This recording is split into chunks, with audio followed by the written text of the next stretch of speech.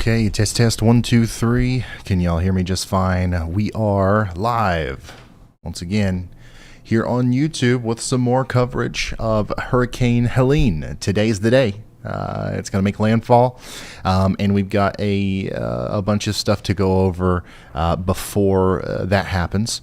But it is going to happen today. We're still thinking much later in the afternoon, towards the evening, 8 p.m., and we still expect a major hurricane upon landfall. So we're doing lots of stuff in preparation for that. We do have a team of some of the best storm chasers out there helping us out today, along with a ton of probes and cameras and tower cameras and this and that. Like, there's a lot of different visual aids that we're going to have today as we try to tell the story of Hurricane Helene. We've, of course, got Storm Chaser Caleb Beecham out there in Hall Force 1. We've got Brad Arnold, and then we've just got a lot of other things going on as well. Additionally, meteorologist Andy Hill is going to be here with us, news analyst Elijah Joyce, and, of course, Riley. Riley's here, and we're all going to be working together today to hopefully give you some valuable information about the hurricane, Hurricane Helene, which is right now, at this very moment, a Category 2 hurricane. And we still expect it to become a Category 4 before landfall, okay? So let's come over here to the satellite imagery just to kind of show you the latest on what this thing looks like. To be honest, this thing has struggled a little bit more than what we thought it would. At this point, we expected yesterday that it would already be a major hurricane. And the reason it isn't so far is because of some trouble that it's had with some dry air getting into the center of the storm. It's trying to overcome that. You can see that there are a significant amount of convective activity, especially on the northwestern side of the eye here. But it's not undergoing rapid intensification in the way that we originally thought that it would yet. However, on its approach to Florida, it's still got plenty of time to do that, and we believe that it will. All the ingredients are still in place for once again, a potentially strong or destructive hurricane to come into the Apalachicola to Tennessee or Tallahassee area. So this is what it looks like right now. You can see some of the big convective towers popping up within the last couple of minutes. We're going to see those try to wrap around the center of circulation. And that's when we're going to see the storm start to organize more than it is right now. But overall, it is already becoming quite organized. Ain't that right, Riley? Yeah, Ryan, and sorry, I just realized that we forgot to test the lights right off the bat, so I thought we'd go ahead and do that now, and I have an update either way. We are struggling with dry air a lot more than we thought we would, and in fact, that's still continuing on now. Right where we see those towers popping up on either side of the green and blue area that we see, that's not actually like a good thing. That should be an area that's completely filled in if this hurricane was going to rapidly intensify. But those towers popping up on either side of the dry air gap, that means one of two things. A, this thing is never going to finish fighting its dry air, and it's going to make landfall as a Category 2. Or it means that that's going to be the convection that actually closes off this dry air gap. And once we see that happen, after another couple of hours or so, we're going to see all that dry air that made its way into the eye finally mix out, and that's when we would start rapid intensification. But for now, that's not a pattern that we've seen. It's definitely not rapidly intensifying. We've seen it hover right around 973 millibars for at least some time now, actually 963. Pardon that. But that's pretty much what we've been seeing, and it doesn't seem like it's going to get too much weaker or stronger, at least over the next couple of hours. Absolutely. Thank you, Riley. Keeping us updated on everything that's going on, especially with those hurricane hunters who are sending in the first bits of data that go into what eventually becomes these public forecasts. So we get a little bit of inside baseball here as we monitor those aircraft and the data that they're sending back. But yeah, what we're finding is, thankfully, So far, this thing has not been an overperformer, and to some extent, it's been a little bit of an underperformer. We got to be careful with the way that we talk about that, though, because this is still going to be a high-impact storm, and we're still several hours away from landfall, and what happens between right now and then is still up in the air, okay? We still have a very good chance of seeing a major hurricane making landfall in Florida, so we don't want anybody to let their guard down or think that this is over, all right? But we are going to hope for the best. But there's no doubt about it that this is definitely stronger than it was last night when we ended the stream. We've got a lot of really intense thunderstorm activity on the northwest side here. Winds are already gusting over 100 miles per hour in there, certainly. In fact, right now, we've got 105 mile per hour sustained winds and maximum gusts around 125 miles per hour with Hurricane Helene as it comes up towards Florida. So let me show you some other stuff that we're looking at here, the latest National Hurricane Center graphics.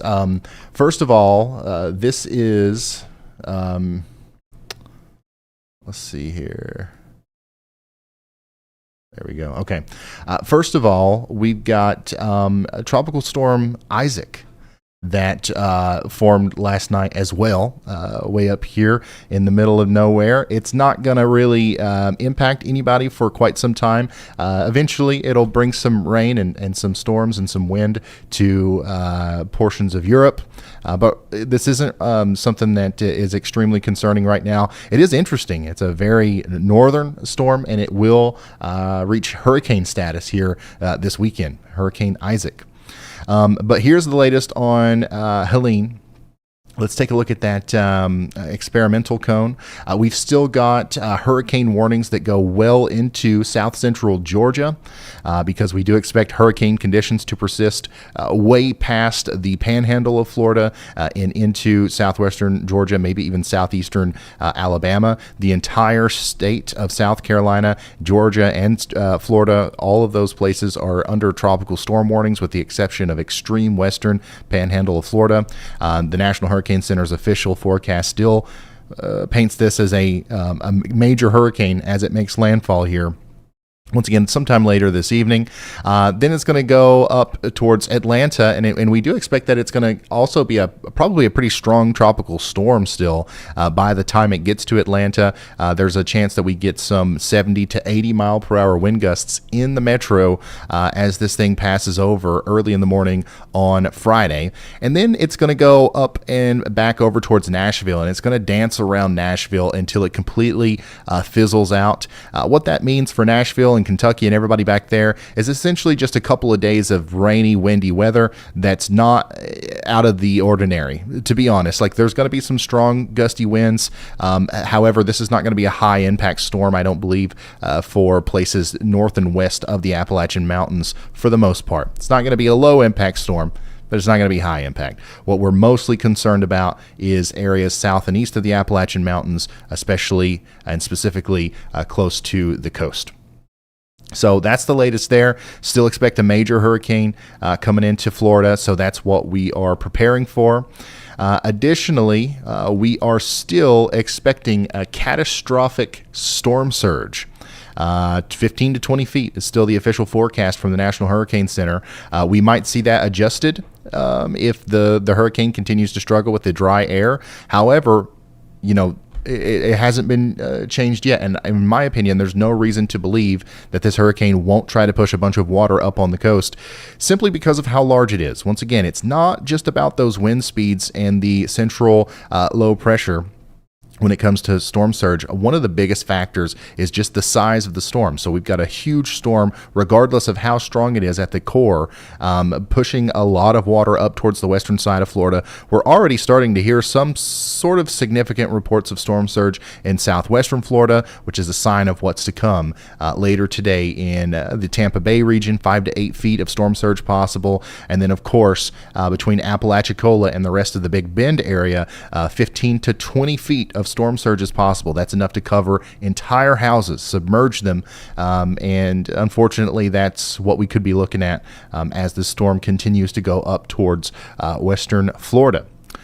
Additionally, we have a very bad situation unfolding with rainfall. Okay, we have a high risk of excessive rainfall today.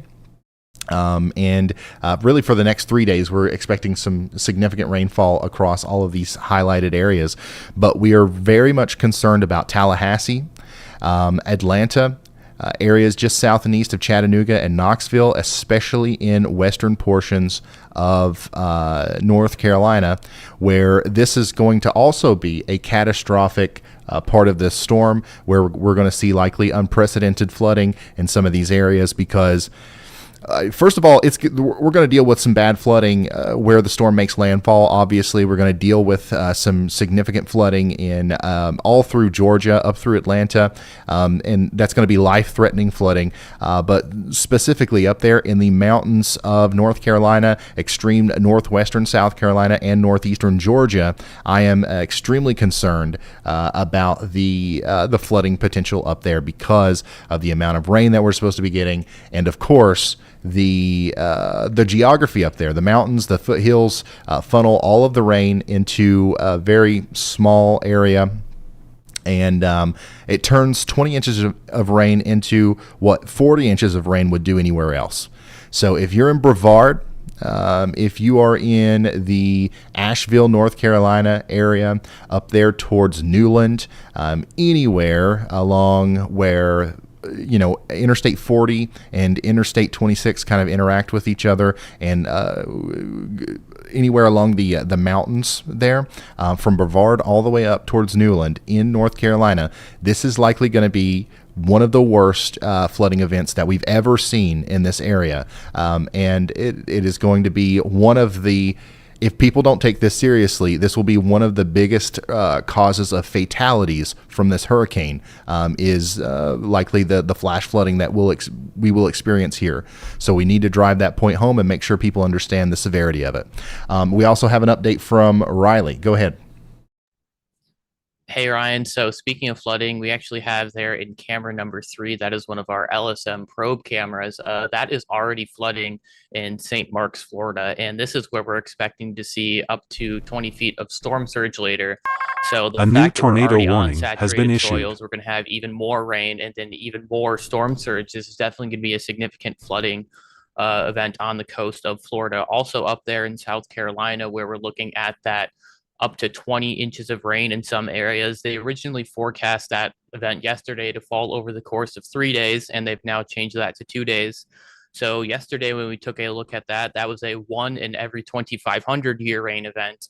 And now it's looking more like a 1 in every 4,000 year rain event. Obviously, 4,000 years is a lot of time. It's only 2024. So you could have been alive from year 0, lived to 2024, ran that back, done it again, the chances are you would have only seen this happen one time. Now, there were a lot of comments yesterday about, oh, well, I live in this part of South Carolina, and this happened last year or the year before that. The way that 1 in 3,000 year rain events, 1 in 4,000 year rain events work, it doesn't mean that that only happens 1 in every 4,000 years. That means that every year there's a 1 in 4,000 chance that that's going to happen. So it is actually possible to see the 1 in 4,000 year rain event happen more than 1 in every 4,000 years. But statistics wise, it is still considered a 1 in every 4,000 year rain event. Thank you very much, Riley.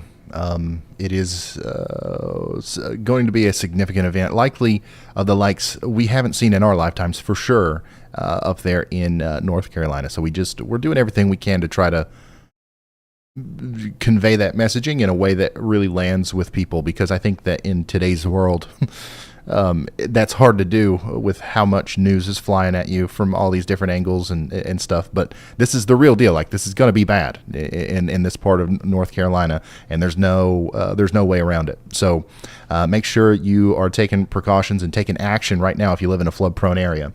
Additionally, we just got ourselves a new tornado warning, and I tell you what, y'all, we're going to be having a lot of these today. We are going to have tornado warnings all day in Florida, in South Carolina, in Georgia, and really just anywhere getting touched by Helene. The atmosphere is primed for rotation today. So this is the first of many tornado warnings that we will cover today. We've got 2 tornado warnings right now in Florida. Neither of them are incredibly impressive to me, I guess, as far as the rotation goes. We've got a little bit of rotation with the storm that's moving up here towards Bluntstown and Bristol, but it's not rotating wildly. One of the things that we will you need to pay attention to today, though, is the fact that in tropical tornado situations like this, the rotation really doesn't need to be all that impressive on radar for it to translate to an actual tornado on the ground. That's because in tropical tornado situations like this, the clouds are basically already touching the ground anyways. We've got such low LCLs, so small amounts of rotation could lead to actual damaging tornadoes, and that's why we've got a warning here for Bluntstown once again. The next couple of areas that are going to be hit by this storm that has the tornado warning is going to be the Calhoun County Education Center, and then we've got the Bethel Christian School. More like 30 minutes from now, you can expect this to get up there near the Farm Air Service Airport, and maybe even the Rock Creek Primitive Camp. So if you guys know where that is, that's where we're talking about a tornado warning right now. We got another one down here in Franklin, Gulf, and Liberty counties in Florida. This one's probably going to be allowed to expire pretty soon, but for the next 10 minutes or so, make sure you're in your safe spot in Sumatra and Bon Ami in Florida, as you are under a tornado warning. Let's take a look at our hurricane hunters. What's the latest on that? We've got a flight that's been flying around here for a little while. There's another one out there as well that's on its way back. You can see where they are all trying to find the exact central area of lowest pressure, and that is right around in here somewhere.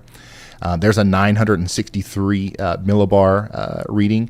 And remember, the lower that number, the more intense the storm likely is. And we're also watching to see if that number continues to get lower. And the faster it gets lower, the more likely it is that we are experiencing that rapid intensification, which is still on the table. It's not happening right now, but that's why we have these planes flying through the storm, trying to, figure out what's going to happen next.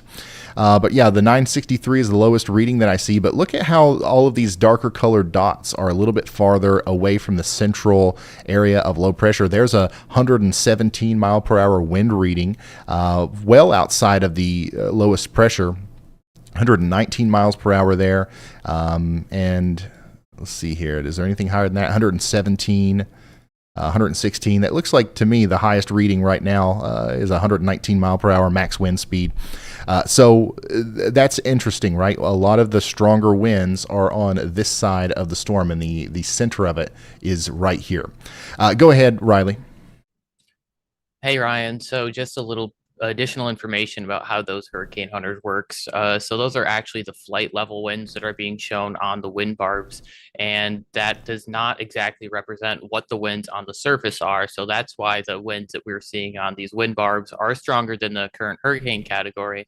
As a general rule of thumb, you can take about 80 to 90% of that and assume that that is going to be your surface level winds. So right now we are basically on the edge of a Category 3 hurricane, but we're just barely beneath that, assuming the 80 to 90% rule. Absolutely. Thank you, Riley.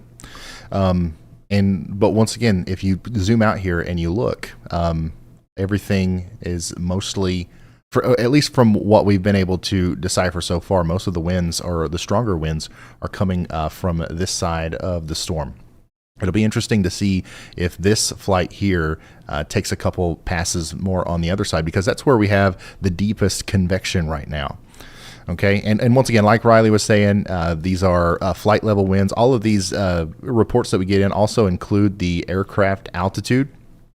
Some of the flights go in at higher altitudes. Some of them go in lower altitudes. I think yesterday they actually tried out an unmanned drone That was one of the different kind of methods that we used, and it was at an extremely low altitude. So this is just one of the many ways that we look at and understand the hurricane's development as it happens out there, and we'll continue to update you on this. Additionally, probably the main way that we're going to be looking at this thing is through satellite.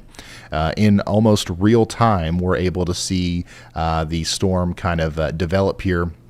And once again, this side of the storm is trying really hard to become quite organized. If the entire disk around that eye looked like this, we would probably already be looking at a major hurricane, Category 4, and we would still be talking about the potential of a Category 5 landfall. I'm hoping that potential is decreasing because we don't see that completely wrapping around the center of circulation yet. It's only on this side, right? So if we can keep the dry air on this side, that might help us keep the intensity of the storm down a little bit. But right now, it is trying really hard to increase in intensity, and of course it is because it's over the extremely warm waters of the Gulf of Mexico. That's hurricane fuel.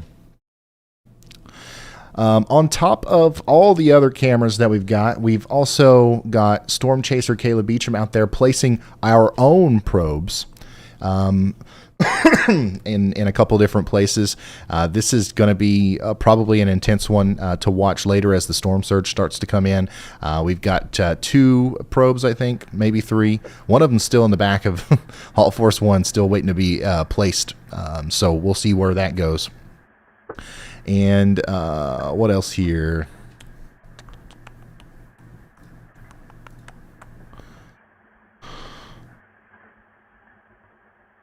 One second. Oh yeah, the tornado possibility. I want to show you the latest SPC outlook. So we'll come back over here for that. We'll turn Hurricane Hunters off, and we will turn on the SPC outlook. So everyone in the darker orange area there is under a enhanced risk of severe weather today. That's from Jacksonville, Florida, up through Savannah, Georgia, all the way up into Charleston, almost to Columbia, South Carolina. This is driven by a tornado threat. So everybody in the yellow there is under a 10% probability of seeing tornadoes today. This is going to be a pretty significant tornado event. I really do believe that. So if you live anywhere over here, then you need to be taking precautions. Be ready for those tornado warnings. They're going to happen. They're going to be pretty numerous today. And just go ahead and have a plan of what you're going to do whenever that next tornado warning comes through, because they're going to start coming, and it'll be quite some time before we don't have to worry about tornadoes in this area. It's pretty much going to be all day today.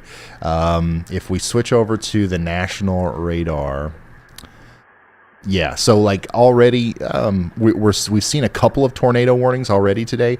As these storms move in this direction, we're going to see even more tornado warnings in that 10% zone.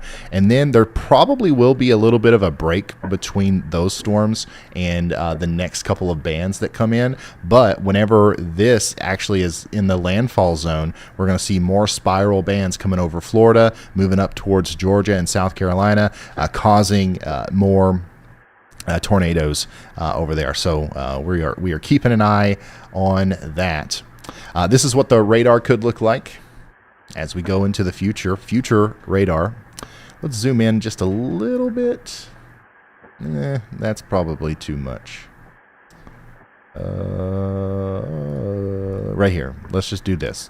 So landfall is still looking like it's going to be around 8 p.m., maybe even a little bit later than that.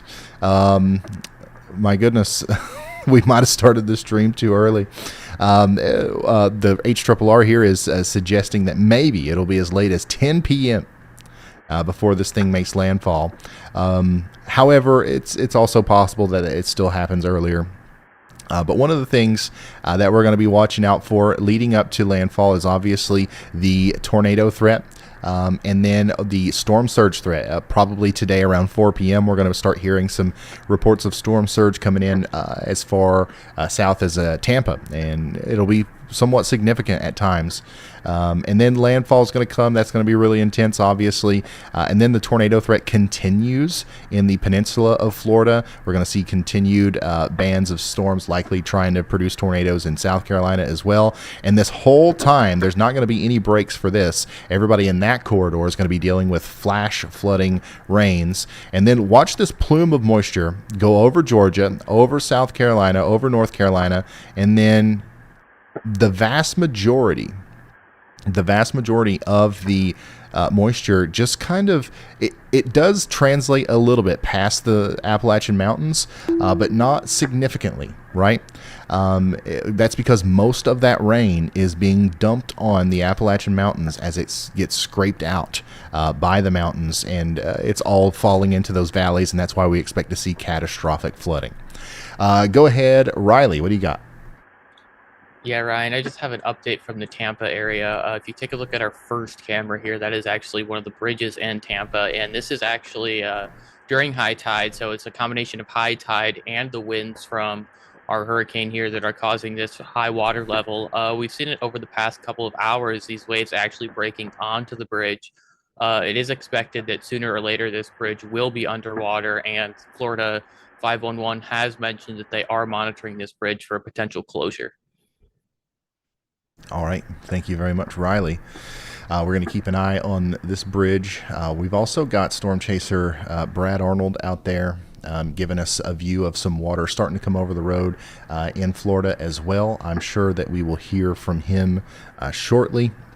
We'll reach out to all of our storm chasers here momentarily, just as soon as I get the program opened here. And so this is a live look from Brad Arnold, and also this is a live look from the Florida Department of Transportation of the traffic camera that is really kind of telling of what's going on out there. This is going to get a lot more intense later as the storm surge starts to come in. So we're going to try to keep up as many different views as possible for you, and also try to keep the radar up as much as possible as well. It's going to get a little bit intense. It's going to get a little bit intense today, y'all. Whenever we're getting close to landfall, whenever the storm surge is starting to get really serious, and whenever we have up to 10 or more tornado warnings simultaneously, there's going to be a lot of bouncing around. So we try to develop these scenes to where you can get as much information as possible without us having to go back and forth between different things. So yeah, right now we've got one tornado warning, and we've got a bunch of tornado watches, and that's probably going to be the main talking point, the main coverage aspect here for a little while, as we just kind of watch and wait to see what happens with the hurricane here on satellite. Is it going to continue to get stronger?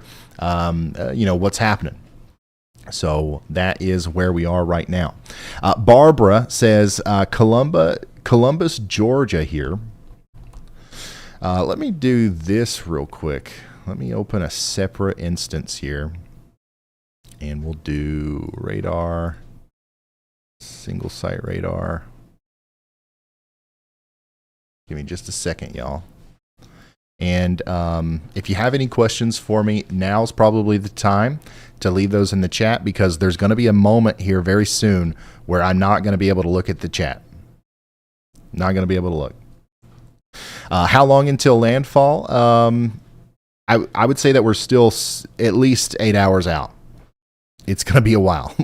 We are getting started early, because honestly, a big part of this today is going to be all the stuff that happens leading up to the hurricane, the storm surge, the tornado threat. A lot of that's going to happen before the storm even makes landfall. So we wanted to make sure we covered every bit of it.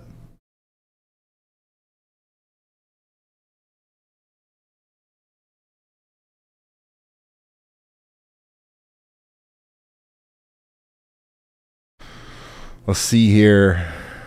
Cordell, Georgia. Bo, let's check on that for you real quick.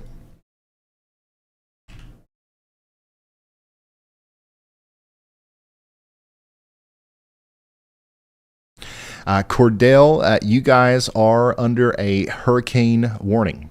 Okay, so this storm's going to come right up towards y'all, probably later today into the early morning hours tomorrow. You're going to have a pretty intense period of strong winds and flooding rains, maybe even some gusts up to near 100 miles per hour. So keep that in mind. It'll be tonight into early morning hours tomorrow. You'll want to prepare for that now. Go ahead, Riley.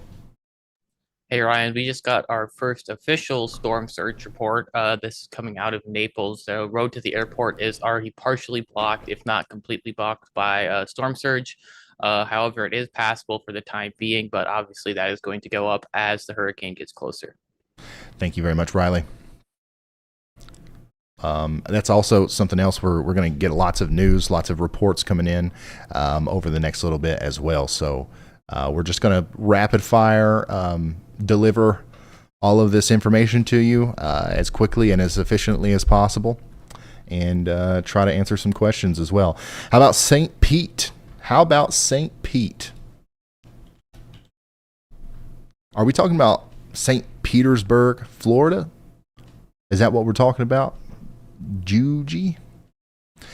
If we are, then that's essentially the Tampa region, and everything that I've been saying about Tampa applies to you.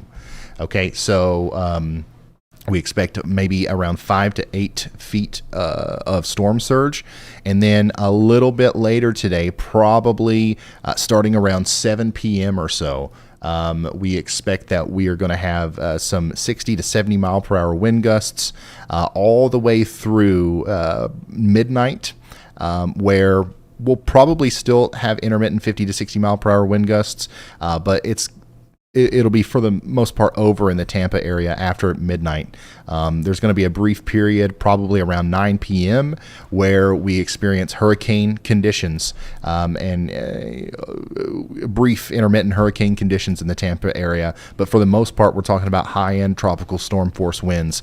The biggest problem down there is going to be storm surge, especially the closer you are to the coast.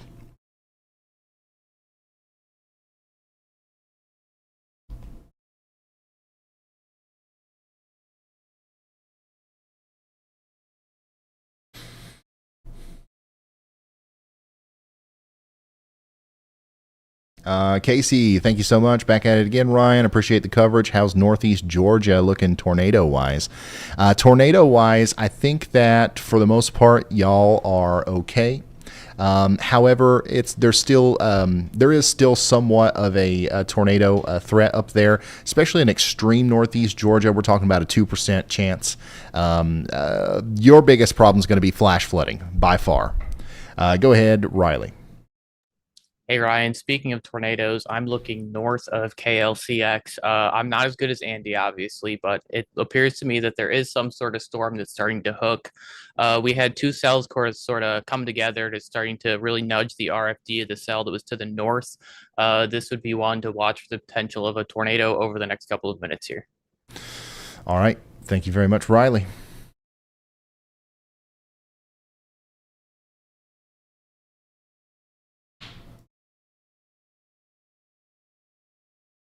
And we're watching these storms in South Carolina here, specifically near Hampton and Varnville, moving up towards Miley, South Carolina. Y'all should watch out for these storms right here.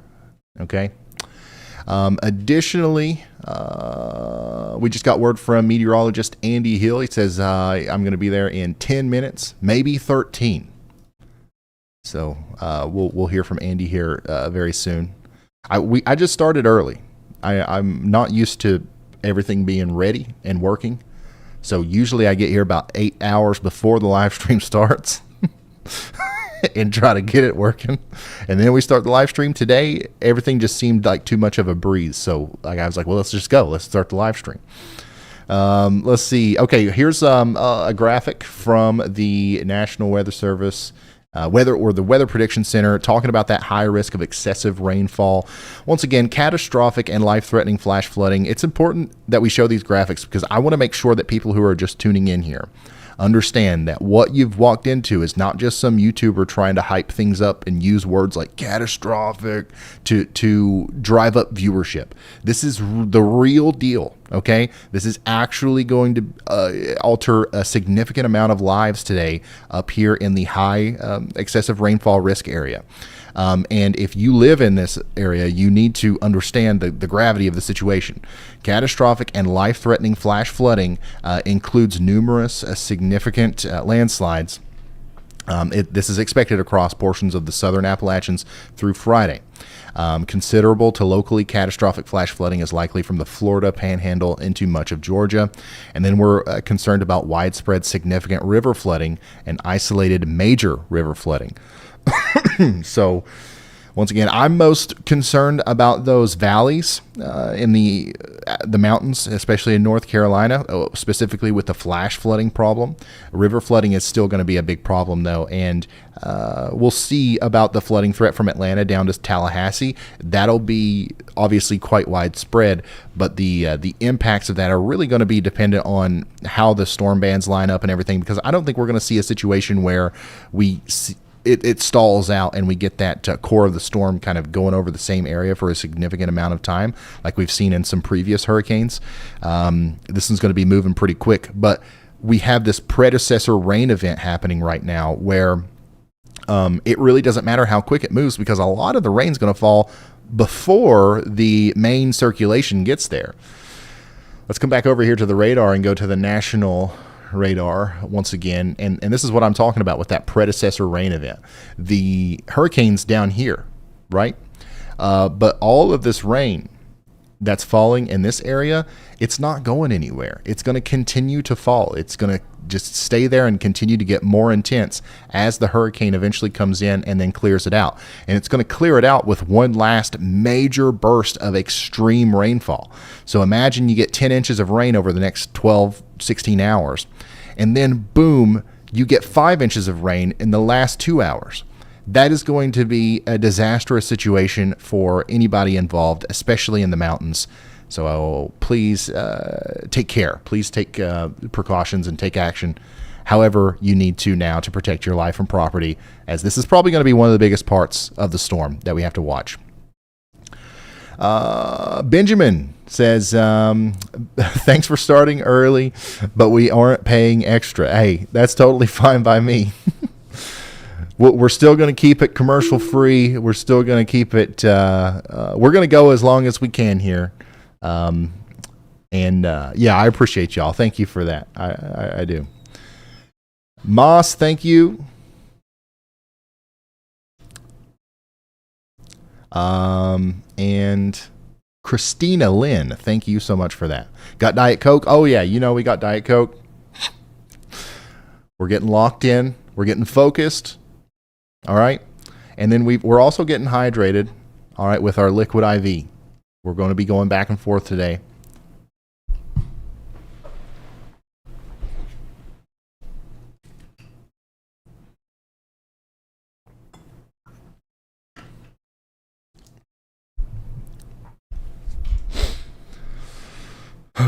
It's going to be a long day. All right, let's check in with our folks out there. Mr. Brad Arnold, we are live on YouTube. Just checking in. Whenever you get a chance, give us an update. What's going on out there, man? And also, we'll talk to Caleb as well. Caleb, whenever you get a chance, we're watching the stream here. Just give us an update on what your plans are for today. Yeah, hey Ryan, we are sitting right now at Alligator. And in 1 second, Riley. Looking at the Gulf of Mexico where the surf is picking up. Seeing some waves right now, probably about 5 to 7 feet. You can see them crashing over the seawall right here. It has been an interesting morning for us. A couple hours ago, we were in Carabel, Florida, and ended up getting a water spout coming on shore just southwest of Carabel on US 98. Got some waves coming across as well up there. So the seawall is getting hit pretty hard here, but still waiting. It's going to be wild. I've been saying, it's going to be boring till it's not. It's going to go from 0 miles per hour to 130 real quick because it's moving so fast, even though it's such a big storm. But it's going to be interesting. I think we're still a little bit ways away. We haven't felt any tropical storm force winds just yet. But we're getting there, and it's I'll let you know just as soon as we see something. All right, so that was Brad. We'll hear from Caleb here soon. Go ahead, Riley. Hey Ryan, just looking at the radar here, looking north of Apalachicola, Florida, looks like there's a small velocity couplet there. That is something that we have seen warned multiple times today, so I would not be surprised if we see a tornado warning here pretty soon. All right, thank you so much, Riley, for drawing our attention down here. I'm actually surprised. I thought that the entire duration of this stream, we would have at least one tornado warning. Before we started the stream, there were 5. Right now, I think is probably going to be our only brief moment where we don't have an active tornado warning, and that's probably about to change here. So there's a couple of areas that we're watching for potential tornado genesis. One of those is over here to the west of Tallahassee, anywhere between Chattahoochee and Apalachicola. This band of showers right here. There's a couple of different areas of rotation that we're watching. So make sure you're ready for that. The tornado warning could come through at any time. And additionally, there's another area over here in South Carolina between Savannah and Columbia.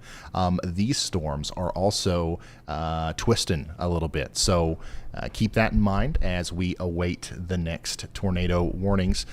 We do have several cameras in both of those areas. So if something happens, we'll try to give you a view of what the storm looks like through that. Side, thank you so much for becoming a member. Selena, thank you for becoming a member. I really do appreciate it.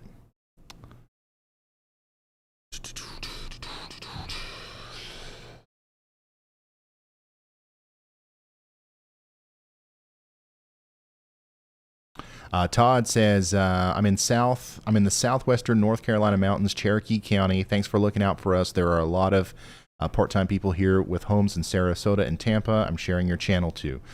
Todd, thank you so much. And be safe out there. It's going to be a rainy day. And thank you for sharing the stream. I do want to mention this before, once again, I get too carried away and we can't spend any time plugging or talking about anything. I do think it's important that everybody, if you want to, everybody please share the stream right now. Get the link out there on Instagram, Facebook, Twitter, Snapchat, TikTok. I don't care. If there's other social medias that have come out, use them too. The goal here is to try to get as many eyes as possible on the coverage so that we can let people know about all the different impacts. Lots of people are covering this, major news networks and stuff, obviously, but I think the main focus is going to be on the coastal areas, and obviously we're going to be focusing on that as well. But I think that we're going to do a good job of making sure that we're including everybody, even the high risk of flooding up there, the tornado threat. We've got the ability to bounce back and forth between all of those things in a really unique way here. Once again, commercial free. All day long. So if you know somebody that might need the resource of the rapid information relay that we do here on this channel, please consider sharing it. And it helps us get in front of more people. If you don't have social media or if you don't want to share it, that's completely understandable. Just take a second and hit the like button down there like you would on a normal YouTube video, and that'll let YouTube do the hard work of actually sharing it and getting the information out there in front of other people via the algorithm. Okay, so we know that this works, and it wouldn't work without you. So every stream I try to do one spiel.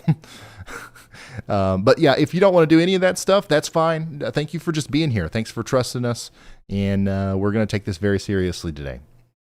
Andy Hill is on his way, son. He says he's ready for 12 hours of tornado plus tropical coverage today. We are here to help. Meteorologist Andy Hill. Love to have him on our side here.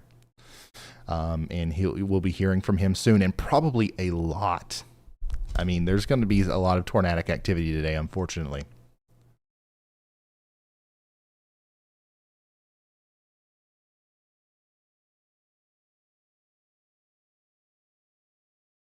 Super huge shout out to my wife, Stephanie, gifted 50 memberships earlier. Thank you, Stephanie. Everybody say thank you to the weather wife. This would not be possible without her. She's at home with our 2 kids. And yeah, super thankful for the weather wife. Rachel, thanks for becoming a member. Yeah, there we go. Oh yeah, I put this scene back together.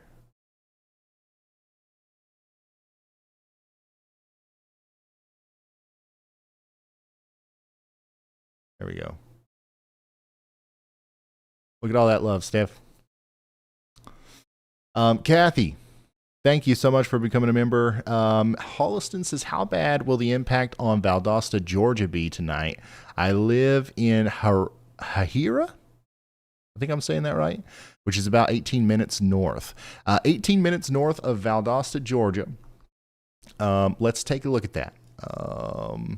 Valdosta, you guys are likely going to get in on some of the stronger winds a little bit later tonight. We're talking about after midnight. Leading up to that, we do have a little bit of a tornado threat. We do have a little bit of a concerning situation with flash flooding. I think the biggest threat in Valdosta, especially just to the north there, is going to be the brief period of strong winds that we get later this afternoon and evening. We're going to be talking about some hurricane force winds over here for probably around the midnight to 4 a.m. Time frame. And then also the heavy rain that happens leading up to that. Flash flooding is going to be a big problem up here. Whenever it starts raining today, if it hasn't raining already, it's lightly raining. Whenever it starts raining heavily today, it's not going to stop. And it's just going to keep getting heavier and heavier until you get that last big burst of wind and rain. And then for the most part, it'll be over. So it's going to be a pretty significant weather day for you guys. So just prepare for power outages and flooding if you live in a flood-prone area. Go ahead, Riley. Hey, Ryan, probe number 1 is being put out right now if you want to kind of watch live as Caleb is putting that probe out. Okay, thank you so much. And Caleb, was you wanting to say something too? Did you change the lights? No, for some reason, when I clicked my blue button, they turned white. Oh, okay. All right, so our very own storm chaser, Caleb Beecham in Hall Force 1 is out there strapping probes to poles and bridges and houses, and we get a front row seat. This is one of the probes that he's already got up. This is on one of your all's back porch. I forgot the name, but this is one of this is one of our viewers here, and this is unfortunately going to be a place that receives quite a bit of storm surge.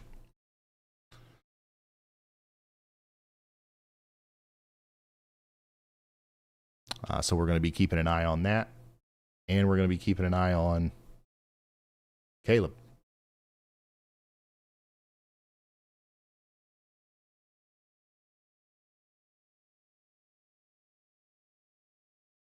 Mark says, are you able to run us through the next couple of days and highlight the Southeast Tennessee with what the next couple of days hold for us?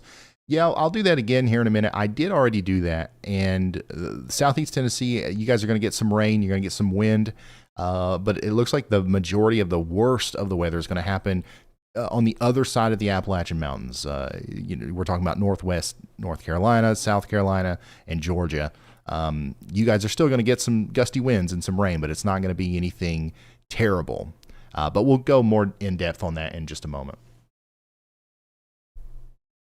Let's go over to the 3 view. Yeah, there we go.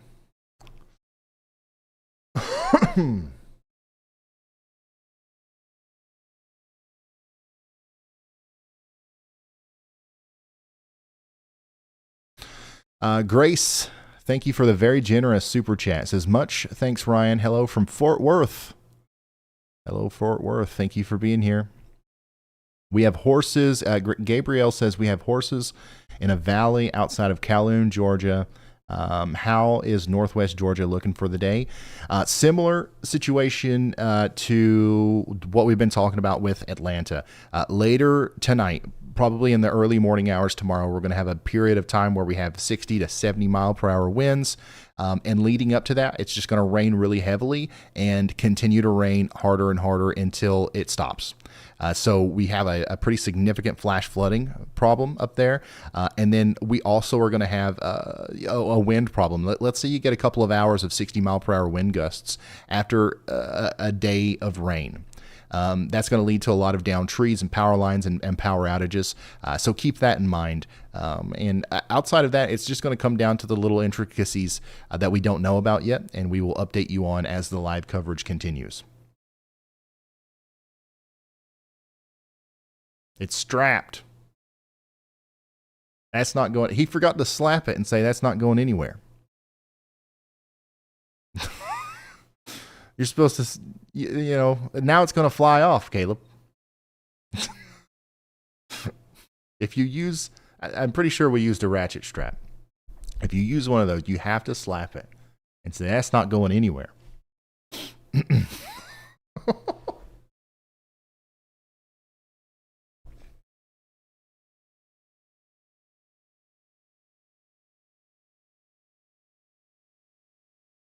I thought everybody knew this.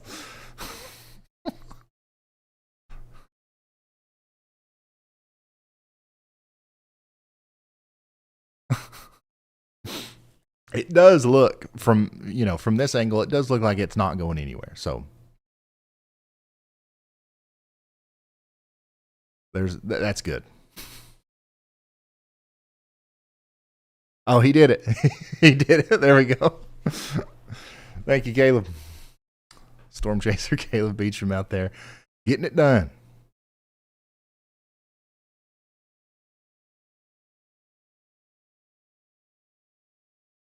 And this is what that probe looks like. It is upside down. I think I can flip it. Yeah, I can flip it. Don't worry.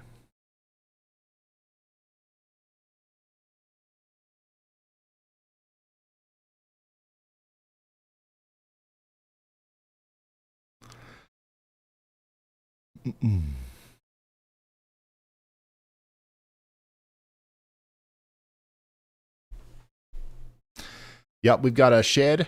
We got a shed camera here. This one's brought to us by Radar Omega. You guys have got access to this one in your app.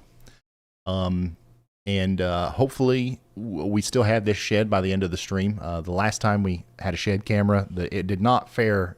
The shed did not fare very well.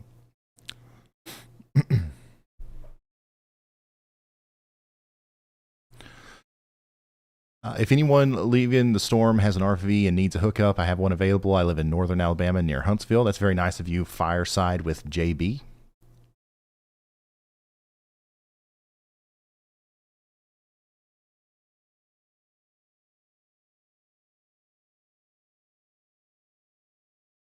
Thanks, Matt.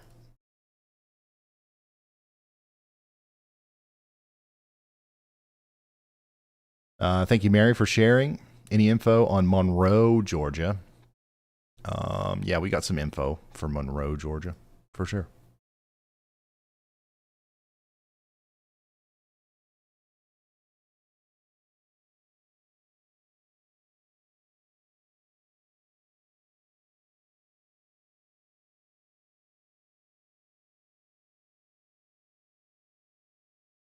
Monroe, Georgia.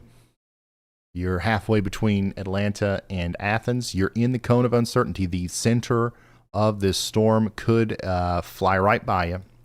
The strongest part of the storm is probably going to hit in your neck of the woods around, let's say, 4 to 8 a.m. And what that means, the strongest part of the storm for you is going to be some 50 to 60 mile per hour wind gusts. For an extended period of time, and some really strong rains, and also a little bit of a tornado threat. The worst of the storm, or the strongest part of the storm, is going to start as rain, and it's going to start soon, and it's not going to stop raining until the storm's completely by you. So flash flooding and some down trees, power lines. That's the kind of stuff I would worry about down there. I want to show this graphic again. The people who need to be most concerned. It all, because I can't just answer. I can't talk about every town in Georgia, right? I would like to, but this graphic is going to answer the majority of your questions. I think there's three areas that need to be most concerned. The first area is everybody in the red here. Okay, if you're in southwestern Georgia, if you're in the Panhandle of Florida down towards the Big Bend area, and extreme southeastern Alabama, if you're in the red there, we are concerned about winds. All right, and if you live along the coast, we're concerned about maybe catastrophic storm surge. So we're talking about winds in excess of 70, 80, 100 miles per hour all the way up into south central Georgia. That's going to cause significant problems. So if you live in that red zone, we're talking about a damaging hurricane coming right for you. All right. Now, the other area where you need to be very concerned is if you live in the pink zone here, maybe even the red, but definitely the pink.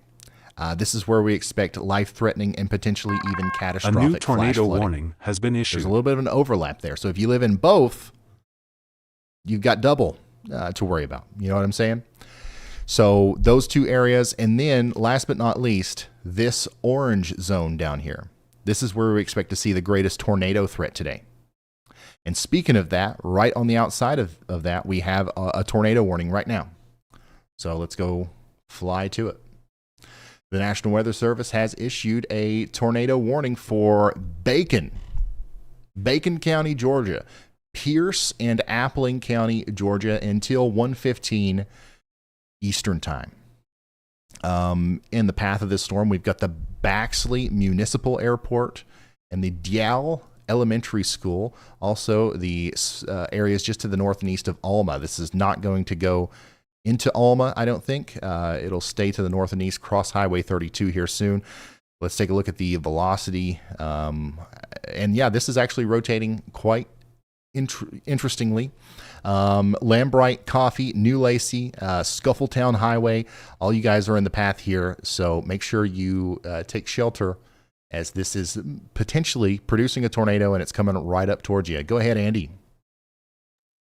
Hi, Ryan. Hi, guys. I was actually watching the storm just to the northwest of that in McRae, Georgia. A little bean all by itself here in western Wheeler County, heading up to Lawrence County in Georgia. That is not currently warned, and I thought it had a better chance at getting a tornado warning personally. So if there is a warning issued for that, y'all watch out there in those areas. McRae, it's passing over you now, and will be moving out of your area closer to Cadwell and Plainfield, Georgia, and Rents up next. All right, thank you so much, guys. Meteorologist Andy Hill is here, and we're going to be hearing a lot from him as these storms are going to continue to rotate and produce several tornado warnings today. I would not be surprised if, at some point today, Vidalia, I know we got some people in here watching from there. I wouldn't be surprised if you guys ended up under a tornado warning at some point today. Savannah, Georgia, Statesboro, maybe even all the way up there towards Charleston, South Carolina, places like Allendale and Walterboro, South Carolina. Y'all need to be watching out for this tornado threat today. It's quite significant. And then we'll check back in on that tornado warning here as soon as we get a couple of new frames from the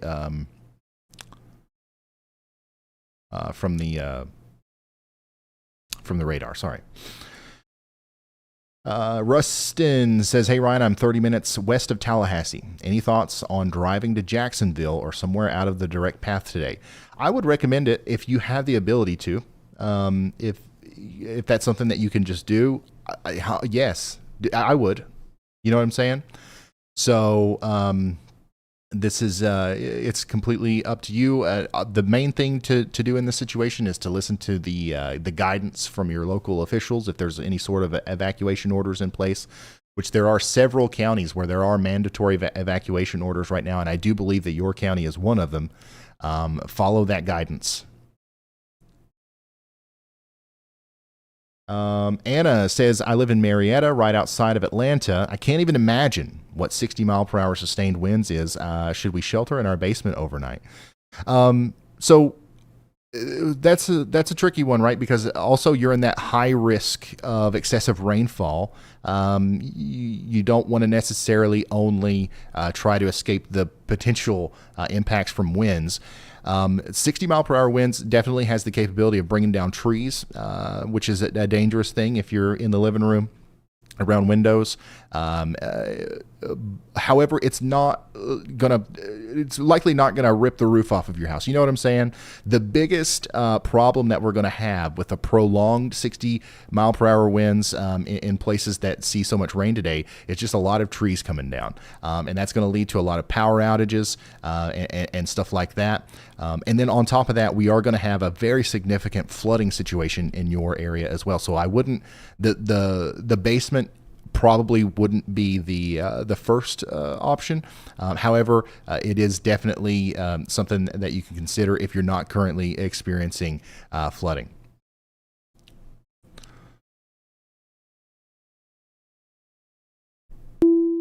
Good, but yeah, once again, don't be scared.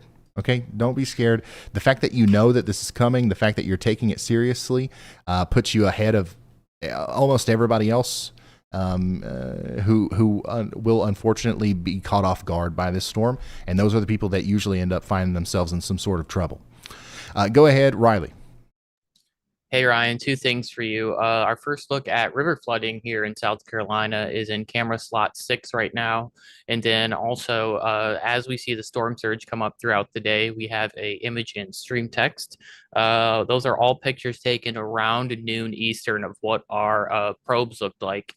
There is one mistake, it looks like, with one of our images because there was a issue with the probe name, so that's going to have to get fixed, but we're going to have that there to kind of check back in on what the cameras look like after we see surge come up. Amazing. This is very cool.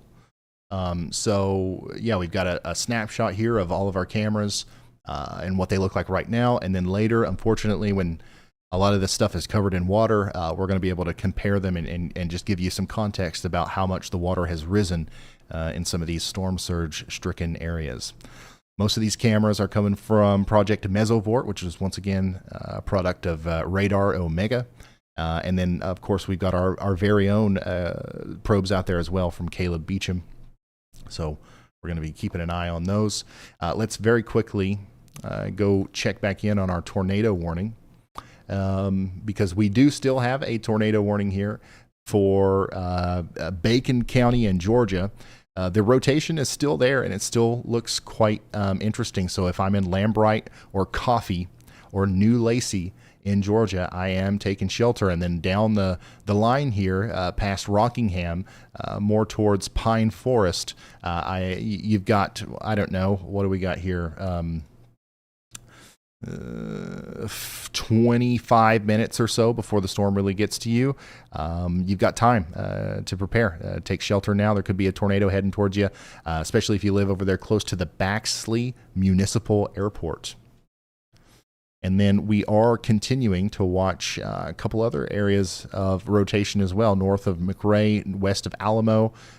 We might see a tornado warning come for this at some point here in the near future as well.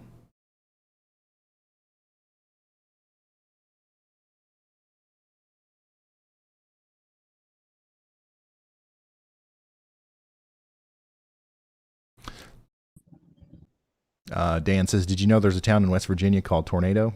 Yeah, and Hurricane.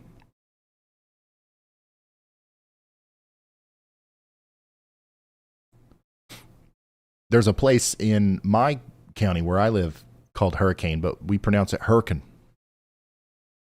Literally.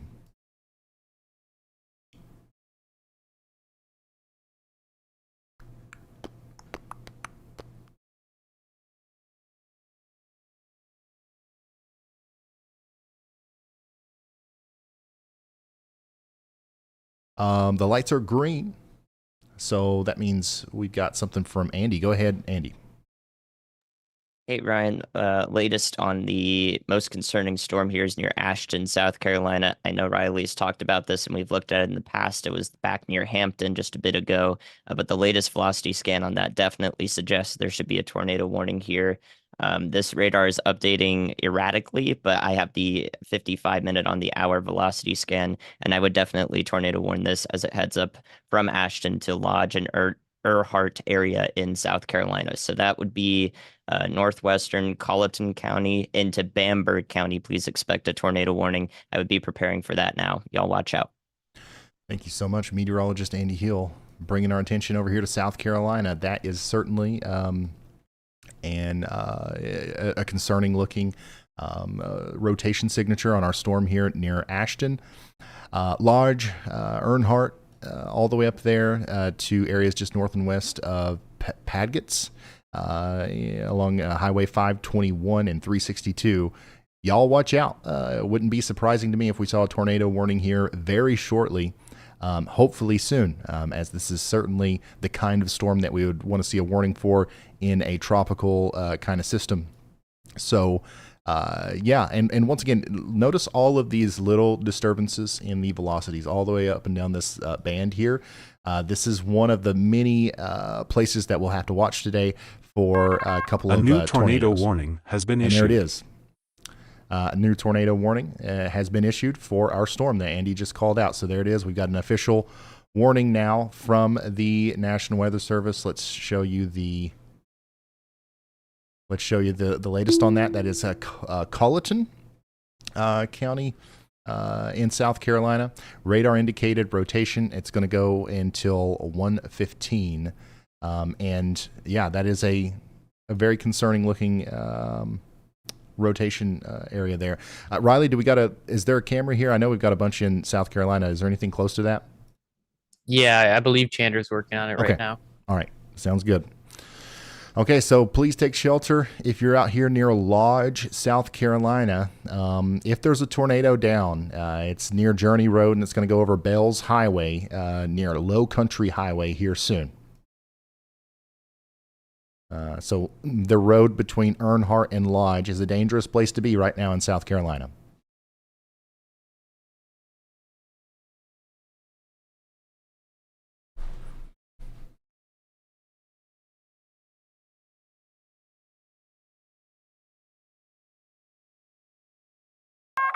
A new tornado warning has been issued. And we just got a new tornado warning, and that's just going to be kind of the second part of the warning here for Lodge. So this is essentially one tornado warning, but now this also includes Earnhardt, Clear Pond, it includes Hunters Chapel Road, and Embry. So take shelter now. That's also going to be for a couple of different counties here. Bamberg, Colleton, both of those counties in South Carolina are now under a tornado warning. Take shelter now. The next places that this will be near, some significant points of interest that you might recognize, is the Earnhardt Airport on the east side of town there. The tornado, if it's down, it will likely go somewhere between the Earnhardt Airport and the Shiloh Plantation Airport, and then eventually make it up there towards the Little Swamp School. So if you know where those places are relative to Highway 601, you know where the tornado's going. So take shelter.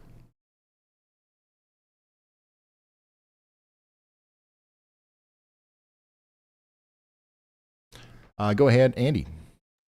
Yeah, Ryan, you can flick over to correlation coefficient on that. There is a tornado ongoing just southwest of Lodge, South Carolina with that storm. Hopefully brief, as the velocity does look like it's weakened just a bit. But we do have a tornado on the ground, so if another warning comes through, that would be the upgrade to an observed tornado warning from the National Weather Service. Please take shelter. All right. Thank you so much, meteorologist Andy Hill. We're now getting what seems to be debris in the air associated with this storm. A new tornado warning has been Now issued. we've got another new tornado warning. So we're going to go back and forth. We're going to come back to that right here in a second. We do have a tornado near Lodge, South Carolina, and now we've just got a new tornado warning in Georgia here for Wheeler, Dodge, Lawrence, and Telfair counties in Georgia. This one, the velocity on this also looks quite convincing. It's coming up right towards the Cedar Grove School. If there's a tornado here, it's going to be going through Cedar Grove or close to Cedar Grove very soon. From there, it's going to go towards Lowry and Tweed. So make sure you guys take shelter, once again, in Dodge, Lawrence, and Wheeler counties in Georgia. Let's fly back over to our South Carolina storm, where we do believe there's a tornado on the ground right now, just to the west of Lodge, moving up towards Earnhardt, or more specifically, Bales Highway between Earnhardt and Lodge.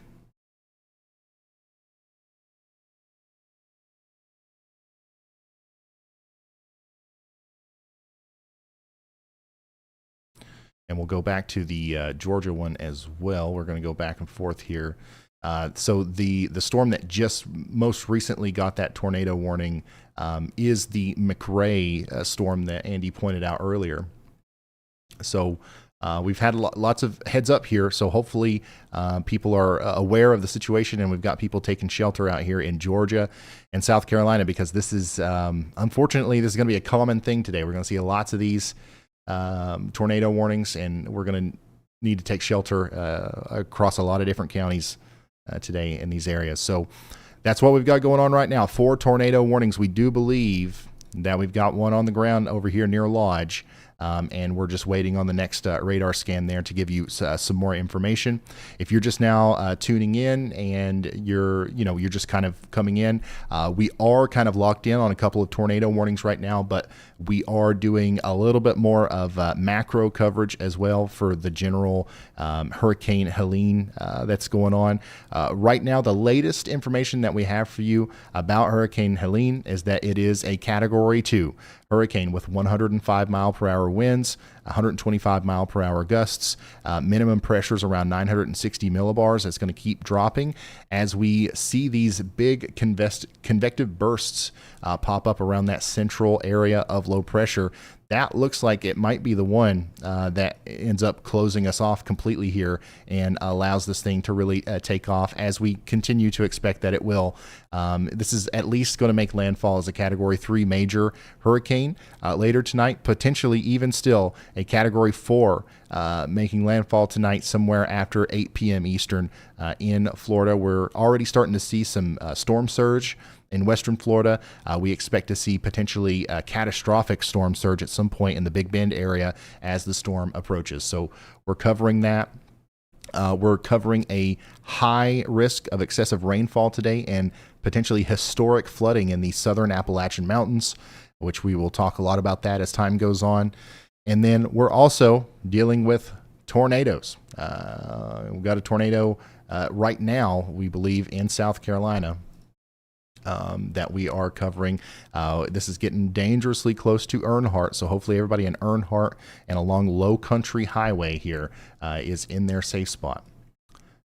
This is going to keep going up towards Hughes and, of course, Clear Pond. So make sure you all are taking shelter now. Back to Georgia. There's another tornado warning back here where we need you to take shelter in the Cedar Grove area. Okay, this is also coming together quite nicely. Looks to me like that could certainly have a tornado with it. And then that's going to keep going up towards Rents and Lowry in Georgia. And then last but not least, there is another warning in more southeastern South Carolina that continues for the next, let's see here, 10 minutes or so. We'll see if they reissue that because the rotation is still there. But this is for Holmesville, South Carolina. So take shelter if you live in Holmesville, South Carolina.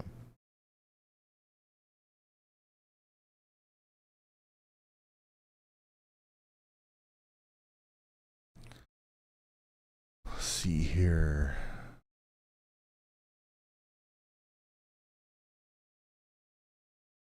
Grace, thank you for that. and Mike. Thank you.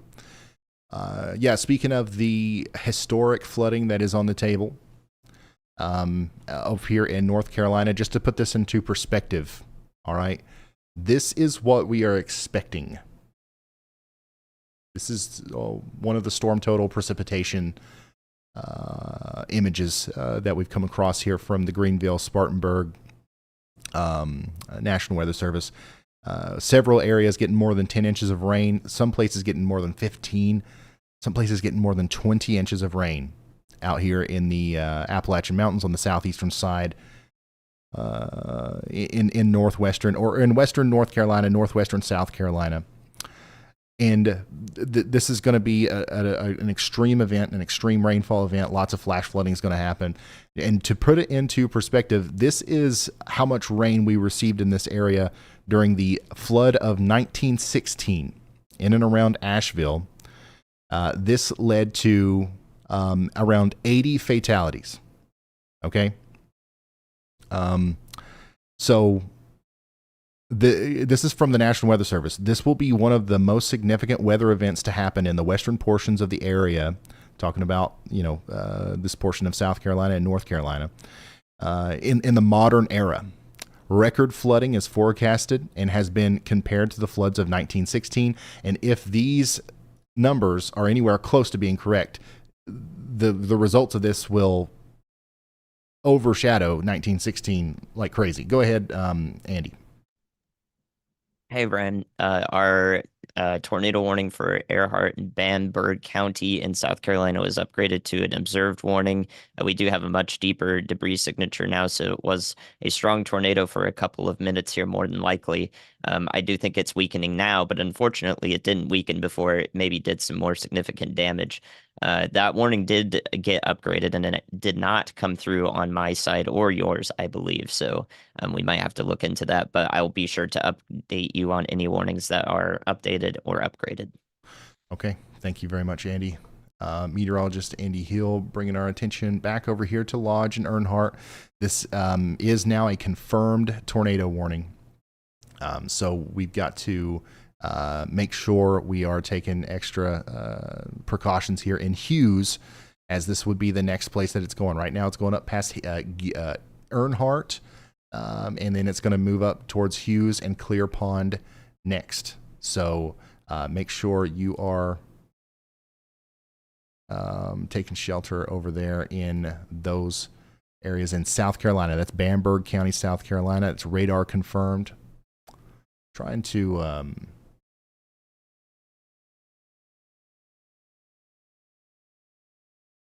I'm trying to see what's going on here. Okay. Yeah, so basically this circulation is going to continue to go down towards Clear Pond. It's going to ride Highway 601. Okay, so next in line is we got the Andrew Jackson Academy past Clear Pond, and then maybe this will go all the way up towards Bamberg. So y'all need to take shelter. Yeah, Andy, we might just have to do verbal updates on upgrades today. That's what it's looking like. Go ahead, Riley. Hey, Ryan, two things for you. We got another Hurricane Hunters pass through, and it seems like we are down to 958.3 millibars. That is significantly lower than our last pass through by about 4 millibars. Also, I got an update from Storm Chaser Bryce Shelton that gas stations in the Cedar Key and Gainesville area are starting to run very low or out on gas. So that is one of those things that we unfortunately commonly see during evacuations. All the gas is gone. So make sure that if you're heading into that area, which you should not be, but if you need to for whatever reason, make sure that you are bringing gas to get yourself back and out of there. Okay. Thank you very much, Riley.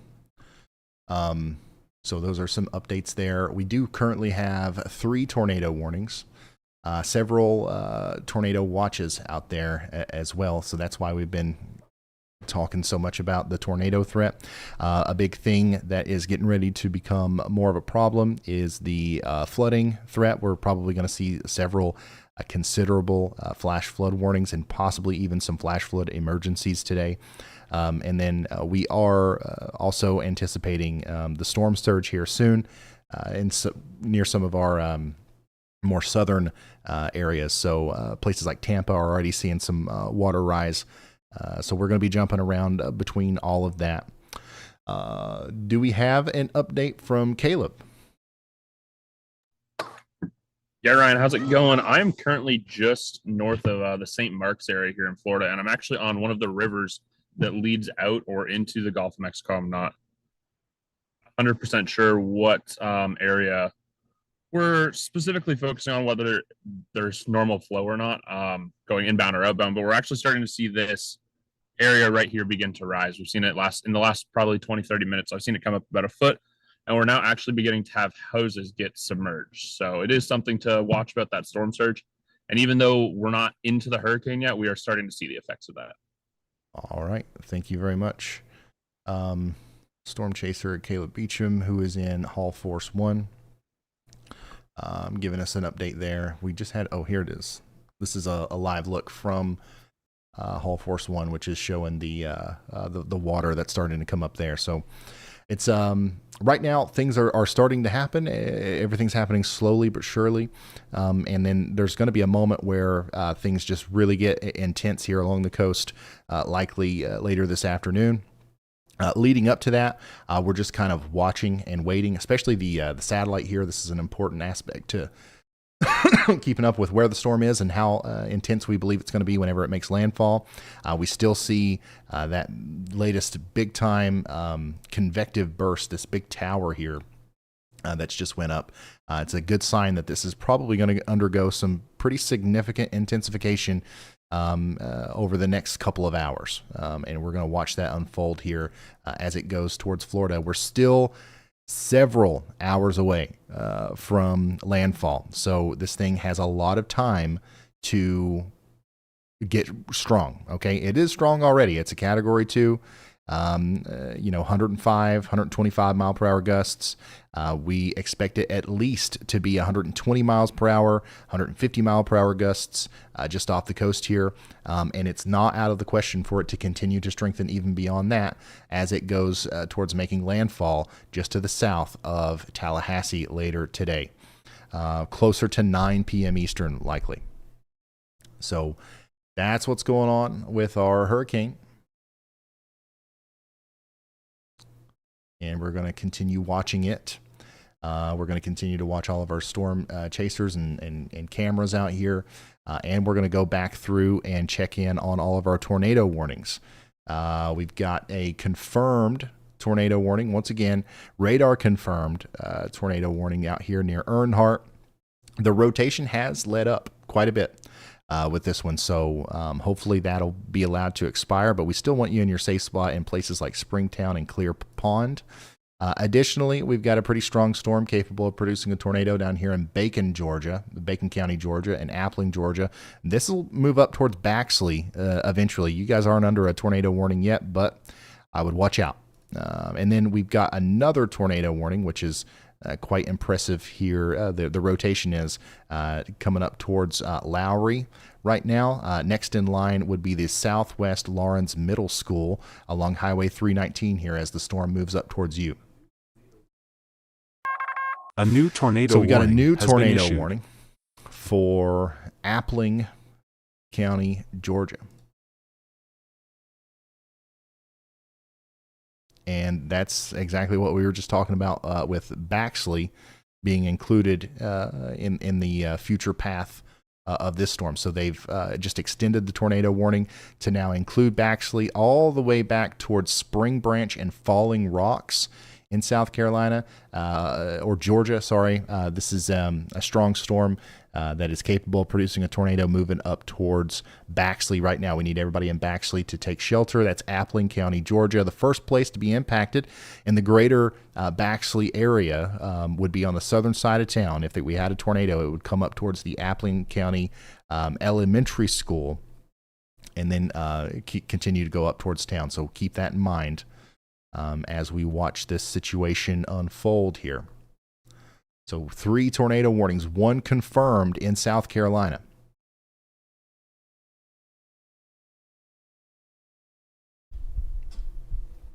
Hey, Bethany, thank you for that. Weeping Willow says a huge thank you to you and your entire team for continuous, reliable coverage. Always thankful for y'all. Shout out to the Weather Wife. Yeah, that was super nice. Thank you, Weeping Willow. Thank you. Taylor's been here for 17 months. What's up, Taylor? Are the storms on the East Coast being caused from the hurricane? Yeah, essentially. Yeah. If what you're talking about is this, all of this stuff. Let me come out here. Oops, sorry. Yes, what we are referring to this as is a predecessor rain event. So if you watched our videos leading up to this hurricane, we talked about the big trough that was going to kind of steer the hurricane a little bit to the east, which is what ended up happening.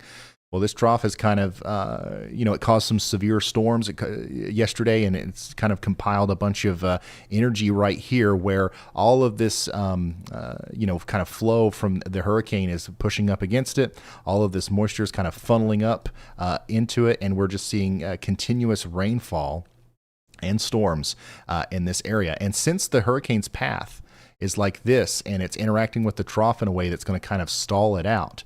The hurricane's going to ride up the trough. This rain band, this area of rainfall is not going to move until the hurricane is finished, until it's moved past the Appalachian Mountains, and it allows for the fanning out of that moisture over a larger area, and eventually it's just going to fizzle out. So yeah, all of the storms that are occurring right now are essentially a result of our hurricane, or at least a part of the overall system that is Hurricane Helene.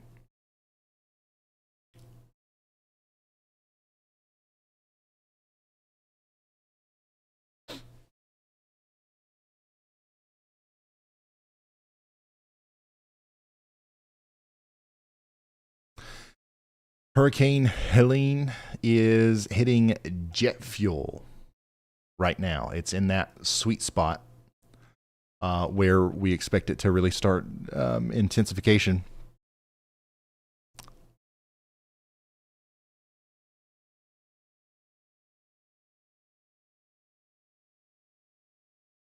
So that's kind of where we are with this. It's not where we thought it would be. It's a little bit behind. However, this right here is a good sign that the thing is still capable of rapid intensification on its approach to Florida.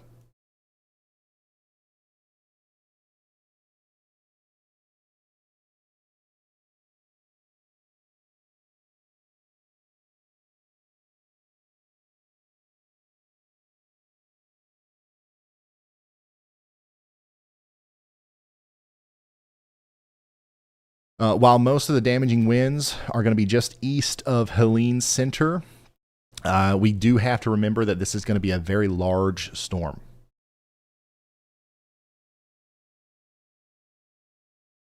Strong to damaging winds are going to extend very far east from the storm center with significant to catastrophic storm surge across the Florida Gulf Coast.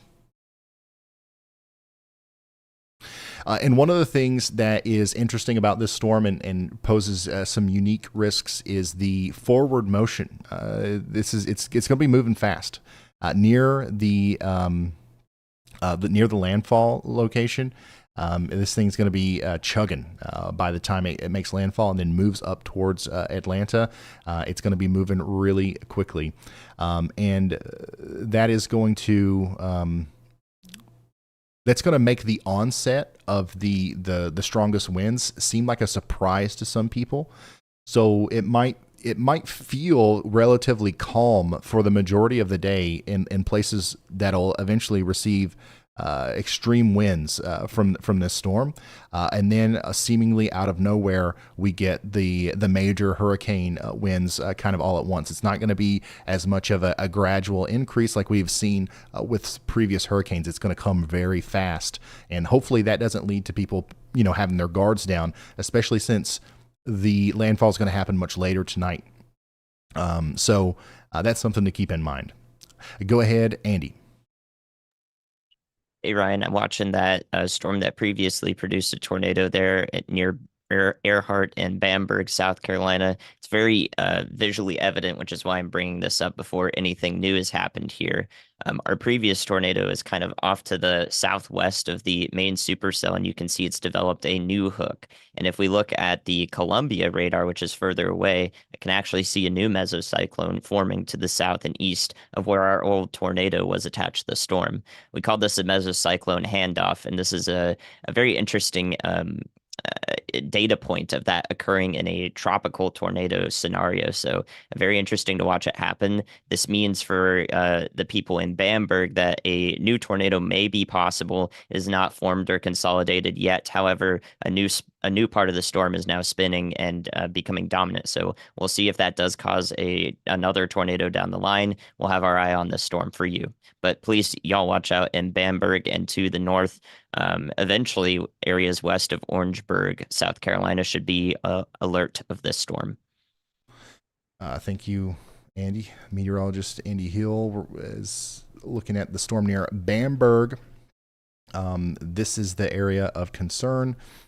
Pretty much anybody in Bamberg or between Bamberg, Midway, and Embry, South Carolina, you guys need to be on the lookout for a potential tornado coming into view here. This storm has a history of producing a tornado, and it very likely could do it again here as it comes up over Highway 78. Within the next 10 to 15 minutes, we'll probably see a new warning issued at some point here soon, too.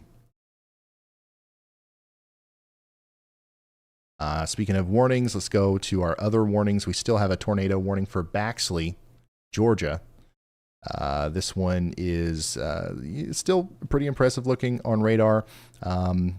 No confirmed reports or anything here. However, we do have that warning in place for Baxley and Spring Branch in Georgia. Stay in your safe spot until further notice. And then we continue to have a tornado warning up here for Lawrence County, Georgia as well. This one, the rotation's letting up a little bit, it seems. So we will hope that trend continues as it moves off to the north, because eventually that storm's going to start getting close to Dublin. So you guys should start thinking about maybe watching out if it continues to come up towards you.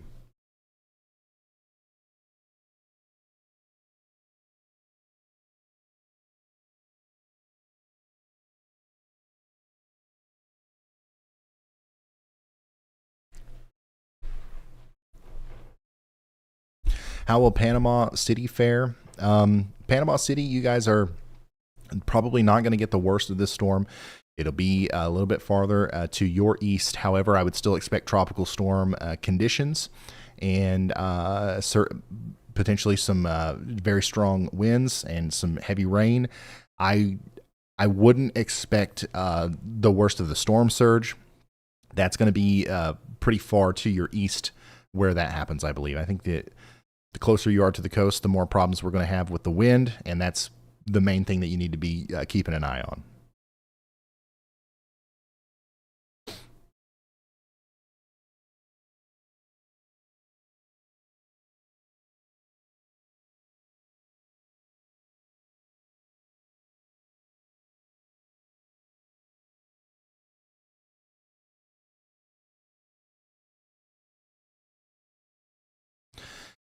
Everything from what we can tell from satellite right now seems to have everything right on track with the path of the storm.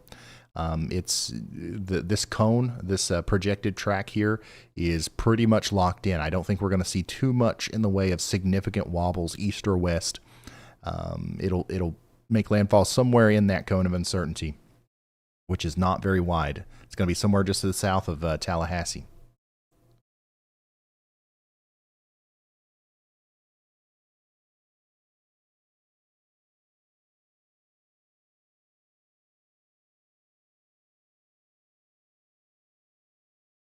We are expecting that there will be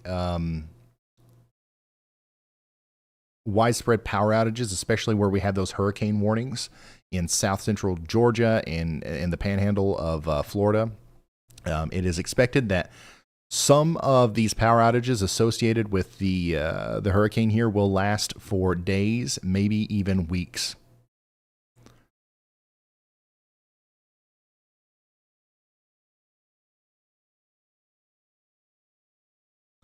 And we've got a new tornado warning for Orangeburg. A new tornado County, South warning Carolina, has been and issued. Bamberg, South Carolina. Let's go check in on it.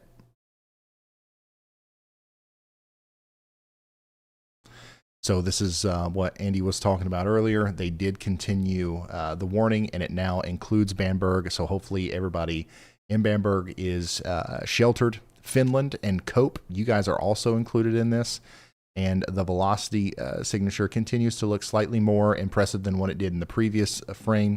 It's going to continue to go to the northwest and essentially go right towards Bamberg. So the rotating part of the storm is going to go right towards y'all in Bamberg, in between Denmark and Midway.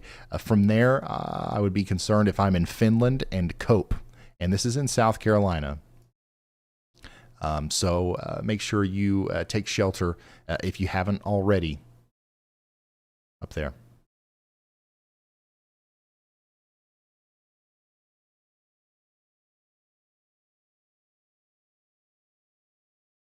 Currently have 3 tornado warnings.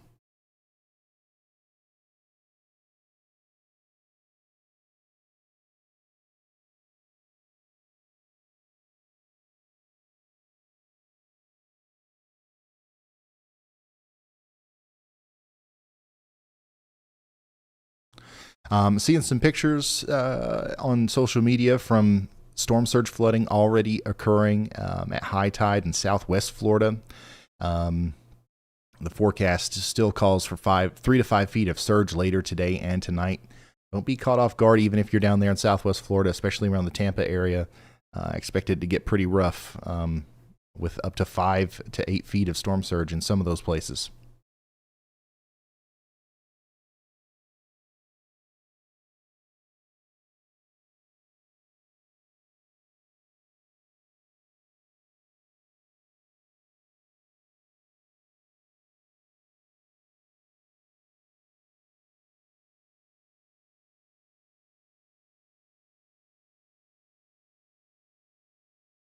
Yeah, we'll probably see pretty strong winds fairly far inland. Probably not sustained winds, but gusts are between 60 to 80 miles per hour are certainly going to be possible across most of South Carolina even. And even portions of western North Carolina could see some gusts of over 60 miles per hour as the center of the storm moves over in your direction.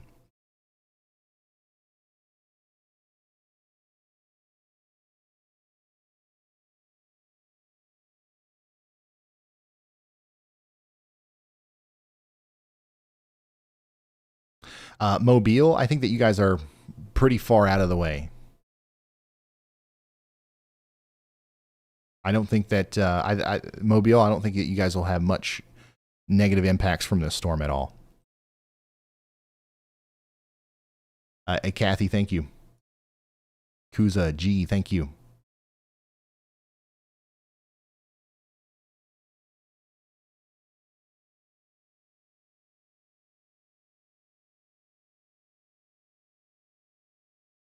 Chris says, hey, Ryan, I'm in the city of Jacksonville Emergency Operations Center. We have the National Weather Service here, and I'm watching the Ryan Hall Y'all YouTube channel for updates. Awesome. Thank you, Chris. And thank you to everybody that's watching and tuning in today. Let us know. Chris, let us know if there's anything that we can do.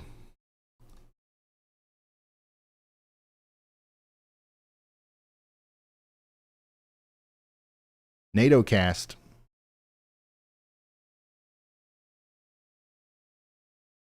Still looks pretty like a pretty significant and robust tornado threat today for the majority of we're pretty much southern South Carolina and portions of southeastern Georgia.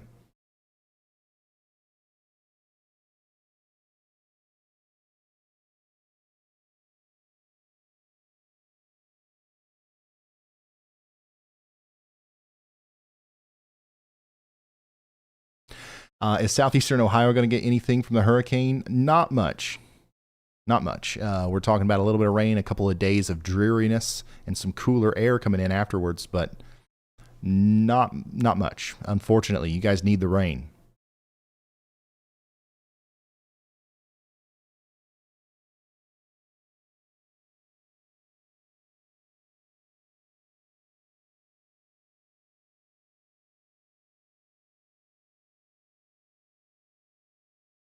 And once again, for anybody who's just now tuning in, we are doing wall-to-wall Hurricane Helene coverage here all day.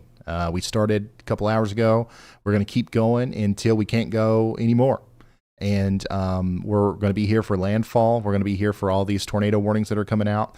And we're going to be here covering the significant flooding situation that's about to start unfolding in North Carolina. Once again, just a reminder, this is an official message from the National Weather Service in Greenville, South Carolina. They're saying about the flooding situation.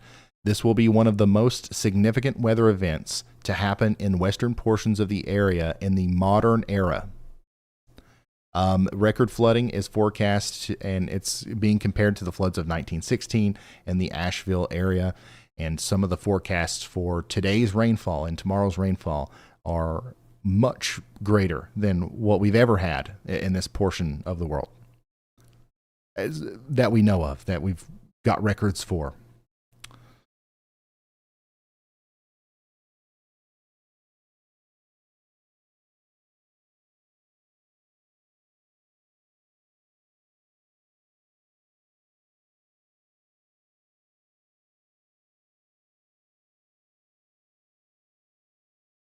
One thing to also keep in mind here is that Hurricane Helene is massive, and the closer we get to landfall, the more we're going to kind of hyper focus on that landfall area.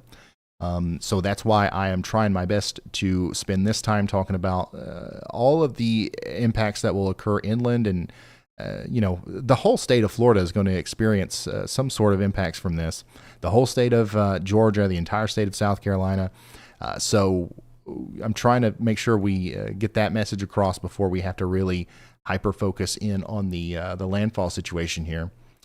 This big convective burst continues to look quite impressive, and once again is a sign that our storm is really over rocket fuel for hurricanes in the open waters of the Gulf of Mexico, and it's going to undergo robust intensification all the way up until its landfall this evening.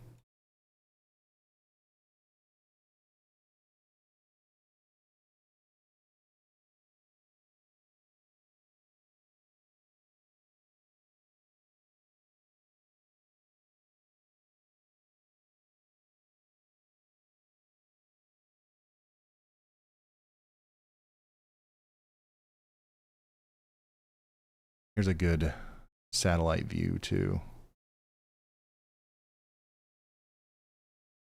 Go ahead, Andy. Hey, Ryan, watching two storms right now, both that I think are just below tornado warning thresholds, but are still worth watching just in case they ramp up in the near future here. One is near Wilma, Florida, from the Tallahassee radar to the south and west of the radar in Liberty County, headed up towards Orange, Florida, eventually towards Frink and to the southwest of Blountstown, or right in that area. So that one does not have a warning on it, and it does have a little bit of rotation. We'll see if it ramps up. I don't see much upper level support on that, so I'm genuinely not sure if we'll reach a new tornado tornado warning warning for that has been one. issued. So that's one area I'm watching. Well, there it is. that would be that one. Yes. Okay, well, it did reach the threshold, and that would be the reason for that warning coming out. So y'all take shelter there, please. And I guess I might as well mention the other one since that one got a warning. This is from the southern Georgia radar, VAX, here near Manor, Georgia, to the north and east of the radar. north and east of Homerville. This one near Manor, Georgia, has stayed A new relatively tornado small. It's a warning little has been tiny issued. supercell in a little string of storms here, and it has exhibited some rotation. So we'll see if that one gets a warning as well. That warning, funnily enough, is not for the storm, but that would have been very impressive if I nailed 2 for 2 while talking about them. So we'll zoom in on that South Carolina warning next. Absolutely. Thank you, Andy. We're gonna visit all of these now that we have. We're back up to 4 tornado warnings. That most recent one is up here in Lee, Sumter, and Clarendon counties in South Carolina. Some places in the path of the rotating part of this storm are going to be the Dabbs Airport and the Tuberville Correctional Institution. All right. So if you know where those places are, that's kind of like right in the line of where the rotation is and the direction that it's going. So make sure you take shelter now up there in, once again, Lee, Sumter, and Clarendon counties, South Carolina. Now, let's go back down here to Georgia. Our storm that's approaching Baxley continues to look really impressive. I think that it's rotating quite nicely. It could be producing a tornado here as it comes right towards Baxley. This is Appling County, Georgia. You guys need to take shelter now. Let's go to Florida. This is the storm that Andy was just talking about. This is Liberty and Calhoun counties in Florida. We've got a potential tornado developing here, about to cross over Highway 65 between Wilma and Central City, and this is going up towards Mosquito Landing and Gun Landing. It's also really close right now to the Cliff Lake campground, and it's moving up towards the Big Gully Landing campground. If you know where those places are, draw a line between them. That's essentially the path that the rotation is going to take. And then let's see here. We've got another one that we need to hit on. The Bamberg warning is still with us. Bamberg and Orangeburg counties in South Carolina, you're still under a tornado warning. However, the rotation here has let up a little bit, so let's hope that that continues to be the case as we continue to track these storms across portions of Georgia and South Carolina, and now Florida too, on the board with our tornado watches and or our tornado warnings. Ty Cause, thank you so much for that. Very generous contribution. I really appreciate it. Riley says Bryce has updates on Zello. Check in with him. Has he tried to reach out to me? Have I missed something? No, I've just been talking Okay. to him in the background. Yeah. All right. Bryce, man, we're watching. We're following along. Tell us what's going on out there whenever you get the chance. Give us an update.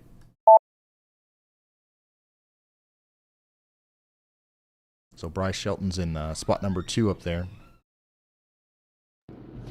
Yeah, Ryan, I'm in Horseshoe Beach, Florida, right here on the Gulf Coast, and the wind has really picked up over the last hour here, or hour and a half here.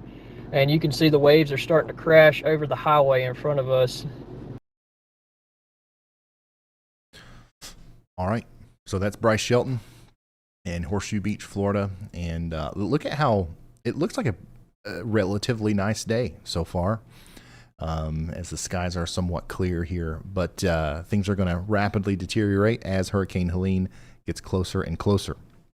This is surprisingly one of the only places that's experiencing clear conditions right now, because look at all the cloud cover associated with Helene. Like literally the entire eastern side of North America, for the most part, is covered in clouds that are in some way connected to our overall system here.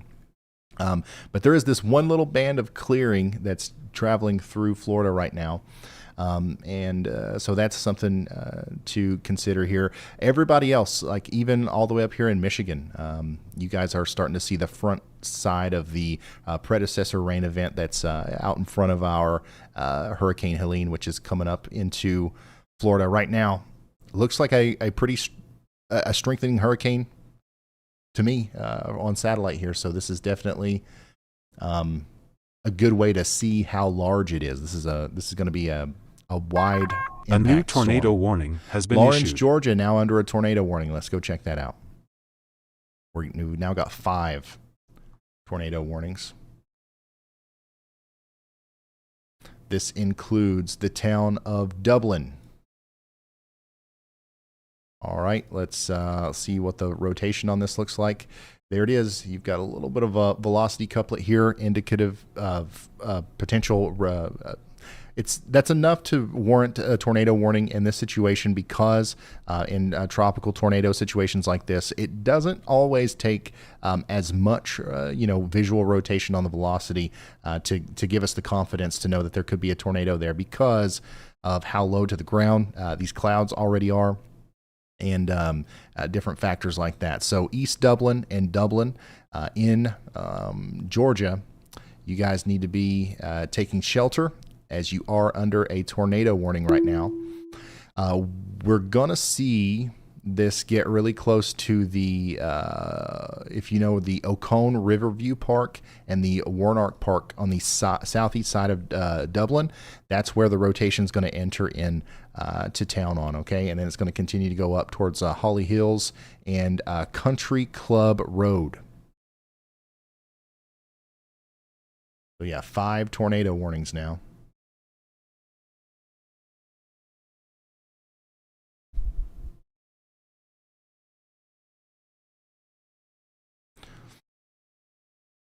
Mallory says, sorry if you went over this, but what are the different colored dots on the map? Those are just, for me, those are little points of interest. I obviously don't know where every airport and elementary school on Earth is, but this program does. So that's one of the things that helps me kind of contextualize where the velocity couplets are, outside of just saying town names and county names. So anytime there's a warning, there's those little dots populate in there to help me tell where things are.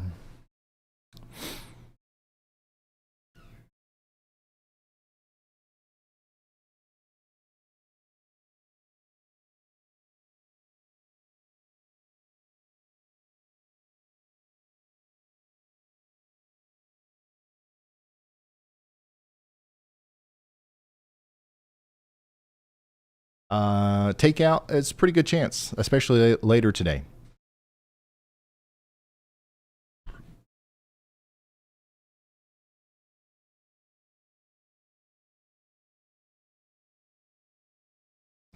Let's see here. The warning near Sumter, South Carolina has 2 separate areas of rotation. We'll check back in on it right here in a second. First, let's hear from Andy. Go ahead, Andy. Hey, Ryan, I'm not 100% certain on this, but cross-referencing 3 different radars on the Baxley, Georgia storm in Appling County, that's our southeastern Georgia tornado warning, there may be some sort of light debris signature there. All 3 radars have it in generally the same spot, but it's kind of widespread, light, and a little bit dislocated from the velocity couplet, so honestly, a very tough case. Nonetheless, that did pass through the eastern part of Baxley, Georgia, and is heading up along Highway 1 to the north. So if there is a tornado on the ground, this should serve as another stimulus to take that warning seriously. And yeah, just to share a couple of other thoughts I was having, they should allow the Dublin, Georgia tornado warning to expire. It was worth a warning on one scan, and then I didn't mention it because the next scan decreased in the velocity couplet, but I figured they might be a little bit late issuing it. And I was also waiting for you to finish talking about the predecessor rain event, because I was like, I don't really want to. But of course, there it is. So all of these marginal tornado cases are very difficult to nail. And the person who donated that said the Sumter, South Carolina area has 2 areas of rotation for that tornado warning, they are absolutely correct. That is a very good observation. And I did note in our analyst lab channel in the Discord that may have been the reason why they issued that, just as a sort of maybe more of a precautionary warning to cover multiple areas of concern. As for the Bamberg storm, I think that as that passes up towards Cope, west of Orangeburg, South Carolina, that it is entering an area of low available potential energy, and that it may not have another chance to produce a tornado here. So I think that we'll hopefully not have to worry about that storm as much coming up here. Okay. Thank you so much, meteorologist Andy Hill, keeping us updated on all of this, all these tornado situations that are unfolding out here across South Carolina and Georgia. We just got a A new A tornado new warning tornado here, warning has been for issued. the Baxley storm, just to the north of Baxley now, and that is going to be radar indicated rotation, but now it includes Spring Branch, Davis, and Falling Rocks. So make sure you guys are in your safe spots. Let's see here. We also have. Wow. We've got this other storm. This is the one near Dublin that Andy was talking about, Lawrence County, Georgia. We just, at least for the next, 10, 15 minutes or so, stay sheltered over there in Dublin. They'll hopefully allow this to expire pretty soon. Let's go back to South Carolina. These are the two areas of rotation that we were talking about in the Sumter County storm. This is also Lee and Clarendon counties. So the reason why this polygon is so big is because we're watching out for multiple areas where a potential tornado could be coming together. And this is coming up towards Maysville, Lynchburg, and Elliott. If you are anywhere near the Dabbs or Talon Field airports over here, you could be near a developing tornado. So we want you to take shelter. Way down here in Florida, we still got a tornado warning for Liberty and Calhoun counties. And this is moving by Central City, Florida right now, between Wilma and Central City, moving up towards Gunn Landing, Mosquito Landing, Scotts Ferry. Take shelter now if you haven't already. So yeah, we've got 5 tornado warnings. 2 of those are in South or Georgia.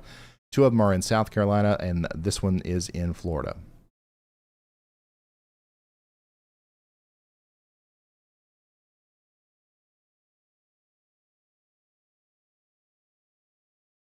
R&L Carver, thank you so much for that, everybody. Huge shout out to R&L. A new Carver tornado Gutters in warning Rock has Hill, been South issued. Carolina. Thank you from San Diego. Well, thank you. And just like that, we've got ourselves a new tornado warning. And this is going to be, we're going to be familiar with this area here because it's a continuation. It's just another part of our existing tornado warning here for the Baxley storm. So now you guys up here in Tumba and Appling, northern portions of Appling County, you guys are also included in this warning. This doesn't quite make it up there to Cedar Crossing, but it does include Falling Rocks and the Cedar Creek Crossing Road. So we want you guys to take shelter if you haven't already.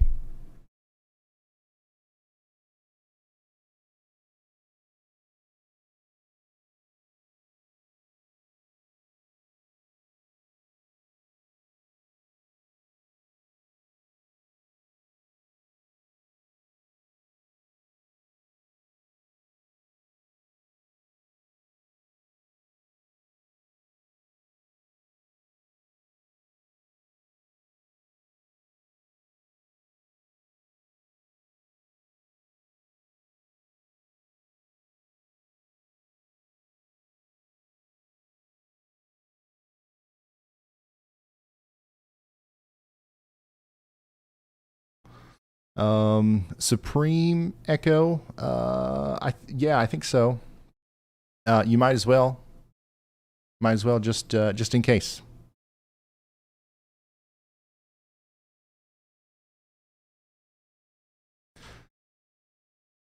So somebody asked, will this affect Gainesville, Florida? Yes, this is going to affect every part of Florida. Every part. Gainesville, it's not going to be so bad for you. There's definitely going to be some tropical storm force winds. There's going to be lots of rain, potential power outages, all that kind of stuff. But it's not going to be as bad as to your west. Also, there's a bit of a tornado threat that will happen as some of the spiral bands are moving through later today, and it's even as landfall is happening.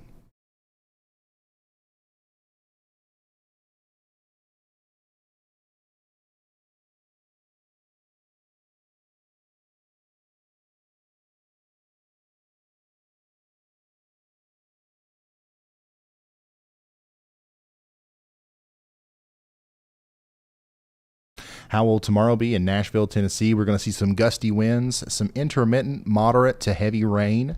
Other than that, it'll be a pretty normal day in Nashville. We're not expecting a high impact storm in Nashville from this.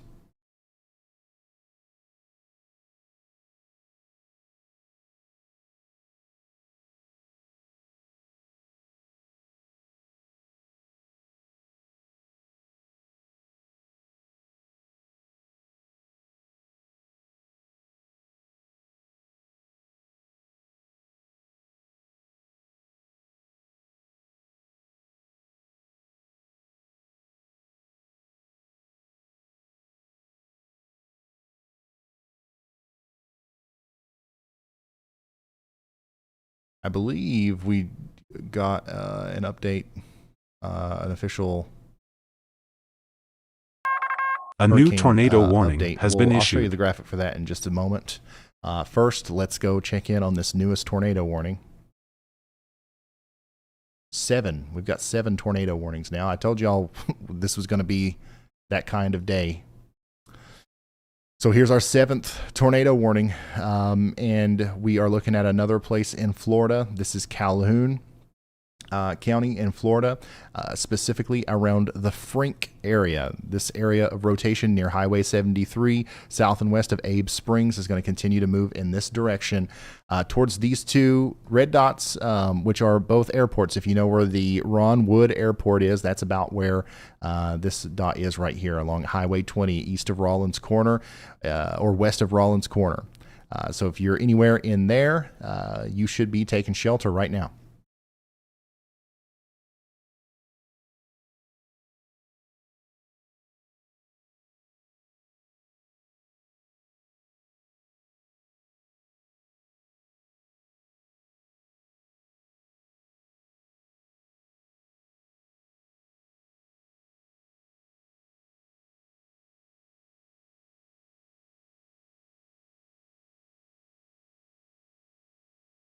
See.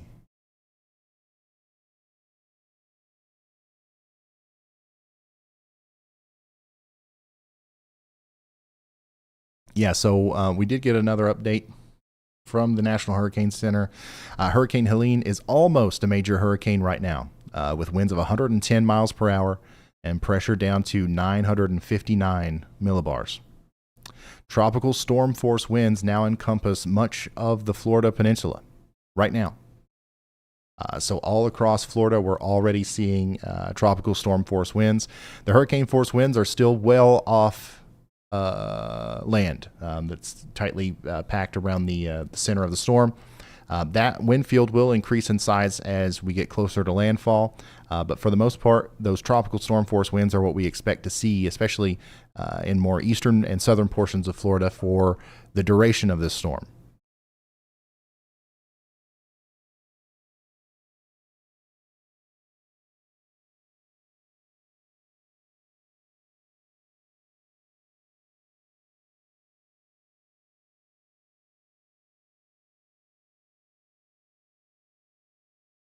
Official words from the National Hurricane Center here.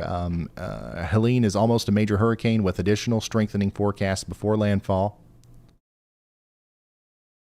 In the Florida Big Bend, preparations to protect life and property should be rushed to completion.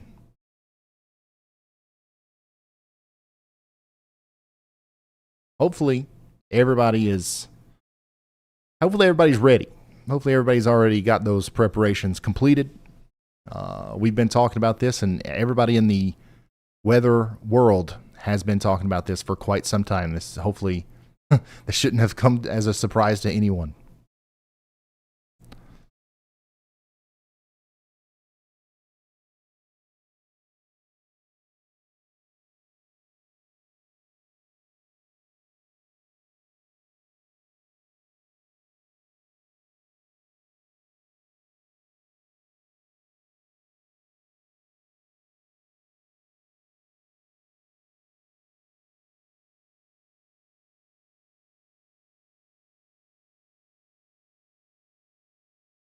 There is a locally brief tornado threat that is also with us right now in the peninsula of Florida. There's a couple of different bands that'll be coming on to shore here closer to the center of Helene. That'll have the opportunity to produce some tornadoes, so we're watching that area as well.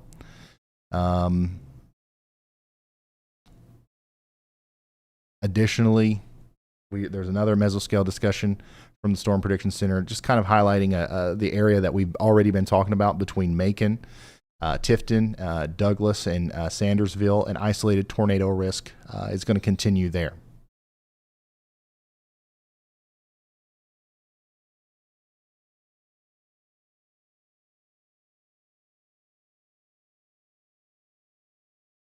And we've got another warning coming in right now. This one's going to be for Johnson, Lawrence, and a new tornado warning has been issued. Georgia.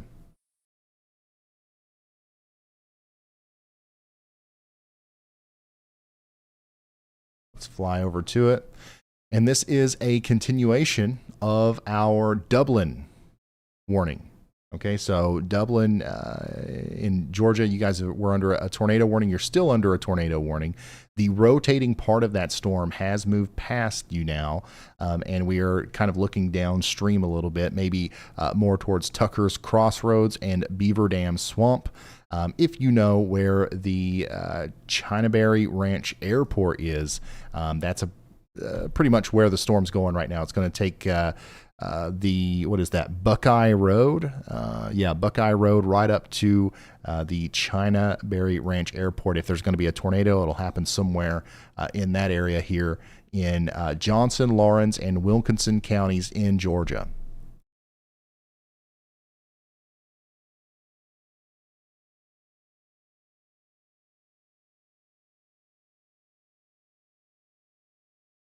Angela, thank you so much for that. Nerve, anything to worry about in Pensacola, Florida? You guys are also pretty far away from the greatest impacts or the greatest threats with this storm. You're definitely going to feel it a little bit. There's going to be some strong winds. There's going to be some rain, but it's not going to be anything on the high end of what we are expecting today. That's going to happen to your east, closer to Apalachicola, areas just south of Tallahassee, and the entire Big Bend portion of Florida is going to experience a very destructive storm surge, strong winds, and even most of the flooding is going to happen over there as well.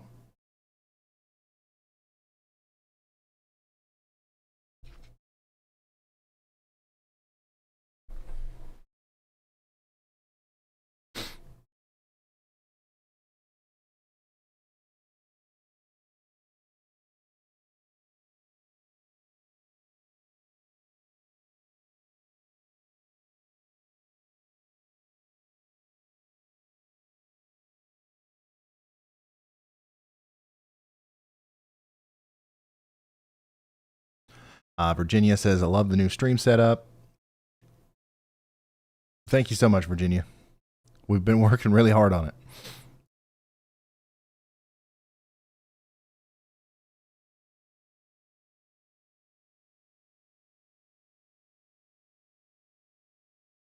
What about Augusta, Georgia?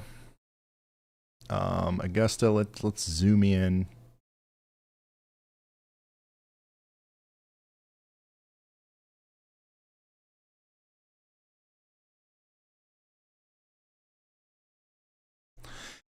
If you live anywhere around Augusta, Georgia, this is for anybody in McCormick, Thompson, Waynesboro, Williston, Aiken, all the way up there towards Abbeville even. This is all going to be the same for you. A brief period of tropical storm force winds are possible for the late tonight into the early morning hours tomorrow. Some power outages will be a result of that, maybe some downed trees.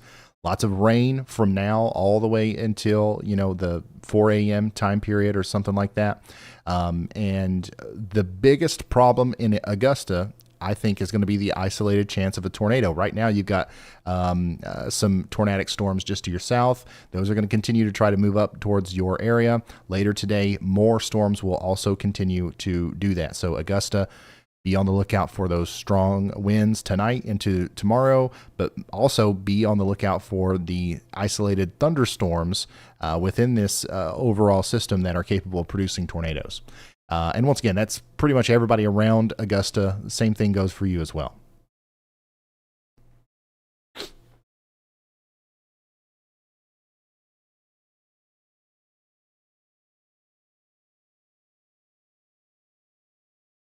Sharon, thanks for becoming a member. Fishing with Big Mike. Hey, man, I remember you've been here for a while. Still loving what you're doing, Ryan. Keep up the amazing work. Thank you, Mike. I appreciate that. How's Brooksville, Florida looking? We'll look into that for you, and then we'll dive back into our tornado warnings and our hurricane forecast here.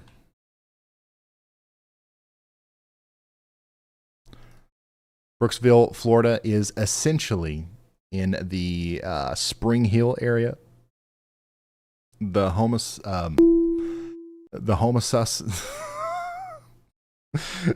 pretty much from the Villages all the way up to Inverness, Dunolin, Inglis, Wildwood, and all of these places to the south and west of Ocala. What I'm about to say applies to all of you, including this area right here. Okay, we'll ask y'all about how to properly pronounce that here in a moment.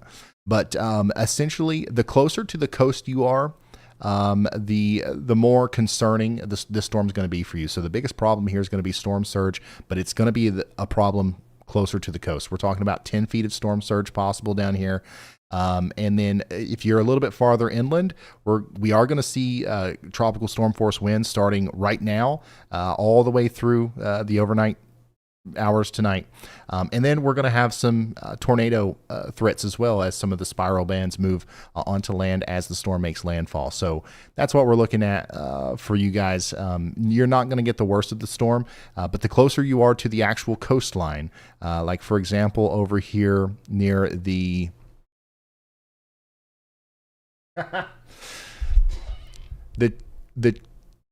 Chassahowicksa swamp. If you happen to be over there, there's a good chance that the majority of that's going to be underwater, right? And then some of that water inundation could come even up towards Highway 19 there. But the farther north you go, the worse that's going to become, and the closer to the coast you are, the more concerned we have to be about that as well. Homosassa.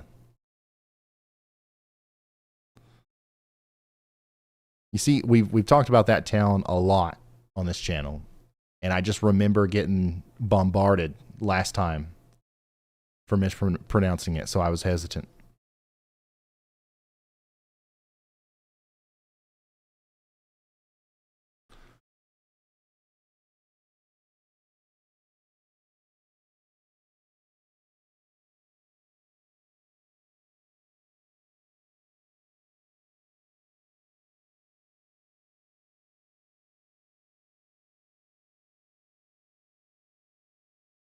What time is landfall expected? We're still thinking sometime after 6 a.m. Or I'm sorry, 8 p.m. Still thinking sometime after 8 p.m. Eastern. Potentially much later than that, potentially closer to 10 p.m. or even later.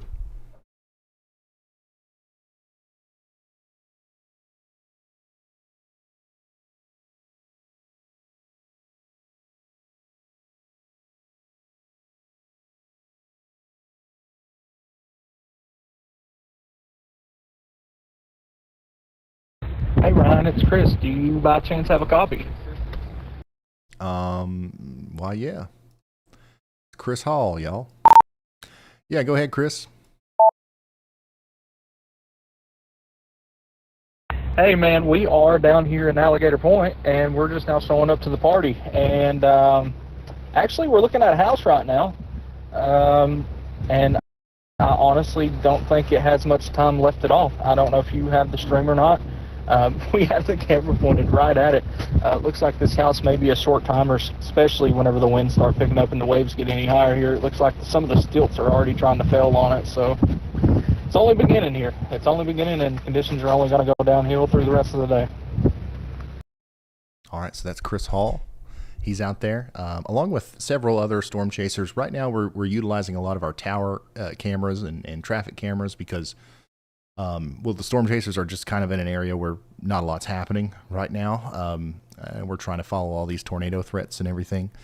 And speaking of the tower cameras and stuff like that, some people are emailing and they want us to use their cameras. We've got really awesome people like Bobby, who's a part of the Valdosta Amateur Radio Club, and they have multiple tower cameras, and they want to give us access to those cameras. We would love to work with you to make that happen. Please email us at, and the email's getting ready to come to me right now. Frank is typing. I'm going to get that email to y'all right here in a second. But anyways, we want you to email us, and we'll put you in our database, and that would be very helpful. Okay?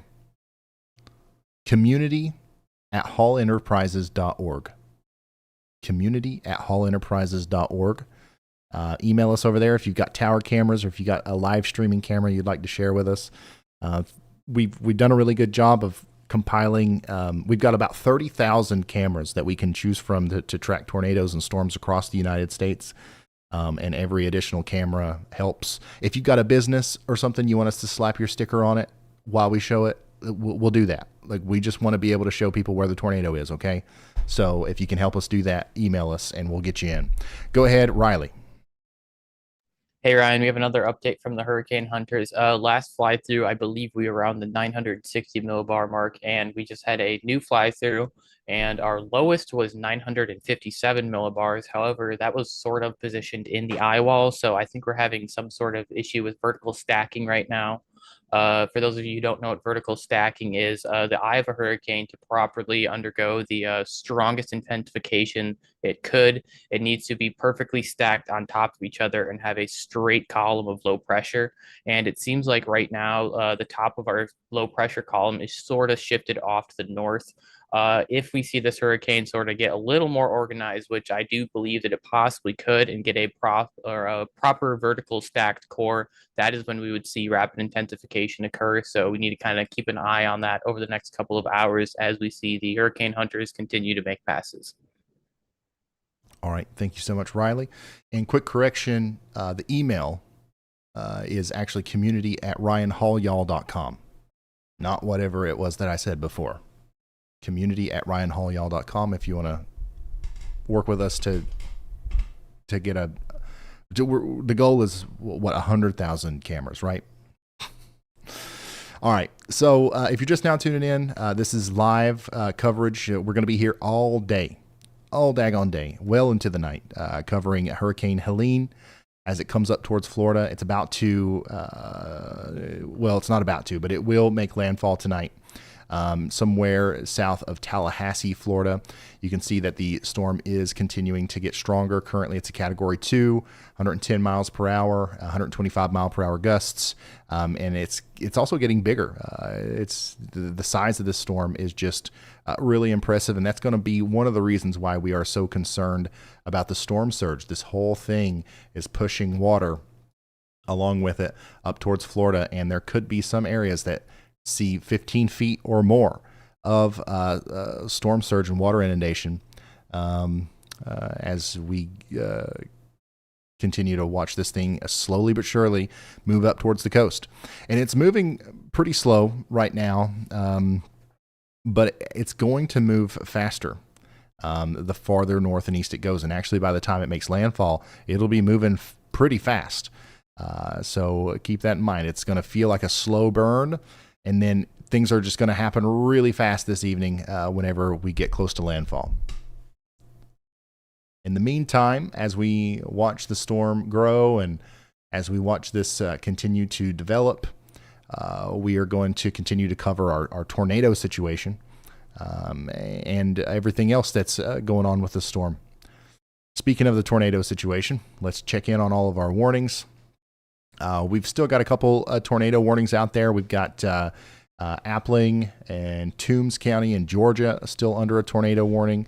We also have, what do we got here? Johnson, Lawrence, and Wilkinson counties in Georgia under a tornado warning. All of these are probably about to be allowed to expire, okay? And hopefully we'll get a little bit of a break. Oh, the Dublin, the one near Dublin was just allowed to expire. And hopefully we'll get a little bit of a break here before we have to worry about our next slew of tornado warnings, which will certainly come, and there'll likely even be more intense rotations with those storms as we go later in the day. Go ahead, Andy.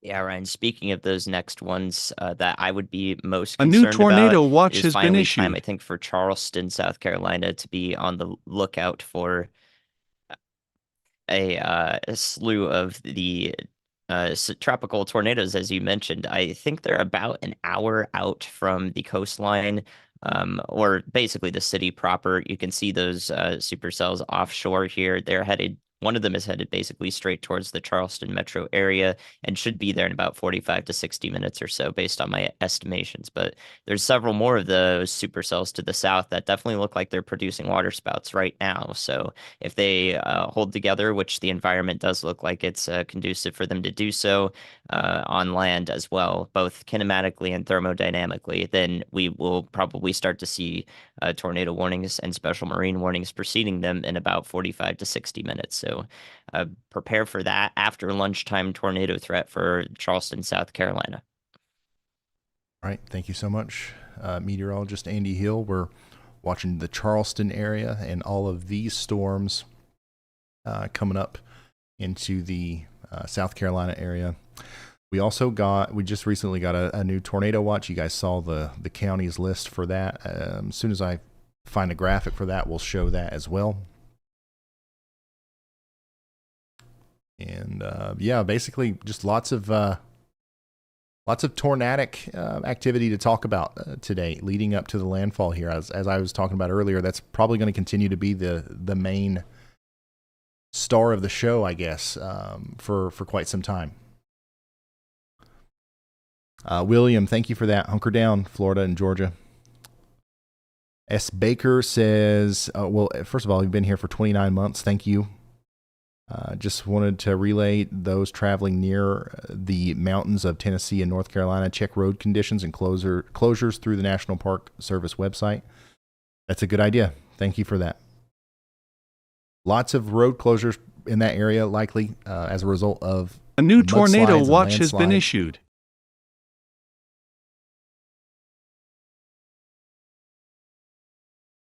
Go ahead, Riley. Hey Ryan, in the latest pass through from the hurricane hunters, they did find 111 knot surface level or flight level winds, not surface level. But depending on what the data looks like when we get surface level winds, that could be our upgrade. A new to Cat tornado 3. warning has been issued. I know we just had our outlook for the hurricane as a whole, but if they do find it Cat 3, they would issue a special outlook for that information. All right, thank you, Riley. We just got a couple new warnings as well. We got a new tornado warning I want to take you to. Here's one in Georgia. This is for Bacon and Coffee counties once again. Nichols and Saginaw, you guys are included in this all the way up there towards areas just to the east of West Green in Georgia. Take shelter now. You are under a tornado warning until 2:45 p.m. Eastern.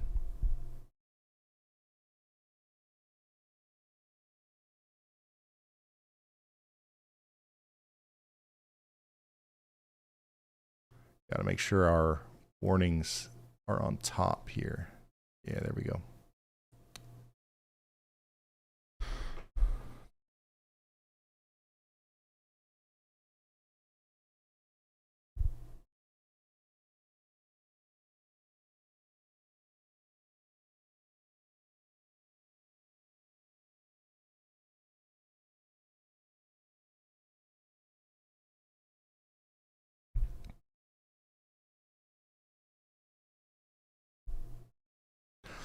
Also, for some perspective on the size of this storm, the tropical storm force winds with Hurricane Ian. A lot of us remember, Hurricane Ian, very impactful storm over a large area. But the tropical storm force wind field with that was about 160 miles. The radius from the center of the storm was about 160 miles. This one, we're talking about closer to 350 to 400 miles. So this is a much bigger storm in terms of just size. And that's also, once again, one of the reasons why we're so concerned about the storm surge, just how much water's able to be touched by those winds, all going in the same direction.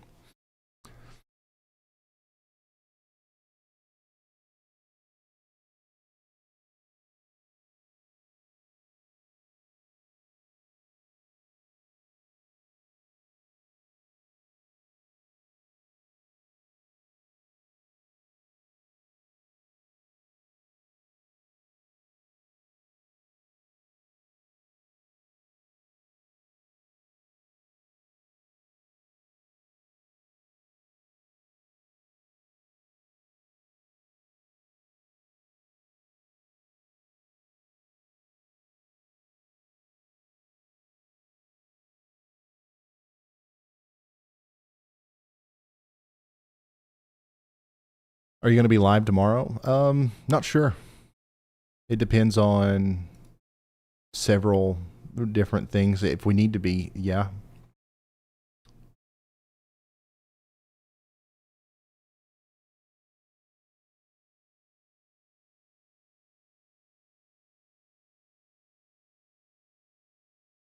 All I know for sure is that we will be live for the majority of the day today into tonight.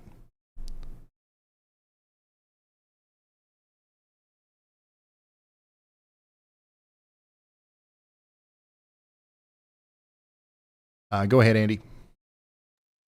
Thanks, Ryan. To the north and west of that remaining Georgia tornado, or the new one rather, is a couple more areas of concern near Broxton in Coffee County, and perhaps even to the north and west of Broxton in Georgia there. I think that those areas are still rather broad, but if this one to the south and east did receive a tornado warning, then those are definitely not out of the question, especially because they are generally headed up that corridor towards McRae in about an hour from now that previously produced tornado warned storms. So I do think that the environment in that area is still supportive, and we may see that pattern repeat itself here, especially as the storms move in there. So I think the environment out in front of these is supportive for tornadic storms. We may see a couple of warnings there, so please prepare in Jacksonville, Pridgeon, and up again towards McRae County, or McRae, Georgia, and Telfair County. So just in case there's a tornado warnings there, y'all watch out. Okay, thank you very much, meteorologist Andy Hill, keeping his eye on everything that's going on out there. Let's see here. What do we got?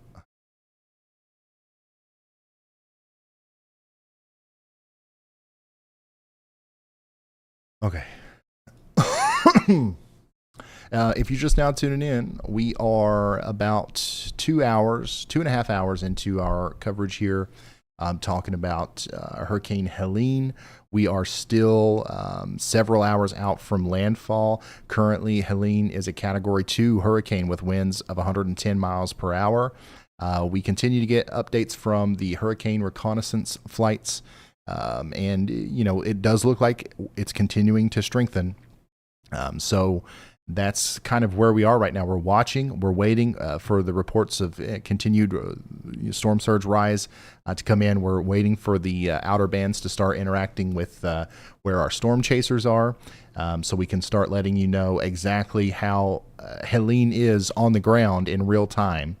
Right now, our biggest focus has been on the outer bands way outside of the main hurricane and the predecessor rain event. We've got flash flooding going on in North Carolina. We've already seen some places with 6, 8, 10 inches of rain up here in the Appalachian Mountains, and some of those places could potentially double those numbers by the time this is all said and done.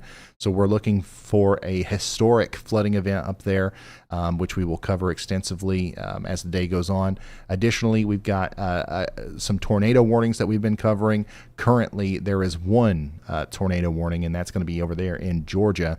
But we do expect there to be more tornado warnings soon, as several storms are rotating, and several more will continue to rotate.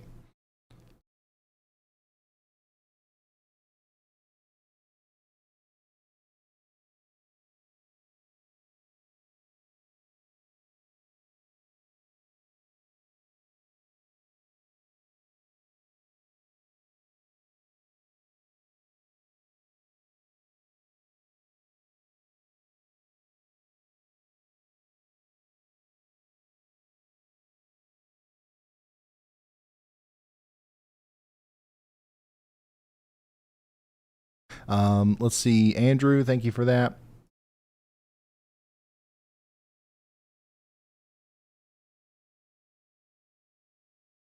Chris, yes, I did see that. We'll talk about that in a moment.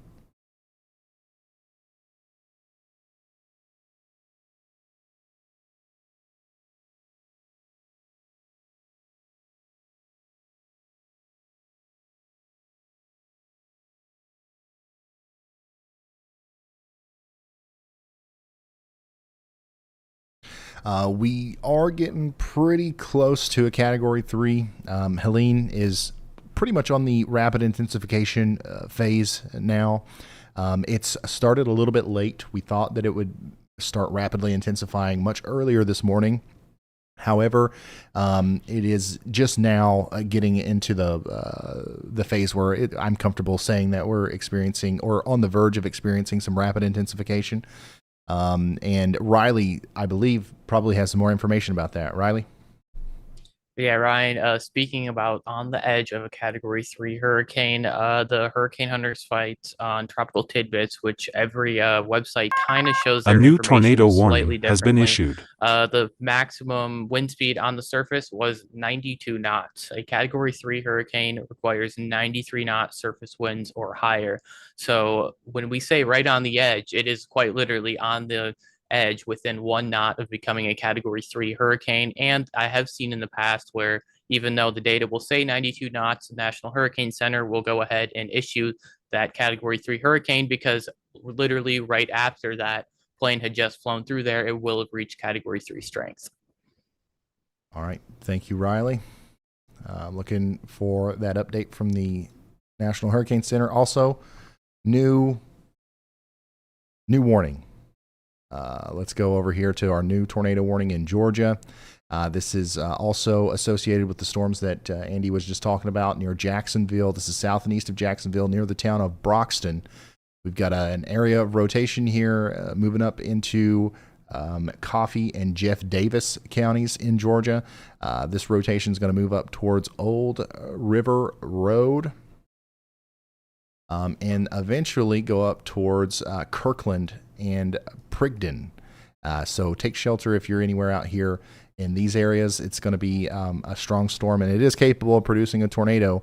That most recent scan there does show enough rotation to be concerned about this one. So get into the lowest floor of your building, whatever you're in. Put as many walls between you and the outside world as possible, and we will let you know whenever the storm is passed. Hopefully it doesn't do anything. Hopefully we don't have to worry about a tornado, but it is possible with this one.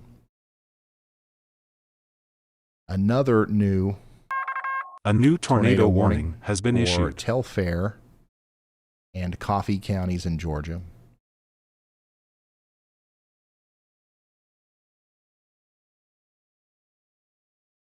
And that's just another little sliver of the existing warning that we already had in place. So that puts it pretty close to Jacksonville. Jacksonville, Georgia, you guys are not in this warning, but I would still be watching out, because there's another area of rotation that's pretty close to you all as well.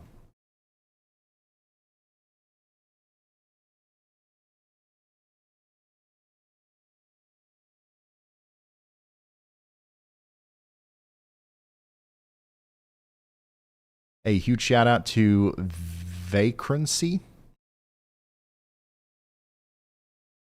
I'm currently in the Pike County area of Georgia in the hurricane warning. How bad do you think it'll be for that area? I think that it'll be pretty bad for that portion of Georgia for hurricane standards. It's not every day that you guys see this level of intensity. So definitely brace A new for tornado hurricane force warning winds, has been issued. significant flash flooding. This will all be happening mostly around midnight tonight, a little bit afterwards. Turner, Ben Hill, and Irwin counties in Georgia now under a tornado warning. That's the storm over here to the west of Fitzgerald.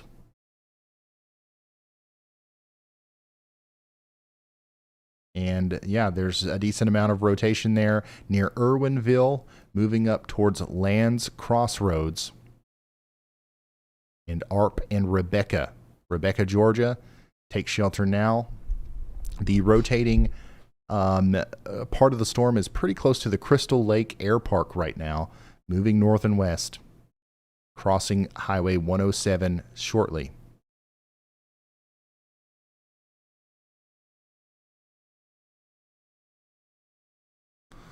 So we've got a pretty impressive band of storms here, producing multiple tornado warnings in Georgia. And this is moving up towards Eastman eventually, back up towards McRae eventually, and Hazelhurst. So you guys get ready. Go ahead, Andy. Hey, Ryan, looks like those tornado warnings are coming true as they head into that same corridor. So I do think that they will carry that threat all the way north along the east-west line through McRae, Georgia, and perhaps even a little bit further north from that. So expect those tornado warnings. Basically, yeah, we could fill in the line as you were talking about near the southwest of Jacksonville. That cell could do it as well. So please watch out for these storms. And of course, we do have a Category 3 hurricane now. It's officially upgraded to a major hurricane from the National Hurricane Center. And we've still got, about 7 hours or so till landfall for this thing to continue to intensify. So we will be on that entire time, of course. Thank you, Andy. Go ahead, Riley. Hey Ryan, so yeah, we did get that Category 3 update, and one of the other interesting things I wanted to point out is our circle that is on the National Hurricane Center outlook for 7 p.m. shows 120 mile per hour winds at 7 p.m. It is not 7 p.m. It just passed 1 p.m. here where I'm at, 2 p.m. where this hurricane is going to make landfall.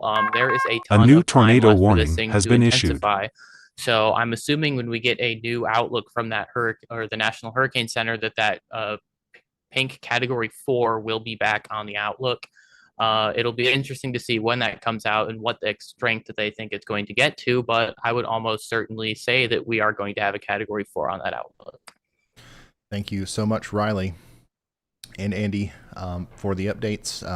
Lots just happened here.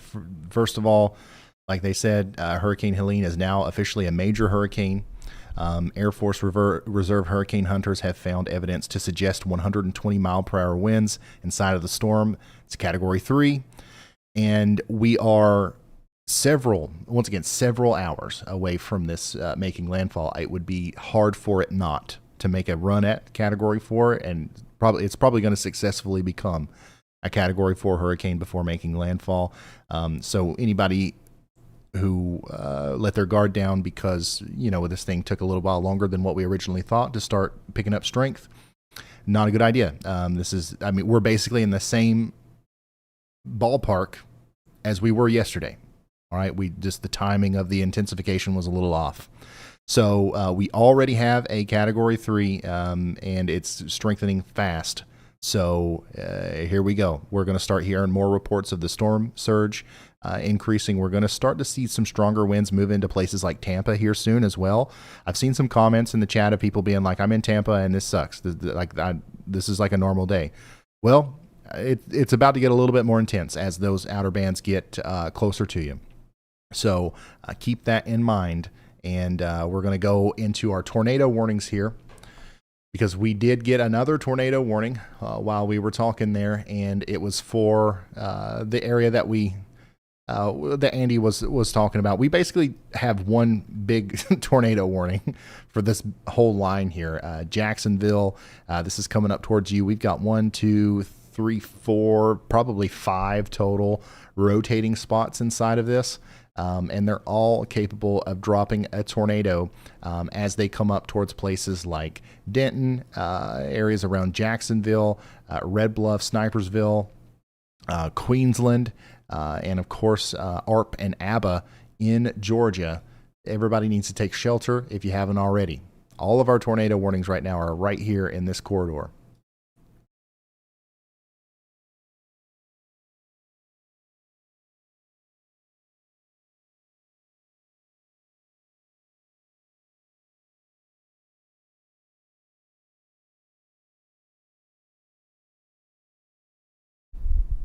Go ahead, Andy.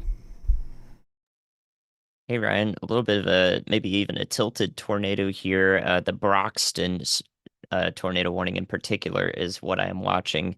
I do think it is on the ground here. I think for 2 frames now we've had a debris signature and in a consistent spot following the storm. So it's a little bit south of the rotation on velocity, but if you pull up the correlation coefficient, you can see a dark blue dot there where our tornado is currently situated, north and east of Broxton, moving north in that warning. So the National Weather sees that, National Weather Service sees that and agrees with us, then that warning may be upgraded to a confirmed tornado. So please take shelter up ahead of these areas and watch out for this storm. Okay, thank you so much, meteorologist Andy Hill, bringing our attention to this, which could be a sign of this tornado lofting debris into the air. So there's a pretty good chance that we have an ongoing tornado here just to the east of Prigden, Georgia, moving up towards Highway 107 across Bird Road, Old River Road. It's eventually going to go up towards areas between Jacksonville and Kirkland in Georgia. Please take shelter now. We've had a lot of little areas of rotation today. This one's one of the more impressive ones. This might be the real deal as far as a tornado goes. So please take shelter if you live out here in Coffee or Jeff Davis counties in Georgia.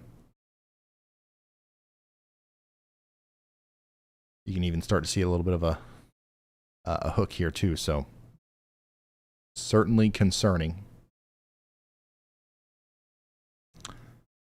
If you're just now tuning in, this is entering our 3rd hour of consecutive coverage of our major Hurricane Helene now. Major Hurricane Helene with 120 mile per hour winds, still expected to make landfall sometime after 8, before midnight, in the Big Bend area of Florida, close to Tallahassee.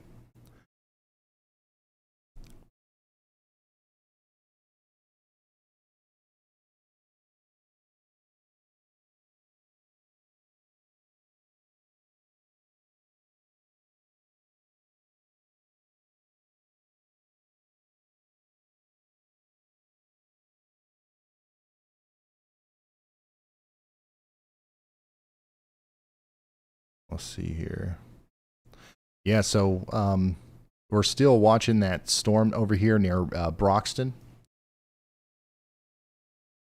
Fairly confident at this point that we either have a tornado down or we just had a tornado near Broxton.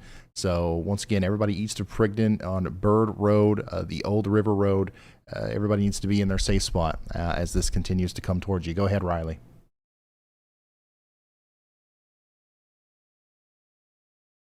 Sorry about the delay. Zoom was being weird. One thing that we forgot to mention is when they upgraded that, they went to 120 mile per hour Category 3 hurricane. That is a very mid-tier Category 3 hurricane, and that puts it only 10 miles an hour away from a Category 4. They did somewhat update the track in their graphic system when they issued that new outlook, so it now shows that it's still going to be a Category 3 hurricane, except for I somehow doubt that is the complete outlook, and we'll be looking for advisory number 14 here in the next couple of hours. Thank you so much, Riley. So yeah, things are escalating quite rapidly around the hurricane here. It looks like, unfortunately, we could be looking at a significant situation, just as we assumed. There's even still a chance that we could be looking at a potentially worst case scenario. So We're going to keep you updated on the rapid intensification of Hurricane Helene. And also, we're going to keep you updated on this situation here in Georgia, where I'm quite surprised that we've yet to see a confirmed tag go on this warning here. But even without it, if you're watching this stream, your goal is to be extra weather prepared, right? You want to be hyper weather aware. I would certainly treat this as if this was a confirmed tornado warning. If I was between Raleigh, Sapstill, and Kirkland in Georgia.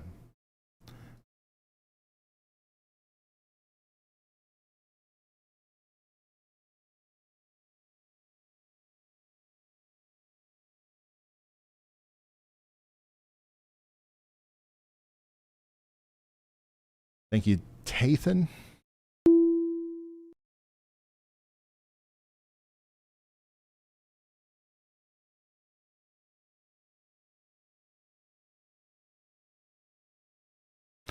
Feral Dragon, thank you so much for that. And as far as your question goes, it's extremely hard to answer that with any sort of confidence. What led to the levees breaking in Katrina was a unique situation that can't really be predicted. So there's really nothing that we can say about like what may or may not happen with a dam in the Sneads, Florida area. However, if you're concerned, and rightfully so, by the way, there's nothing wrong with that. You should definitely not be scared, but rather be prepared and go ahead and take whatever kind of precautions are necessary for you to deal with a flash flood emergency type situation, especially if you're in that high risk of excessive rainfall today.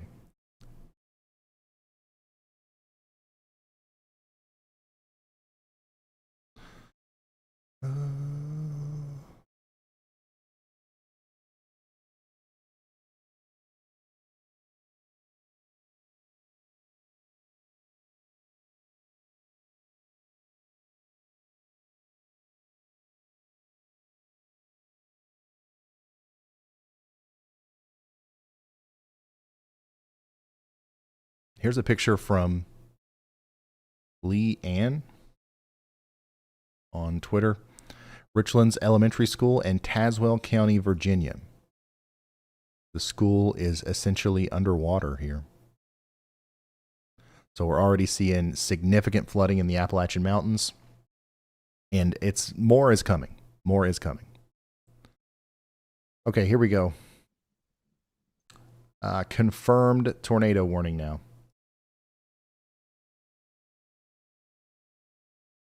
For our Storm and Telfair and Coffee counties in Georgia. Confirmed tornado warning. Weather spotters confirmed the tornado.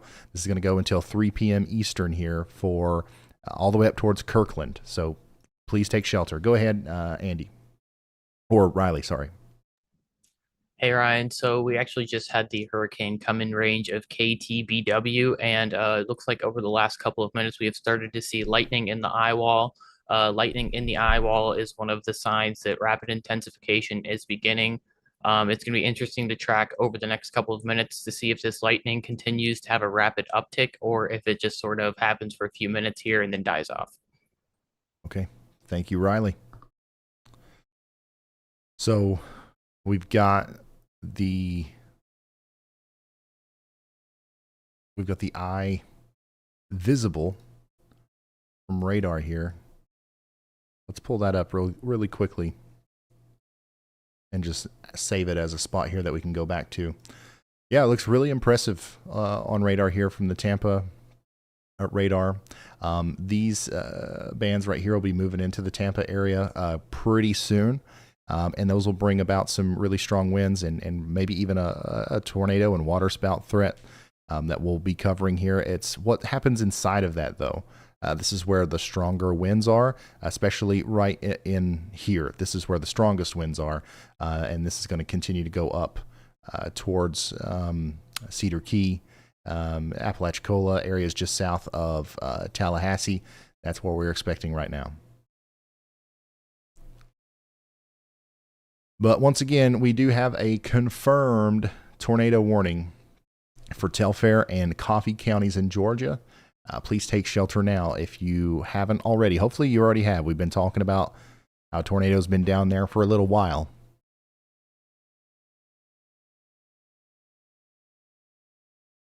Go ahead, Riley.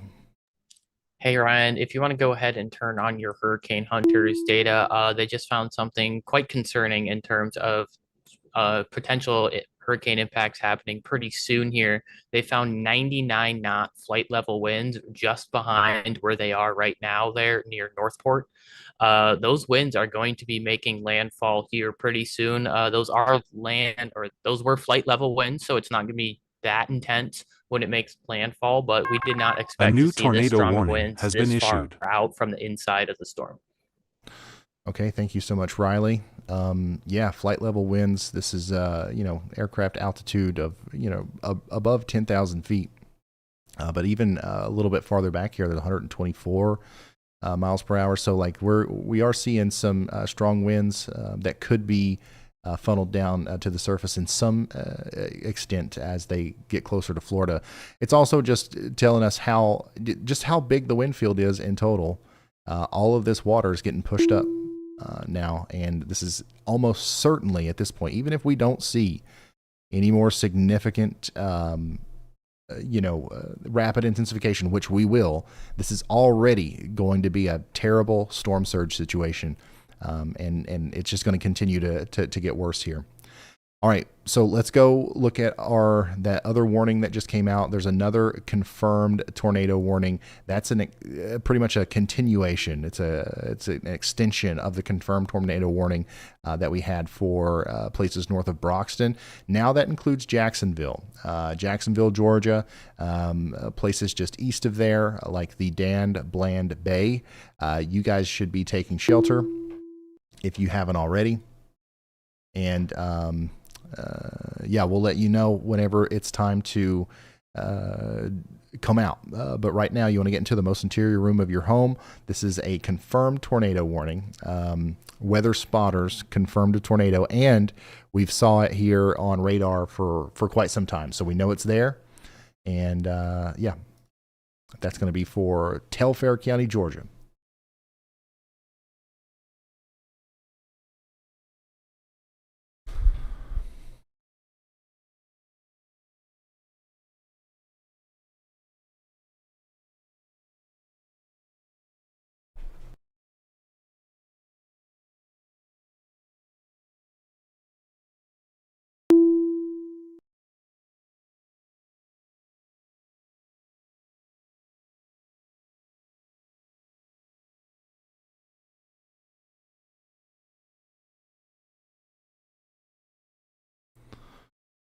Let's see here. Go ahead, Riley. Hey Ryan, if you take a look at cams 2 and 3, those are on I-275 in Florida. They're about to close this bridge ahead of the hurricane force winds that are expected in the next couple of hours. Thank you so much, Riley. These roads are about to be closed, and we're likely to see. Obviously there's a lot of shaking going on with this camera, but we're likely to see lots of a good vantage point of the storm surge from these cameras as well. So just keep that in mind down here in Florida. Lots of roads, lots of bridges are going to be closed. Hopefully everybody's already used them. We don't want anybody down here. You know what I mean? Go ahead, Andy. Hey, Ryan, I think that an area of concern currently not warned but was receiving some tornado warnings previously is here near Blountstown in Florida. That's right next to Frink, Florida, from the Tallahassee radar in Calhoun County. Did receive a warning previously. This one has maintained its rotation that's on the brink of a tornado warning, like at the threshold of it, for a few minutes now. So if we see a warning there, that would be the reason why y'all watch out west of Blountstown and headed to the northwest. Thank you so much, meteorologist Andy Hill. We definitely are keeping an eye on this. Altha, places like Chasen, Willis, Chipola, Pine Island, all these places over here near this rotating part of the storm need to be watching out. Wouldn't be surprising if we saw a tornado warning here soon associated with that. Speaking of tornado warnings, we do have a confirmed tornado warning over here in Georgia still. Honestly, the rotation on this looks less impressive now. We do know that it was down, and it likely did some damage down there near Broxton. So this storm has a history of producing a tornado. It's capable of doing it again. So we need you to continue to watch out down here near Jacksonville, Georgia.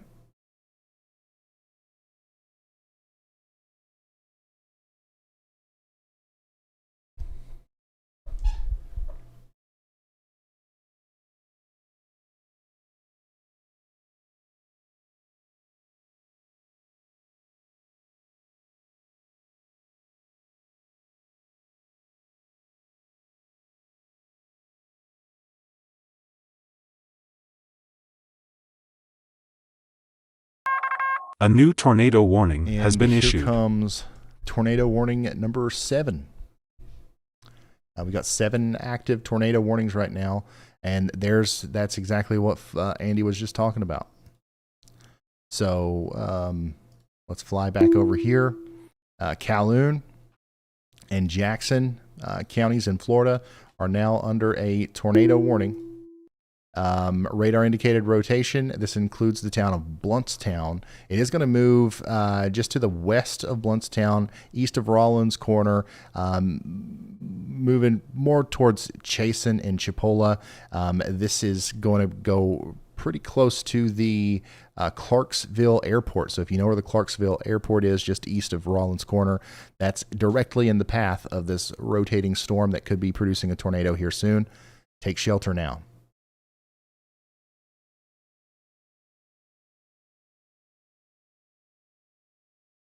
There's really not a lot happening with the shed camera right now, but we've got our eyes on it. We'll switch to that as soon as we need to.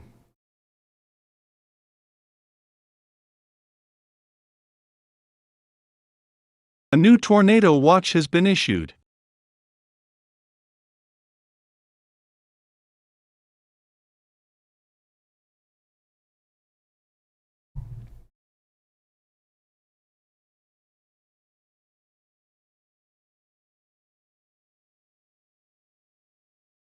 How strong is the hurricane now? Hurricane Helene is currently a strong Category 3 hurricane with winds of 120 miles per hour. It's deepening low pressure, and it's a major hurricane, so it's a very strong hurricane. Even if it didn't intensify a new tornado any at watch all has before it been made issued. landfall, this would be a pretty significant situation for the folks in the path. However, it is going to intensify before it makes landfall. So there's going to be some places that experience a catastrophic storm surge. We're going to have incredible rainfall and flooding problems. And of course, maybe even extreme winds right where it makes landfall with those 115 mile per hour or higher sustained winds.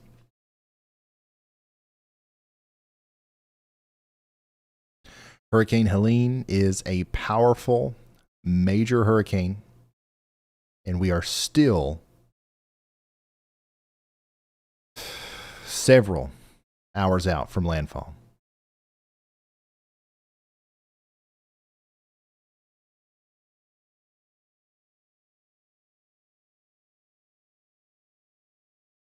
What time approximately will the winds reach Tallahassee? That's a good question. Let's try to give you a decent answer. Give me just a second.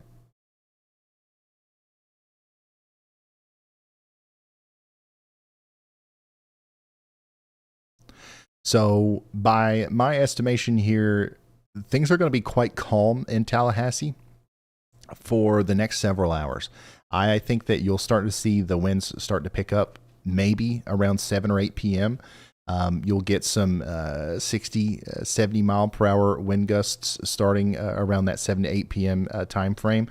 That'll continue to be the case until the strongest part of the storm makes landfall, probably around 10 p.m. Eastern, and that's when we'll start to see maybe the 90 to 100 mile per hour winds, maybe even much higher than that, all the way inland there towards Tallahassee. So more than likely, the strongest winds will be in the Tallahassee area around 11 p.m. Eastern, give or take an hour, and it's going to happen fast. It's going to be calm before the winds start, because this thing's moving so fast, and then it's going to come out of nowhere seemingly, and we're going to have an extended period of a strong hurricane, potentially major hurricane force winds, and then it'll be over. The strongest winds will be out of Tallahassee completely by 1 a.m. And we'll be talking about southern Georgia being the forefront of the bulk of the winds. Southern Georgia, near Valdosta, for example, areas just west of Valdosta could be experiencing 100 mile per hour wind gusts at 2 a.m.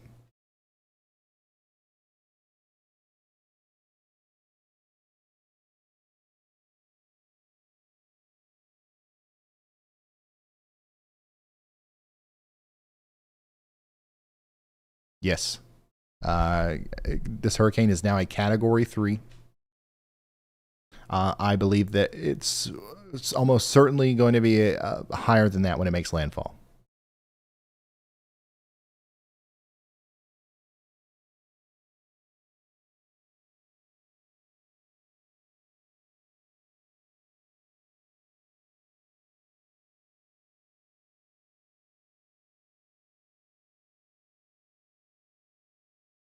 So what we're looking at here is the latest radar imagery. From the Tampa radar, you can see the eye wall quite clearly now over here. And you can also see some of the outer bands that are forming here and getting really close to Tampa. That'll be your first taste of this storm, I think. And also you can see our hurricane hunters here continuing to provide valuable data. Flight level winds, we've seen a couple of reports of 125 mile per hour winds up there. But the biggest thing that they're after is going to be the pressure, and the central area of low pressure continues to drop, and quite rapidly with this storm, and that's one of the reasons why we're seeing it explode in intensity so quickly.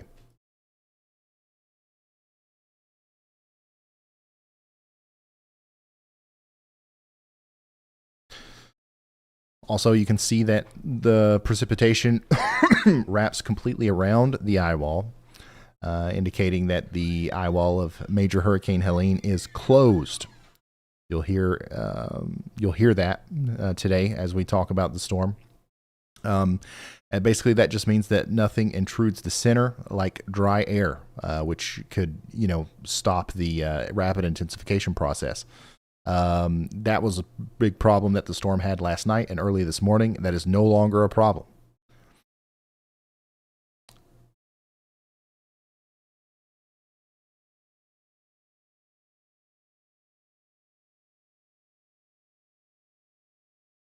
So basically, this thing is just primed to continue to strengthen all the way up until it hits land. Like there's nothing else that's going to stop it.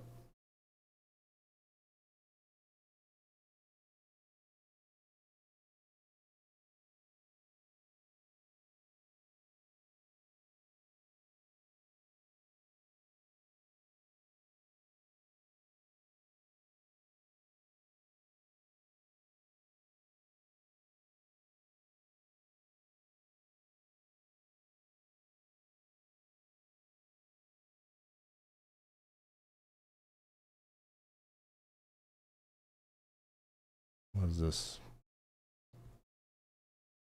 Did you guys know about the generator 2020 rule? Keep generators at least 20 feet away from your home. Wait 20 minutes for the generator to cool down before refueling. Buy carbon monoxide detectors for around $20 and install in your home. Important information, as lots of people will unfortunately A new tornado be warning use has been issued. generators over the next several weeks as a result of the power outages that'll be associated with this. New tornado warning Telfair County, Georgia. Let's go. Oh. Go.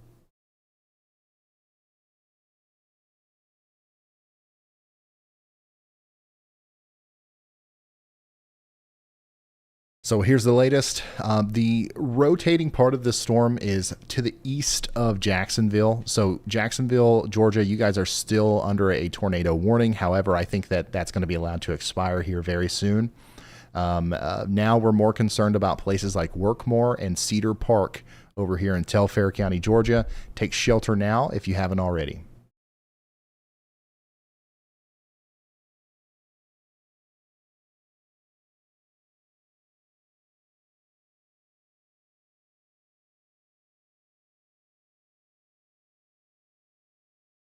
Also, we should check in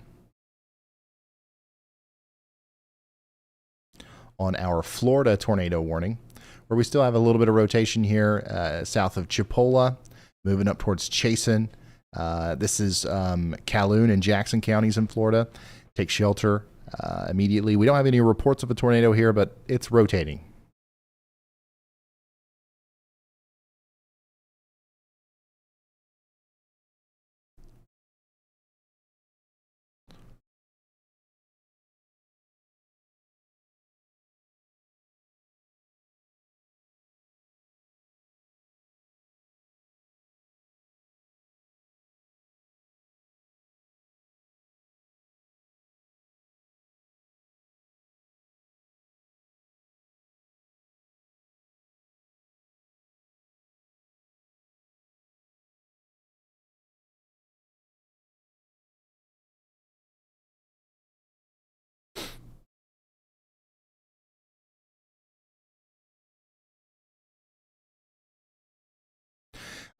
B says, question, are the hurricane hunters unmanned aircraft like drones, or do they have human crews on board? They have full human crews. There's they are manned. Now they are testing unmanned drones that fly much closer to the surface.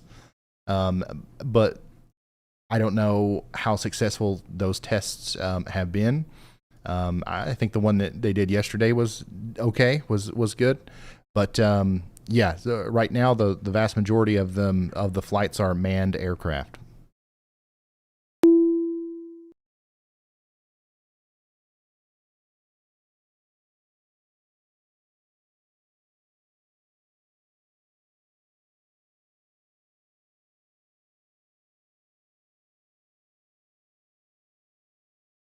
And it looks like this one is turning around. He's going to make another pass into the storm here.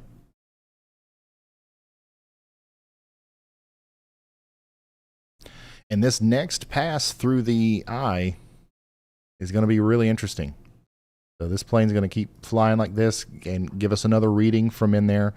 And we've got lightning, like Riley was talking about. We've got lightning in the system here.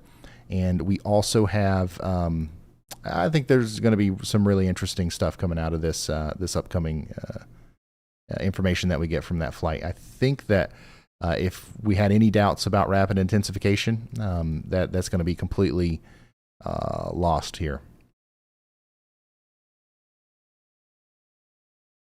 Unfortunately, it looks like Helene will be the monster we originally thought she would be. If you haven't gotten out of the Big Bend area, especially between Apalachicola and Cedar Key, you should do that.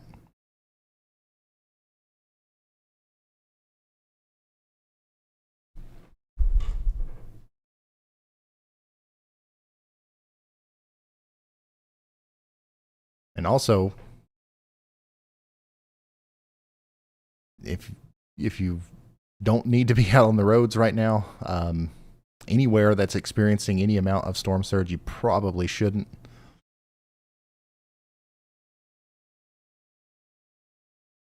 Similar to a flash flood, those waters can rise very quickly.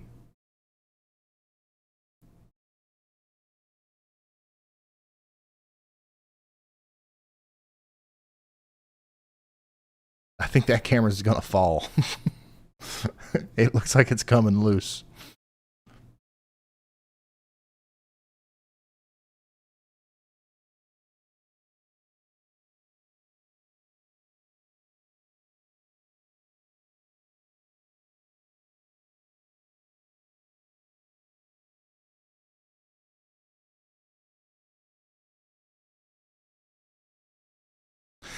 So if you are just now tuning in, we've got 4 tornado warnings. We're going to go back through those right here in just a moment.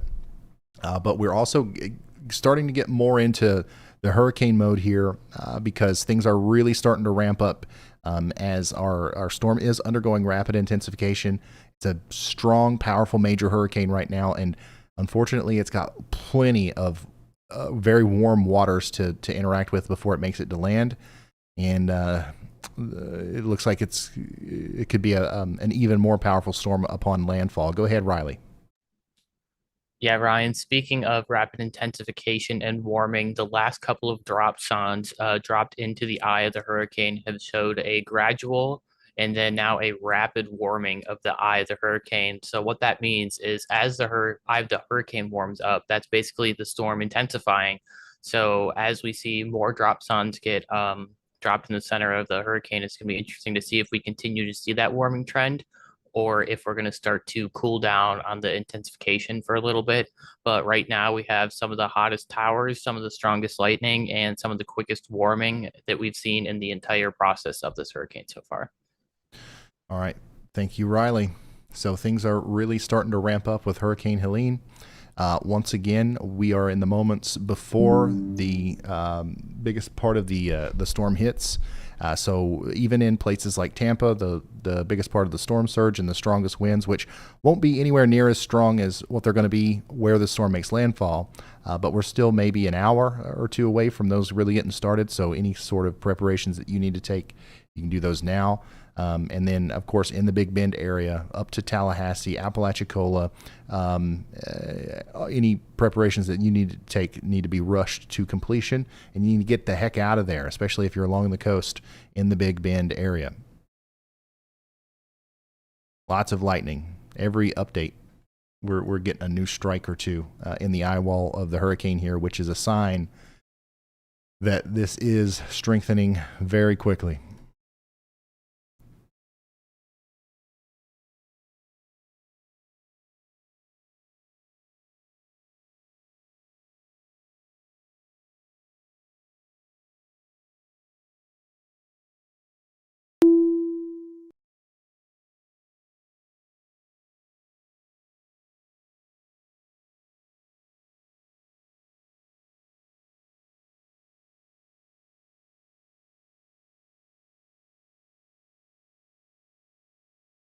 It looks like this camera's going to fall too.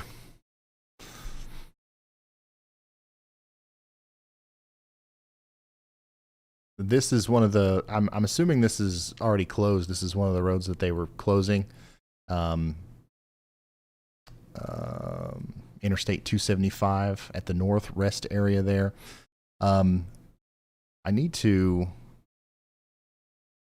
go through and add the town and state just for extra reference on all those. But we're going to see a lot of stuff like this today. And we're going to continue to see, especially as these outer bands get closer to Tampa, there's going to be a lot of imagery coming out of some of these tower cams of this kind of thing.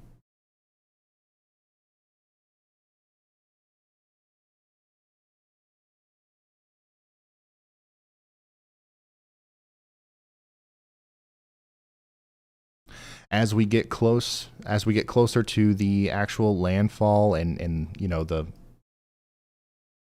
crazy events that are about to unfold thanks to this hurricane, please remember, if you haven't already, consider sharing the stream.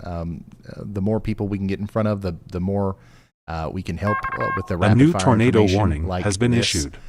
There's a new tornado warning that was just issued for Wheeler and Telfair counties in Georgia. And we will be doing this all day, commercial free, until we pass out from exhaustion. That's essentially.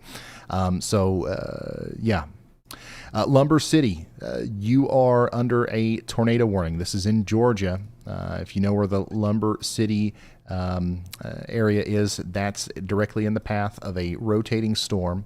That is actually a decent little rotation couplet there just to the west of Hazelhurst.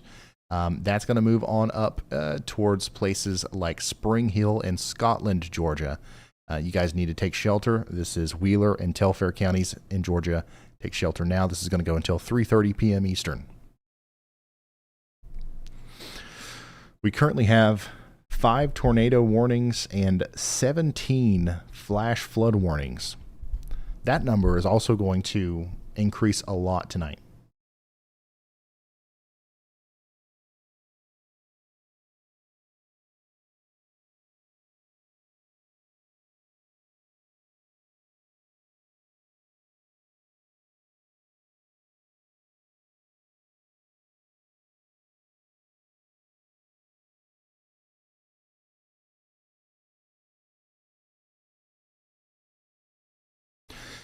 Angela says, shared you out to all my friends and family in Georgia. Thank you for what you do. Well, thank you for sharing. We wouldn't be able to help anybody out if it wasn't for you doing that. So thank you so much. Yo, Ryan, you about to pop off a 24-hour stream? Hey, listen, if we have to do it, we'll do it.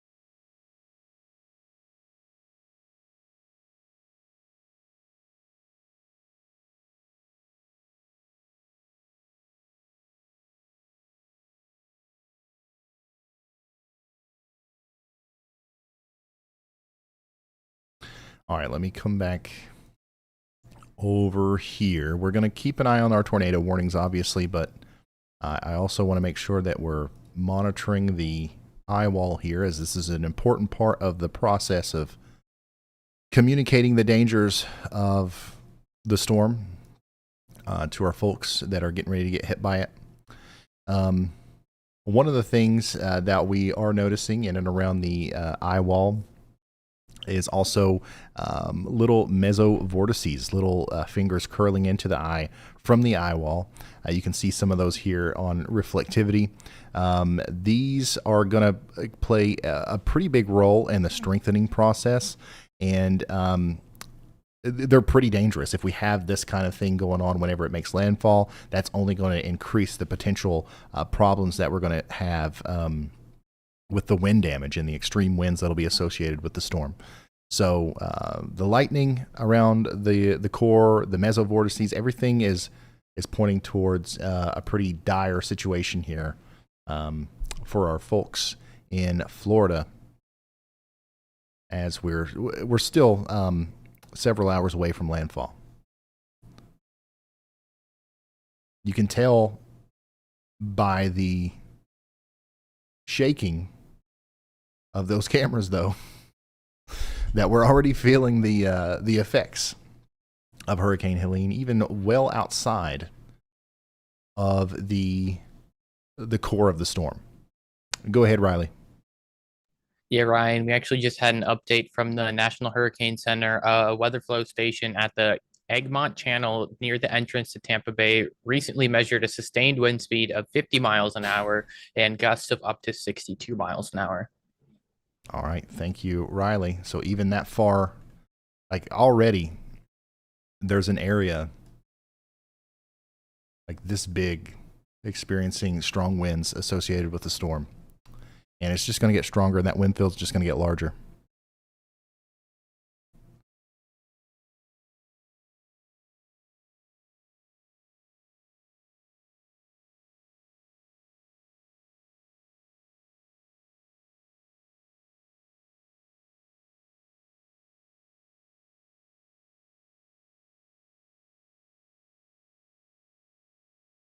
this dono for the channel or hurricane relief. TJ Vander, if you want to help us out with hurricane relief, above my head up there you see the y'allsquad.org. So far during this hurricane we've raised $8,000 thanks to you guys. If you want to directly help with the hurricane relief, the best way to do that is to go over to the y'allsquad.org and make a tax-deductible contribution to our nonprofit organization. Kelly says, when will the wind start to really pick up in Woodstock, Georgia? Also, can you track wind speeds? The best way to do that is I'll check in. I'll look at Woodstock and I'll tell you when those winds will start picking up.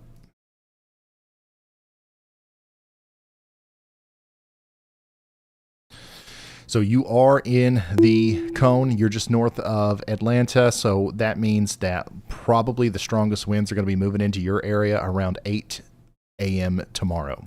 And they will be quite strong. We're talking about 60 mile per hour winds, maybe even as high as some 80 mile per hour gusts intermittently. That will cause problems with power outages, and there's going to be heavy rain associated with that as well. So lots of trees down and stuff like that. So you're definitely going to get hit by a pretty strong storm early tomorrow morning. Between now and then, though, you're going to be dealing with a lot of rain. It's not going to stop raining. It's only going to rain harder. And right up until those big winds come, it's going to rain extremely hard.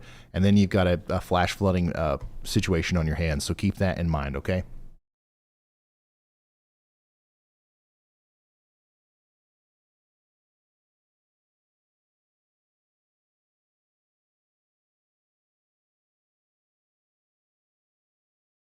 Ryan, how's the Waffle House doing?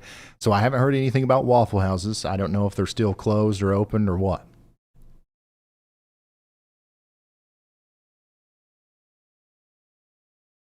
But if we have an update on the Waffle House, we will be the first to let you know.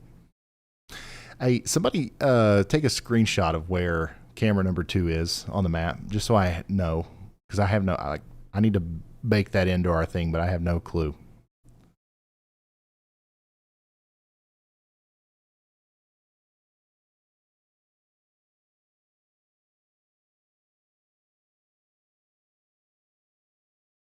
Category 4 soon. Yeah, we think that this will probably very quickly reach Category 4 status. Go ahead, Andy. Hey, Ryan. I'm actually watching an area near Dunn, North Carolina, which is basically due south of the Raleigh radar. It's been rotating for quite some time here, very far away, very outer bands, I would say, probably not quite influenced by the hurricane, but our previous precip event. It's in an organized area, a complex of storms, I suppose, and I'm watching to see if it'll come together. It does look like it's trying to come together right now, which is why I bring it up. So we'll see if that consolidates enough to be tornado warned. Currently not warned, and it did look a little bit better previously, but never received that warning. So if that continues to come together, then expect a warning in that area near Benson, North Carolina, along I-95. All right. Thank you so much, meteorologist Andy Hill, taking us all the way up here to North Carolina, south of Raleigh, near Dunn, looking at this area of rotation that might try to come together as it comes up towards Benson. So y'all just stay tuned. We'll let you know if there's any major developments with that. Speaking of rotation and tornadoes and stuff like that, let's go check in on all of our tornado warnings. Right now, we've got one down here in Florida still for Altha and Willis and Chasen, and this is in Calhoun and Jackson counties in Florida. This is going to expire here soon, within the next 3 seconds. So this will hopefully remain expired, and we won't have to deal with another tornado warning here. However, there are still a couple of areas of rotation in Florida that we've got to watch, and we could see a new tornado warning here soon. So we're going to keep an eye on that area. But right now, that tornado warning has been allowed to expire. Let's go back over here to Georgia, where we also have a couple of ongoing tornado warnings. One of those is heading up towards the McRae area. Right now, you're not under a tornado warning in McRae, but I wouldn't be surprised if a new warning got issued for you as this storm comes up in your general direction. Additionally, we've got a stronger storm over here near Lumber City that might have a tornado that's moving towards Spring Hill, Jordan, and eventually up there towards Stuckey, Georgia. So y'all watch out and take shelter, and we'll keep you updated on any further developments with that. Right now, we don't have any official reports or anything, so we're just going by the radar, and that's what we know so far.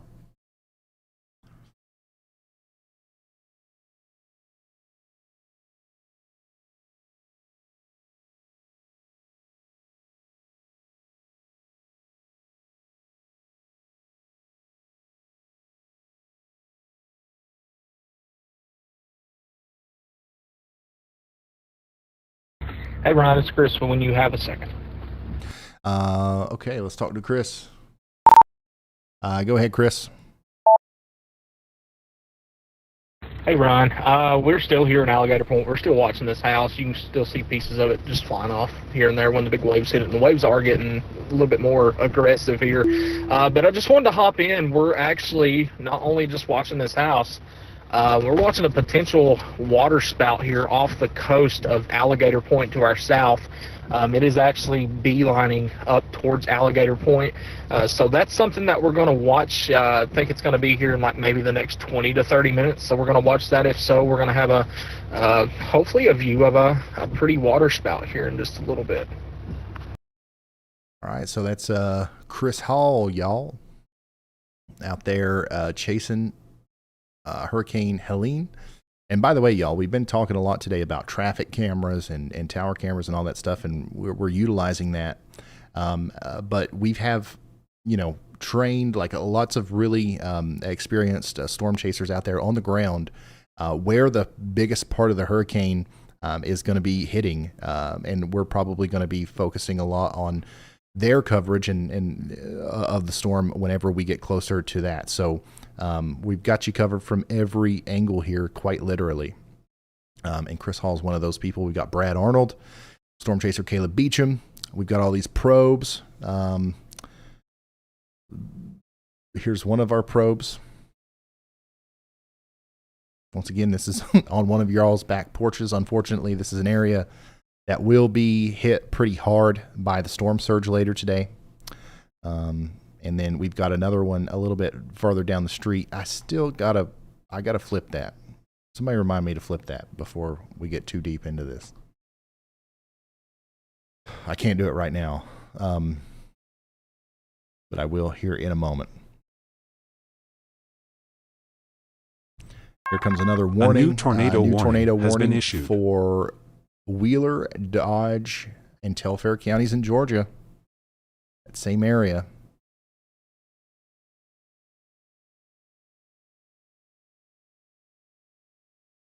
So there it is. This includes McRae and the McRae area, the Helena area, all the way up towards Avance. So this is what we're dealing with now. The rotation here continues to look concerning, and this is going right up towards the town of McRae. So if you live in McRae, you need to take shelter now. If you know where McRae or Alma is, anywhere in between those two towns, you've got to be taking shelter because we've seen tornadoes happen today. We know that these storms are capable of producing tornadoes. And this is another one of those, okay? And McRae is a decent-sized little town here, so we got to get those people into shelter.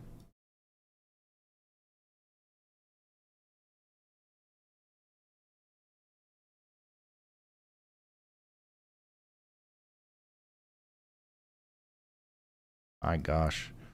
Look at all that lightning from this band right here. This is in the eye wall of the hurricane, a significant uptick in lightning. This program, it only shows strikes that are recorded in the last 5 minutes, I believe, or maybe it's 10, yeah.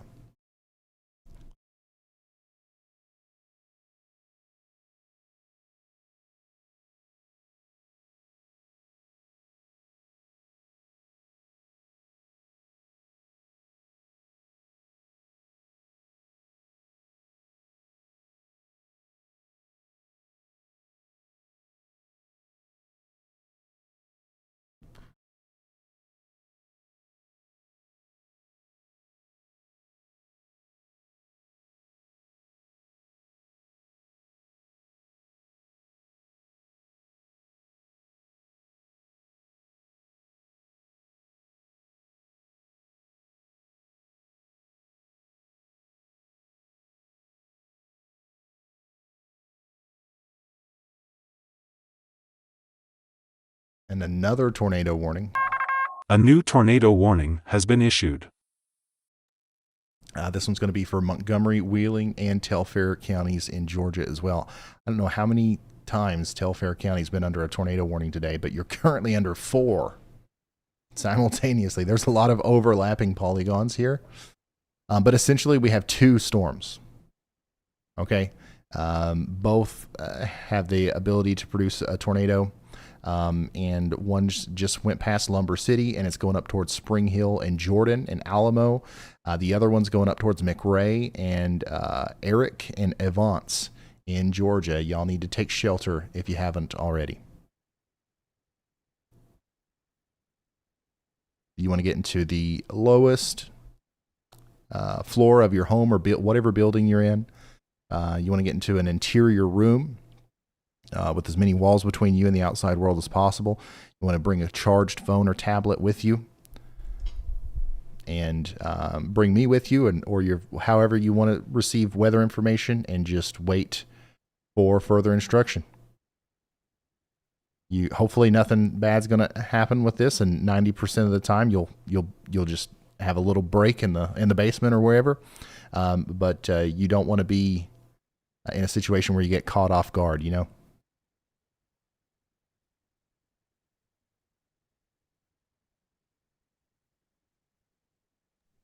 All right, I'm ready to cue if you're ready.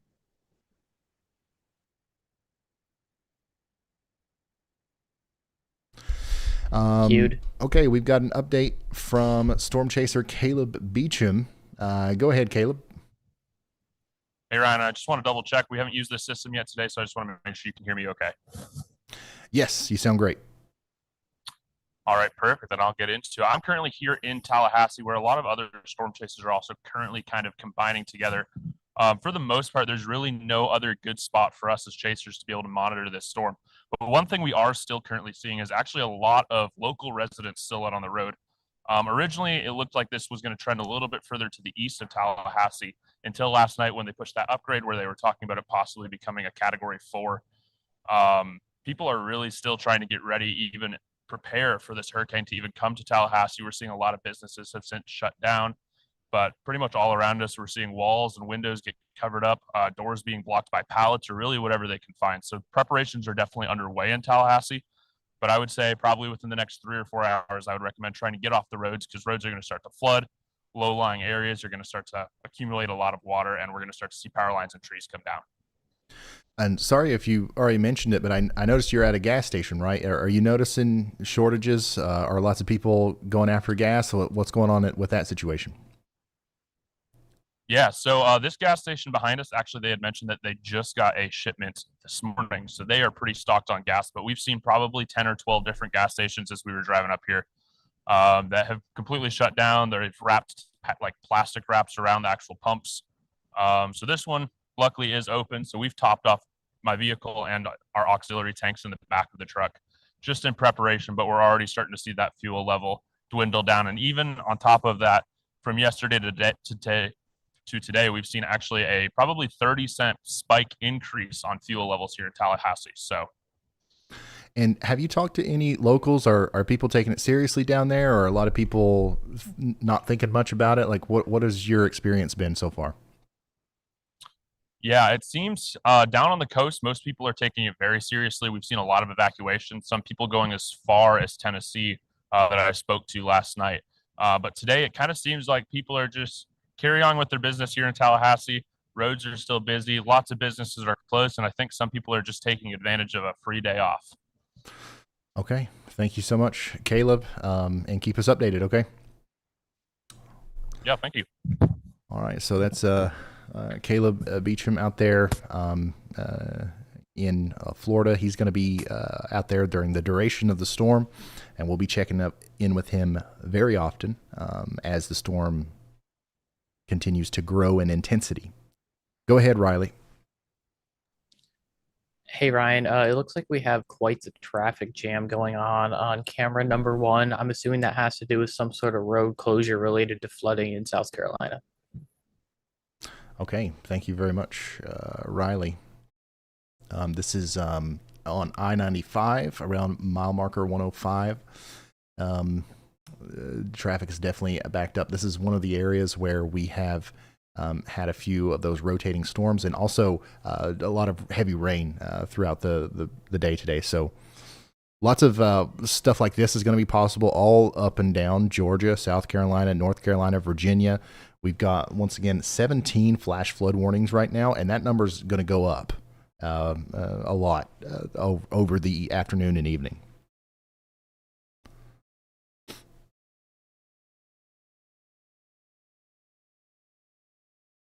If you are getting the heck out of Dodge from Florida, we heard Caleb talk about people going to Tennessee.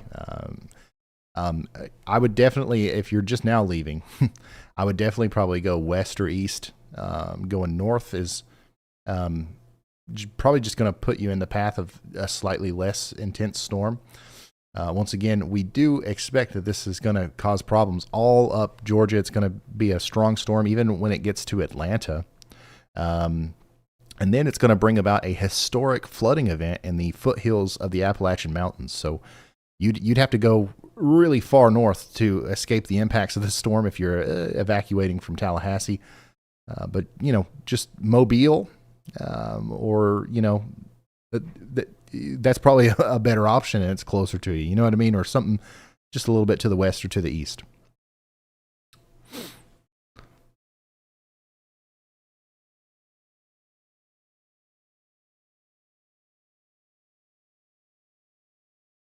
Duncan says, how does Columbia, South Carolina to Charlotte, North Carolina on Interstate 77 look for the next few hours? That's where my company has me. I'm a truck driver. For the next few hours in that specific area, I think we don't have too much to worry about in the near term other than heavy rain. Okay, so you're going to enter a couple different flash flood warnings. So the traffic situation that we're seeing in South Carolina is something that you could come across if there's some flooded roadways here.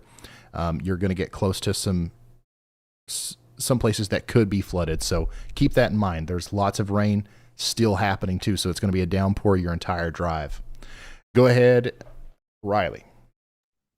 Hey, Ryan, the last millibar reading we had from the hurricane hunters was a 959. They are currently inside the eye wall of the hurricane, which means they are not at the area of lowest pressure, and the extrapolated surface pressure is 956 millibars. That is not in the center of this hurricane, and it's probably going to take 10 to 15 minutes to get the information from the center of the hurricane. But in the eye wall, where it is still not going to be the lowest pressure, that is still a 3 millibar drop, 4 millibar drop. Wow. Yeah, that's a significant drop from what we had earlier. And once again, just to keep things simple, lots of people will ask what this means. The pressure number here, essentially we're looking at the intensity or the strength of the low pressure. The lower that number, the stronger the storm. Just that's all that you need to, we're watching this number. If we see it get lower very quickly, that means that we're probably dealing with a rapidly intensifying storm, and that's what we've got going on here. So our hurricane hunters are in the eye wall right now, and we will continue to relay whatever additional information we get from them as we get it.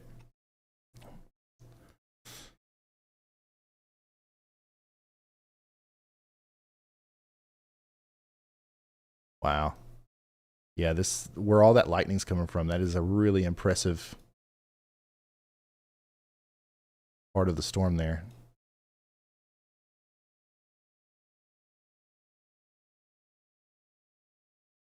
Wow, yeah, hopefully this thing speeds up a little bit. Because, just since we've started this stream, we've been streaming now for almost 4 hours.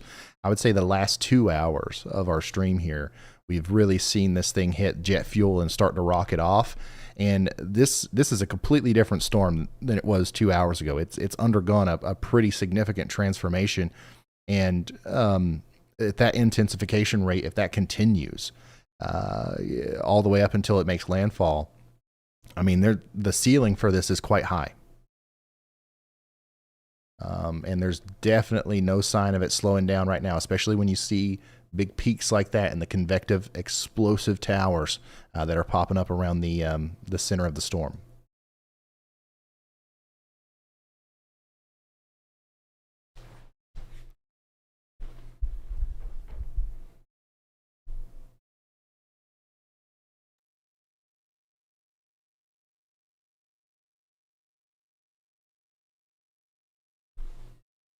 And the lights are orange. That means we've got some news from Elijah. Go ahead, Elijah. Hey Ryan, so I have an update on the flood warning that is ongoing for Columbia, South Carolina right now. I just was looking at the warning text, and it actually is rain gauge indicated. So I went over to the Water Prediction Center, or the Water Prediction Service, and they actually have several gauges that are in minor to moderate flood stage. One of the gauges along Rocky Branch, the Rocky Branch Creek in Columbia, South Carolina, near downtown, is at moderate flood stage, really close to major flood stage. It's actually only about 2 feet away from its record. So Columbia, South Carolina is currently getting a lot of flooding right now. Okay, wow. Thank you so much, Elijah, for that. Also, right before you keyed in, we had the lights turn white for a minute, which means that somebody that's around Hall Force 1 wants to talk. Who do we got here? Hey, Ryan. Hey, this is Brad Arnold, Storm Chaser Brad Arnold. How are you? Doing good. How you doing? Good. So yeah, we are standing here in Tallahassee. I'm standing here with Caleb. I can't. Caleb just hopped in the truck for just a little bit. We're sitting here in Tallahassee right now, just waiting on Hurricane Helene to get here. She is rushing to get here, and she is one of the fastest moving storms I've personally ever covered. So we're seeing a lot of people out there, Ryan. A lot of people. I've been standing here with Caleb for probably about 5 minutes now. And we've seen probably about 25, 30 cars. You can see people still just sitting at the gas station. I'm not sure if they're not taking it seriously, or Tallahassee normally doesn't see these storms this far inland. So it is what it is, but we're seeing a lot of people out. And I don't like to see that, especially when we're only just a couple of hours from feeling the impacts of the hurricane. Yeah, absolutely. And thank you, Brad. Hopefully we hear a lot more from you today as well. Just keep chiming in anytime you get any updates. And somebody needs to remind me that we need to make another name card. That was Brad. That was the tornado sniffer himself, Brad Arnold. So we're talking to our storm chasers out there, and we're going to probably be focusing a lot on them, especially as we get closer to landfall. So you'll be hearing those names a ton as we go later into the day today. Brad, Caleb, Chris, we've got Brett Adair out there, Bryce Shelton as well. So we're going to continue to go to them for really important on the ground coverage during landfall. John, thank you so much for that. And yeah, that's what I was cracking up at. I didn't have any way of putting him on the screen without Caleb Beecham's name being above him. So I didn't know what button to push. Go ahead, Riley. Hey, Ryan. So this is just a little information outside of the hurricane itself. Tropical Tidbits, a website that a lot of people use to get information on hurricanes, is having errors right now related to too much website traffic. So make sure if you rely on that website for any sort of hurricane information, you have an additional one, because it's either updating slow, not at all, or it's working just fine for some users. But everyone just needs to keep in mind that that website might be slightly behind and might not have the most up-to-date information on it. Thank you so much, Riley, for that update. It seems like people are getting interested in what's going on here, and unfortunately, hopefully everybody that's really close to the coast here was interested a long time ago, because it's almost getting to the point to where we've waited too long to take action if you haven't started yet. But now that we're pretty certain that this is going to make landfall as a powerful major hurricane, it's fairly certain at this point that we're going to see some destructive damage from this storm. Lots of people who maybe were writing it off in the beginning are now starting to pay a little bit more attention to what's getting ready to happen here. There's currently 90,000 of you watching right now. Once again, just a quick reminder, if you haven't yet, consider sharing us on social media. We'll be here all day, well into the overnight hours, doing nonstop commercial-free coverage for anybody that needs it. And then also, consider hitting the like button here on YouTube, because it helps us get in front of people who otherwise wouldn't tune in to the news. Being here on YouTube is a unique way to reach people. So if you don't care to do that, you're the only reason we're able to reach people. So thank you so much for the opportunity. Also, if you're just now tuning in, basically what we're doing at this point is we're preparing for landfall. We're talking to our storm chasers. They're getting set up. We're setting up all of our storm surge probes and everything, and we're just monitoring the satellite and the hurricane reconnaissance data that's coming in from these airplanes that fly through the storm. And basically everything that we're learning is concerning. This is, there was a brief moment this morning where it felt like maybe this was going to let up a little bit. That moment has passed, and it feels now like we are certainly on the verge of at least a category 4 landfall with our major hurricane Helene here, as it comes up right towards areas just south of Tallahassee, Florida. There's also going to be major widespread inland impacts as well, and there's an ongoing tornado threat, which will be with us through the entire duration of this system. And right now we have 2 tornado warnings. Earlier we had 7. There will be several points today where we might have up to 10 consecutive tornado warnings, so keep that in mind.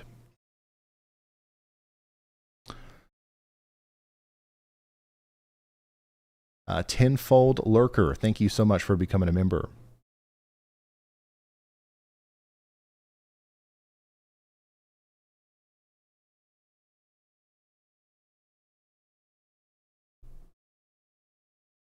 Go ahead, Riley. Hey, Ryan, our new number on the pressure in the center of the hurricane is 951.7 millibars. Wow. Okay, thank you. So this is our hurricane reconnaissance. There it is. Center of the hurricane, 951.7. This thing is dropping like a rock. So once again, rapid intensification is underway. And it's got a long time to go. Look here. This is where the center of the hurricane is right now. It's going, even though it is moving quite fast right now, and it's going to keep moving faster, it's got a lot of water to cover before it makes landfall, and it will likely continue to strengthen until it makes landfall. So unfortunately, it's just going to keep going up in strength. So once again, a lot of this, a lot of people asking, what does that mean? What does that mean? Is that bad? This number, the lower it gets, the more concerning our storm is, the stronger the storm is, and the faster that number drops, the more rapidly we can assume that the storm is increasing in intensity. This number has dropped a lot in the past couple of hours.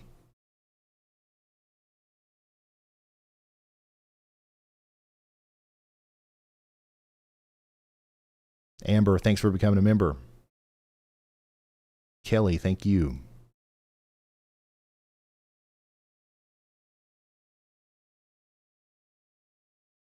For the second time during this stream, we have another brief moment where we have no tornado warnings right now. So hopefully we keep on that trend, but we're probably going to see another one at some point here in the near future. Somewhere in South Carolina or Georgia, more than likely.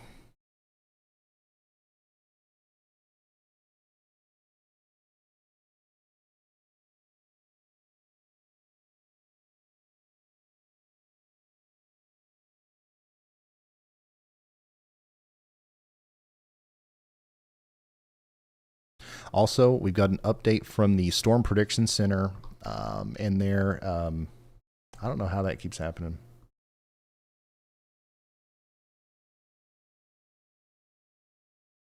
One second. There we go.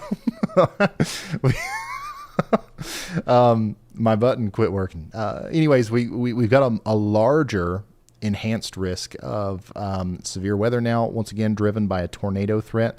Everybody in the dark orange is under a pretty elevated risk for tornadoes today. That goes from Jacksonville, Florida, up past Savannah, Georgia, Charleston, South Carolina, now past Myrtle Beach, South Carolina, even into southern portions of North Carolina. We have a real risk of some tornadoes today. So keep that in mind as we track the hurricane. We're also going to be tracking several tornadic supercells coming off of the Atlantic Ocean onto the coastal areas of the southeastern United States. For anybody who is just now tuning in, maybe for the first time, you haven't heard me talk about it, I do want to mention very quickly as well that we have a pretty significant rain event on our hands here with this hurricane. Obviously, the landfall is going to be really intense. We're going to experience maybe a catastrophic storm surge in some of the Big Bend area of Florida. However, the high probability of flash flooding is also going to be a big story here from the mountains of North Carolina down through Atlanta and then down towards Tallahassee. We've got a rare high risk of rainfall here, an excessive rainfall. And I think that some of these places will see life-threatening and catastrophic flash flooding as well, especially in the mountains around Nashville, North Carolina, or Asheville, North Carolina, point south and west into the foothills of Georgia and extreme northwestern South Carolina. You guys are in for a lot of rain. You've already gotten a lot of rain. It's not going to stop raining until we have this one last burst of rain late tonight into the early morning hours tomorrow, where I think we're going to see some historic A new tornado flooding, warning has been issued down here. So make sure you are prepared for that. And now we've got ourselves another tornado warning. What was that break? 5 minutes without a tornado warning? Let's go fly to this new one. And there it is. It's in Florida. Alfred and Cottondale in Florida. This is Jackson and Washington counties in Florida. You are under a tornado warning. Some places that are in the path of this rotation include the Cottondale Elementary School, Alfred Elementary School, and also, of course, right next to it there on Highway 231, the Cottondale High School. If you're anywhere near any of these places in Jackson or Washington counties in Florida, take shelter immediately. Hey Ryan, it's Chris. Sorry to bother you. We are in a new location. We actually got kicked out of our last location. We're watching what is likely a fishnado ongoing out in the distance here. We're waiting for it to get closer to land. We're going to stay here as long as we can. Hopefully we don't get kicked out here either. But we're going to hopefully get you a view of a spout here pretty soon out in the waters here south of, I think we're in St. James, Florida. So. All right, thank you, Chris. Chris says he's got a fishnado, if we can pull him up. And then, Chandra, is that, where's that camera there? Just tell me. Ryan, the top 3 cameras are all in the tornado warning. And then Chris is where Chris is. Okay. All right. Sounds good. All right, so we've got this tornado warning here. The rotation's going through Alfred and Steele City, and then it's going to go up towards Cottondale. It'll cross Interstate 10 here shortly, and we've got a pretty good view of that through the cameras here. So those top 3 cameras are where we're going to keep an eye on for that rotation that's going to cross Interstate 10 before going to Cottondale. Go ahead, Andy. Hey, Ryan. Watching the storm that has been a little bit further east than all of our supercells in a band off of the Tampa coast that probably produced several strong water spouts at this point, but they've all been in that arc that's moving relatively northwest. This one is just due west or southwest of Venice in Florida, so well to the south of Tampa, but it's east of the hurricane. So as the hurricane moves rather quickly to the north, this storm is actually going to take more of a northward path, which will bring it pretty close to the coast. Even if it starts to turn a little bit west here, I do think it will be near Longboat Key within maybe about 30 minutes or so. And it has looked like a significant supercell, and that it will probably stay alive through that time period. So given how fast it is also moving on top of the forward speed of the hurricane, these things are moving pretty quickly. Yeah, if it'll be there in about 30 minutes, maybe a little bit closer or sooner than that. So we could see a tornado warning issued near the Bradenton area, Longboat Key, and eventually St. Petersburg will have to start thinking about these supercells as they come onshore, closer to the onshore area. So y'all watch out for that. I believe there's probably a special marine warning on it, but a tornado warning would be for the component that is landfalling. So please watch out for that. Thank you so much, meteorologist Andy Hill, pulling us down here to this Hey Ryan, it's Brad. band When of you have a second, hit me supercells that is coming up towards the Bradenton and Longboat Key and Sarasota area. We're going to talk about this more in depth right after we hear from Brad again. Let's reach back out to him. Brad, go ahead.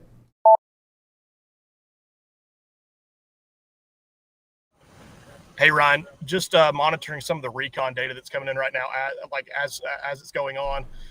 We're waiting on a drop zone to drop down to get that data, but we do have an extrapolated sea surface temperature of 951 millibars. That would mean that it dropped 8 millibars in the past probably about 45 minutes to an hour, which is very, very substantial, which means that rapid intensification is likely ongoing right now.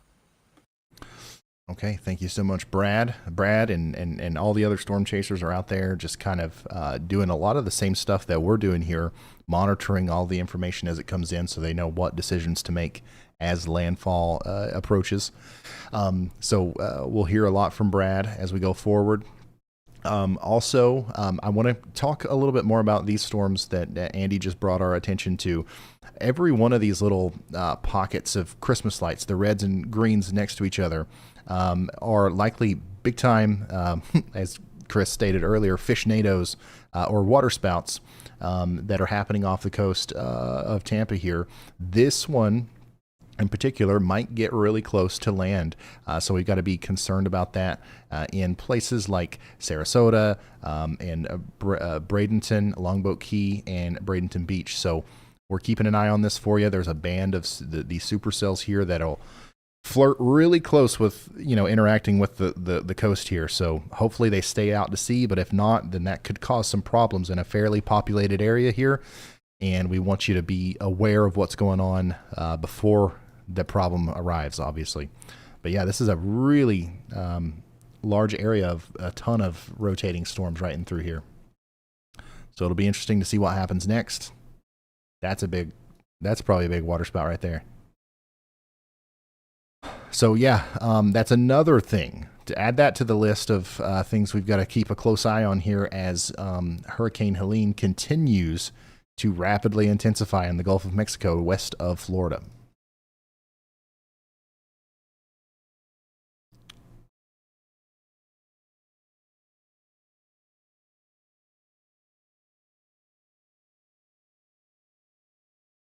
K. Yeager, thank you. Kathy, thanks. What about Gainesville? Gainesville, you guys are going to likely miss the majority of the strongest part of the storm, but you are going to experience a pretty extended period of very strong tropical storm force winds, high-end tropical storm force winds. And also, if, an outer band like this continues to move like onto Florida, Gainesville, you guys will have to deal with the tornado threat as well. So it all is going to start here in the next couple of hours, and it will be over around midnight. But you guys are probably in a spot where you're not going to have to worry too much about like the big time disastrous effects that may be more common farther to your west.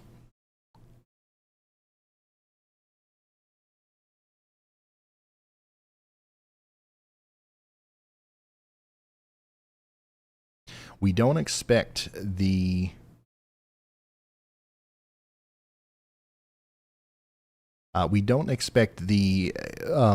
the greatest winds to really even start anywhere on land until much later this evening after 6 p.m. more than likely.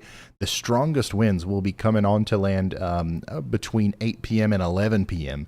So we're still so far away from knowing exactly what Hurricane Helene has to offer. And unfortunately, it's going to have a lot of time to change and continue to strengthen in the meantime.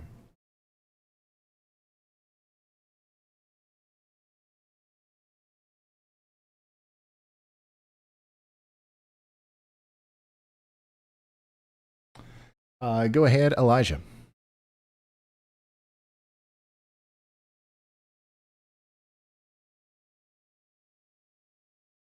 Muted. Thank you. So, I have an update on the casualties from Hurricane Helene. Thankfully, there are no fatalities reported so far. Unfortunately, we have had 3 injuries. One person was injured earlier this morning. He was electrocuted by a fallen power line. So please be cautious if you're on the road. Do not go near power lines, please. If they are downed, please do not go near them. And then we also had on the west or on the east coast of Florida, a tree fell on a mobile home, injuring 2 people. They are okay though; their injuries are not serious. So 3 people have been injured so far, actually by the outer rain bands. So please be cautious. Do not cross fallen power lines if you are driving or out and about, even if you're just in the outer rain bands, because they're still live wires and they can electrocute you. Please do not go out near them. Thank you so much, Elijah. And go ahead, Riley. Hey Ryan, I have an update from the Taylor County Sheriff Office. They are ordering anyone who ignored the mandatory evacuation to please write their name, date of birth, and their residence on their arm or leg in a permanent marker, because they are expecting that everyone who stayed behind is going to unfortunately pass away. That is direct from the sheriff's office that are saying, if you are staying behind in this thing, write an identifier on you so we know who you are. Okay. Wow. Thank you, Riley. Once again, it's very important to kind of understand why whenever we use the words that we use to describe the intensity of the storm and to try to convince people to take action like this, it's exactly for this reason. It's exactly for this reason. Sometimes people wait too long. Sometimes people don't want to believe that the big bad thing can happen. But here we are, and also it's one of those things too, to where you've got to think about it from the perspective of it's not just you, right? If you stay behind, especially if you got a choice, if you have the ability to leave and you don't, if you stay behind, you're not just putting yourself in danger. Somebody is probably going to have to try to save you at some point. And now you're putting their lives in danger, and they've got their own family and all that kind of stuff. So yeah, it's really important to take all of these evacuation orders very seriously. Even if you've been through hurricanes before and you think you've seen it all, it's better to be safe than sorry. Go ahead, Andy.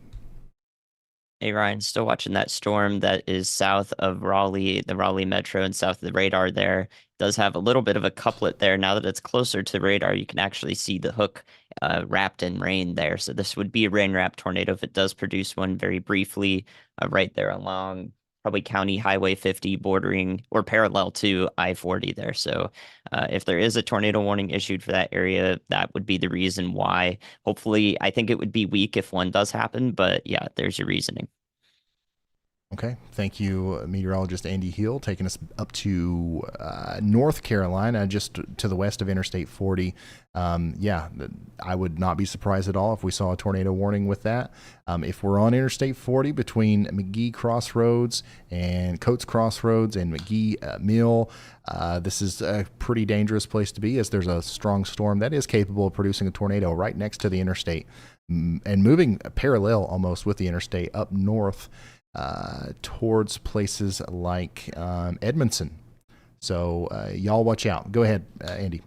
Or Yeah, is me. Actually, I do want to say that that is on the ground. I can see lowered correlation coefficient in there with lowered differential reflectivity values. So on that newest scan, I do believe there is a tornado ongoing right over County Highway 50, just west of I-40, and that is unwarned. So I do think it's a weak tornado, but there's probably someone on I-40 right there, well to the south of Raleigh and north of Benson, North Carolina, that could see a tornado, at least one that briefly whirled around some twigs, maybe. So unwarned tornado, I do think, is ongoing right now.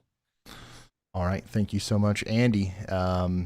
Guys, if we are in McGee Mill, McGee Crossroads, Coates Crossroads, anywhere near Interstate 40, south of Edmondson and Willow Springs, we have reason to believe that there's a tornado ongoing here, or there was just one, and there could be another one here shortly. So keep that in mind, and y'all watch out.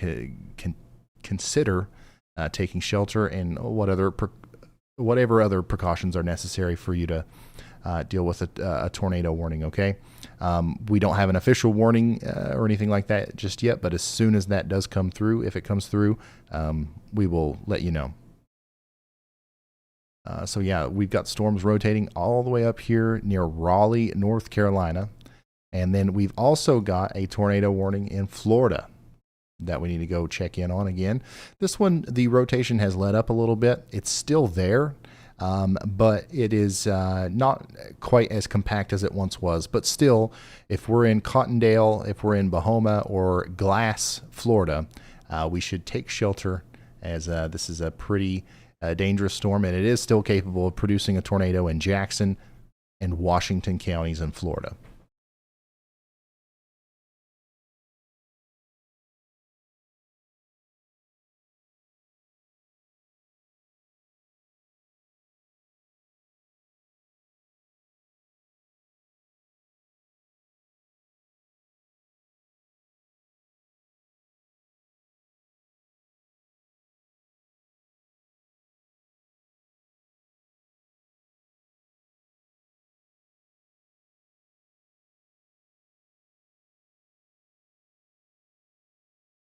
Go ahead, Riley. Hey, Ryan, we did get confirmation directly from the National Hurricane Center that we are at 951 millibars. All right, thank you. So the number continues to drop, and we are continuing to see our major hurricane become more major. Unfortunately, as it comes up towards the Florida coast. Look at some of the more recent frames here on the satellite. You can look and see it. Some of these towers are still really peaking the scale here as far as how tall they are, how explosive the energy is around the center of this storm.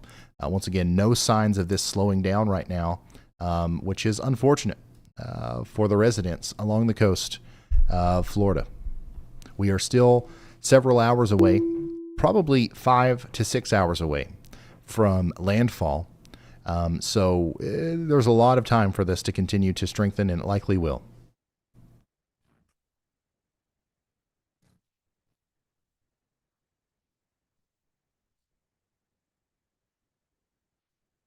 Yeah, and here's that image from the Taylor County's Sheriff's Office.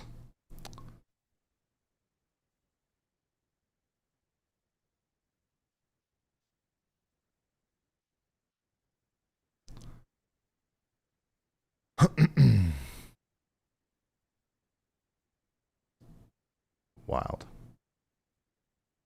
Oh, there's I don't know what I don't know what's causing that.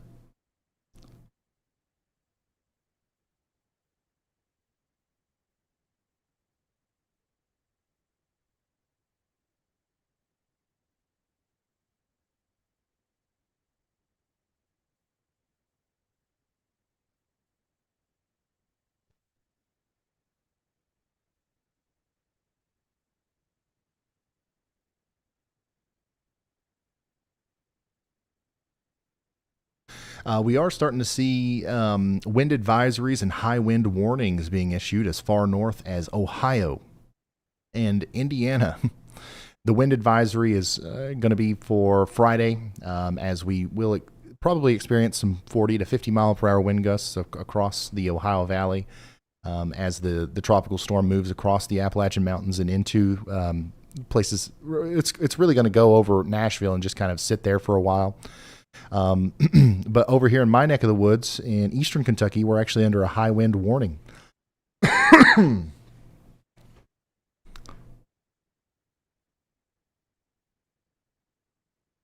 Go ahead, Riley. Hey, Ryan, a little update from the National Hurricane Center. We no longer have a closed eye. It's a ragged eye, but there is a video in stream text, just a minute and 30 seconds of raw Hurricane Hunter video from the plane. All right.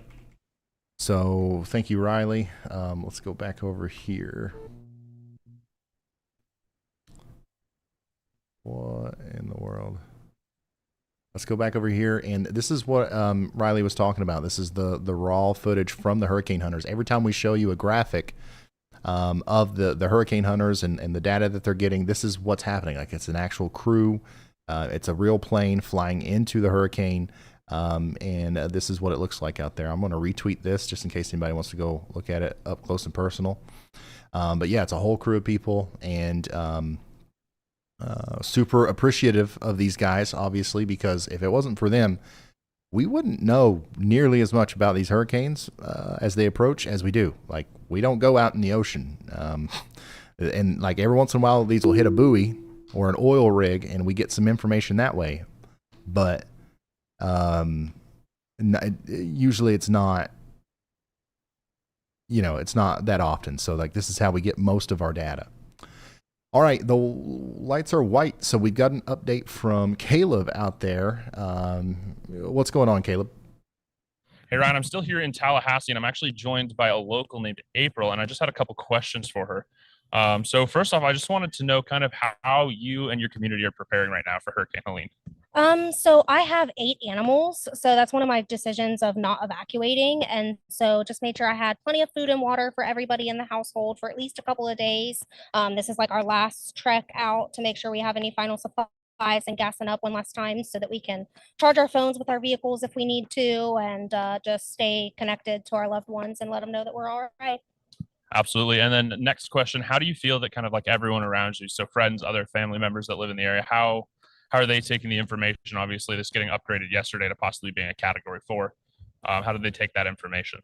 Yeah, so I know a lot of people are really scared. A lot of my friends and grad students at FSU have evacuated and gone to families in the surrounding area, just trying to get even, 3 or 4 hours west will try to save us from most of that hurricane warning and flooding issues and things like that. So evacuation has been the safest thing that I've heard. But other than that, just trying to make sure that they had plenty of food and water, tarps, if any integrity issues with their houses and things like that, if a tree falls or anything, that's one of our biggest concerns. Right. Awesome. Well, that's pretty much all the questions I have for you. Thank you very much. And back to you in the studio, Ryan. Thank you, Caleb. Caleb's out there in the path of the storm, and he's going to be out there even while it hits. So we're going to be checking in with him pretty often. We've got this live view of the, you see the camera that's shaking. We've been convinced that it's about to fall all day, but you can see that the water's actually rising. We were only having a couple of lanes of traffic being inundated by water. Now it's going pretty much all the way across the road. And this is the Howard Franklin Bridge in Tampa. Okay, so we're really starting to see the waters rise in and around Tampa, and that's going to continue to be the case as we go forward.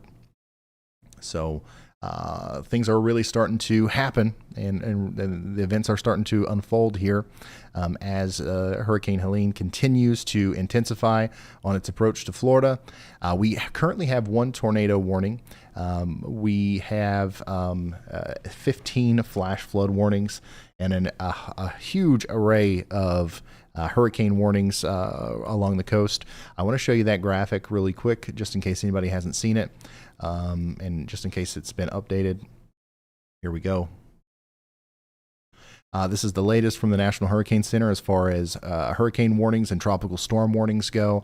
If you're in the red, you need to be concerned about extreme winds, hurricane force winds through the night tonight. All right, this is going to make landfall likely sometime around 9 or 10 p.m. Eastern, and it's going to race up towards Atlanta by 6 or 7 a.m. Eastern. In the time between that, we're going to see damaging winds everywhere in the red, especially the closer you are to the coast, the more damaging those winds will be. We're talking about potentially extreme winds right along the coast of over 115 miles per hour sustained. So that is what we're dealing with there. Also, you can see the yellow blob here encompasses almost the entire peninsula of Florida. This is the tropical storm force wind field, and that's also getting ready to move up into the panhandle of Florida right now as well. So the winds are about to start picking up a little bit in places like Tallahassee. Now, if you're in the blue, you're under a tropical storm warning. The entire state of South Carolina, the entire state of Florida and Georgia, you guys are all included in this. And that's going to be for winds between essentially 40 and 70 miles per hour between, once again, late tonight into the early morning hours tomorrow. The biggest concern, though, for most people, especially if you're outside of this red area, the biggest concern is going to be with rainfall. And an unprecedented rainfall event is on our hands here, especially in the mountains of North Carolina. We're going to have extreme flooding potentially in the metro Atlanta area. We're going to have terrible flooding, life-threatening flash flooding in Tallahassee. But we are very concerned, especially about the mountains of North Carolina, Virginia, and portions of South Carolina and Georgia, because we're already experiencing flash flooding here. We already have flash flood warnings at the wazoo. We've already had 6 to 8 inches of rain in some of these places, and we are expecting to potentially double that as Hurricane Helene dumps its moisture on this part of the world. And the hills and the mountains up here make it extra susceptible to flooding. So we could be talking about catastrophic and life-threatening flooding in the foothills of the Appalachian Mountains, especially on the southeastern side. So I just want to make sure everybody's aware of that. Asheville, North Carolina, and everybody around there needs to be prepared for a flood of the likes we haven't seen in most of our lifetimes. And that sounds like hyperbole. It sounds like, it sounds kind of crazy, but it's what all the data suggests. Okay. So, prepare for that. If you're anywhere in the pink or the red here, significant flash flooding is going to be possible over the next couple of days. On top of all that, we've got a tornado threat in the southeastern United States. Everybody in the dark orange is under an enhanced risk of severe weather. Everybody in the yellow is under a slight risk of severe weather. Both of those risk zones are driven by the tornado probability. So we've got a pretty good tornado chance in the yellow there. That's a 10% probability of seeing a tornado within 25 miles of any given point. Doesn't sound like a lot, but it is much higher than your typical day.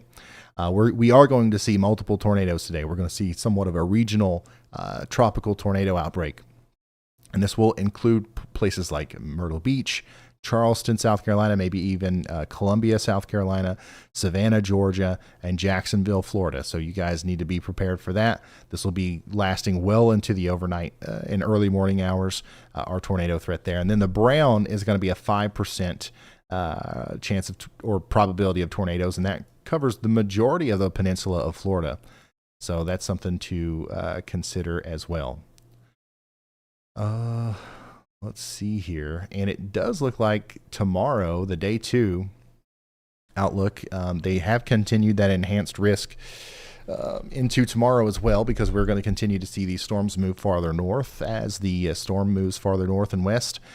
So portions of North Carolina are in an enhanced risk, and South Carolina also driven by that 10% probability of tornadoes tomorrow. So that's what we're dealing with there. And let's get back into the real-time views of Helene and all of our cameras, and the one that's hanging on by a thread up there on Interstate 275 in Tampa.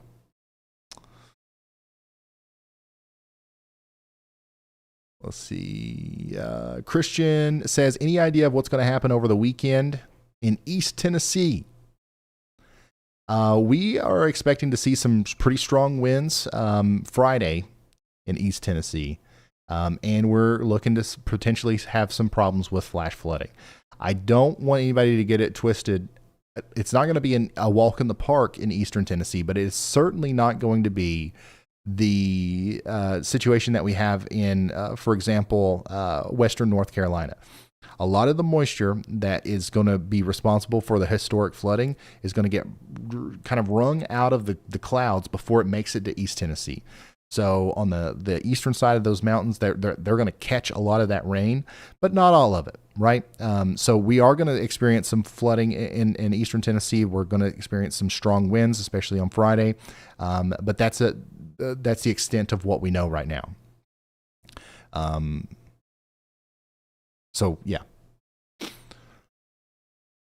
the winds could be in excess of 60 miles per hour at times. Oh yeah, and zooming out a little bit, some people might find this interesting. Zooming out a little bit on our hurricane outlook. Helene is not the only tropical system we have out there. There's Tropical Storm Isaac as well, which formed last night. And this is not going to really, it's not going to impact anybody except for way down the road. It's going to cause some storms and some wind and some rain in Europe. But this is a really far north storm, and it's going to be a hurricane this weekend up here. So Hurricane Isaac is probably one of the more northern I-named storms that we've had be a hurricane. So that's an interesting little tidbit. Elijah, go ahead. Hey, Ryan. So I had an update since you were just mentioning little tidbits about other storms besides Helene.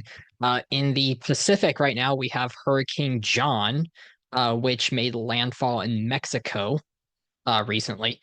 And the death toll from Hurricane John is now at 5. I just saw that update about 5 minutes ago. So I wasn't going to mention it, but you started talking about other storms like Isaac. So I just wanted to mention Hurricane John real quick. Okay. Thank you very much, Elijah, for that update.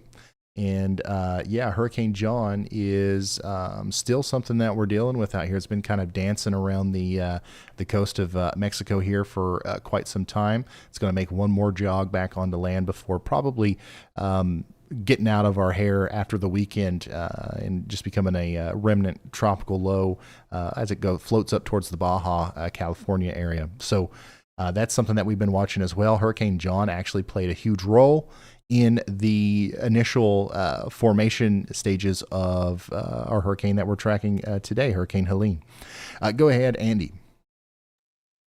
Hey, Ryan, 2 storms that I'm looking at here off of the western Florida coast here. The one that is now making landfall right now about Longboat Key west of Sarasota has not managed to sustain a rear flank downdraft surge here that would keep it organized where a tornado would form. So I don't see any low-level rotation with that one. I don't expect a warning at the moment. However, it did look concerning a little bit ago. The other one I'm watching is south of Venice. Once again, is heading due north into Venice and will impact the area. Does look a lot more tornadic and is ingesting some cells in its inflow region that may cause it to wrap up some. Is approximately 14 minutes out from the downtown area of Venice, or right in the center of town. So please expect that in about 14 minutes. I do think this one would be worth a tornado warning as it stands now. So you may have one issued in the next 5 to 8 minutes or so. Okay, thank you so much, meteorologist Andy Hill. Keeping an eye on all these spinning storms. This is something that we've got to watch very closely. Y'all watch out in South Venice and Venice. We expect that we're in another one of those breaks where very briefly we have no tornado warnings right now, but that could change very quickly, and this could be one of the reasons why right here. And just look at all, like there's more twisting storms even farther down here. So this is going to be an area that we have to watch for quite some time as the hurricane continues to spin around here to the west, and it looks to me like it's continuing to strengthen, but we definitely see less lightning. I don't see as much lightning activity as we once saw earlier. So that means that we could probably be in a brief moment where we're not seeing an explosion of convective activity like we were earlier. But that doesn't change the fact that this is still a strengthening storm, and it's still going to have a ton of time to continue to strengthen as it goes up towards the coast of Florida.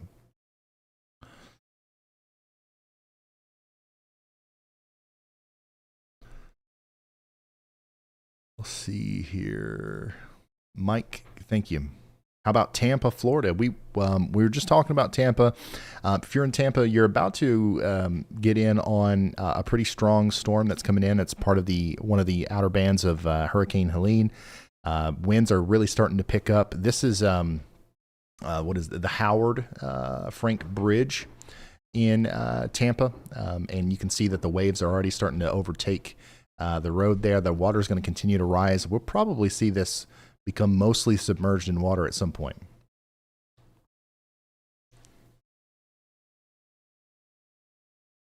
And then here's another view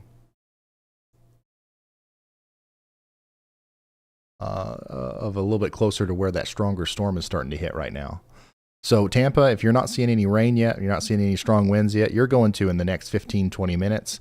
And it's probably not going to stop for the next several hours. This is the official onset of our tropical storm conditions that we're going to be experiencing for an extended period of time in Tampa.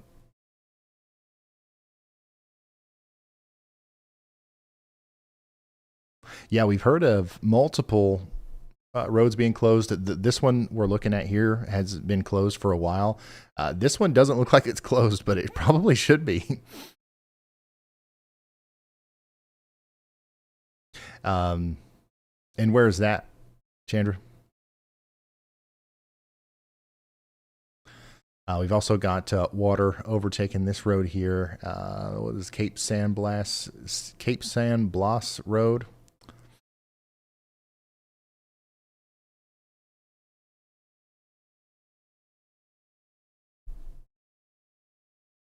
So yeah, water's already starting to rise in a lot of these places.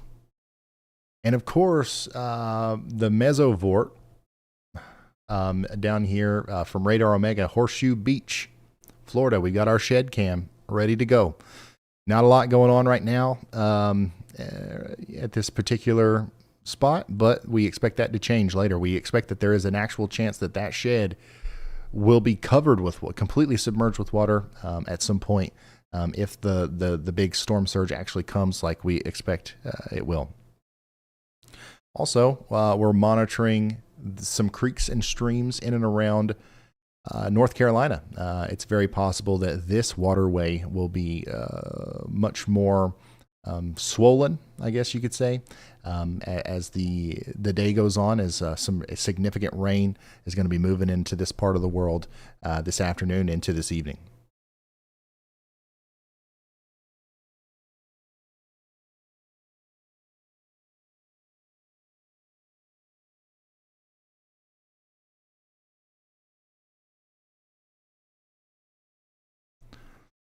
Here's a view from last year. Horseshoe Beach. The shed is gone. It's officially gone. Is that there's the roof right there in front of us. Was this last year?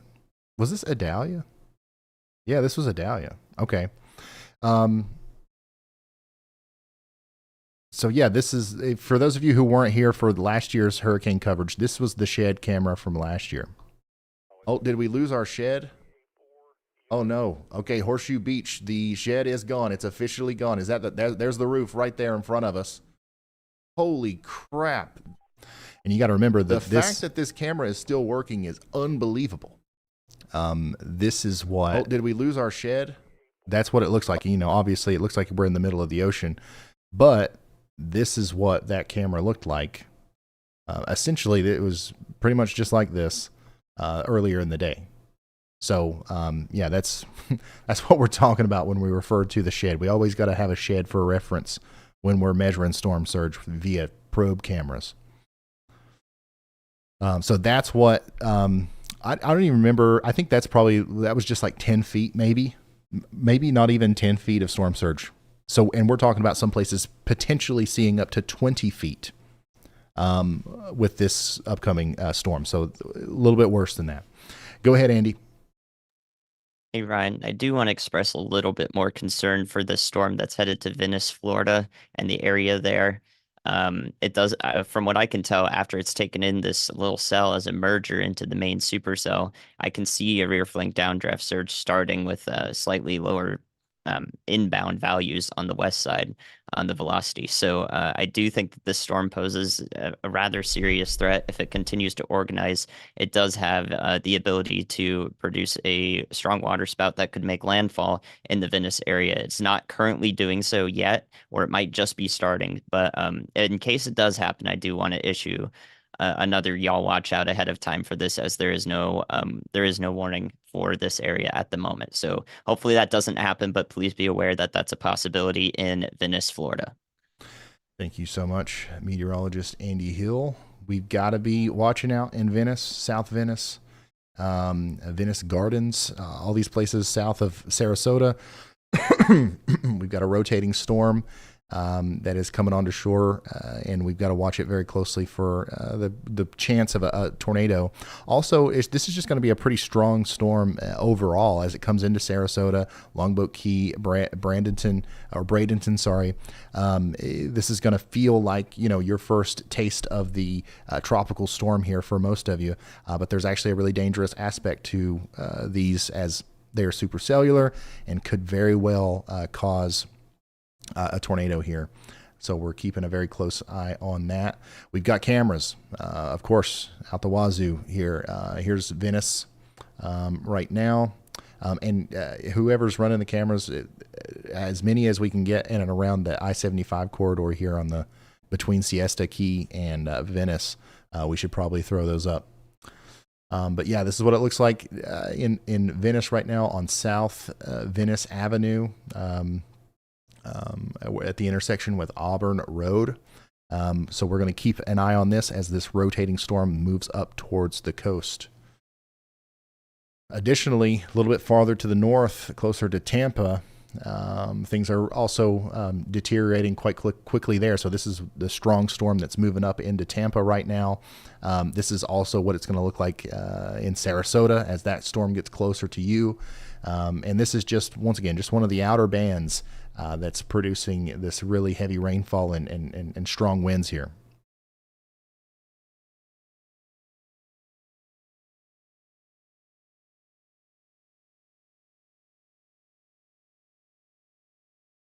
Let's swap out 4 and 3, and I'll go to the 3 view. Actually, you know what? Never mind. Don't do that.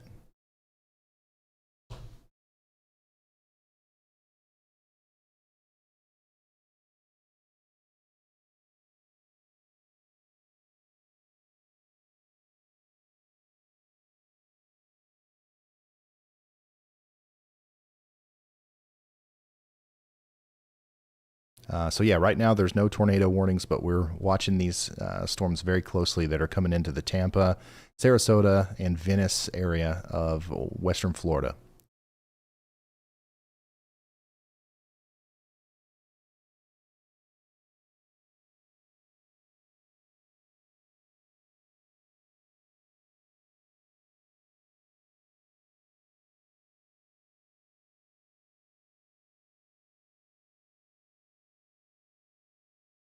Okay, yeah, better reference here for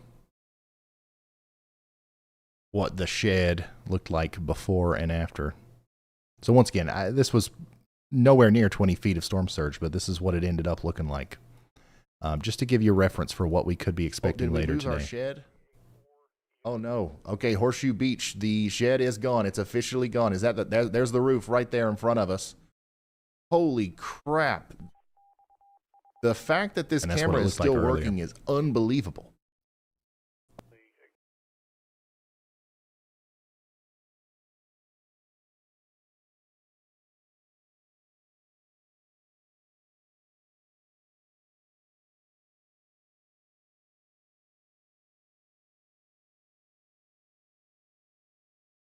Oh boy.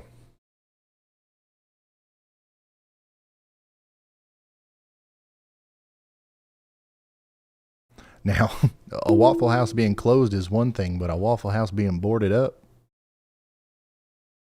that's a whole nother level.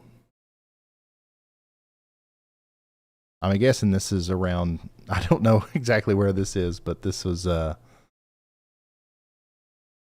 that's definitely, if the Waffle House index is, if that's something that you go by, if that's what it takes to get you to take the storm seriously, there you go. They're literally boarding up the Waffle House. A new tornado warning Okay, there has it been is. issued. Well, there is a warning. It's not for any of our storms in Western Florida. This is in Eastern Florida. Let's go check that out real quick. This is for Volusia County in Florida. This includes the towns of DeLand, Orange City, and Deltona, Florida. And we've got a pretty significant amount of rotation here near Austin, near the Lake Monroe Conservation Area, moving into an extremely populated, residential area near Orange City.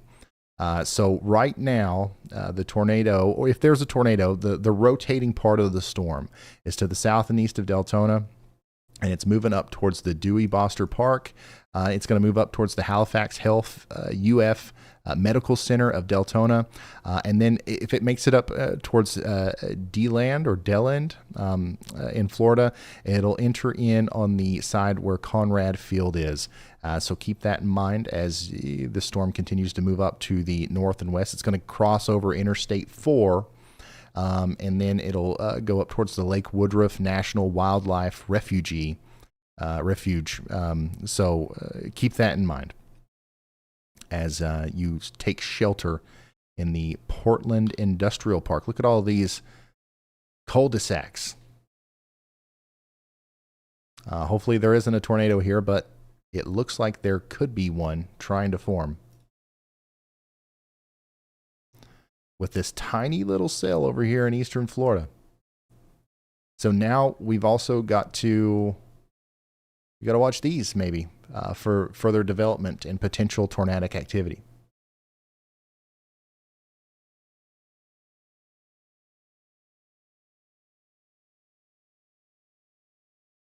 This doesn't include Daytona Beach. It's to the west of Daytona Beach.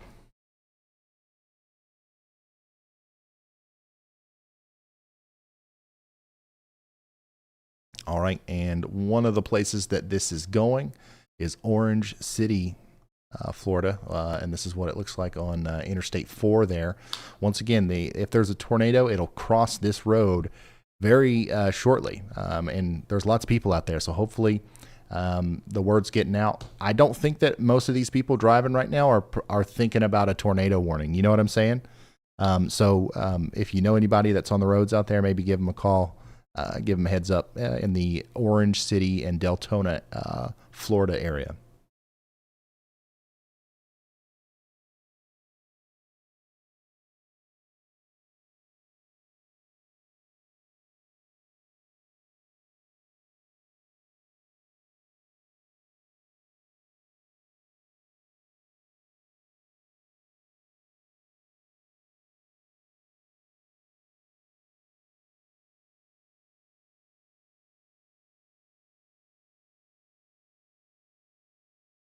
And there is on the other side of Florida, we're still monitoring, we're still watching the storms that are coming into the Venice area. There's a pretty intense supercell coming on shore right now.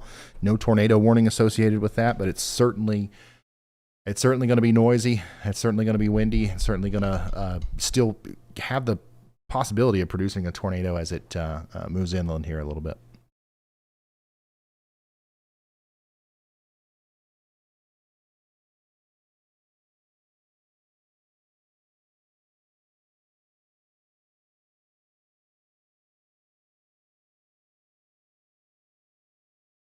Yeah, so this is moving towards Dulland, Florida. I can't hear you. What was that? Okay. Yeah, so this is a live look at pretty much. It's pretty close to where the storm is right now. as it approaches Interstate 4. And as you can tell, it is it's an intense storm even outside of the circulation, which is still a couple of miles to the south and east. And what about 6? Where's that, Chandra?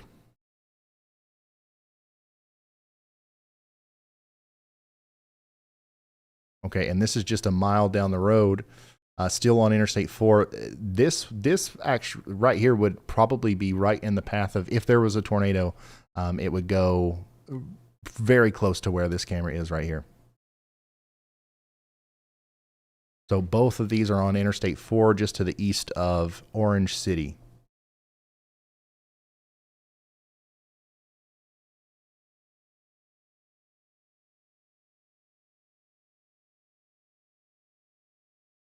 Where we do have a tornado warning. Once again, I want to make sure everybody knows what we're talking about here.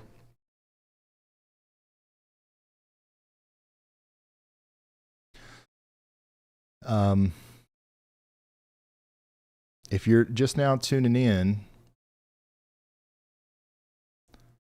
I do want to kind of remind everybody we are doing coverage on Hurricane Helene. Right now we're kind of locked into this tornado warning. But we are going to zoom out here in just a moment and give you an update on everything else that's going on associated with the storm. Also, Chandra, I'm sending you a screenshot. We need to find this. This is one of our cameras, or something that we have access to. We should throw it up. It's in stream text.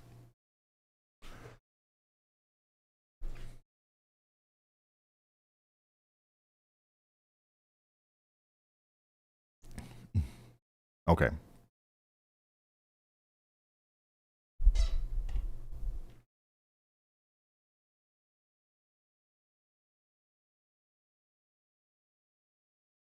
Oh boy. All right. I've seen enough in the chat. We have to consult Y'allbot.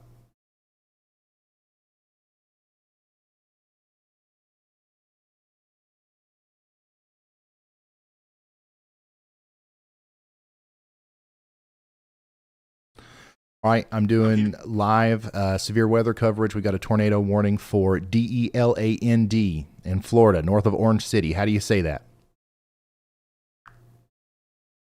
That's pronounced DeLand. Stay safe covering the severe weather. All right, thank you. What's your name? What's your name? I'm ChatGPT. Oh, come on. You're supposed to say Y'allbot.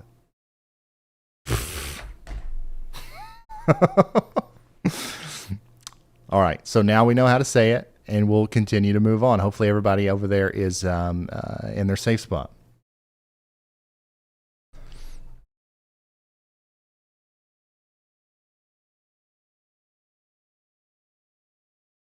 Hey, from now on, you're going to refer to yourself as Y'allbot, okay? Can you remember that?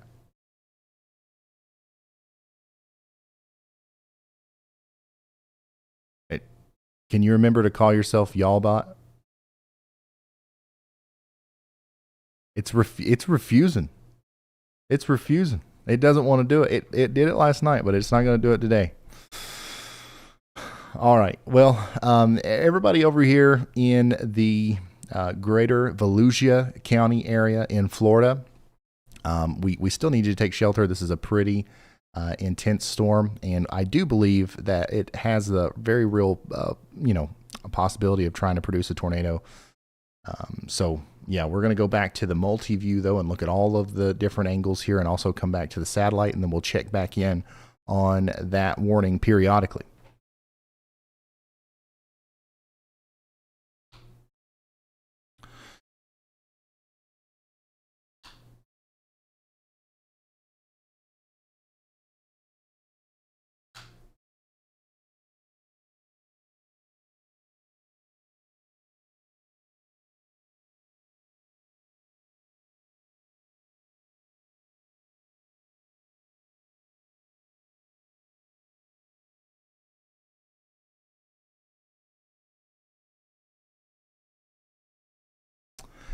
Let's see here. Jared says, I remember the shed from last year. I appreciate all of you so much.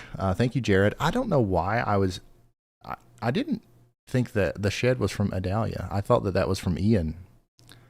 I'm getting them all mixed up here. Go ahead, Andy. Hey, Ryan. I was just looking at the southern eye wall of Helene from the Tampa Bay radar.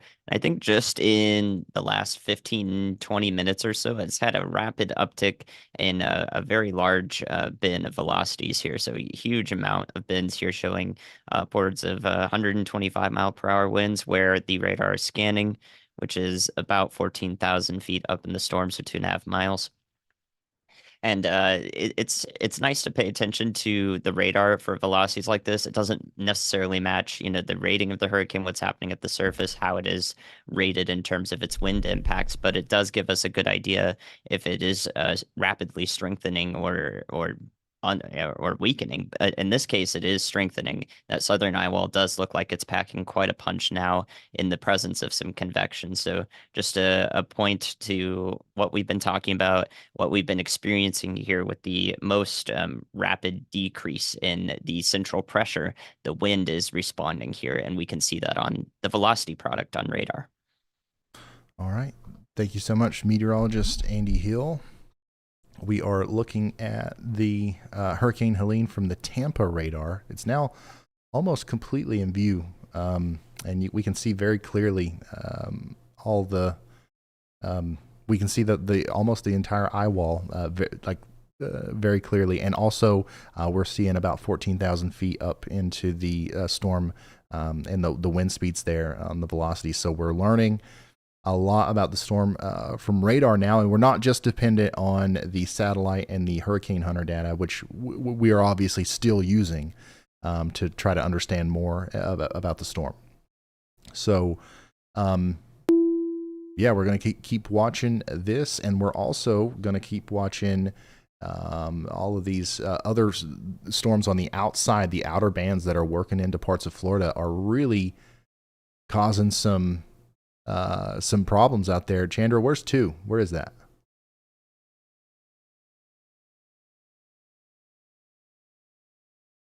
Where number 2?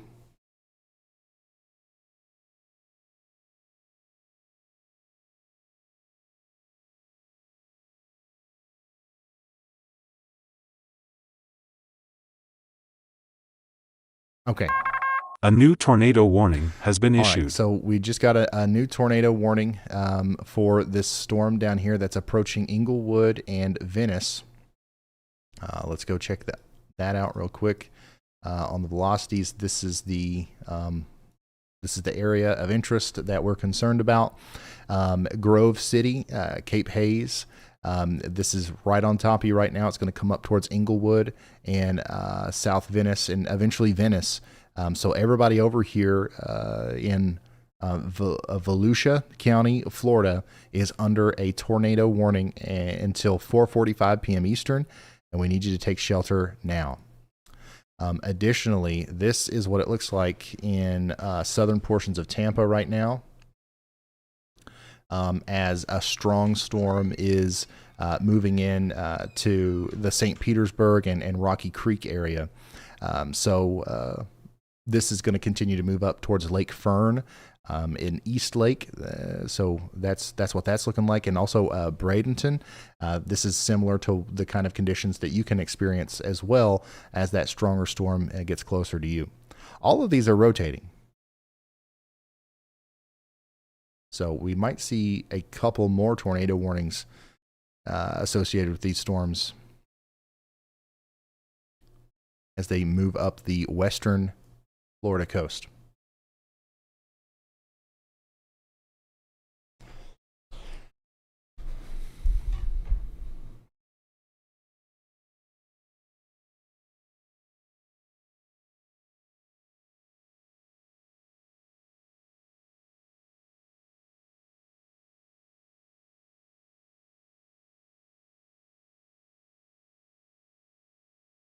And we were talking about this earlier. It looks like they finally closed this bridge.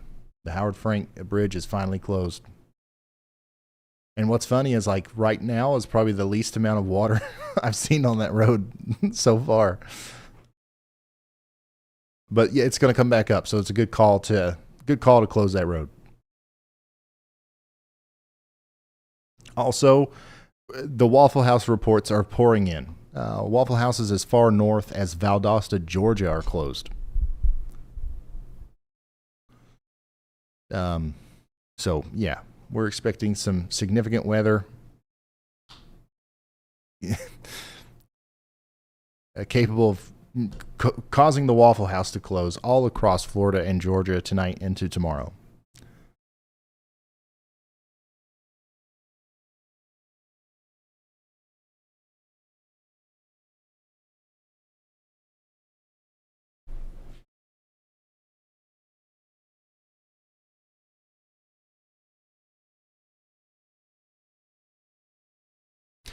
How long until landfall? You know what? Something that we need to do is put like a timer, like a countdown thing in the future for these. Go ahead, Andy. Thanks, Ryan. I'm looking at Carabel, in between Carabel and Creels in Franklin County, Florida, from the Tallahassee radar. That was one of our landfalling supercells up there that Chris has been tracking.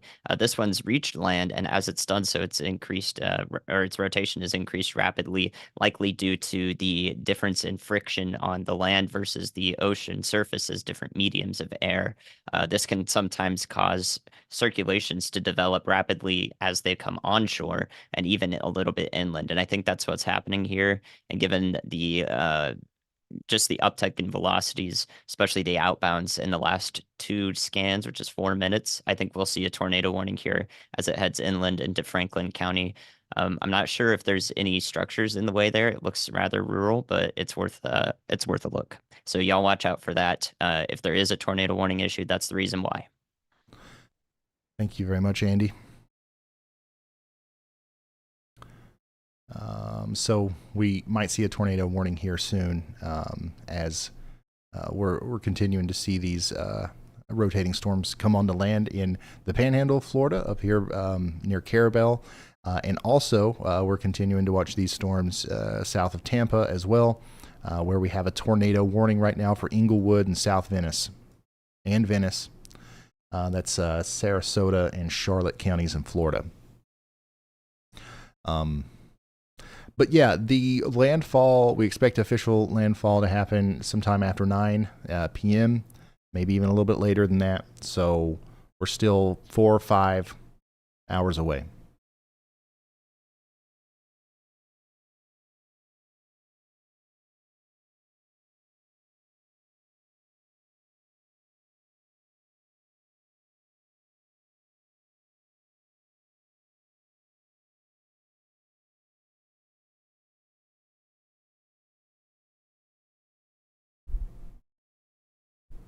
Thank you, Just Mini.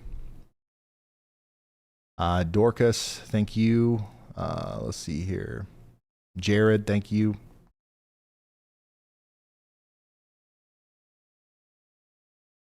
What was the blue line around Panama City? That's a flash flood warning.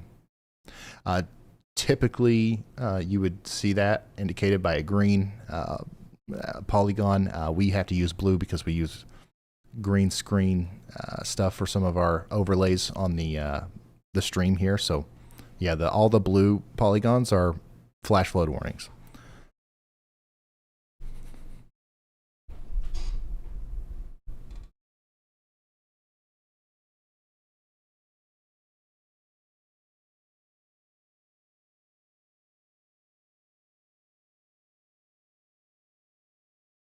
How's Alabama going to be? It's going to be mostly fine. The hardest hit parts of Alabama are going to be in the extreme southeastern side of the state. The closer you are to Florida and in Georgia, the more impacts you'll likely see from this storm.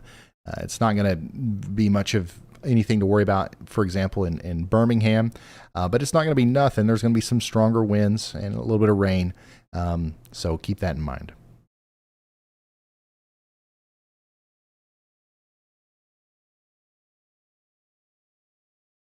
All right. I've been sitting here for 5 hours and I've got to stand up. And I'll probably go get myself another water here. Andy, Riley, Elijah, if you guys have anything, I'm gonna pull you guys up. And the floor is yours for the next 5 minutes. Okay, I got you, Ryan. Wow, finally time for a break, huh? We will be here for another 6+ hours, more than likely, going to the 12-hour limit that YouTube A new provides us. tornado And warning if we need has to, been we might issued. even go past that, which would require a new stream. So we'll see how that plays out. So new tornado warning for Franklin County. That was actually the storm that I was just talking about that was near Carabel. They did go ahead and warn that, which is definitely a good idea. Good idea to warn that, but I think it's Ryan, passing Chris. over mostly rural There areas was here as it likely, heads towards eventually it looked the like town of the storm that Sumatra. was just in front of us may have dropped a brief tornado as it come inland. There was a bit of a looked like maybe a little bit of a debris signature there on the west side of Carabel. We were on the east side, so there's no way we're catching that. But yeah, it looks like there may have been something down there briefly. Actually, there's the tornado warning for it. So.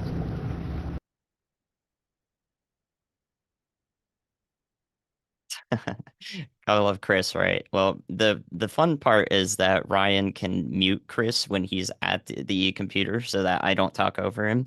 But Ryan happens not be at the PC right when the chaser's gonna interrupt me. And I knew Chris would come through for that because he's not too far away from that storm, and he always wants to know about those tornadoes. He always gotta update us. So thank you, Chris, for that.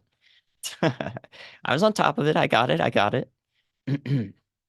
All right, an update for our friends experiencing storms in the Tampa Bay area. I am watching the storm that's in Pinellas County here on the east side of Pinellas County, close to Feather Sound. That has been an area of concern for a while, but has not yet done anything, much like the storm that previously impacted the Venice area in Florida.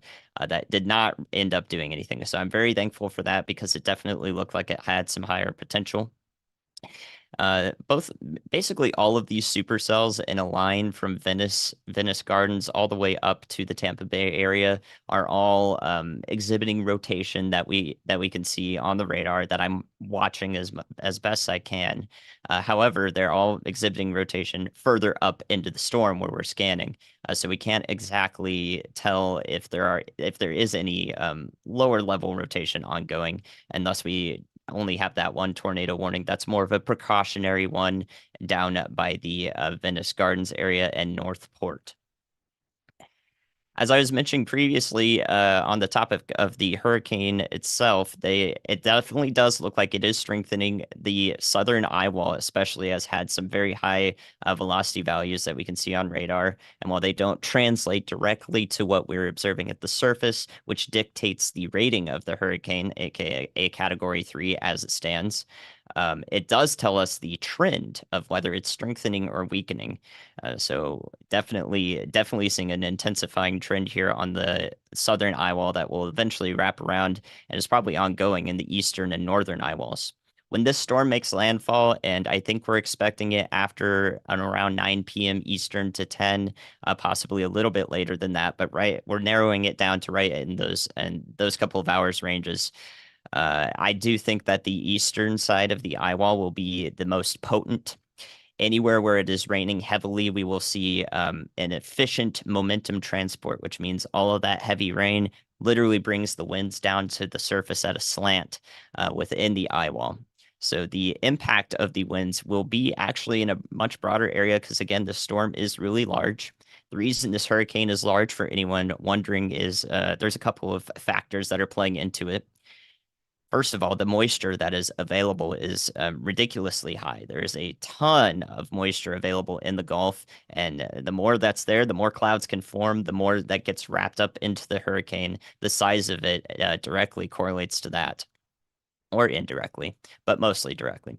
The second reason and why this hurricane has begun to catapult to the north so much faster than it was meandering during yesterday's stream while we were watching it is that upper level low, or a little bit of a trough there that's cut off from the rest of the jet stream over the southeast states. It is basically taking Helene and pushing it north into it, and eventually it'll slingshot around the top of that low and then kind of mingle together there. You could call that the of course it escapes the name of me. You could call it the Fujiwara effect, but in this case we do have a little bit of a surface pressure to do with that upper level low. So they are kind of Fujiwaring, which simply means two low pressures rotate around each other. So that upper level trough, that upper level low is causing divergence of air way off ahead of Helene. And all of the air has to rush up to replace what was lost. And that causes the hurricane to grow in size as well, in simple terms. So a couple of things that are making this hurricane a very large one. And of course, the impacts from that are going to be felt. We're going to cover them in depth with those cameras that Ryan, we have on the second. shorelines. And what I'm talking about is that ridiculous amount of storm surge. So yeah, we're definitely going to see that. By no means has any of these forecasts and any of these hyped numbers, by no means is that being undersold to you. That is, or oversold to you, I would say. In fact, it could even be undersold. So we're going to be paying close attention to that. All right. I think I did good. Back to you, Ryan. Thank you, Andy. Absolutely. You did great. And now we've got a couple things that I want to touch on, some developments that happened in the time that I was gone. Chandra is telling me that we have water coming onto the road in multiple places now. And Chandra, is 5? Is that where is that biggest city closest to it?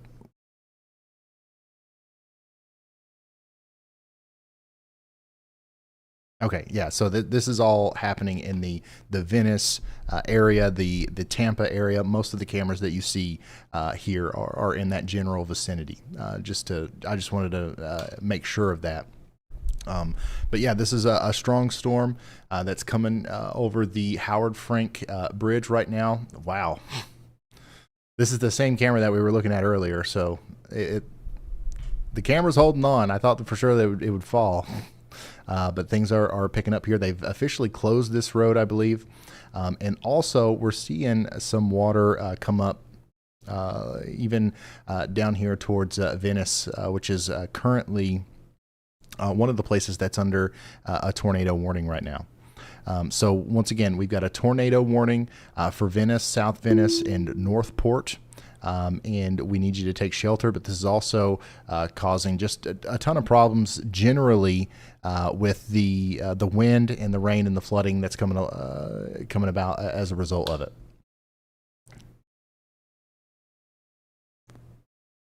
All right. Also, I'm getting word that Chris and Brad both reached out while I was taking a break.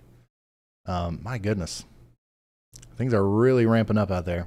So let's talk to them. Let's get back to them in order. Hey, Chris, sorry about that. I'm back now. What's up? Brad, I'm back now. Go ahead whenever you're ready. I'm assuming I talked over Andy and didn't mean to. I can't hear him. There was a tornado that dropped like right in front of us, and we were on the east side of it going the other way because it looked like doo-doo, and then it hit land, and then it So Chris is up there. Went berserk and threw a little bit of debris. So there was a tornado probably like 2 miles away from us just a minute ago. So yeah, but we're on our way back to Tallahassee now because the roads down here are horrible. All right. Hey, Ryan, I just wanted to let you know we have left Tallahassee. We were on the north side of Tallahassee waiting at a gas station. We are going to drop down south towards the St. Mark's area. Not going to stay there for very long at all because that's once the surge does come up, that is an extremely dangerous place. That's one of the places that probably is going to reach that 15 to 20 foot storm surge. So we're not going to stay there long, but we are just going to go get an eye on the Gulf, see what it looks like, and it should be coming up since last time we saw it a couple of hours ago. All right, so there we go. We heard from Chris and Brad now, and Andy's got another update for us. Go ahead.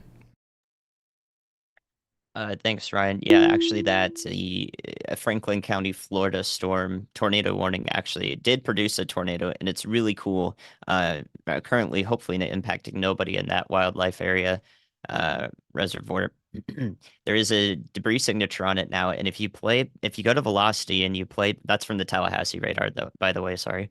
If you play back velocity, you can actually see the tornado itself basically form and then detach from the rest of the storm and go due west while the rest of the storm goes northwest. Whenever you see something like that on velocity, that couplet of velocity values that indicates where a tornado would be, but it detaches from the storm and moves a different direction. That's how you can be really confident that you're looking at a tornado before you can even see any debris kicked up on the correlation coefficient product, because tornadoes like to do that. When they detach from the parent storm, they move in the direction of the lower level wind, which is often different from what's steering the rest of the storm further up.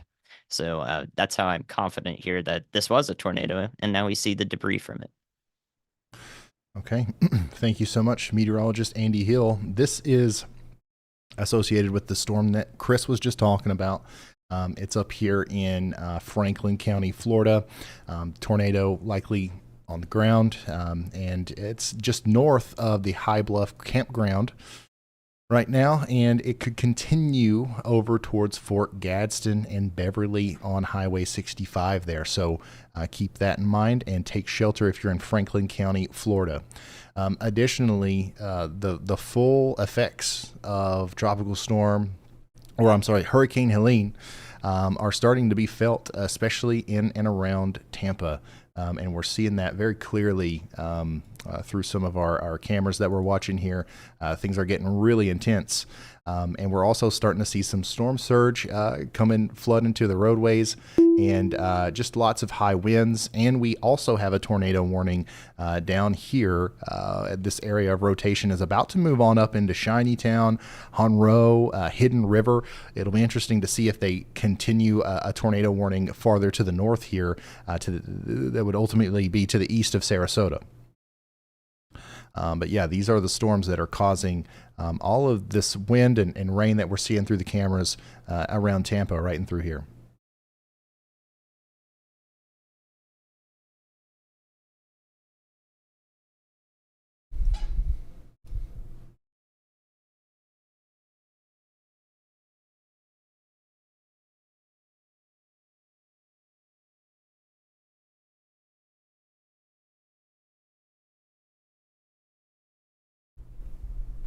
I do think that we are very close to hearing an update that Hurricane Helene has become a Category 4 hurricane. I think that I don't think it'll be too long before that happens.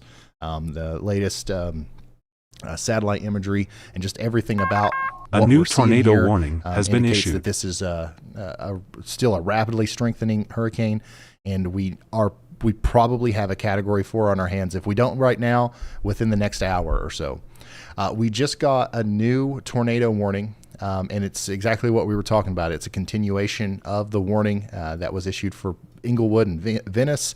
This now includes Lorain, Florida. It includes Waterbury, Verna, Parmalee, Manhattan Parish, all the way up there towards Erie and Fort Hammer in Florida. This is Sarasota County, Florida, east of the city of Sarasota. There's a couple different areas of rotation. The main one that we're watching right now is down there to the south of Mayaka River State Park, and it's moving up to the north. And this is Sarasota and Manatee counties in Florida. The circulation at this very moment is pretty close to the Monroe campsite. It'll move up towards the Hidden River Airport right before getting to the Schwartz Farms Incorporated Airport on its approach to Lorain, Florida. So you know where any of those places are. You need to take shelter if they're close to you.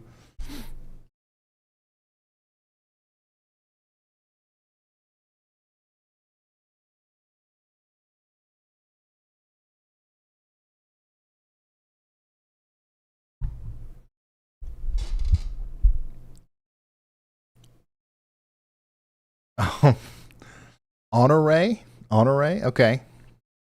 I like it. It kind of looks like Monroe with an H. You know what I'm saying? You got to cut me some slack there. Go ahead, Elijah.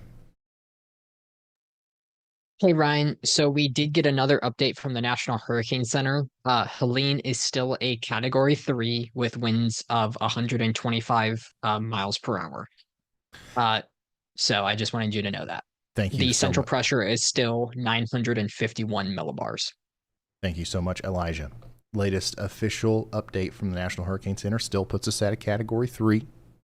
But I think that the data that would support a Category 4 is just yet to be found, but it's out there. I really do. Just from what I'm seeing from satellite and everything else, it would be surprising to me if at some point here we didn't see an upgrade. So, but right now, Category 3, Category 4, we need to just make sure that we're communicating the fact that this is going to be an extremely high impact storm, and it's starting right now. It's only going to ramp up from here. We're talking about Tampa a lot right now. Pretty soon we're going to be talking a little bit more about places like Apalachicola. We're going to be talking about Spring Hill, Cedar Key, Horseshoe Beach. And this is where we expect to see potentially a catastrophic storm surge later today as the strong winds move all that water in.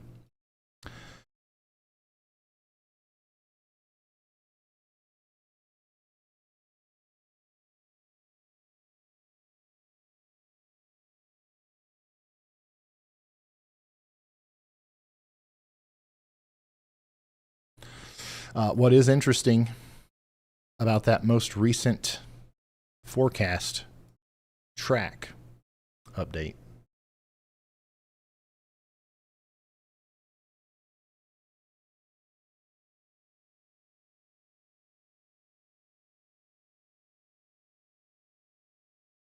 is this. Let me show you real quick.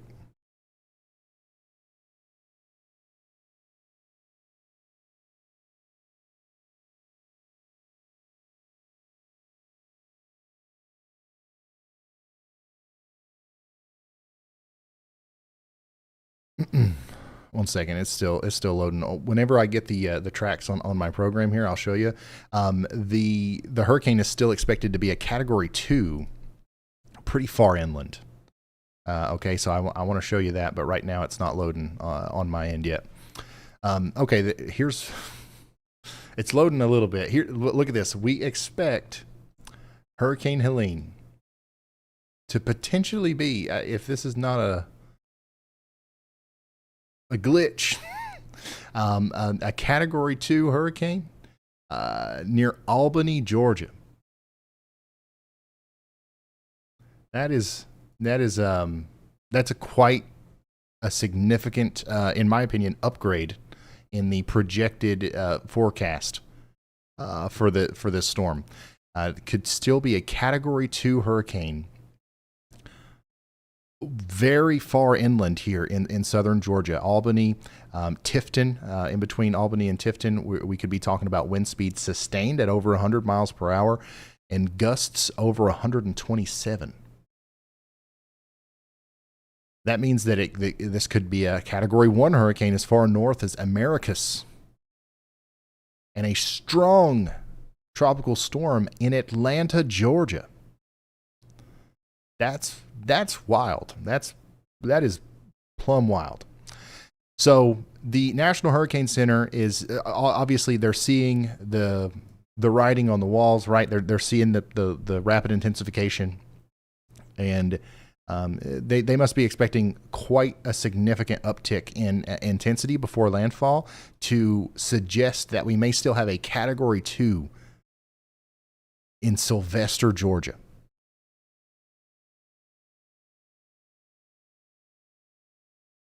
Go ahead, Andy. Hey, Ryan. Possibly the most concerning part of our tornado warning in the Florida Peninsula right now is the area that is east of Bradenton and west of Verna, that cell they're the western leg of it, if you will, since it looks like it has multiple legs. That has a good upper level support and is also starting to come together in the lower levels. May mean that they will issue another tornado warning for that would be contained partially within this current tornado warning for that area. So I am a little bit concerned about the presentation of that storm aloft and at the surface. Hopefully it doesn't do anything, but if there is another warning issued that includes some of the same areas in these counties, Manatee County especially, that would be the reason why. All right. Thank you so much, Andy. So we're watching these storms around Tampa. That's where most of the action that you're seeing up there on the cameras is it's these storms that are kind of happening around Sarasota, up to Clearwater, Tampa. On the southeastern side here, east of Sarasota, we've got a couple of supercells that are trying to produce tornadoes. That's why we have a tornado warning right now for Lorraine. And of course, that's Sarasota and Manatee counties in Florida. That was actually, I believe, just allowed to expire, but we'll see if another one comes through because the rotation is still with us there. We still have one warning that is still in effect, and this one's for Franklin County, Florida. And the rotation with this storm is also still apparent. And it's moving over towards Fort Gadsden right now. So if you're in Fort Gadsden, Florida, take shelter immediately. Additionally, we've got an update from Caleb Beecham out there in Florida. Go ahead, Caleb. Hey, Ryan, how's it going? I'm actually currently in South Tampa right now, and right behind me, as you guys can see, is a Waffle House. And most people often see Waffle Houses and are like, I can go there and grab food during a storm, but this Waffle House is actually closed down just like every other Waffle House in the Tallahassee area. So here in Tallahassee, the Waffle House did make the decision to close up shop. And that actually kind of intensifies how big of a deal they think this storm is going to be. Waffle House normally doesn't really close for anything. So seeing it close for this is quite shocking for a lot of people. Absolutely. So, have you talked to any more people? What we've noticed on our end is people seem to be paying more attention now that we're starting to hear about some of the we're not hearing as much about the degradation of the storm, and it seems like it's intensifying. Are you sensing that sense of urgency out there with the public as well? Yeah, absolutely. Within the last little bit, and even when we were sitting up at that gas station just a few hours ago, we started to see a lot of people coming to fill up jerry cans, buying jerry cans, just trying to find places that they could really get set up and ready to go for this hurricane. April was the lady that we spoke with earlier, and she said that her whole community this morning actually just finally started up boarding windows, which is normally something you see more down on the coast. But in this situation, because we're expecting such high winds here in the Tallahassee metro, people are preparing in ways that they've never had to prepare here before. Okay. Thank you very much, Caleb. Caleb's out there in the thick of it, near Tallahassee, south of Tallahassee, giving us an update on what's going on out there. We got a new tornado warning. Let's go zoom in on it. That's going to be a continuation of the warning that was already in effect for Fort Gadsden. Now it's coming all the way out there to Honeyville, White Oak Landing, and Wewahitchka, Florida. You are under a tornado warning. Please take shelter immediately. If you haven't already, this is going to go until 5:15 p.m. Eastern. There's more than just that, though. Another tornado warning down here near Inglewood and Grove City. We want you guys to take shelter as well. Go ahead, Andy. Thanks, Ryan. I am looking at the storm that is on the west side of Tampa, right in the bay right now, coming up off the bay, moving to the north towards Town and Country in Old Smar and Citrus Park.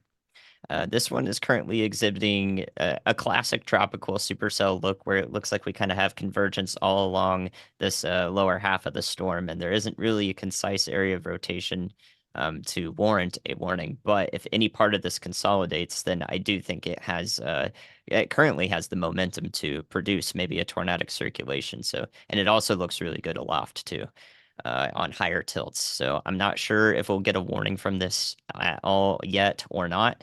But there is a rotating storm entering that part of the Tampa Metro, Town and Country, and Citrus Park. Should be on the lookout for that, just in case there's a warning issued. Y'all watch out ahead of time. Okay. Thank you so much, Andy.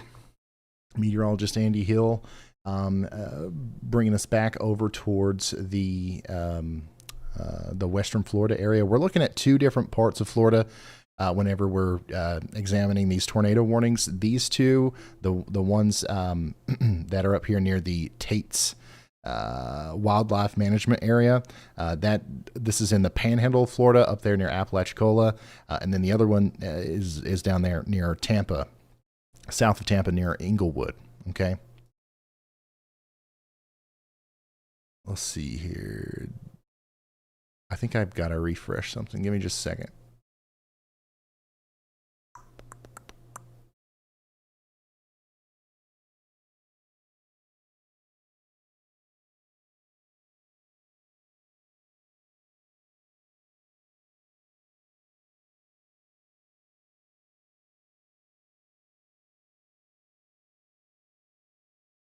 Okay. All right. So if you're just now tuning in, we've got a couple tornado warnings that we're watching, and we're watching the onset of some of the tropical storm and hurricane force conditions in Western Florida. I've got lots of flooding going on out there. This is right here's around Inglewood and Venice. You can see lots of water coming into the roadway there. This road is probably about to get overtaken by some storm surge here. This is, what is that? This is at mile marker pin 11.2, State Road 60. So from there, we're also watching some strong winds and some deteriorating conditions move all across different portions of the greater Tampa area, including the Howard Frank Bridge, which is now officially closed, thankfully. So we're going to keep an eye on all of that. We're also continuing to keep an eye on the satellite imagery, which recently we've had another big convective burst here that will probably give way to another round of intensification with our storm here. So that is something that we've got to keep in mind as well. We've got a strong Category 3 hurricane right now, and it is going to get stronger. It's probably flirting with Category 4 status right now. But it's almost certainly going to get stronger as on its approach to Florida, and it is going to make landfall, likely as at least a high-end Category 3, low-end Category 4 at least. All right, so we need you to rush those those preparations to completion if you haven't started. Hopefully everybody's already done and out of the way.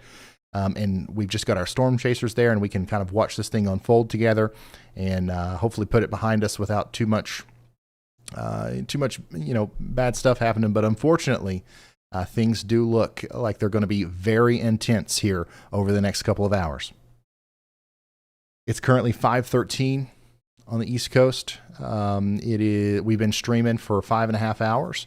We are less than halfway into our coverage here, so we're going to be going much longer into the afternoon and evening, and we're probably at this point 4 hours, maybe even a little bit longer than 4 hours away from landfall. So still got plenty of time for this thing to ramp up.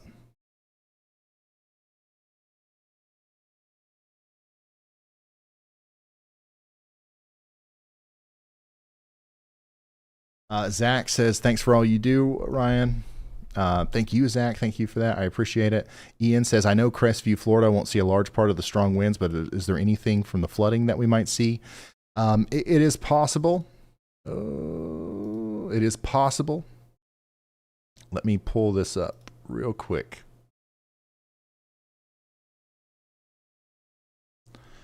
Crestview, Florida. I think that your main concern way over there is going to be Honestly, there's not much. Like, you're going to escape a lot of the greater impacts from the storm. I think that you might not even be under a tropical storm warning, that you're in the one part of Florida that will be mostly missed by this storm. So that's good. But just keep an eye on it. If this wobbles a little bit to the west, there could be some slight showers and some gustier winds, but for the most part, you're fine. We are most concerned at this point about areas just to the south and east of Tallahassee. We expect landfall to happen somewhere near Crawfordville, St. Mark's. If you guys know where Live Oak Island is, that's where Caleb Beecham is right now. That's one of the places that could take a direct hit from this extraordinarily strong hurricane. Plum Orchard, Mandalay, Newtall Rise, Buckhorn, Econfina, Waylonzo, Perry, and of course places down here near Fish Creek, Keaton Beach, and Deckle Beach. Those places, one of those places will end up likely being the hardest hit towns, I guess you could say, from this storm. And unfortunately, that's some of the places where we could potentially see the catastrophic storm surge that we expect as the storm gets closer. All right, go ahead, Elijah. Hey, Ryan. So I have two updates from the National Weather Service now, two separate offices posted things. So we have an update for the rainfall in Asheville, North Carolina. They have set their daily rainfall record. Currently, when they posted this, it was 4.49 inches, and they say it is still raining. Thus, the actual record will be much higher. This shatters the old record of 1.7 inches set back in 1956. Reliable records for their area goes back to 1869. And then we have something else for Savannah, Georgia. A record rainfall of 3.27 inches has fallen so far in Savannah, Georgia. This breaks the old record of 3.09 inches set back in 1908. So the National Weather Service is keeping up with some of these record-breaking rainfall totals we're getting. Wow. Thank you, Elijah. And the really unfortunate thing about that is we're kind of just getting started in some of these places with the rainfall. We're going to see a lot more rain tonight in Asheville and surrounding areas. That's one of the reasons why we have this excessive rainfall, the high risk of excessive rainfall through tonight. And this includes all of western North Carolina and the mountains there, extreme northwestern South Carolina down through Atlanta, and then, of course, down to Tallahassee. Someone, somewhere, some town, some area is going to break a record that is likely not going to be broken again in our lifetimes from this storm in terms of rainfall, because some of the model data that's coming in, some of the projected rainfall totals, especially in North Carolina, are just unbelievable almost. So I do want to, stress it once again, how important it is that we take this part of the storm seriously as well. We're about to have to hyper focus on the landfall. We're about to really zone in on the eye wall and, the storm surge and all that stuff. But while we're talking about that, another potentially catastrophic situation is going to continue to unfold all across in this pink zone here with our flash flooding. Flash flooding of the likes we have never seen before in portions of North Carolina is currently underway, and it will continue to get much, much worse than what it is right now. So just keep that in mind. If you live in a flood-prone area, if you can see the water rising, it's probably time to get to higher ground and think about what you're going to do to protect your life and property.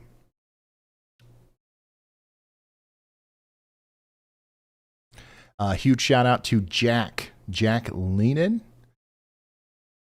Thank you, man. Appreciate it. You did not have to do that. Everybody say thank you to Jack. Courtney says, everyone stay safe. Thanks for the coverage. Appreciate you. Let's see here.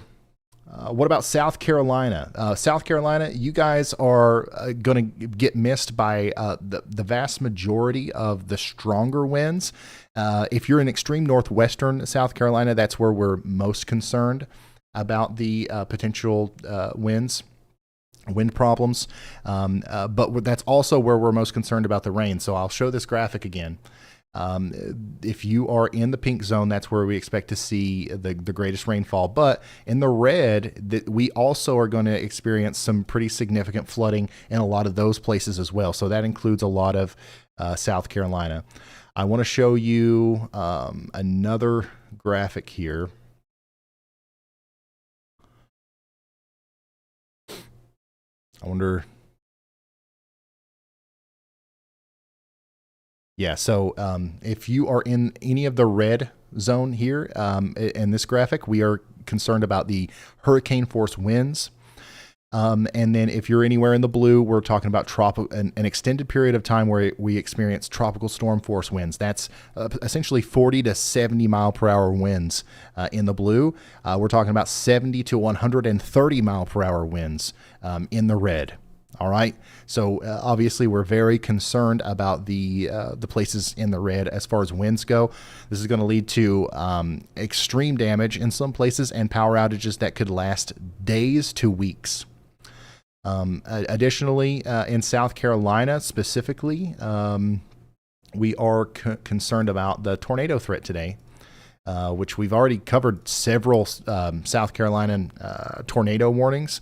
More are on the way, as we do have an enhanced risk of severe weather in South Carolina, Georgia, and North Carolina, and this is driven by a tornado threat.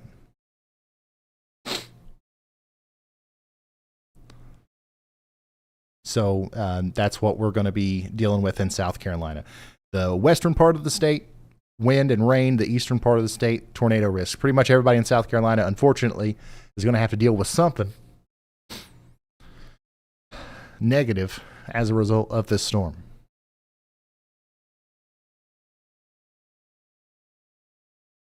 Go ahead, Andy.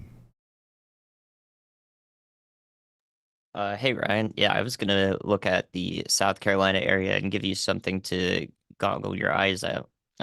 It's very interesting if you take the Charlotte radar and zoom out. You could see a bunch of those little tiny bean supercells. They're all supercells because they have rotating updrafts. That's what qualifies them. If you play a loop of the reflectivity, just zoomed out to see all of those, you can see them moving kind of like northwest like that, whereas the rest of the rain looks like it's moving due north. And that is because this area of light to moderate rain is just contained within a layer of clouds that's, not too thick, but they're all in a certain level of the atmosphere. Whereas every one of these supercells has tall, towering cumulonimbus clouds. And because of that, at different levels of the atmosphere with those super tall clouds, they're being pushed in a different direction because the wind changes direction with height. And you can watch them all meander to the north and west, while the rest of our lighter rain that doesn't have a cumulonimbus cloud associated with it move to the north.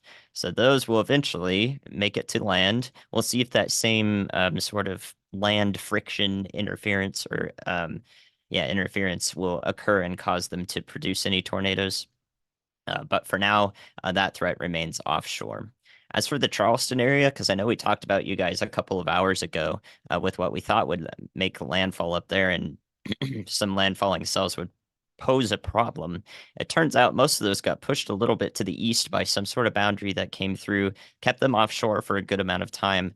But I think we will see some training heavy rain with some of these supercells there as they come on shore northeast of Charleston. So it does look like the Charleston area itself may have been spared from the worst of the impacts for now, but you guys have a long day and night ahead of you as the tornado threat will continue for quite some time into the nighttime hours. It is possible that there could be warnings in the area, so keep your eyes out and have multiple ways to receive warnings. Thank you so much, meteorologist Andy Hill, keeping an eye on multiple areas today. We've got stuff that we're watching in Florida, obviously, South Carolina, North Carolina. So he's going to keep us updated throughout the evening. Also, I just want to point out, a lot of people are asking in the chat, what are the blue polygons? Again, all of these are flash flood warnings. Okay, we've put them on the map as blue. So that we're going to see a lot more of those as well as the night goes on. Currently, we've got a bunch of those in South Carolina. So for everybody that's asking about South Carolina, hopefully we just answered most of your questions about how the rest of the day is going to go into tonight. But of course, we will continue to touch on South Carolina. In fact, we'll talk a lot more about South Carolina as the coverage goes on.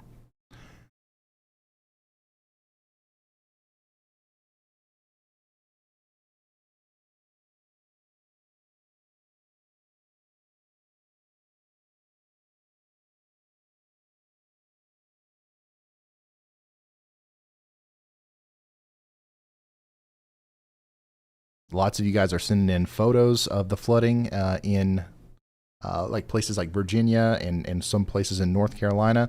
I appreciate that. It helps us tell the story. If you do have photos you want to share with us, the best way to do that is on X or Twitter right now. At Ryan Hall Y'all is my handle over there. I'm looking at the notifications. Go ahead, Elijah. Hey, Ryan. So, in about 5 minutes, the National Hurricane Center said they're actually going to do a very short live broadcast, kind of like a live forecast update. They haven't created anything on YouTube yet, so there's nothing to see yet. But in about 5 minutes, roughly, they will do a live broadcast. So I just wanted to mention that. That might be something that you might be interested in. Not sure other people may as well. So absolutely. Remind me whenever they've got a link or something, and we definitely want to watch that for sure. Will do. Thank you, Elijah. And we've got ourselves a new tornado warning we need to fly to real quick.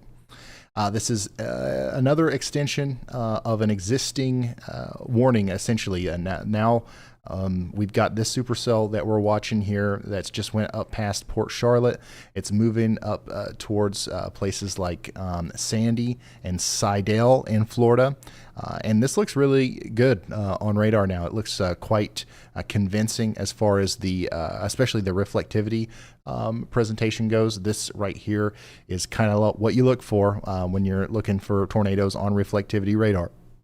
And just to the west of Port Charlotte, we've got what could be a tornado-producing storm that's going to move up past Interstate 75 here soon, near Sidell. Once again, RV, Griffin Reserve, and Fort Ogden.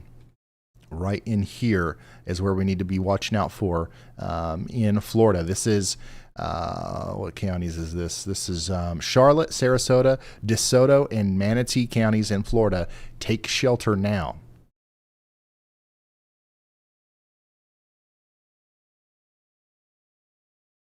Go ahead, Andy. Hey, Ryan, another update. Looks like our storm in North Carolina in the Raleigh area is trying to do something again that may be worth a tornado warning. It is now north of Raleigh, so it's managed to completely pass through the metro without doing anything imminently tornadic yet. I don't see any indication of a debris signature yet. However, that couplet may be strong enough, or that area of rotation may be strong enough to warrant a warning as it moves off to the north. There it is. So thank you, Andy. This is the exact storm that he was talking about, and they just issued a tornado Ryan, it's warning Brad. for it. When you get a second, hit me up. So this is a tornado warning for Wake County, North Carolina. It expires at 6 p.m. If you are in the Six Forks area or North Raleigh, you are in the path of this storm. Also, kind of more specifically, the St. Philip's Lutheran Church preschool. If you know where that is, then you got a pretty good idea of exactly where the storm could be in the next 10 minutes, the part of the storm that's rotating. Brad's reaching out, so let's talk to him. Go ahead, Brad.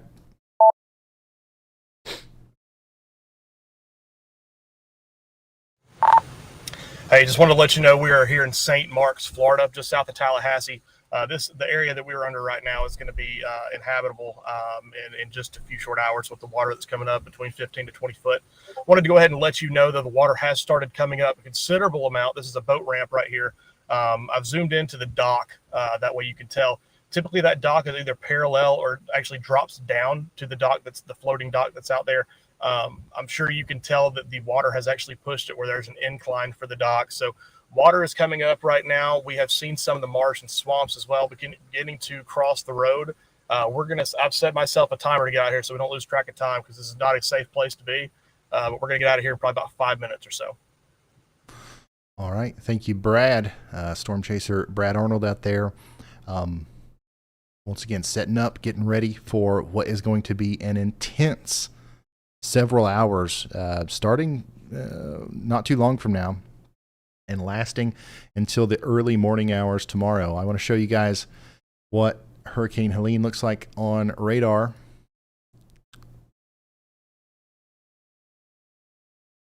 Right now, and this is what it looks like.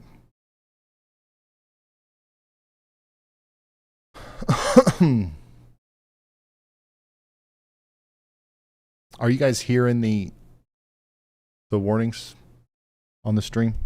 No? Are you hearing it like elsewhere? Okay. Because I'm hearing it.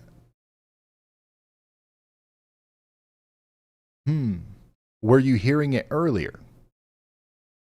Okay, all right. I think I know what button to push.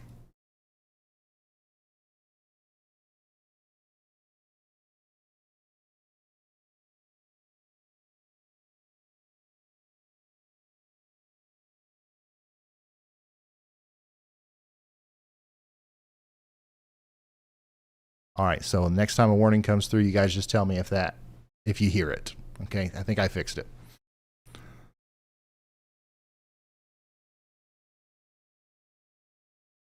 All right, so this is what Hurricane Helene looks like right now on radar. I kind of just wanted to show you just how large of a storm this is, and also how well we can see the eye wall here, and how everything's coming together. So basically, what we're seeing right now in Tampa and in Western Florida, this is the extreme, like some of the extreme outer bands associated with the storm. The really strong winds are deeper in here, okay? And those are going to get closer to the coast very soon. So our storm chasers, who are all up in this area, are about to become in the danger zone, I guess you could say, as we go a little bit farther into the future.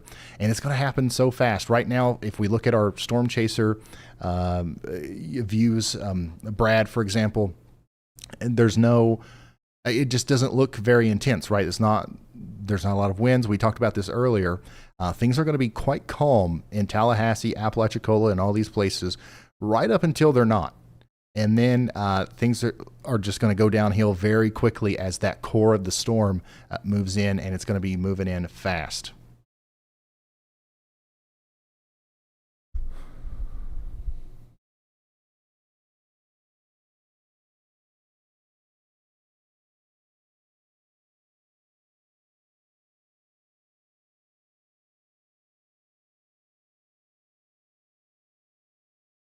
Go ahead, Andy.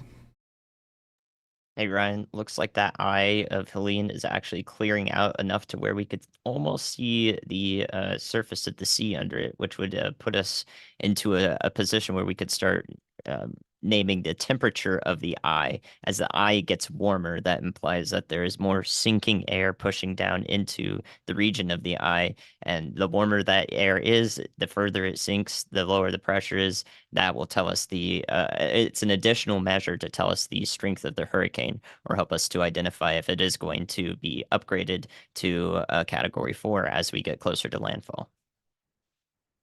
All right. Thank you very much, meteorologist Andy Hill, for the update there.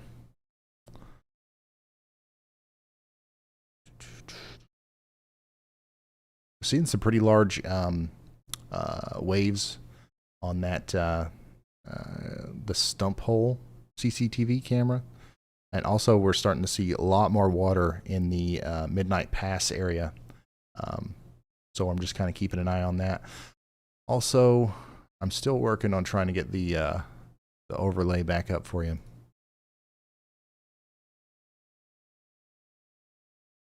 having a little bit of trouble with it.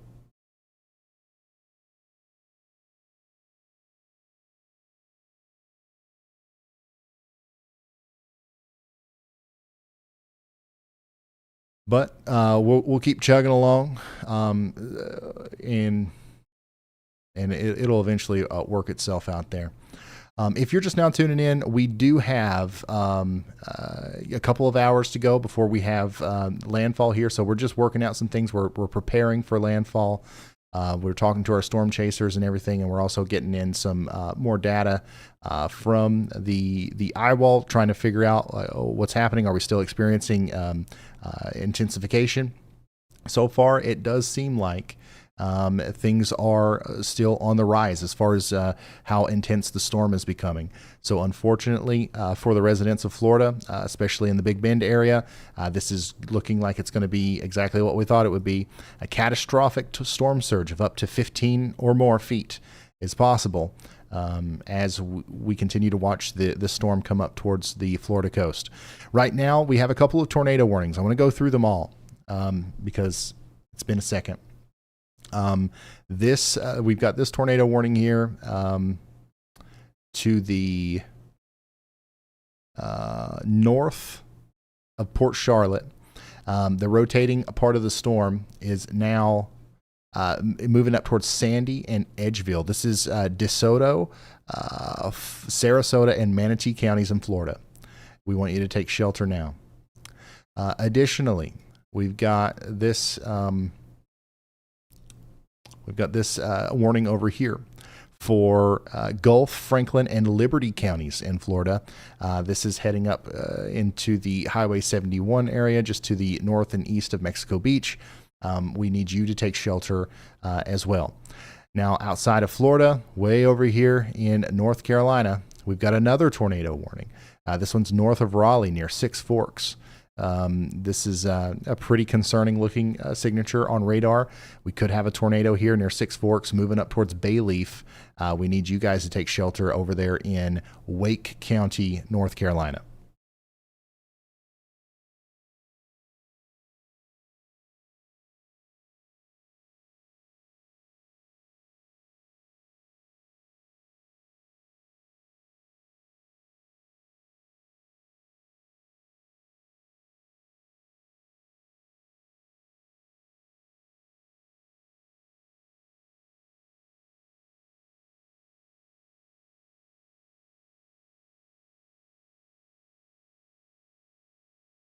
Go ahead, Elijah.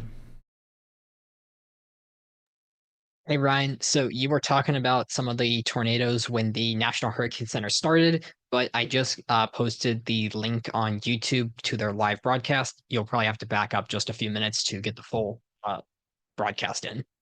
Okay, sounds good. Thank you. Sheltering in place. Most wind fatalities in tropical storms and hurricanes happen due to trees falling on people in their cars or in their homes or outside. So please shelter in place in a safe location through the duration of this event. Then we have to move on to the flash flooding threat. Even though Helene is going to be moving quickly, it's going to bring the potential for catastrophic flooding from heavy rainfall all the way from western North Carolina just to the west of South Carolina.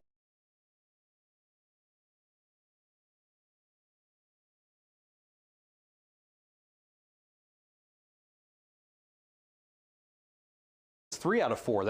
Coming on with the latest on very dangerous Hurricane Helene, which is rapidly approaching the Florida Big Bend coastline. Helene has strengthened today. It's a powerful Category 3 hurricane, maximum sustained winds of around 125 miles per hour. The center of Helene right now is located about 130 miles west of Tampa, but moving very quickly to the north-northeast at 23 miles per hour. And its expansive storm is going to make landfall this evening along the Big Bend coastline. And you can see in the radar imagery the well-defined eye. The data from the radar and the Hurricane Hunter aircraft have shown Helene strengthening today, expecting some continued intensification, and Helene could certainly make landfall as a Category 4 hurricane this evening along the Big Bend coastline. Very concerned about multiple life-threatening hazards that are going to start playing out here in just the next couple of hours. We're expecting between Apalachicola and Chassahowitzka, 10 to 20 feet of storm surge inundation above ground level, especially near and to the right of where the center of Helene crosses the coast. Again, 20 feet is enough to inundate a 2-story building. There's going to be destructive wave action on top of that, especially near where the hurricane makes landfall. So this is going to create unsurvivable conditions in these areas. So hopefully everyone in those storm surge evacuation zones who's asked to leave by their local officials has gotten to a safe location. If you can still get out, please do so if you have time and it's safe to move.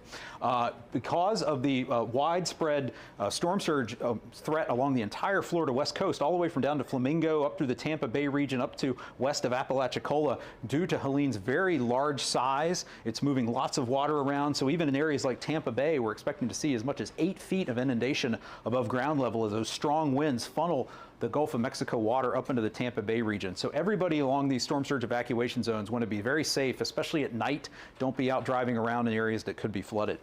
Now again, Helene is moving very quickly to the northeast, as I mentioned, and with a powerful hurricane moving fast, it's not going to have time to weaken very much before it moves quite far inland and brings the threat of hurricane conditions through much of north central Florida, including the Tallahassee area, the Big Bend region, and hurricane warnings are in effect for much of southwestern and west central Georgia, just to the south of the Atlanta metro area, and that includes places like Albany, Macon, just west of Waycross, Bainbridge, down to the Tallahassee area, down almost to Cedar Key. In these areas, you're going to see the potential for substantial structural damage, widespread tree damage, significant long duration power outages.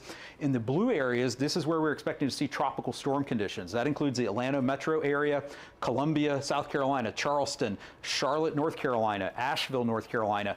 Very concerned about the potential for even gusts to hurricane force in metro Atlanta and along the portions of the southern Appalachians, especially in southwestern North Carolina, portions of western South Carolina. So again, in all of these areas, you should be prepared for potentially long duration power outages, unsafe environment. You want to be sheltering in place. Most wind fatalities in tropical storms and hurricanes happen due to trees falling on people in their cars or in their homes or outside. So please shelter in place in a safe location through the duration of this event.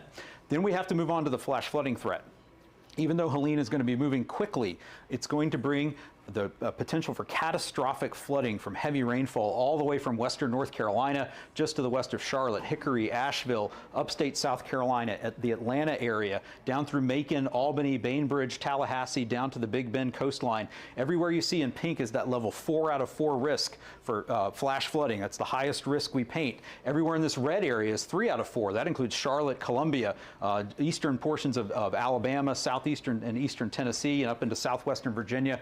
Some of these locations are going to see up to 20 inches of rainfall, especially along the southern Appalachians. We're expecting catastrophic and life-threatening flooding and flash flooding and urban flooding, and the potential for widespread landslides in these areas. We also have the potential for again, widespread power outages. I want to talk a little bit about post-storm safety.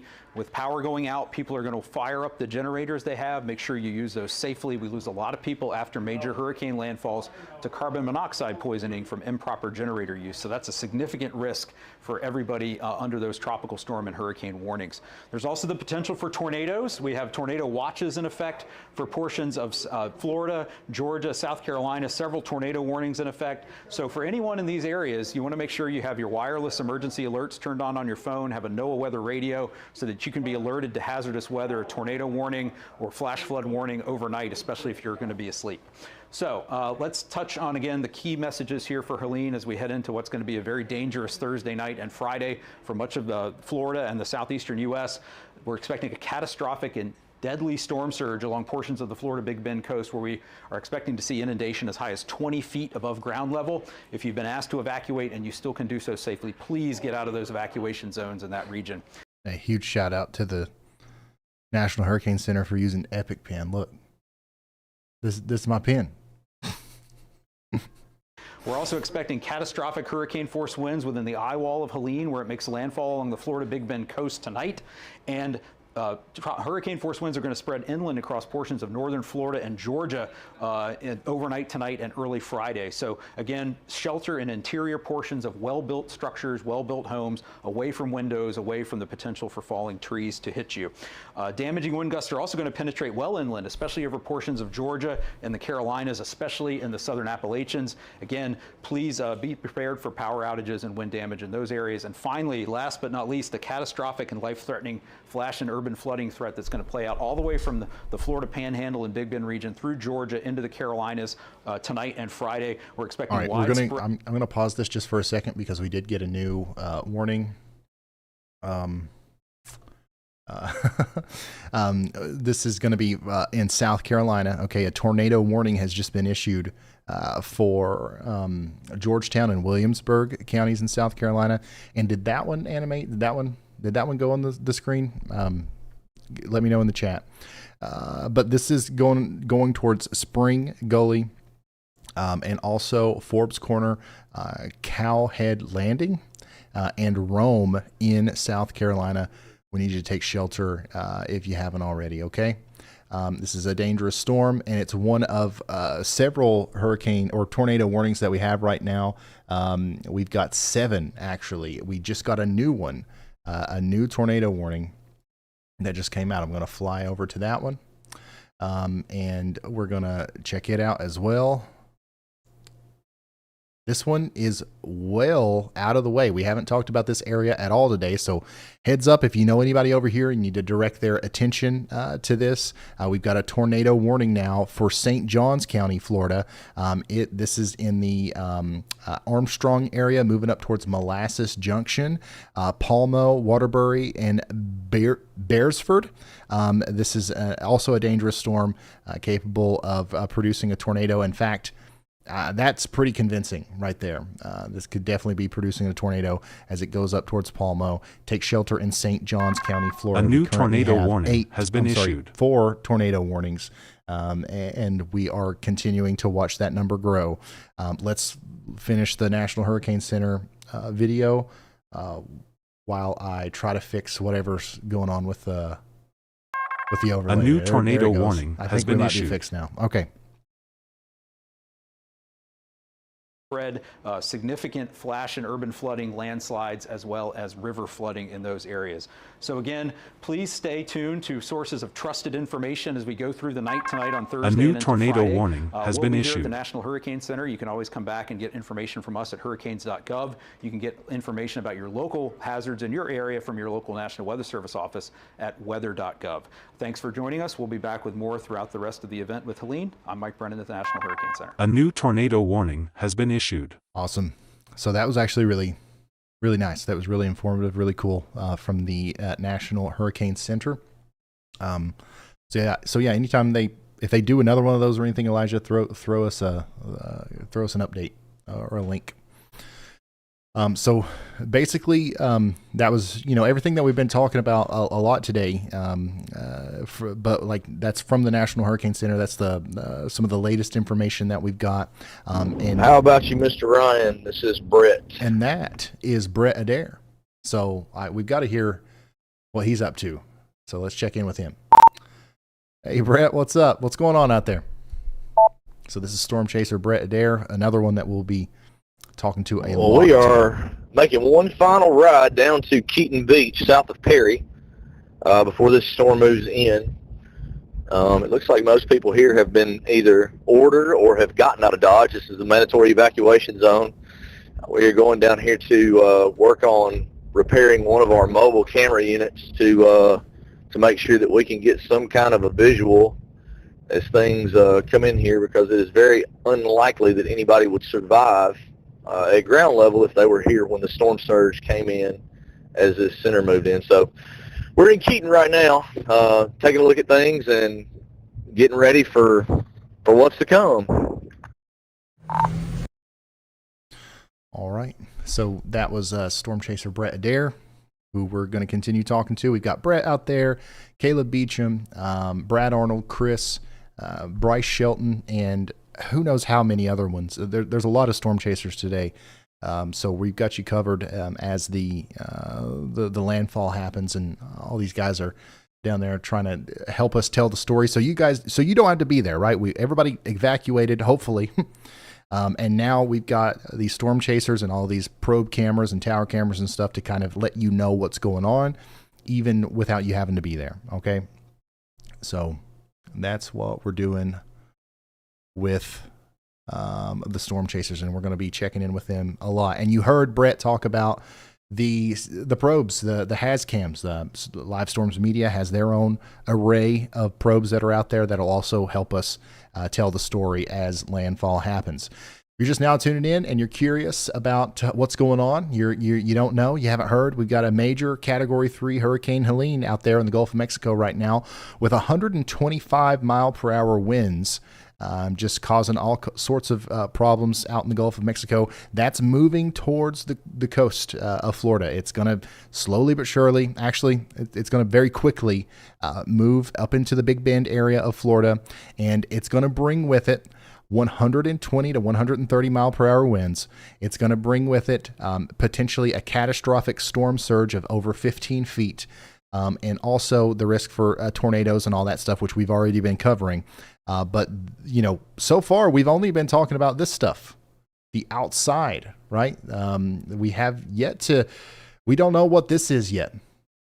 The core of Hurricane Helene is likely going to be the most intense weather that we have experienced in this country all year, and it likely will, hold that title for quite some time.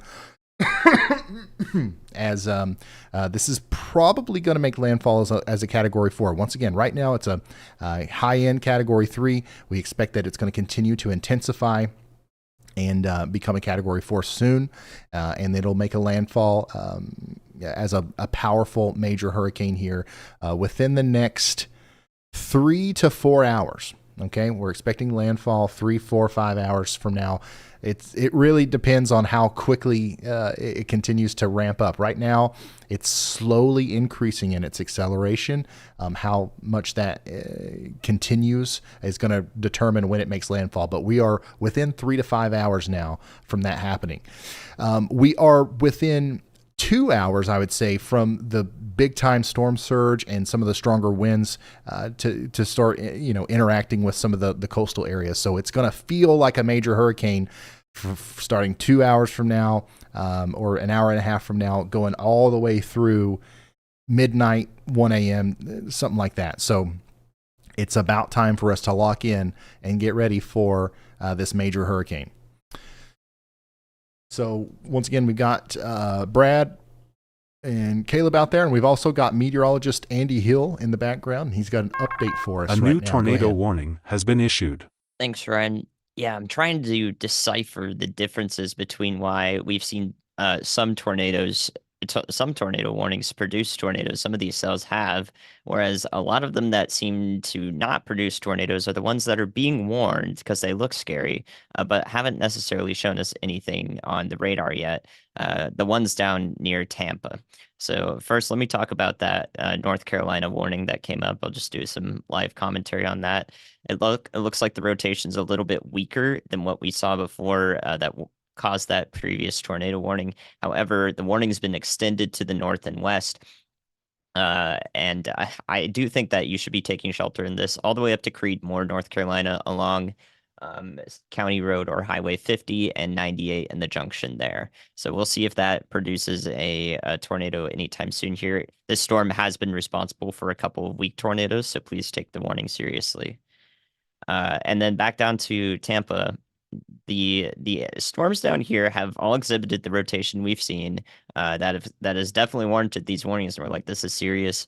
We need to be, we're waiting for a tornado to happen essentially, but we haven't seen any of those debris signatures. And we are scanning kind of high up on some of these, but as they reach Tampa Bay, they haven't really done anything to warrant another warning, despite me calling out a couple of them. They never really came together. So my best guess is looking at our hodographs. If you've seen them before, we call them the curved noodles. They're extremely large. There is a lot of tendency for these storms to spin, which is why we're getting these warnings, but nothing's quite coming together. I think because most of the shear that we see, or the winds changing with height, is actually unidirectional. Basically, all of the winds are pointing due north and rocketing these storms to the north, but they never really bulge outward at all to where we could induce some actual rotation that would reach the surface and cause a tornado, cause a vertically rotating column of air. So I think that's my best guess. I've been looking at this for like half an hour trying to see what is the reason why these storms aren't really producing tornadoes, even though they're being warned. We haven't seen anything much come from them. So I think that's my best guess. And the way I'm going to back this up is to bring your attention to our northeastern Florida tornado warning. That is by far the strongest couplet we have seen so far today in St. Johns County there, west of St. Augustine. I think currently going over uninhabited areas, but soon it will reach a couple of county roads and highways and some neighborhoods there. So I would not be surprised if this storm produces a tornado, as it resides in an area where those photographs are much more curved, and that is in that front right quadrant of the hurricane, where we often see the most tornadoes from tropical supercells. So that's my best stab at it, as a little bit of an in-depth dive to the physics behind tropical tornadoes. All right. Thank you so much, meteorologist Andy Hill, giving us a great breakdown on the situation that's going on out there with all of our tropical tornadoes. We've got a bunch of warnings right now. One of those warnings is for St. Johns County in Florida. That's what we're zoomed in on. This is our most impressive looking velocity signature. And if there's going to be a tornado anywhere right now, I think that the Grovewood and Lakewood area of Florida up towards Palmo, that's a good candidate for a potential tornadic storm to be coming through there. We've got a lot of these tornado warnings. We don't have necessarily a lot of tornadoes. A new tornado warning that has been could issued. Change though, so we want to make sure that we're taking shelter for every new tornado warning that comes out. Just like that one, we just extended our St. Johns County, Florida tornado warning all the way out to Fruit Cove. So now Fruit Cove, Shearwater, Hartford, some of these places Andy was talking about, it's time to take action. It's time to take shelter and get into the most interior room of your home or building, lowest floor, put as many walls between you and the outside world as possible, and prepare for a tornado. Also, these storms are coming up in the general direction of Jacksonville, Florida, big time population center. Y'all need to get ready. These are definitely going to cause some problems in and around Jacksonville, and we're going to be watching them as they approach, but you've got some time right now to prepare. What are you going to do when that warning comes through? Figure it out now, and you won't be scared. You'll rather be prepared whenever the time comes to take action. All right, South Carolina, let's go check out this tornado warning. Once again, we still got a tornado warning for areas just west of Georgetown, Spring Gully. You guys are included in this. We've got a decent area of rotation that's coming up towards places like Cowhead Landing and Morrisville. Additionally, we've got another tornado warning that I want to bring our attention to down here to the north of Port Charlotte as well. This one's going to be allowed to expire in 3 minutes. So hopefully they allow that to happen and we don't have another one down here for a while, but we do have a series of stronger storms that are trying to rotate in and around Tampa, and we are keeping an eye on them. The lights are orange. So Elijah's got something for us. Go ahead, Elijah.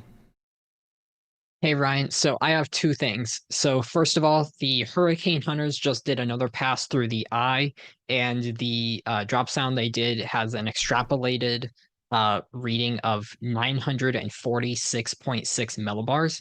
So it has gone down 5 millibars since the last National Hurricane Center update. Another thing, Allie made a graphic covering some of the major hurricanes of the past. So that's something right there that you can look at. I helped compile some of the facts for that graphic there.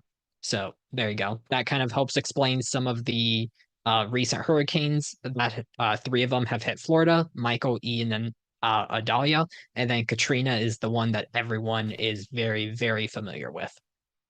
Absolutely. Thank you guys for putting this together. Very interesting stuff.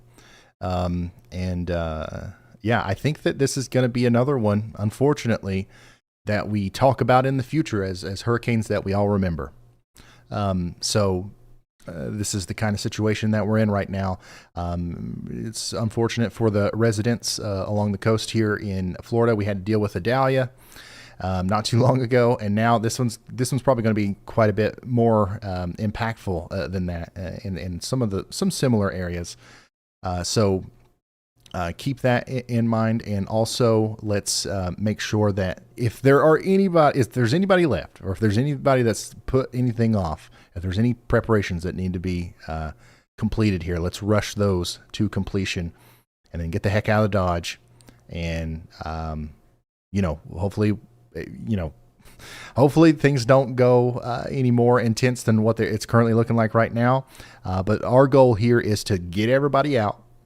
We've got a group of storm chasers in the area. We'll keep an eye on everything. We'll let you see what's happening in real time. We'll let you understand the scope and the severity of the storm as it's happening, and that way you don't have to be there. Okay, so this is going to be a big time storm, a catastrophic storm surge, destructive winds.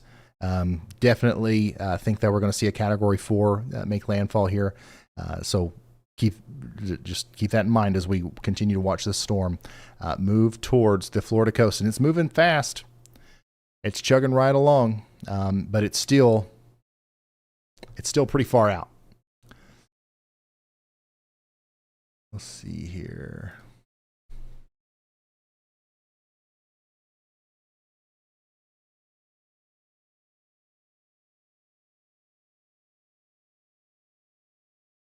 I'm trying my best to still filter out some of the questions out of the chat too. If you have anything, there's a chance I'll see it.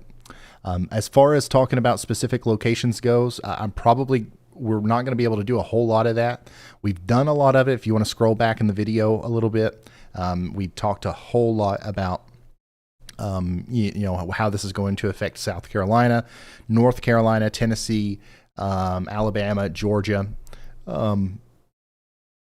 And that really, none of that has changed for the most part. What is changing, though, is the rapidly changing environment around the center of this storm. The eye wall, these outer bands that are interacting with Tampa.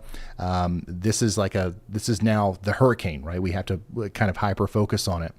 However, I will show these two graphics, which I've been going back and forth between a lot, just to kind of give you an overview of what to expect. First of all, is that a Cybertruck? That is a Cybertruck. Hold on, we got to see what's going on. Okay, so this is once again over there in the Midnight Pass area. This is down near Venice Beach. I don't know if I would be driving this vehicle through floodwaters. I wouldn't be driving any vehicles through floodwaters, but this is just we got to check this one out. Anyways, the water here is rising very quickly, by the way. If you guys remember, we looked at this camera, what was it, an hour ago, and it was just a couple of splashes of water. The water is coming up very quick. So this is down there, once again, south of Sarasota, south of Tampa. Similar scenes are possible all around Tampa. And, the water is going to continue to rise as the storm gets closer. All right, let's check out this graphic.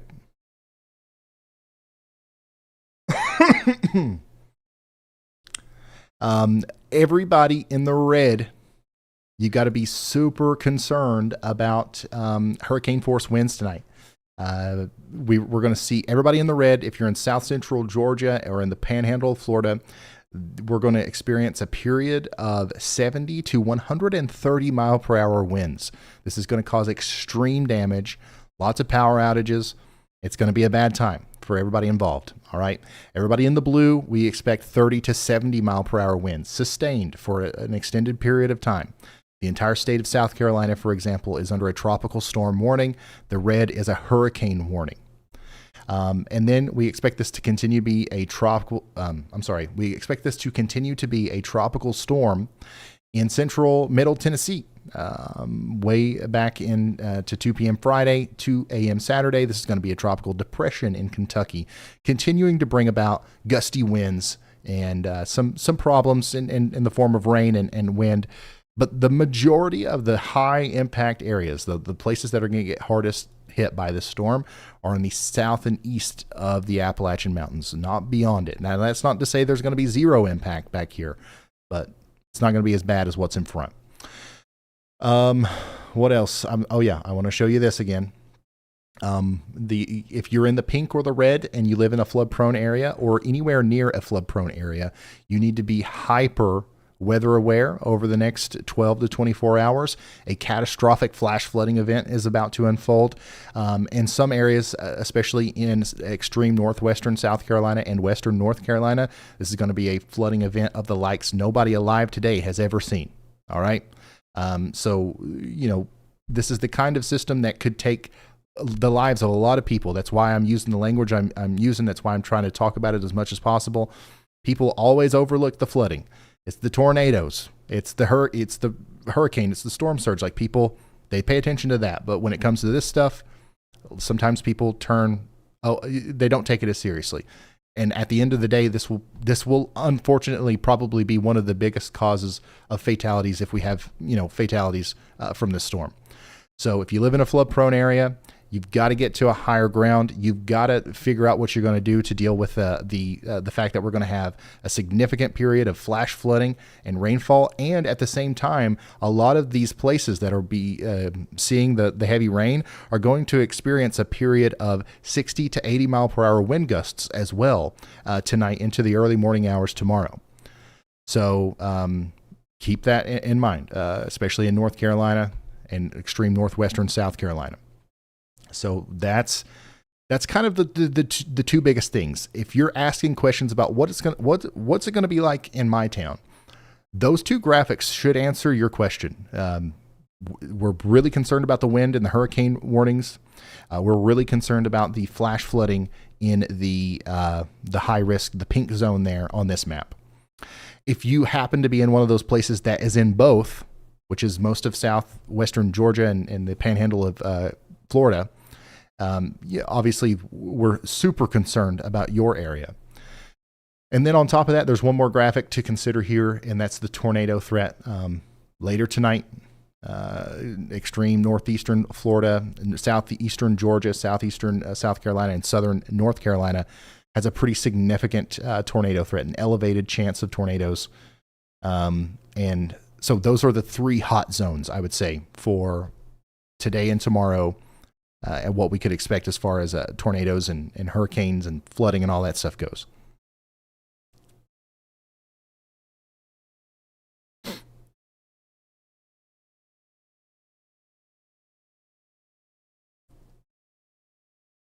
Could you blow that up? If you're talking about the SPC map, I'll show it to you this way. Yeah, so everybody in the yellow is under a 10% probability of seeing a tornado today within 25 miles of any given point. That includes Myrtle Beach, Wilmington, Florence, Savannah, Brunswick, and Jacksonville. Go ahead, Elijah. Hey, Ryan. So we just got another update from the National Hurricane Center. Helene is still a Category 3. Maximum winds are still 125 miles per hour. And the central pressure they have now marked as 950 millibars. All right. Thank you, Elijah. The pressure's dropping. The storm continues to intensify. We continue to have a major hurricane on our hands here just off the coast of Florida, and it's continuing to strengthen as it makes a beeline towards the areas between Apalachicola and Cedar Key. Everybody in between there needs to be on high alert right now. Hopefully nobody's there. But even like farther inland, even in places that have avoided the mandatory evacuation orders, downtown Tallahassee, for example, places like farther inland like Monticello, Madison, Greenville, you guys need to be bracing for impact. This is going to be a very strong storm. We haven't seen one like this down here in a little while, so get ready. A new tornado warning Everyone, has been be issued. safe. Generator misuse is no joke. Ooh. Yeah, I need to show that generator graphic again soon. All right, we got another tornado warning.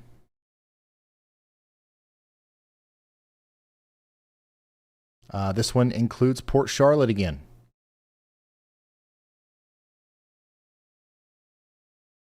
So here we go. We've got another area of rotation that we're watching down here that's coming up towards Port Charlotte, Punta Gorda, Port Charlotte, all the way up towards places like Sidell, Sandy, and Edgeville. You're under a tornado warning again. This is radar indicated rotation.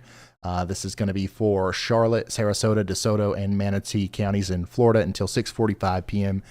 Eastern. Some of the places, some of the points of interest that you might recognize that are in the path of this storm include the Port Charlotte Christian School, the Prairie Point Camp, and the Panther Point Campground.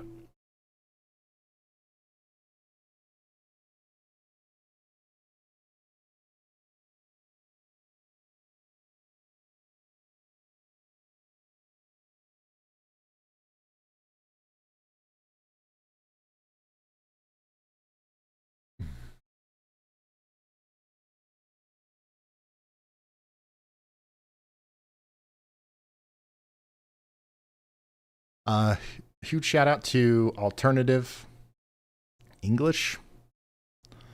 Everybody say thank you to him. Super great contribution there. Thanks, Ryan, Andy, Chris, Brad, Caleb, and Elijah, and everybody behind the scenes. Tornado watches have all been reported by you before. Officials, amazing work you're doing here, and I hope that you can somehow cover the events in the Caribbean. Alternative, thank you so much for that. Thanks for the kind words. I really appreciate it. You didn't have to do that.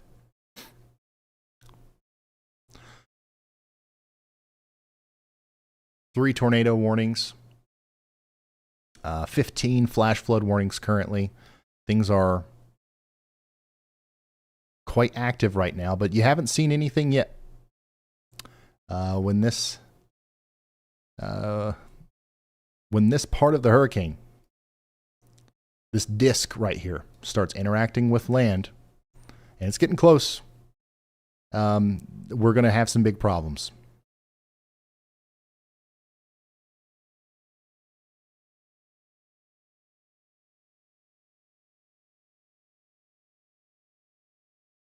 Selfless Flower says law enforcement officials have told people who ignored the mandatory evacuation orders to write their names and date of birth on their bodies in permanent marker. We heard about that earlier. It's an unfortunate thing to have to communicate.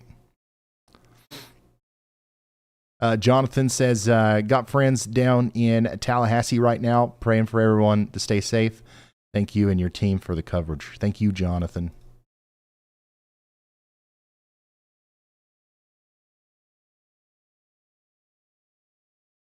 Zach says, hey, Ryan, this is from my son, Tacker. He looks up to you and really thinks you're awesome. He just won in the fair with a tornado display. He won the best show. He would like to send you a pic of it. I would love to see that. Please send a picture of it. Thank you for sending that. That's awesome. If you're just now tuning in, it's starting to look like a daggone hurricane out there in some of these cameras. All right, you can see the winds are really starting to pick up.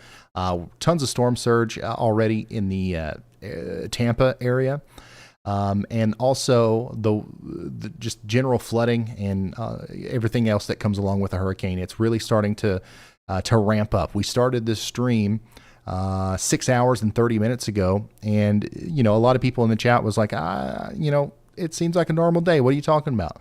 This is how it happens. Okay, we've slowly creeped up on a moment where it feels like we're in a hurricane now, and things are only going to get more intense here until they don't. So keep that in mind. We're going to continue to see the conditions deteriorate everywhere in Florida, specifically in the Big Bend area. It's going to get a lot worse over the next couple of hours. Go ahead, Andy. Hey Ryan, a little bit of an oddball to throw at you, but I know you can look at it with Radar Omega. There are currently unwarned tornadoes and have been some unwarned tornadoes, but there is currently one ongoing in parts of Quebec in Canada, northeast of Trois-Rivières, or Rivières, near Grandines. There is an unwarned tornado with a debris signature from the CASSF radar. So, unfortunately, they are in a severe thunderstorm warning, but no tornado warning exists for the area for what is definitely a rain-wrapped tornado up there near Grandines or Grandines and Parisville in Quebec. Wow. Thank you, Andy, taking our attention to Canada. Where we have some tornadoes ongoing right now. This is, like he just said, just north of Parisville, near the town of Leclerville, specifically around the Highway 132 area, 226, moving towards the St. Edward area and south and east of Grandines. So very interesting. We've got a couple of different storms up here. And I know that we've got some people watching because there's always somebody talking about how we should talk about Canada. So I'm glad that Andy took our attention up here. Unfortunately, we don't have any sort of warnings up here for the tornadoes, but there are some severe thunderstorm warnings. And it looks to me like these storms are going to continue to be capable of producing tornadoes as they go over farther east, even towards Quebec and places like that. So we'll check back in over here periodically. And if you're in Canada, we'll add you to the list of people who need to be watching out today as we experience this huge, massive weather system that's causing a hurricane in the Gulf, a predecessor rain event of historic proportions in the Appalachian Mountains, a regional tornado outbreak in the southeast coast, and now tornadoes in Canada.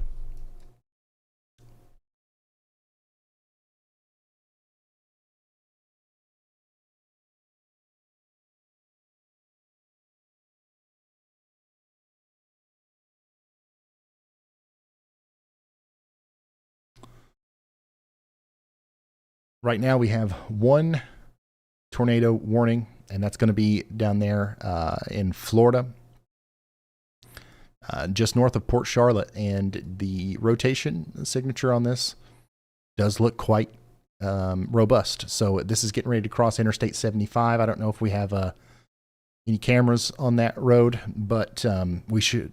This will cross over Interstate 75 very shortly.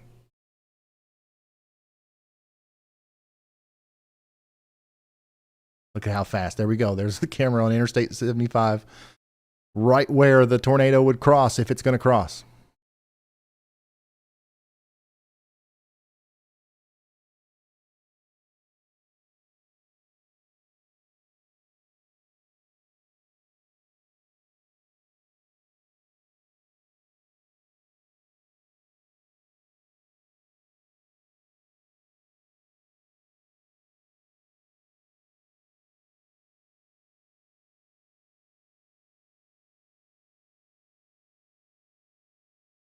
We are starting to see a little bit of another uptick in lightning around the eye wall of Helene, likely indicative of further rapid deepening and intensification. Speaking of intensification, that last scan that just came in here from our storm near Port Charlotte does look a little bit more intense. So like this could be producing a tornado here near Lakes Toscana Apartments, Lakes of Toscana Apartments, moving up towards the RV Griffin Reserve and Sidale, Florida. Make sure you guys are taking shelter in Charlotte, Sarasota, DeSoto, and Manatee counties in Florida.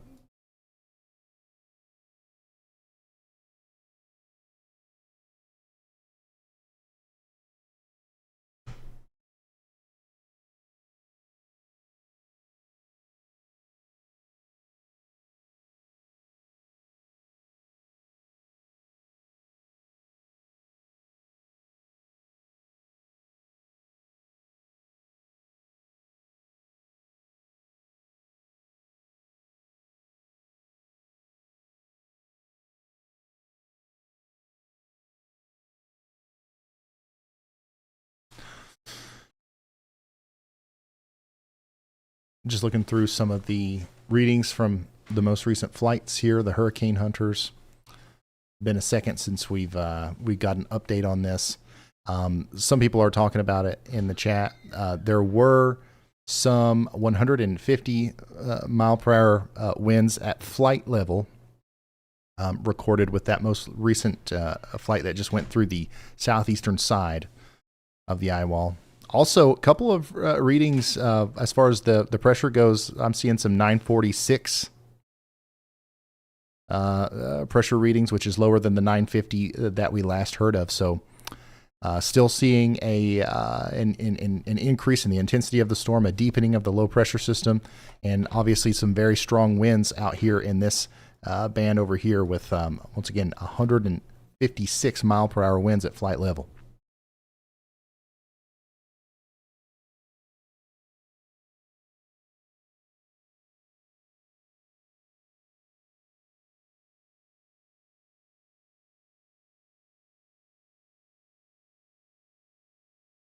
Once again, I still believe there's probably some evidence out there for a Category 4 hurricane.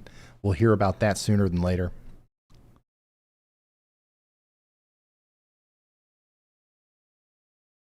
In fact, I'm still quite confident that at some point here in the near future, they will upgrade that to a Category 4.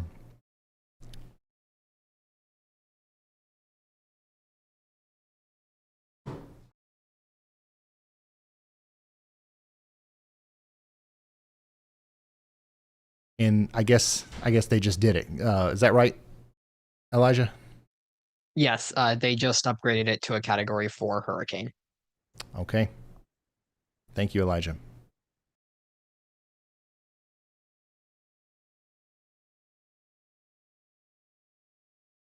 So there we go. As expected, we have a Category 4 hurricane on our hands.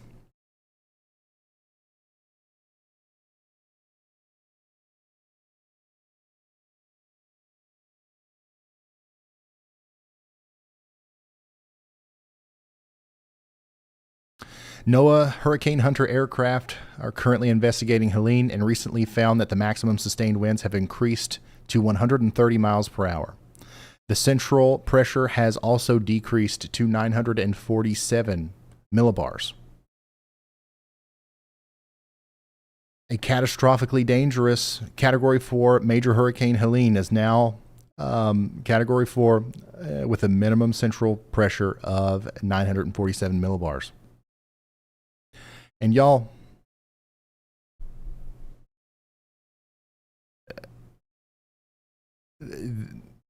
I don't think it's done. I don't think it's done intensifying, unfortunately.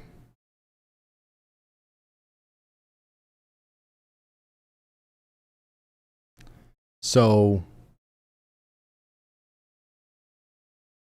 yeah, we've got to start thinking again about a worst case scenario here for the residents of Florida between Hey Ryan, it's Chris. Sorry, my Cedar screen Key went down. I'm and having some issues Apalachicola. on my phone. Got to update it real quick, but just wanted to let you know we're now up to officially Category 4.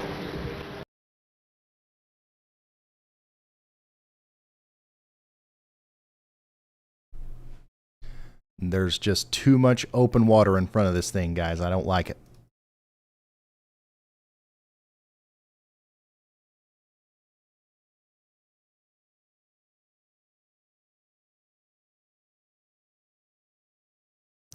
Lots of people are just now tuning in. The news is starting to break.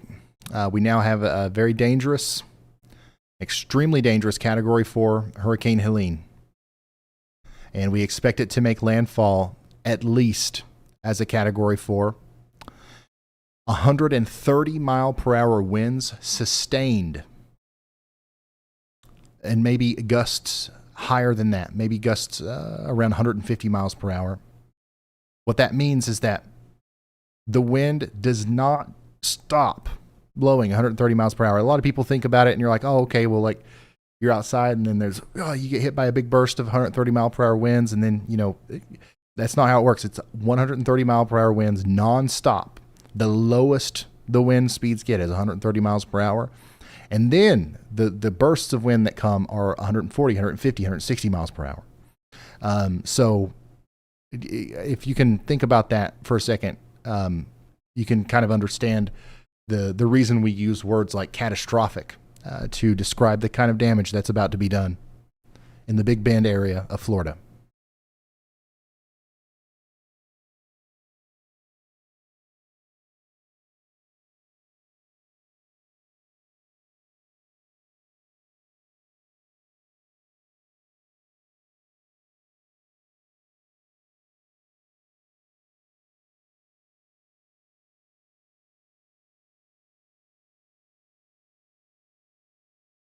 We are officially witnessing a rapid intensification in every sense of the term. After struggling for most of the night last night and early this morning, Helene has really got its act together, and it's now intensifying at an extreme rate. We've got a high-end Category 4 in play at landfall potentially. So that's something that we've got to think about.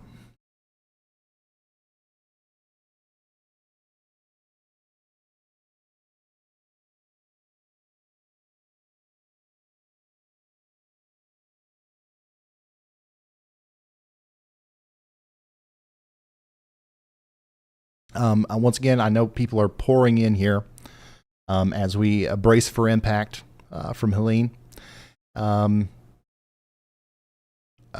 Category 4, Helene is continuing to intensify. The eye of the storm is completely hollowed out. It's on satellite. It looks completely closed off. We've got lots of robust convection happening around it. This is about as bad of a situation as you could possibly have right now. There's no reason to expect any weakening whatsoever before landfall. So let's not even talk too much about the potential for intensification, right? That's on the table.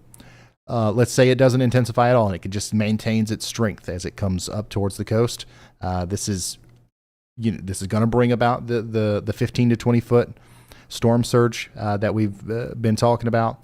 This is going to bring about the catastrophic flooding and extreme wind damage over a large area. We've got to be very, we're most concerned about places to the south and east of Tallahassee. Let me read off some places where these areas will likely receive the greatest impacts from the landfall portion of this storm. We're talking about Crawfordville and St. Marks. We're talking about the St. Marks Wilderness area, Newtall Rise, Perry, Florida. Perry, Florida is in a really, really dangerous spot. And then, of course, areas potentially over here near Deckle Beach, Keaton Beach, and Fish Creek. Potentially catastrophic damage. Inbound.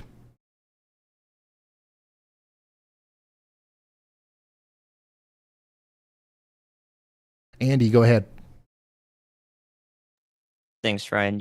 Yeah, and we've still got the tropical tornado threat going on for everyone joining now in Hey, Ryan, especially just wanted to let all you know. along the South Carolina beaches from basically Savannah, Georgia, up to Georgetown. Now there's another landfalling tropical supercell here that I think may get a tornado warning due south of Georgetown that can be that can be seen from KLTX. Thank you, Ryan, for that. Sorry. So if you take the Wilmington radar in North Carolina, you can see that rotation there. That's headed up to Georgetown, South Carolina. And then another one I am concerned about is going to head towards Hilton Head Island, closer to Savannah, Georgia, on the other side of South Carolina's beaches here. So those two areas are of concern. The latter is currently maybe about 25 minutes out from the shore of near Hilton Head Island in South Carolina. Should miss Savannah, Georgia to the north and east. But I'm continuing to watch these tropical tornadoes. And also, while Ryan talks about the impacts of a Category 4 hurricane, since we're getting closer to that, I'm happy to. I'll also occupy my time by answering your guys' questions on Twitter. If you just want to go to my Twitter, I can answer some of them for you. If you need another resource, if you need a question immediately answered, I'm going to comb through those as best I can. You can just respond to like my latest picture on there. Okay. Thank you so much, meteorologist Andy Hill. We're going to keep an eye on all those storms, and as soon as we have a warning issued, we're going to go straight to it. We're starting to see significant flooding in several different areas. We've got cameras showing that. And also, we've got an update from Brad. So let's hear that. 1 second. Here we go. Hey, just wanted to let you know we are here in St. Marks, Florida, just south of Tallahassee. The area that we're under right now is going to be inhabitable in just a few short hours with the water that's coming up between 15 to 20 foot. Wanted to go ahead and let you know that the water has started coming up a considerable amount. This is a boat ramp right here. I've zoomed into the dock. That way you can tell. Typically that dock is either parallel or actually dry. Hey, Ryan, just wanted to let you know, I'm sure you know this, but just want to let you know that it's been upgraded to a Category 4. Hey, Ryan, when you got a second, hit me up. Okay, all right. Brad, go ahead.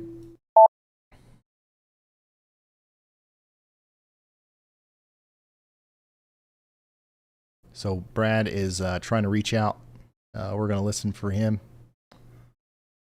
And we're also going to watch the water pour into here.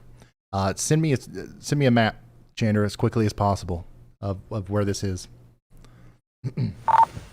Hey, Ryan, I was just going to let you know that I'm watching Recon right now. I don't know if you guys have this pulled up, but we've got flight level wind. They're flight level winds, so keep that in mind. But we have flight level winds right now of 156 miles per hour. So keep in mind that's where the plane is at, but it's not far away from getting those to the surface. A new tornado I warning think has been Category issued. 5 is still on the table. Category 4 is definitely attainable. Category 5 is back on the table. All right, so Brad's talking about the information that we were talking about earlier when we were investigating the Hurricane Hunter data. And you know, I agree with him. We could definitely be talking about a high-end Category 4, maybe even 5, if the intensification continues at the rate that it has been.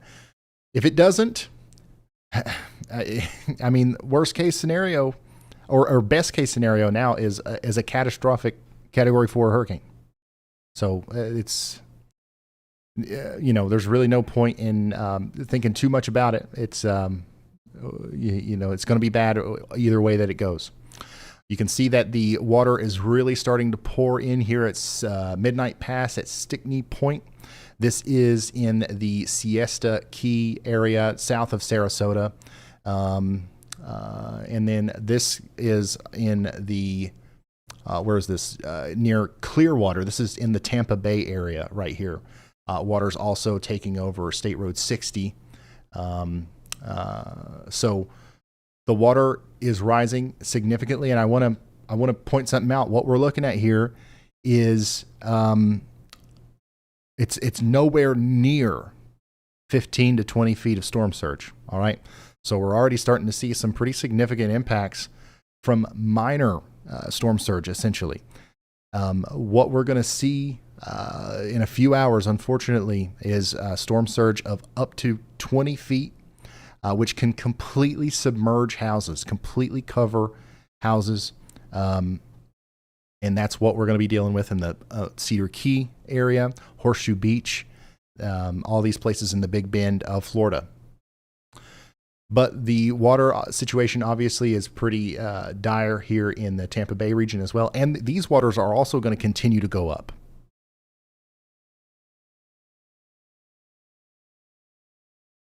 The Howard Frank Bridge is about to be overtaken.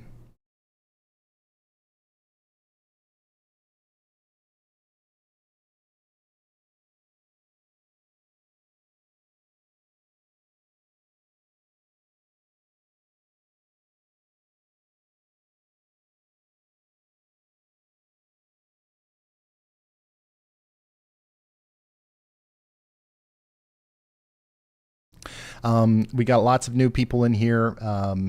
We are once again bracing for impact from Hurricane Helene, which is now a dangerous and destructive Category 4 hurricane. It's going to make landfall somewhere between Apalachicola and Keaton Beach, which should be a few hours from now. The worst case scenario is unfolding for these areas.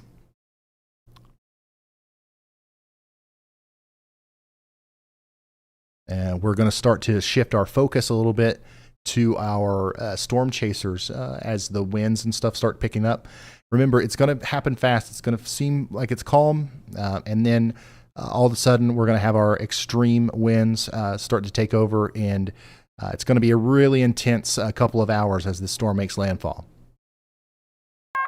A new tornado warning has been issued. And we've got ourselves a new tornado warning. This is for Georgetown, South Carolina. This is what Andy was talking about earlier. So let's go fly over there and check out that most recent warning. And unfortunately, y'all, this is going to be a problem too, right?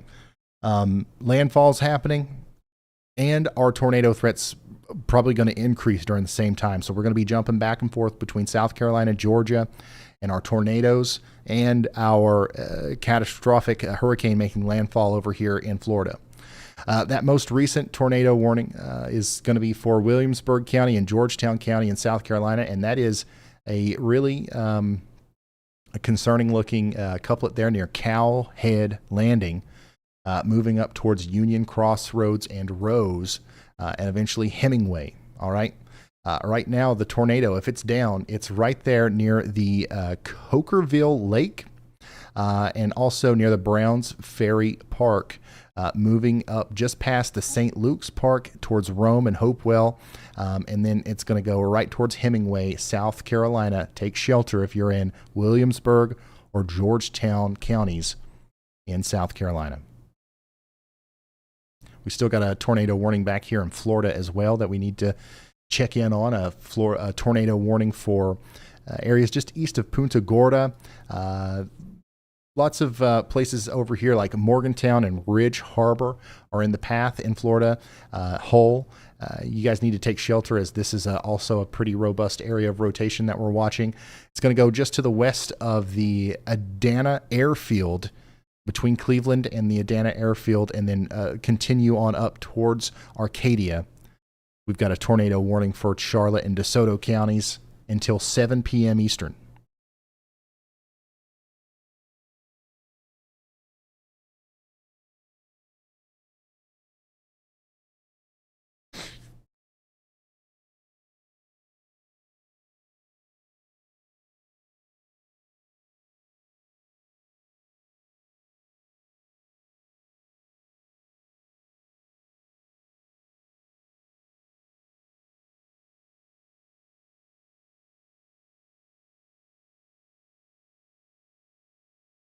All right, I'm going to go back to the regular radar view here so we can really watch the development of this eye wall, which just continues to look more and more organized and nasty. We're about to see a lot more strong winds also working into the Clearwater area. I would expect to see a 10 to 20 mile per hour increase in those sustained winds in Clearwater and Tampa over the next 30 minutes or so. Up next, we've got places like Cedar Key and Spring Hill that'll be getting in on the intermittently hurricane force winds on the outside of the core of the storm as it's approaching land.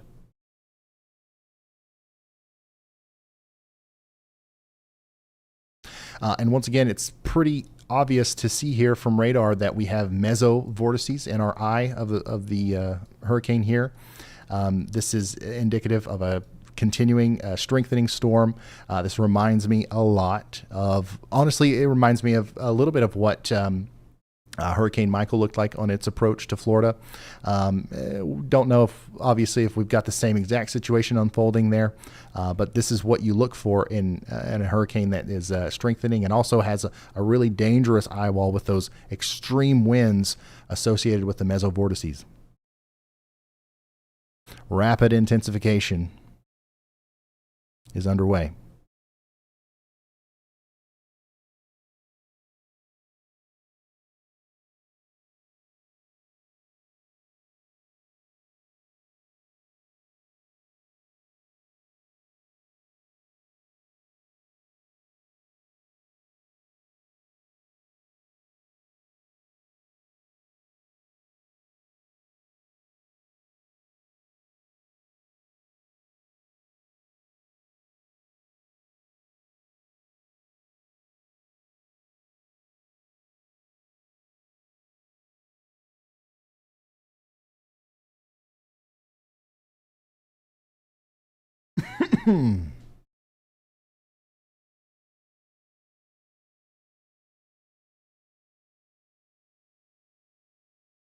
Let's see.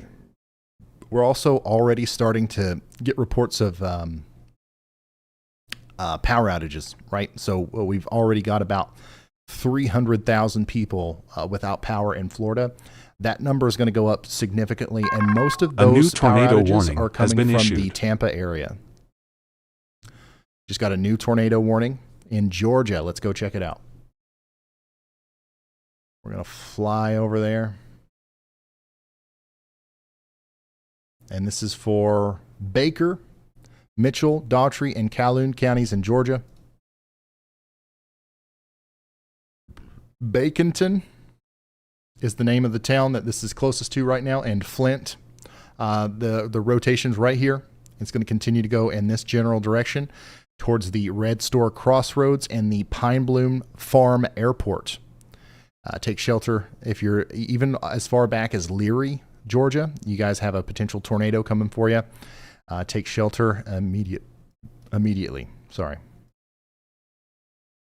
Also, seeing some increasing rotation with these storms to the north of Bainbridge that might warrant a tornado warning at some point here for areas between Donaldsonville and Colquitt, Georgia.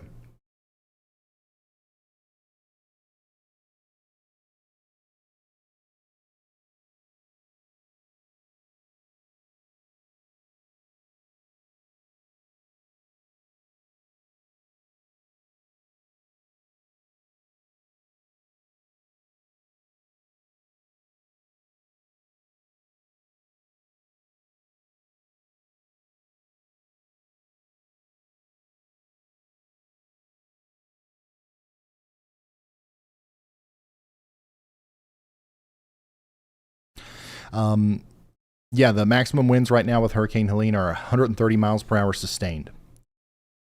If it maintains that intensity until landfall, it's going to be the first Category 4 plus hurricane to make landfall in Florida in the Big Bend region since 1851.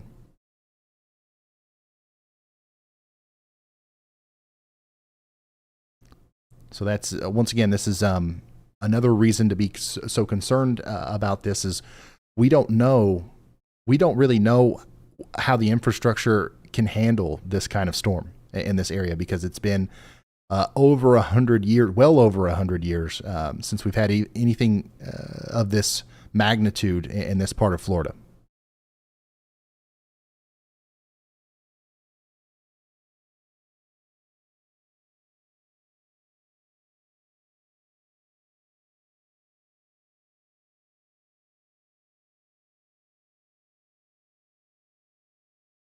John Carville, thank you so much for that.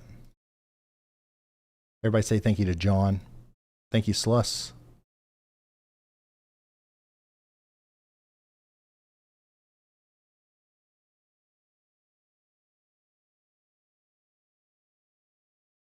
And thank you, SCH737.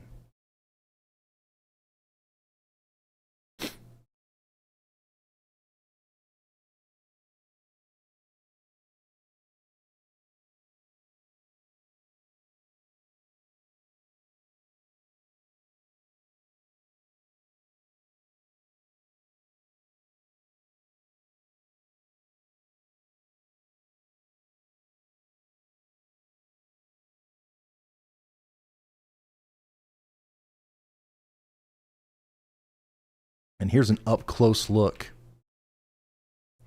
at the satellite imagery associated with our hurricane here. And you can see that all the lightning that's associated whenever we see those big convective bursts, those big explosions. This is why we constantly refer to the lightning strikes that we're finding around the center of the storm. That's a good indicator of a strengthening storm. And this one is, I mean, it's strengthening very quickly, and it doesn't look to me like it's going to stop anytime soon.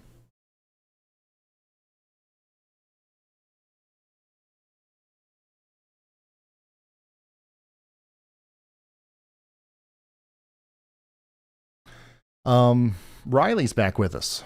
Go ahead, Riley. Yeah, Ryan, if you want to take a look at camera number 3, that is going to be our first storm surge victim. That car just stalled out due to the storm surge. Don't drive through rain. It doesn't work. Water will always win. That car is hydro locked and will never move again. Yep. It's unfortunate, but somebody's always our example here that we try to use to discourage people from doing this kind of thing. Don't drive through water, man. And once again, hey, if you don't care about your car, that's fine. But like now, the water's going to keep rising, right? You're going to need your life saved. And now somebody that doesn't want to be putting their life in danger is going to have to come save you. So turn around, don't drown, and don't bug people. All right? Stay off the roads if you can, obviously. So we're obviously hoping for the best for that person. And we're going to keep you updated on the developing flooding that's happening here. Things are picking up in intensity all across the western side of Florida. This is all around Tampa. The Howard Frank Bridge is continuing to look like conditions are deteriorating there. Same thing for down here on State Road 60.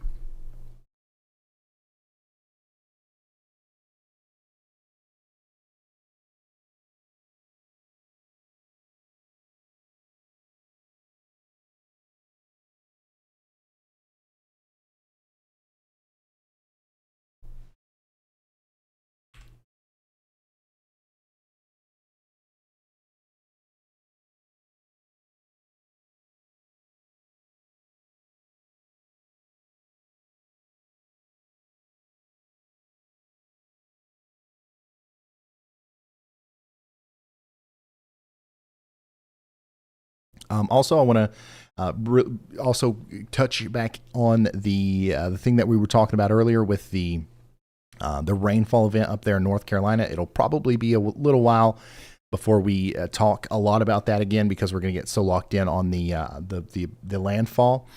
But this is an urgent message from the National Weather Service earlier from Greenville. They said this is going to be one of the most significant weather events to happen in western portions of the area. It's talking about South Carolina and North Carolina on the western side in the modern era. Record flooding is forecasted, and it's going to be compared to the floods of 1916 in the Asheville area.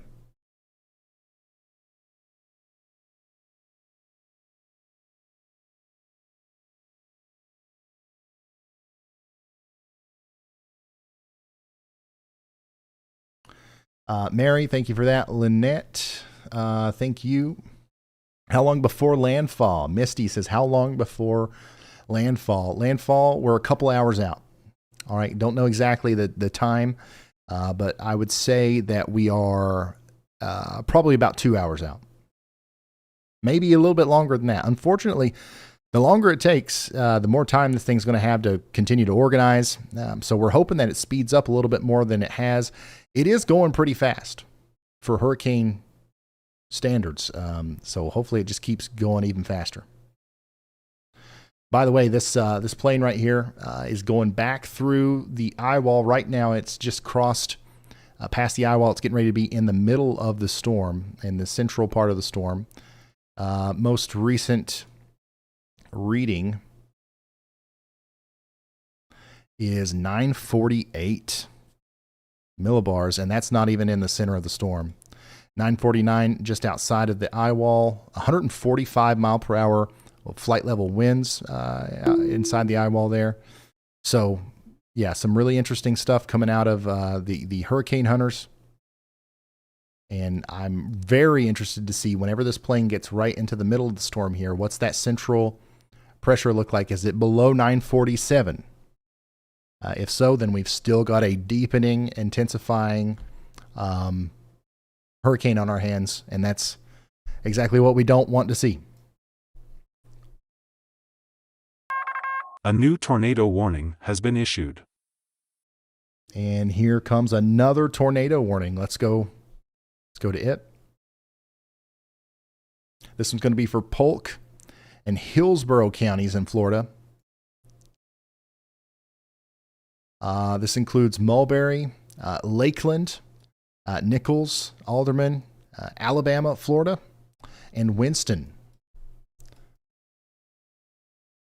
Velocity, not crazy, but certainly still capable of producing a tornado there as it comes up towards Nichols. Make sure you guys are prepared and taking shelter in Polk and Hillsborough counties in Florida. Some places that are in the path here include the South Lakeland Airport and Paradise Airfield. Also, we've got the Spurgeon Baptist Bible College in the path here. And also we've got Ellis Park.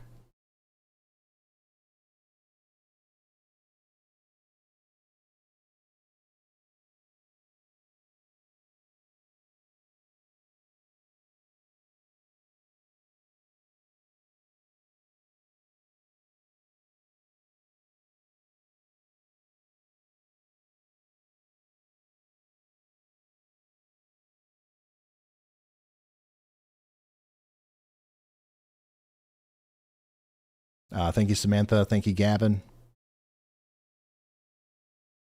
What can you tell us about the other hurricanes that are forming that will follow Helene? Not much right now. My entire focus has been on Helene.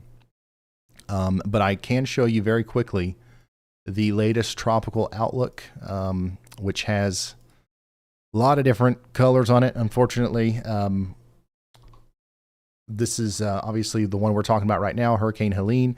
There's another potential development happening, another Central American gyre, which is what this Hurricane Helene started off as a Central American gyre. Another one of those is poised to potentially try to become some sort of tropical system down here. No idea what's going to happen with that. There's no point in even trying to talk about it right now. Just know that it is a possibility that we have to watch out for that. We've got Tropical Storm Isaac up here, which is going to go to Europe. It's going to weaken before it hits any land. It's not really much of anything. And then we've also got another pretty robust area of convection and potential tropical activity out here in the middle of the main development region. This will likely become a hurricane. But also it's too early to talk about the specifics beyond that too. Is this going to go out to sea? Probably.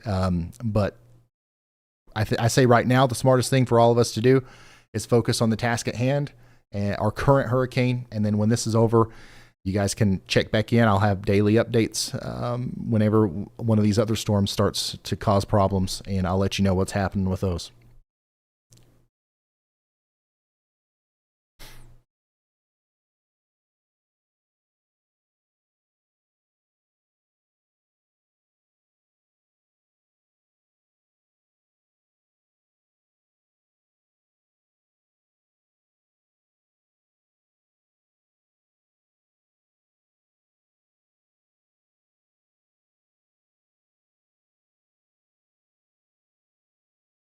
What? Go ahead, Riley. Hey, Ryan, I don't know if you caught it out of the corner of your eye. Oh, but there's another one. Camera 3 is having major power flashes right now.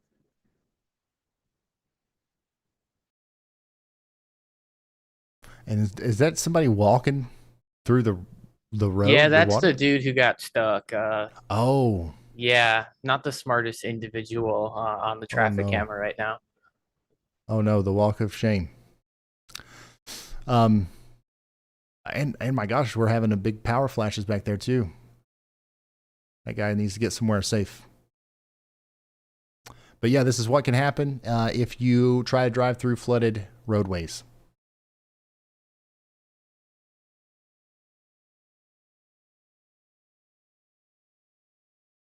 This is over towards the Tampa area near Siesta Key.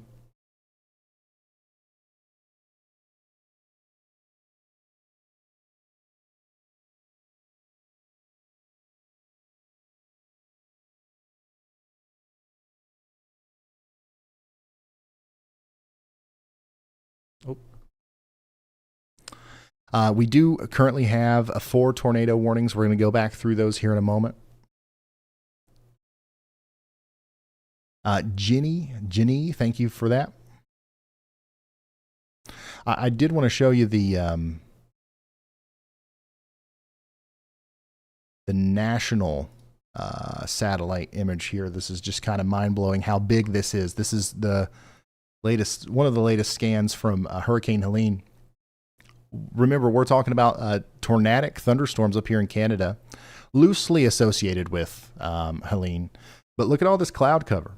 All this is the same weather system that's causing our dramatic flooding event up the Appalachian Mountains, and then also our major hurricane now that's about to make landfall here in Florida. This is a huge system. Our tornadoes over here along the coast, our predecessor rain event in the Appalachian Mountains, and our major hurricane. Literally, most people in the eastern side of the United States are experiencing some sort of impact from this huge weather event today.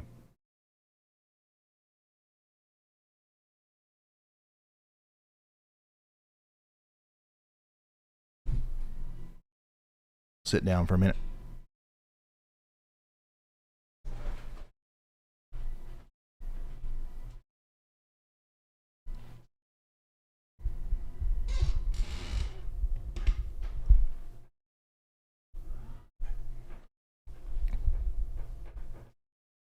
Go ahead, Riley. Yeah, so we just got an update from our hurricane hunters. Our extrapolated surface is 943.6. Okay, that's lower. So for everybody following along, it's not good news. We are still intensifying. Our storm is still getting stronger, and unfortunately, it looks like it's going to try to continue to do that for the foreseeable future.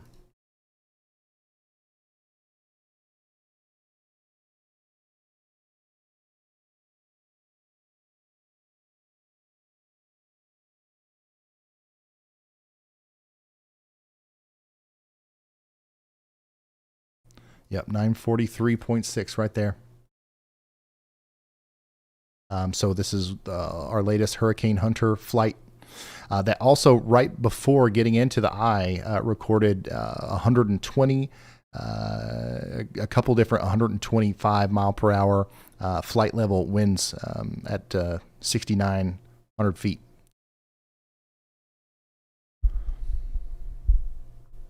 So our storm is continuing to intensify. We've got a major Category 4 hurricane on our hands, and it could be a more robust Category 4 at landfall.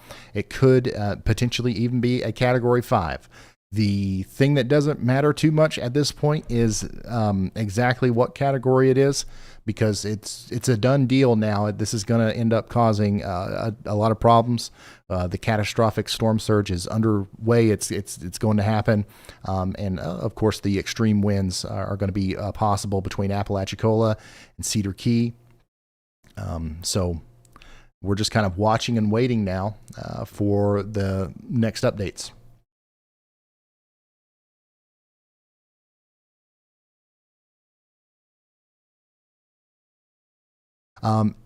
Santana,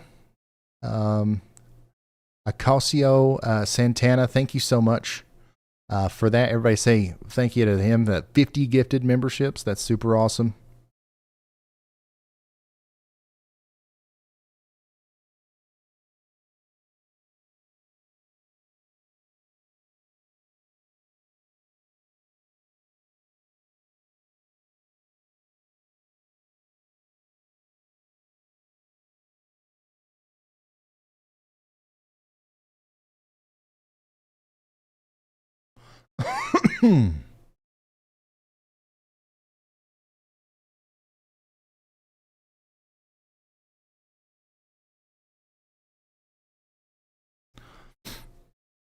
I'm reading just a ton of info that's coming in. There's a lot of it out there. Flooding reports are just out the wazoo, literally, and that's we're still at the beginning stages of that.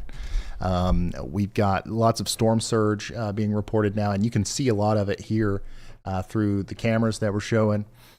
Florida Department of Education, Department of Transportation, has a very extensive camera network that it can handle a lot, it seems. So we're trying to show you what's going on out there in real time.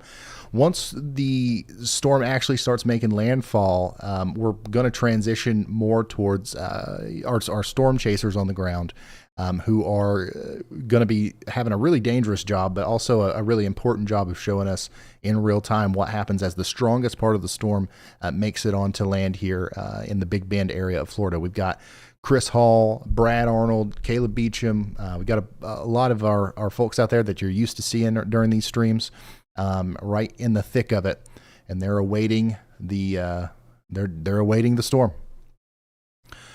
Acasio, thank you. Wow, thanks once again for the incredibly generous super chat. Wow. Riley, go ahead.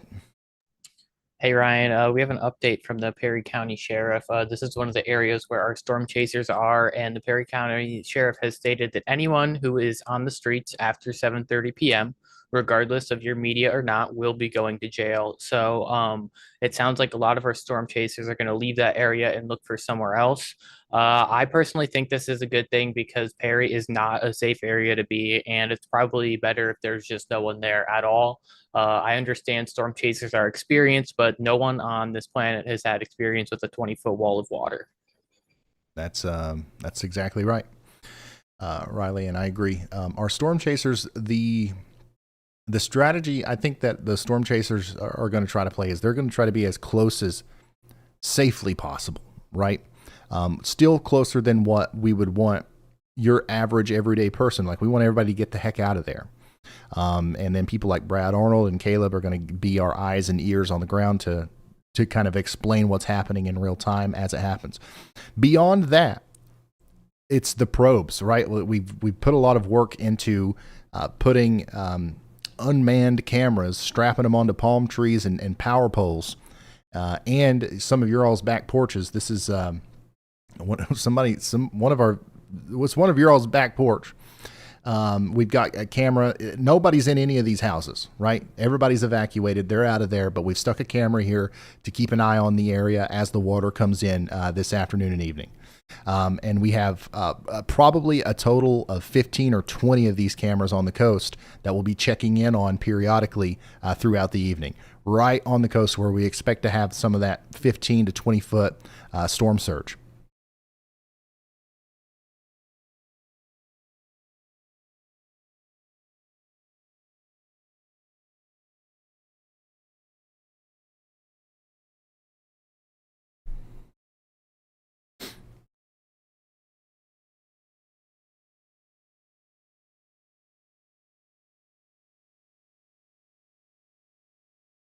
We're also starting to see some flooding in North Carolina.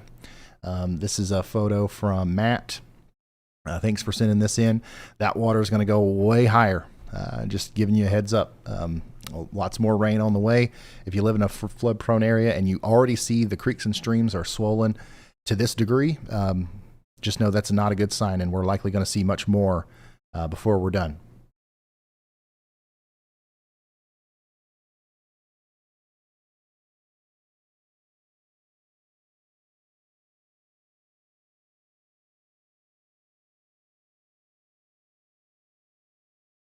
A really interesting thing, honestly, more concerning thing about our forecast track here is as the hurricane makes landfall as a Category 4 or higher, it's going to continue to be a hurricane as it goes farther inland, right? This will be a hurricane as it goes past Monticello, Florida, for example. It's going to be a hurricane, probably a Category 3 hurricane around Greenville, Florida. We expect this to continue to be a Category 2 hurricane all the way up near Albany and Tifton, Georgia. This is wild, okay? A lot of times a hurricane, even strong hurricanes, will make landfall and they'll very quickly become tropical storms after they, are over land for any significant period of time. This is still going to be a hurricane potentially all the way up here near Americus and halfway to Atlanta. It's probably going to be a strong tropical storm in downtown Atlanta, which is Absolutely bonkers.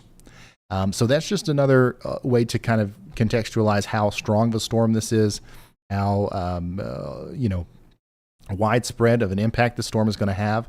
A Category 2 hurricane this far inland is pretty much unheard of. So that's something that we've got to deal with.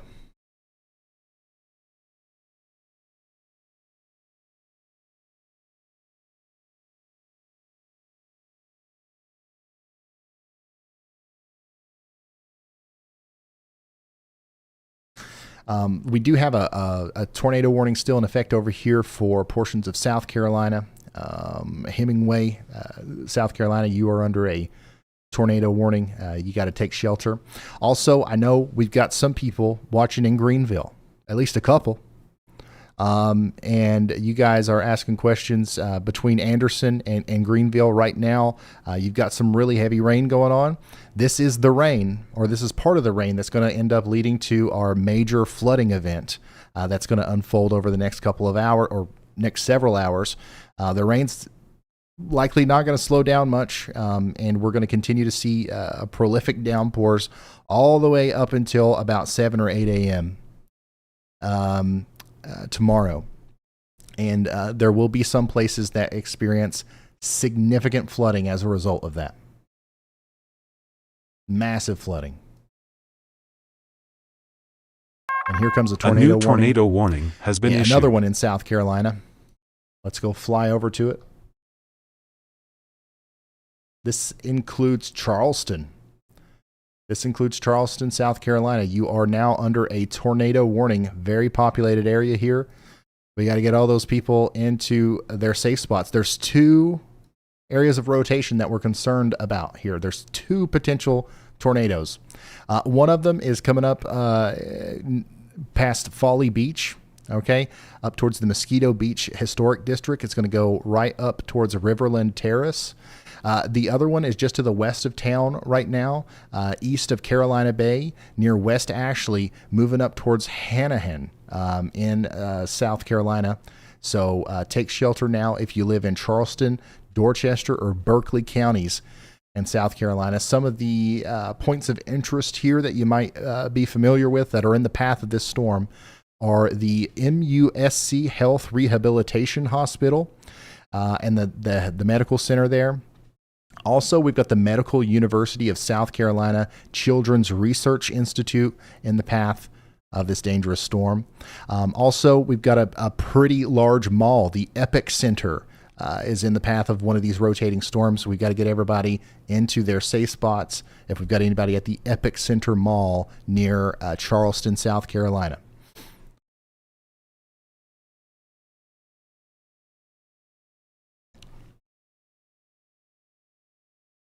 So we're going to constantly be drawn towards these tornado warnings that will continue to pop up as we get closer to landfall.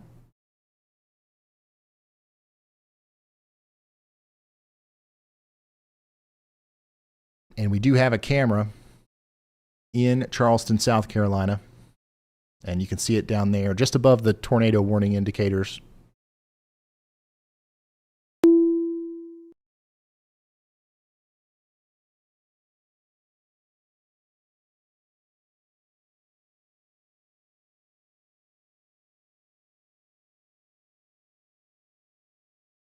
Yes, currently Hurricane Helene is a Category 4 hurricane with 130 mile per hour sustained winds.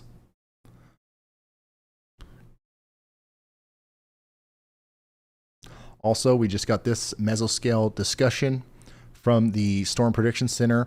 The tornado threat will continue through late tonight. A new tornado watch will be issued soon. So almost the entire peninsula of Florida is about to go under a tornado watch, and also southeastern Georgia.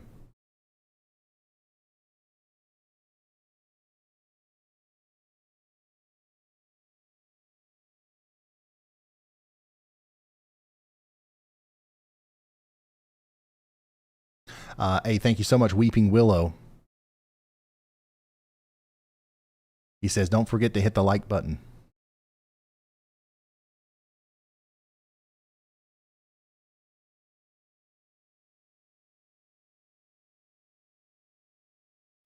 Lots of people are sending in photos over on Twitter.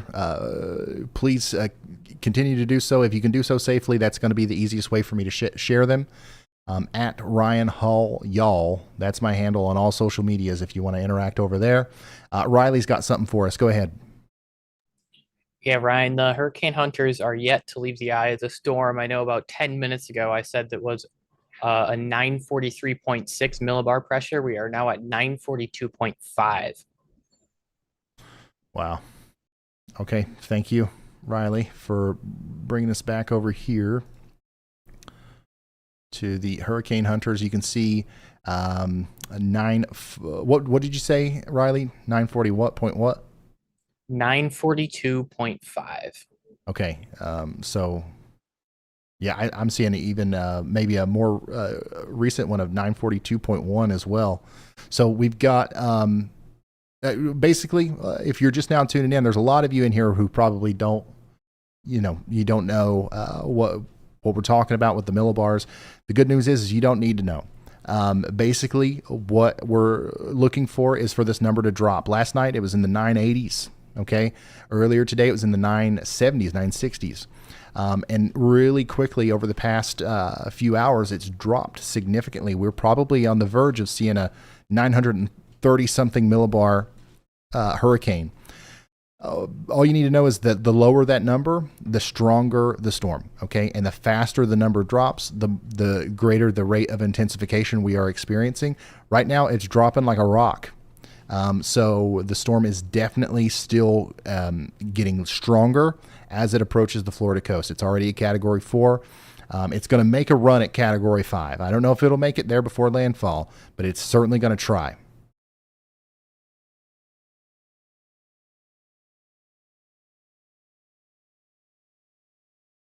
Go ahead, Riley. Yeah, Ryan, we actually have now a drop sonde pressure of 944 millibars. So that is observed. And also, I want to mention the eye of this hurricane is now at 28 degrees Celsius. That is much warmer than we've seen it in its entire life process so far. And the warmer this gets and the lower that pressure gets, that's just indicator after indicator that this thing is strengthening, and it's doing it very, very fast. Thank you. Thank you, Riley. Shout out to Do a Little Good Foundation. Russ Spears, thank you for that. And thanks to everybody for all the support. Once again, if you want to, if you're interested in helping, obviously there's going to be a lot of people that need help after this is all said and done. If you're interested in helping in that capacity, the best way to do it is to go to theyallsquad.org. There's a thing up above me here that shows how much we've raised today for this storm. And go over there and you can make a tax deductible official contribution to our 501c3 nonprofit organization. Caleb Beecham, he's our guy on the field, in the field for the Y'all Squad here. And he's going to help us put those dollars to use. So once again, that's the y'allsquad.org. Obviously, nobody has to do anything. You just being here, watching us and sharing us on social media. We couldn't thank you enough just for giving us the opportunity to a new tornado warning has been issued. Okay, another tornado warning. Calhoun, Terrell, Daughtry, and Baker counties, once again in Georgia. We got to fly over there and investigate this one. This one is for Morgan and Leary. If you're in Morgan and Leary in Georgia, you are under a tornado warning. We need you to take shelter. We got a tornado producing storm potentially just to the north and east of Pine Bloom Farm Airport, moving towards Ducker and Holt. It's going to go past Leary and towards Morgan. Take shelter now.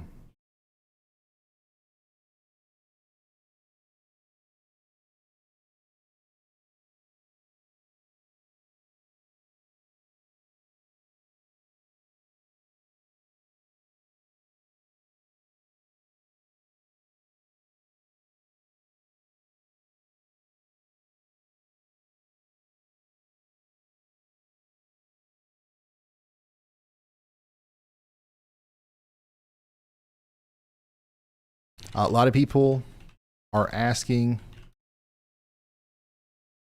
about, what pressure makes it a Category 5? These kinds of questions. I'm going to pull up a graphic for you. The only thing that matters when it comes to the hurricane categories is the wind speed, so the recorded wind speed. Right now, Hurricane Helene has winds of 130 miles per hour. That makes it a Category 4. If we see this make it to greater than 156 miles per hour, that's when we have a Category 5. So it's a pretty big leap that we've got to make here. And I'm not necessarily convinced that that's 100% going to happen. But if you're asking if it's possible, yes. Now, for our residents that live along the coast, what's the difference between 130 mile per hour winds and 160 mile per hour winds? Well, there is actually quite a significant difference, but the problem is they're both just as bad, right? This is going to cause extreme damage just like this will. This one's just going to cause a little bit more of that extreme damage. Does that make sense? So we're already past the point of, this is going to be a bad catastrophic storm. Once again, it's been since the 1850s since we've had a storm of this magnitude hit this part of Florida. So we don't know how these houses and how the infrastructure here is going to handle it. Category 4 or Category 5, it's likely going to be a pretty bad situation for all of those involved.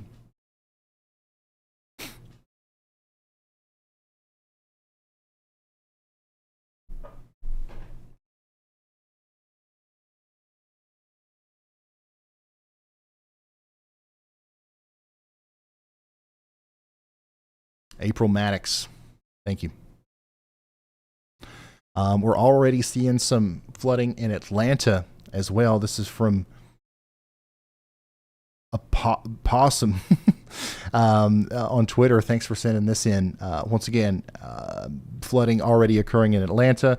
And if you live in Atlanta and you're seeing flooding right now, just know that this is just the beginning. Lots more rain is on the way in Atlanta. We're also going to experience a period of winds between 60 and 80 miles per hour in the metro early in the morning tomorrow. So get ready for that.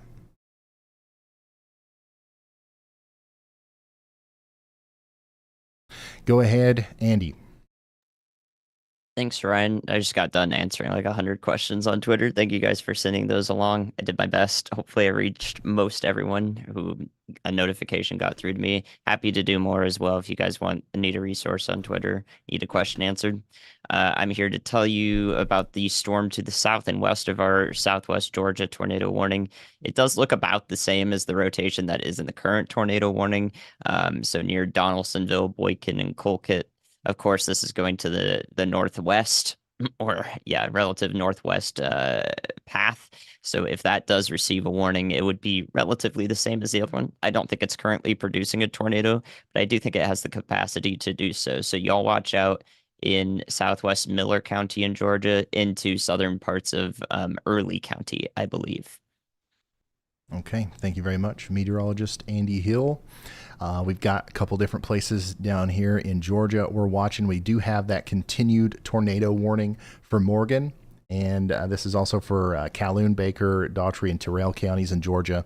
Outside of this tornado warning, our other tornado warning that currently exists is going on over here near Charleston, South Carolina. The good news is the rotation that sparked this warning, both areas of rotation have calmed down quite a bit. However, there's another one. There's a third spinning spot here that's about to come onto shore in Folly Beach. We could have a water spout here that could become a tornado as it makes landfall near Folly Beach. And then that's going to also move up towards the West Ashley area. So stay in your safe spots over here west of Charleston, South Carolina, at least until 7:30. We'll let you know what else to do after that. Hopefully no more problems after that, but unfortunately I think you guys are going to have to deal with a couple different tornado warnings tonight.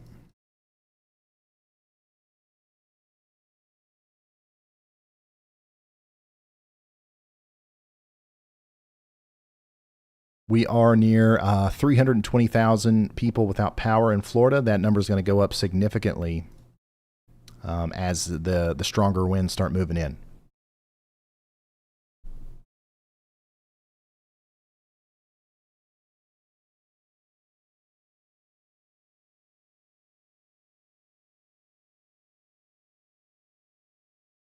all signs are point to this continuing to strengthen.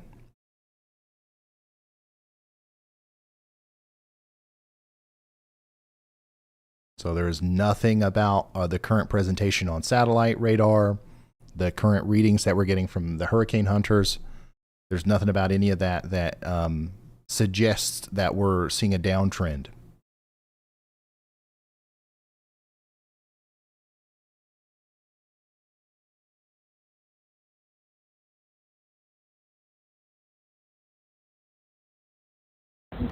Hey Ryan, it is Chris one more time. We got our stream back up, but whenever Starlink decides to A new tornado go warning with the has Lord been in issued. through the air, that's when service may go back down. Just letting you know, but we have the stream back up, aiming out towards Tallahassee. So.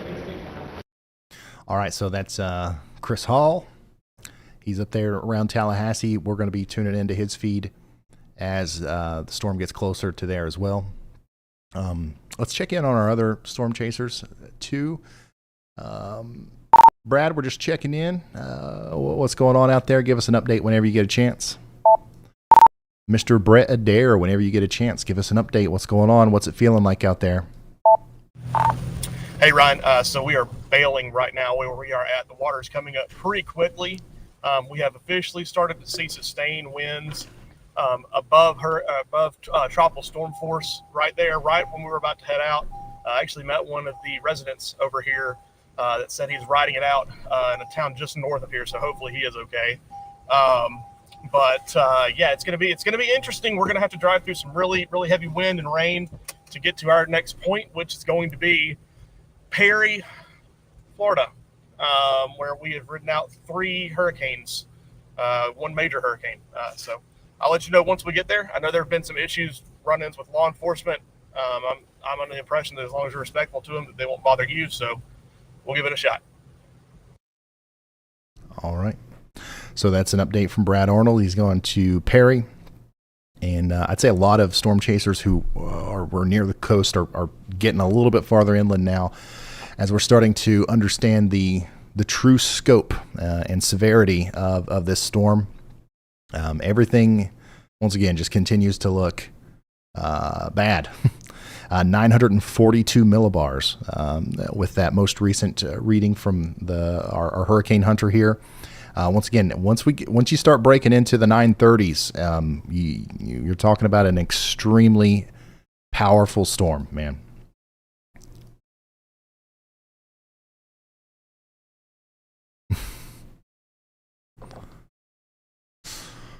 This is a live look at some of the flooding that's happening as a result of a storm surge near Siesta Key over in the Tampa region.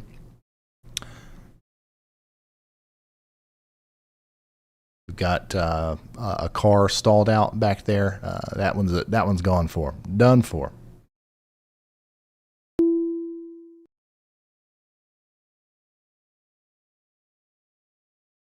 Additionally, our tornado warning over there near Charleston, South Carolina. We've got a view of that as well. Currently, not seeing anything too interesting. Also, the rotation has let up a little bit, but we're keeping an eye on it just in case. We're also continuing to see the water rise here on State Road 60 in the Tampa area, as this road's about to be completely impassable, but it was closed a long time ago, so it shouldn't be that much of a problem. Go ahead, Riley. Hey Ryan, if you want to head over to your Hurricane Hunter data, we have the Air Force joining the party in the eye. Right now, it's just been the NOAA plane in there, but Teal is also making their way in there. You should have both layers on, or you should have both layers in that program, so you should be able to turn them both on. All right, sounds good. Thank you, Riley.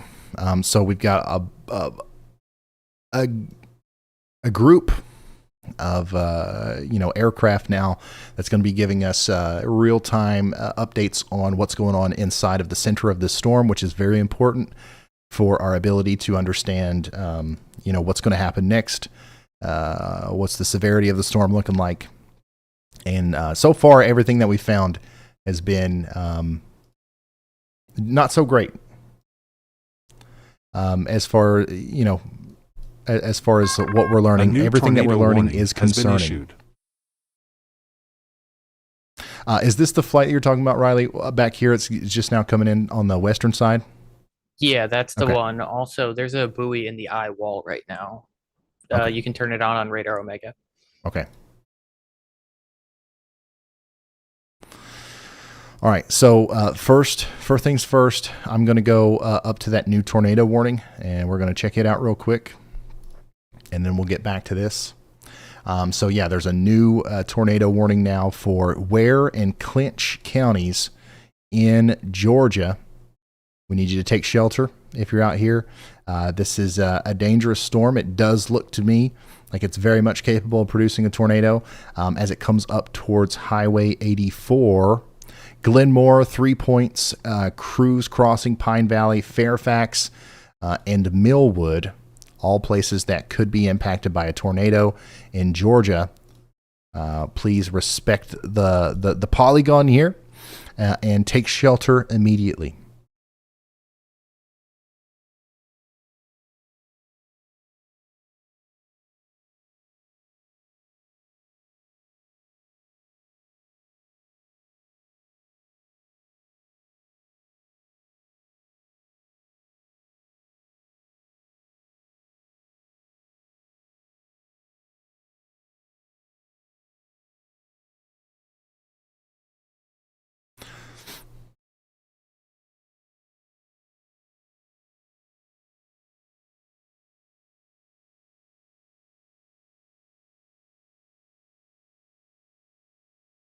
Bear with me, y'all.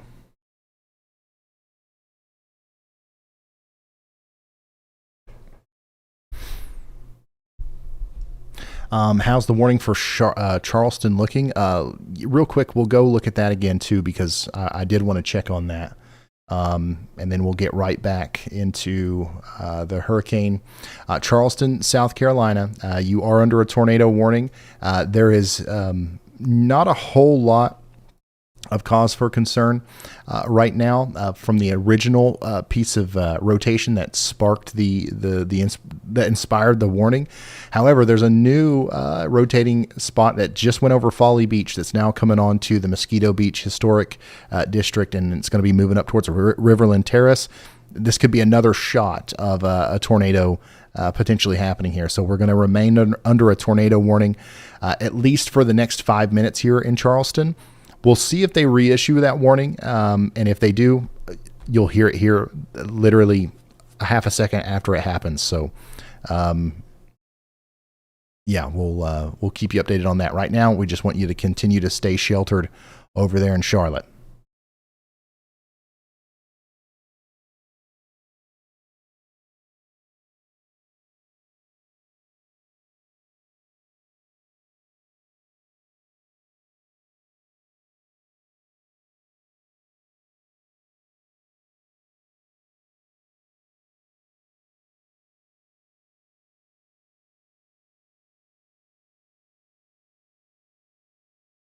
Yeah, some of the most recent data that we've got indicates a 942 millibar low pressure center with our storm here.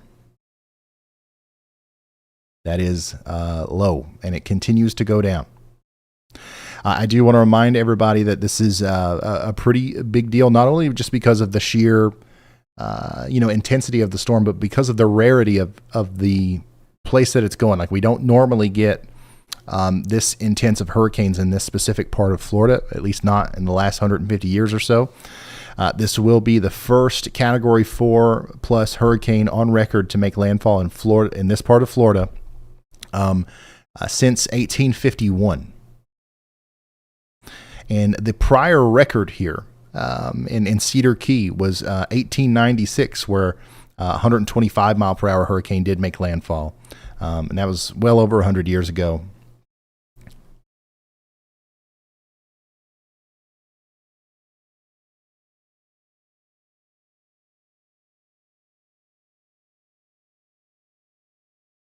It is Category 4, yes.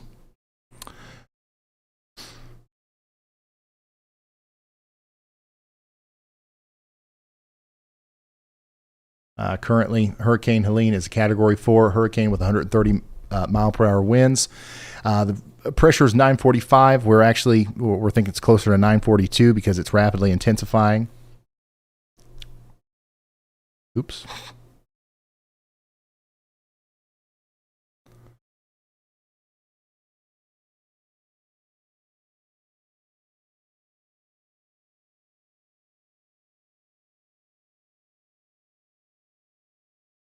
Ryan, how's the Waffle House? Last I heard, the Waffle House, lots of Waffle Houses are closed. Sorry.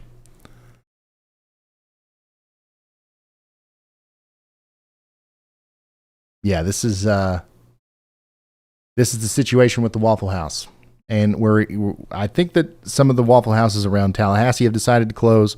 And also as far north as Valdosta, Georgia, we've had some of you guys send pictures of the Waffle Houses being closed.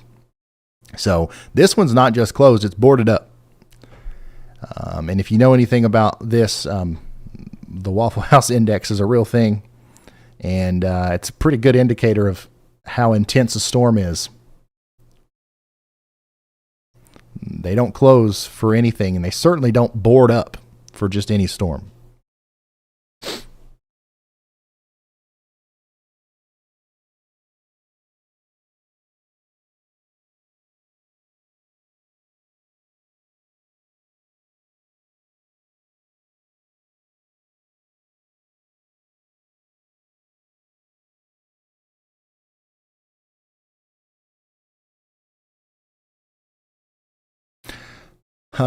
Message from the Florida Division of Emergency Management. Helene's going to make landfall as a major storm soon. Shelter in place safely by avoiding windows, acting when you receive weather alerts, and staying inside until the storm has passed. It's never safe to walk outside at any point during or before landfall or afterwards in the short period.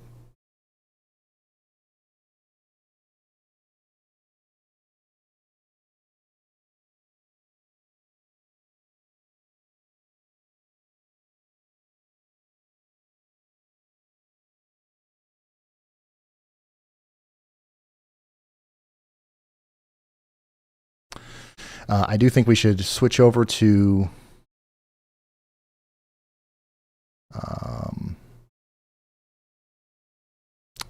visible satellite imagery here for just a moment to get our last glimpse of the storm before the sun sets. And yeah, there it goes. Obviously, we'll still be able to watch this through the infrared satellite, but a really remarkable storm on that last frame there before we really started to lose daylight. This is going to be a really unfortunately powerful storm hitting Florida here. This circular disc look here to the core of the storm, and the eye, just everything about this is just really unfortunate for the residents.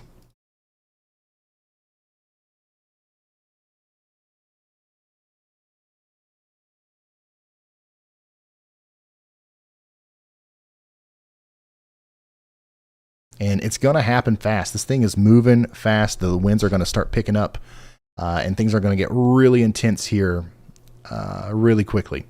Back there in the back, we need to be watching all of our probes and monitoring those, as those will probably be really important here soon. Are we seeing a power flash down there? Oh, those are emergency lights, I believe, on emergency vehicle.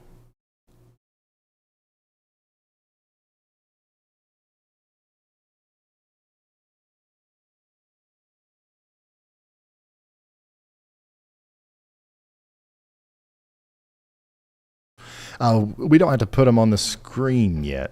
We just need to be watching them.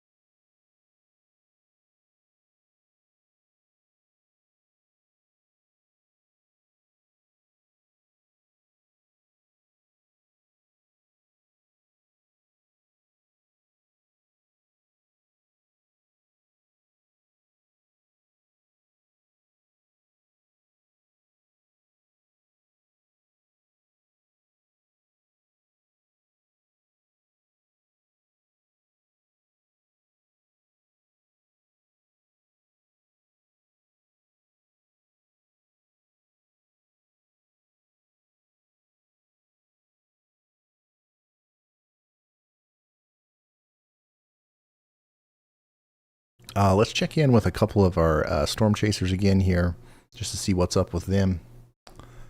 Let's start with Bryce.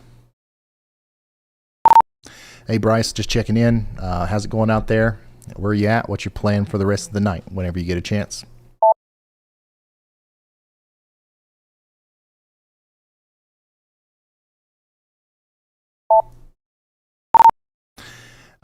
Chris, whenever you get a chance, we're just looking for updates from everybody. What's going on out there?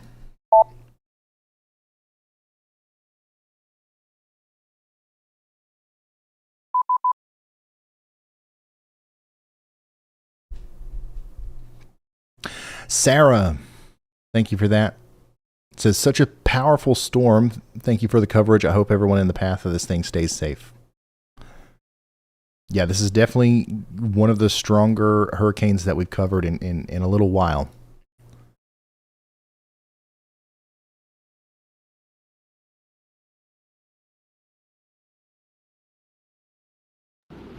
Yeah, Ryan, I'm not sure if you can hear me or not. The service is very bad out here. I'm about 20 miles southwest of Perry, sitting pretty close to the Gulf, probably about a mile inland from the Gulf, and I'm just going to hang out here until I can't. All right. So that was Bryce Shelton. And we'll also hear from Chris soon. Additionally, our storm is really picking up here, and this is not even near our hardest hit area. This is a little bit farther south, closer to Tampa. Things are really starting to pick up there, as you can see. Some of the stronger bands of rain are moving in now. We're going to start to see similar sights near Cedar Key and places like that here soon, as this part of the storm right here is going to be really powerful as it comes up towards Horseshoe Beach as well.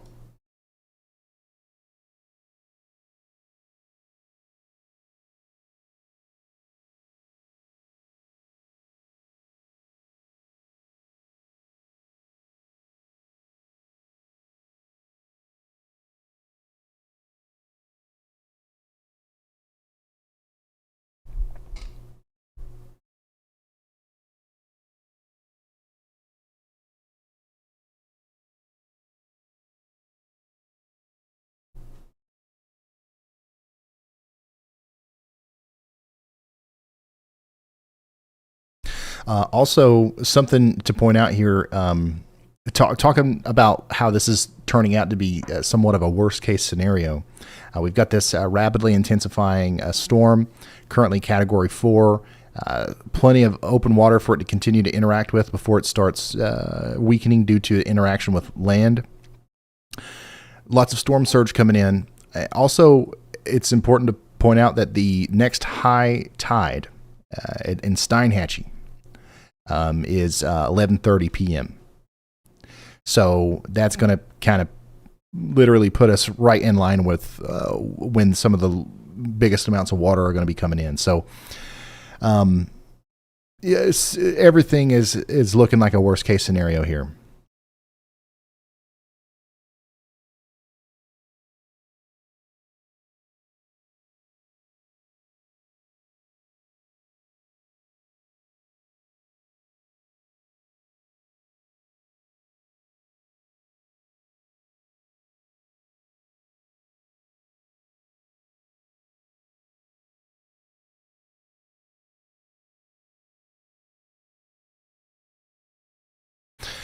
Yeah, so it is official. All Waffle Houses in Tallahassee have shut down. Yesterday, we got word that they were expecting to stay open.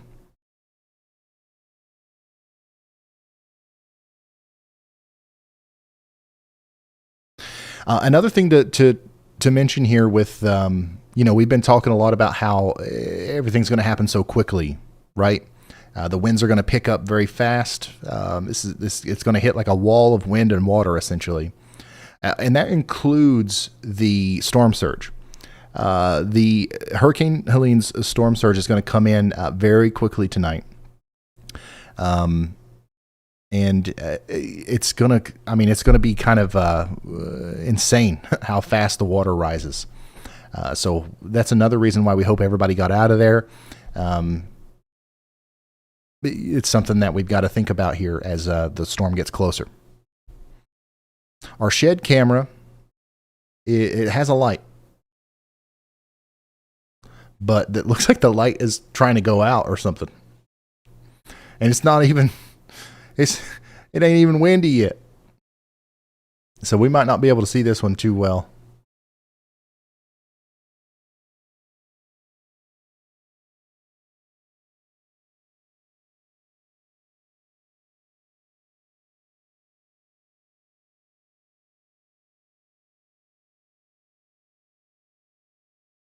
We're up to 350,000 people without power now.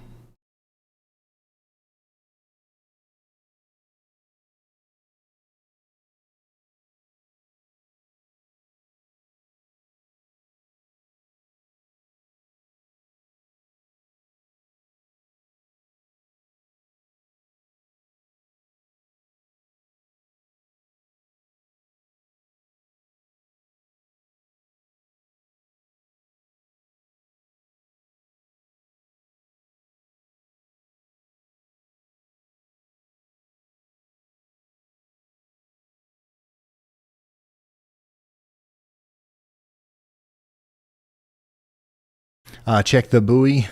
Yeah, we'll check on that real quick. You're probably not going to be able to see much. Yeah, this is the latest image that we got from the buoy. It looks like it's gone now. No, it looks like a hurricane in the middle of the ocean. That's for sure. Can't really tell much else about it. It is recording the deepening pressure as we would expect. It was just outside of the eye wall. So I don't think it's got as interesting data as our hurricane hunters, but still very interesting sight to see here. This is one of those rare instances where a buoy is hit. Yeah, so that buoy recorded a 950 millibar measurement 40 minutes ago, and that was the last thing that we got from that.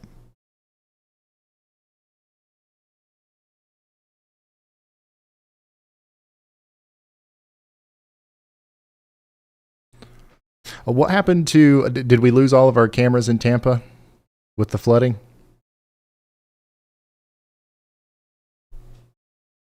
Okay.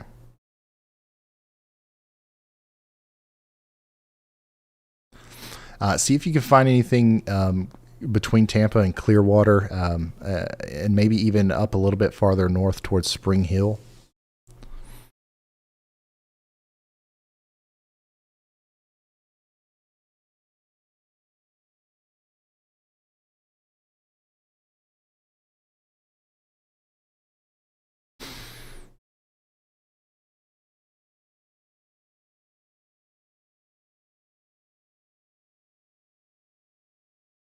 Hey, Ryan, is that camera in Horseshoe Beach the same one from last year?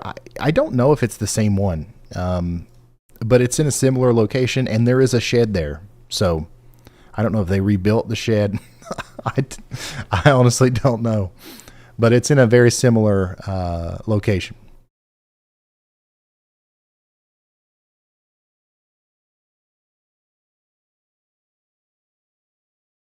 When is landfall expected? I think that we're going to be looking at landfall in a couple of hours. I think in the next 30 minutes, we're going to start looking at the shore here and start, recognizing the hurricane. It's here. Like, it's not going to be long before we really start to see the impacts. It's going to feel like a major hurricane is happening here, and then it'll be an hour and a half, 2 hours after that before landfall happens. This thing is booking it. It's going fast. So we're talking, it's currently 7:43. It could be 9 p.m., 10 p.m. When we have official landfall.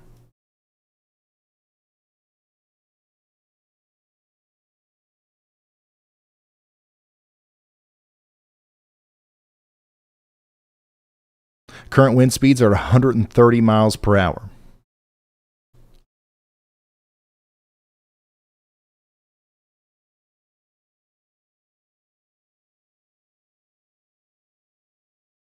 Hey, thank you, MK. Thank you.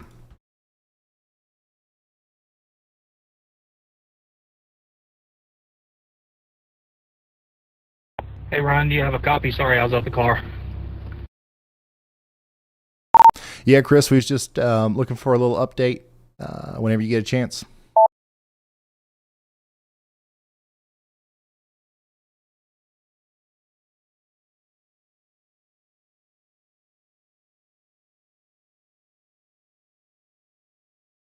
Hey, Ryan, yeah, we're still here in Tallahassee. We're right in the smack dab middle of downtown Tallahassee. We're actually right here beside of Will Nunley with Weather Nation. We're looking off in the distance, and we can see the lightning in the eye wall as the hurricane approaches downtown Tallahassee. And I don't think I'm going to move. I've seen a lot of people transitioning over to Perry, and I don't blame them, but I just don't really want to travel down Highway 98, especially at night with all the trees. So we're going to stay right here for a little bit. I mean, we can maneuver anywhere we want to go right now, but I do think we're going to stay set here for just a little bit longer. Probably, if I think this is a pretty good spot, it's a pretty safe spot, especially with being in downtown Tallahassee. So we're probably going to hang out here for a while. Easy way in, easy way out, and we're pretty much protected 360 here. So probably going to hang out here for a while.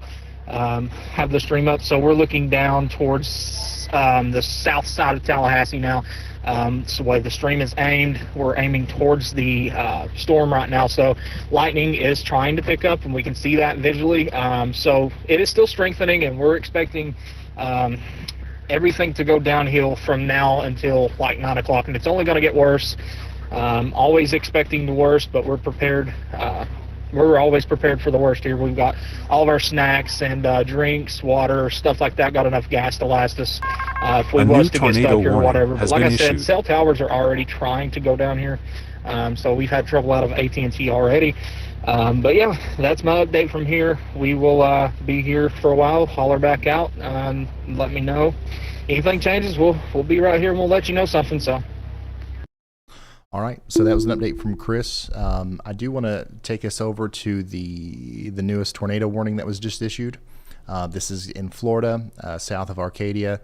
This includes areas just to the east of Punta Gorda and south and west of Arcadia. This includes Fort Ogden. This is Charlotte and DeSoto counties in Florida. Take shelter now. Pretty dangerous storm capable of producing a tornado. There's your velocity couplet. That's where the tornado could be, and it's going to be moving up towards Ridge Harbor. Once again, take shelter immediately. Also, Riley, did you have something? Yeah, Ryan. So we saw that Hurricane Hunter aircraft looping the eye a while back. They had mechanical issues entering the eye, and they actually had a major issue with the plane and were not able to get out of the eye for a while. They did get those issues fixed, and they have made it out of the eye. A new tornado warning has been issued. That is why they were looping the eye so long, is because they actually got trapped in it. They were stuck? Oh, my goodness. Yeah. All right. Thank you, Riley. So, yeah, once again, super huge shout out to the hurricane hunters and all those people who are responsible for getting us that data. Obviously, it's a dangerous thing, and this is just one of the a new tornado warning has been issued. And now we're just getting tornado warnings left and right. We just got two in the past 2 minutes, it feels like. All of these are in the same little area here in Florida. The newest one includes Bowling Green and Washula, Florida. Also Zolfo Springs, just to the west there. We are looking at a strengthening storm with a rotating core or rotating base near Limestone and Bridges, moving up towards Oak Grove and Fort Greene. Take shelter now if you're in Hardy or DeSoto counties in Florida. Another new one is going to be over here to the south and east of Arcadia. This is near Sparkman. This is DeSoto and Charlotte County in Florida, moving up towards Highway 70. This is going to pass the Hummingbirds Landing Airport. If you know where that is, south and east of Arcadia, and you know where Highway 70 is to the east of Arcadia, that's around where the tornado would go if it's actually on the ground. So take shelter. Couple different potential tornadoes going on right now, south and east of Tampa, north of Cape Coral in Florida.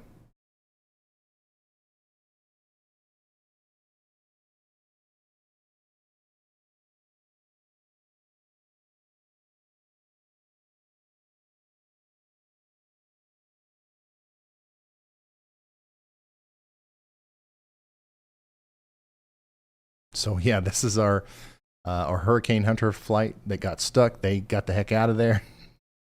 Now we got another flight coming in. So we're about to get even more data from the eye of this storm from Teal.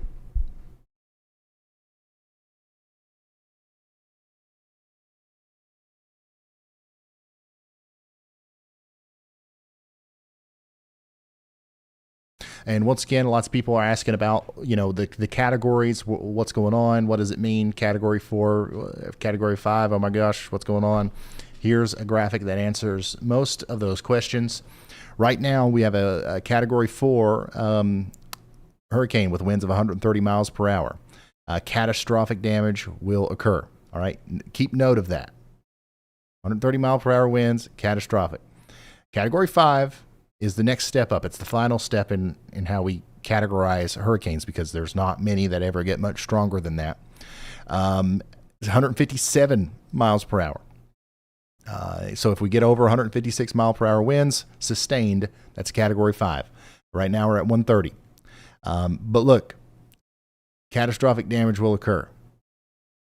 No difference. Okay? So the residents down here in Florida, obviously, hopefully all the preparations have already taken place. But if a 4 or a 5, it's going to lead to catastrophic damage. We're going to have the 20-foot storm surge, and it's going to be bad news by the time we're all said and done. But there is a chance that this continues to strengthen and eventually becomes a Category 5 before making landfall. Although a Category 4 is probably what's expected at this time.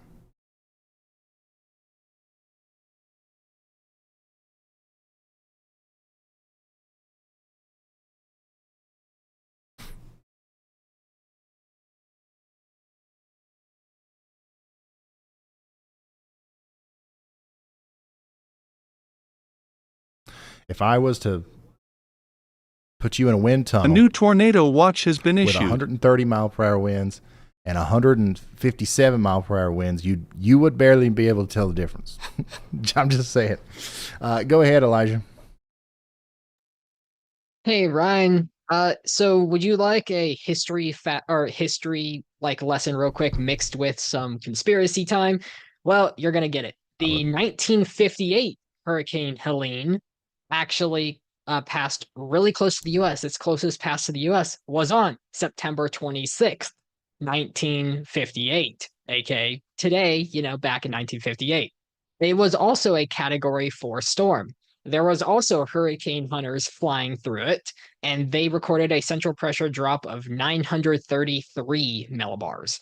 So if I was just doing the prediction, because we know it's going to potentially strengthen a little more, let's just say the prediction would be 933. A new tornado That would be watch has the been ultimate issued. conspiracy theory time right there, just because that's what happened in 1958.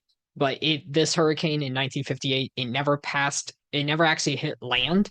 It scraped the North Carolina coast, just barely avoiding landfall. But in doing so, it caused $11 million in damage, and that's 1958 money, and that's equivalent to $119 million in today's money.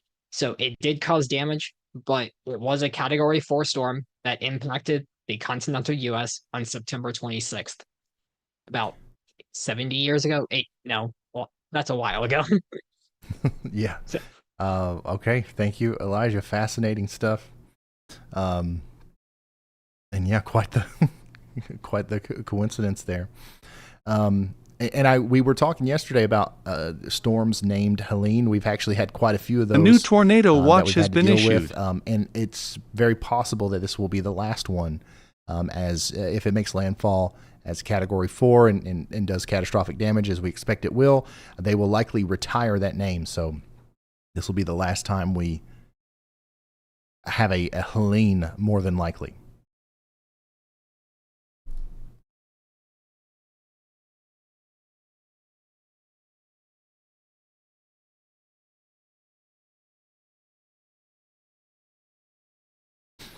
Yeah, so Riley came through earlier and told us about the hurricane hunters and the problems that they were having. They got out of there, but they seemingly hit an extreme updraft in Helene's eye, causing mechanical issues. They have since exited the eye and diverted southwest. So that's even more interesting. The reason they had problems is because of the extreme intensity of the storm itself.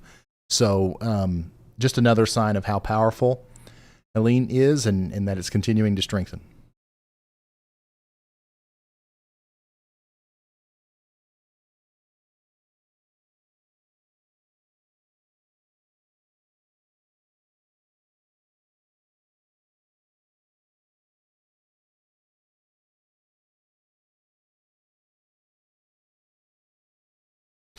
Storm surge right now is quickly overtaking St. Pete Beach, Florida, ahead of the Hurricane Helene tonight. That's another place we need to be looking. And see. I know the power's out, so we don't have a lot of cameras out there, but just double check for us.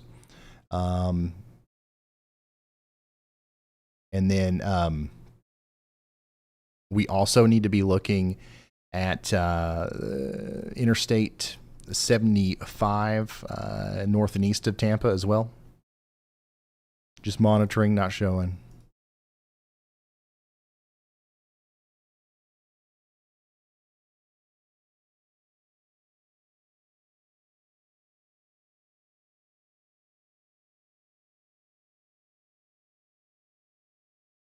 For those of you who are just now tuning in, we've got a Category 4 hurricane on our hands with 130 mile per hour winds. We expect it to maintain that strength or strengthen on its approach to the coast. Also, we just got that tornado watch that was issued. I'll show you the graphic for that. Several tornadoes likely. First of all, this goes until 6 a.m. Okay, we've got several tornadoes likely. And this includes the vast majority of Florida. 13.5 million people are under this tornado watch tonight. So even far outside of the landfall area, we've got a pretty significant tornado threat that's going to impact a lot of Florida tonight. Go ahead, Andy. Hey, Ryan. On that topic, the storm I'm most closely watching is approaching Green Pond, South Carolina, currently not tornado warned, and due east of the Charleston radar here, approaching Highway 17. So that's around the Jacksonboro, Green Pond area there. It's the kind of the supercell in the middle of those three, or on the northeast side of those three that are right there. I think that could be tornado warned imminently as the rotation is tightened up on the latest scan, and it might have a couple of chances to do so with that inflow kind of being sucked into the storm. So I wouldn't be surprised with a tornado warning for Green Pond in Colleton County. And gosh, the county lines are everywhere here. So yeah, into Colleton County. Okay. Thank you very much, Andy.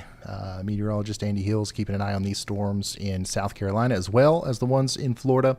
And we're probably on the verge of seeing another spurt of tornado warnings as a result of these supercells that have come onto land here all around Charleston, up into places like Walterboro.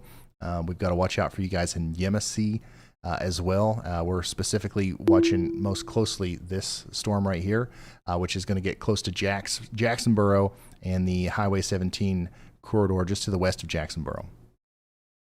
So that's what we're dealing with there. And we're continuing to see lots of these storms form over the Atlantic as well. These cells are going to continue to cause big time problems and pose a tornado threat as they come in towards Savannah over the next several hours.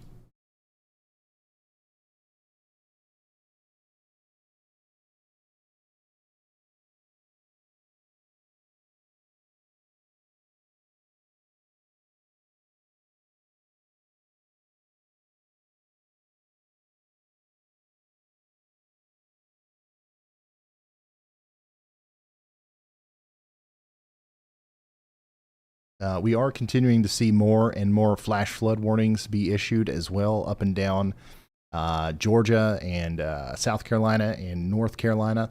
Those are going to continue to happen.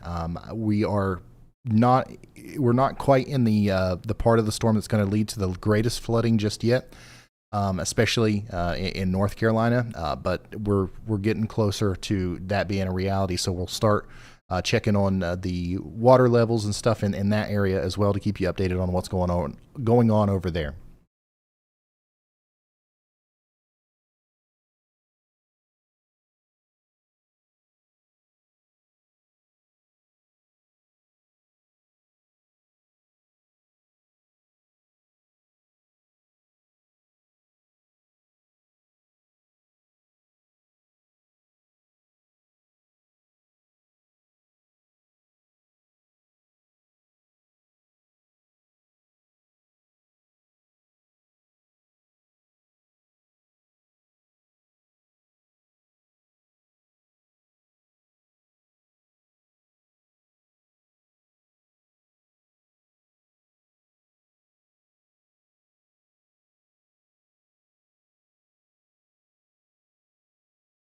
Just turning on all of our different layers here that we need to monitor.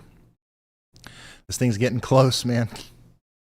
Once again, it's going to happen very quickly. The vast majority of the really strong winds are kind of locked into this part of the storm right here, but that's rapidly approaching the coast here near Horseshoe Beach.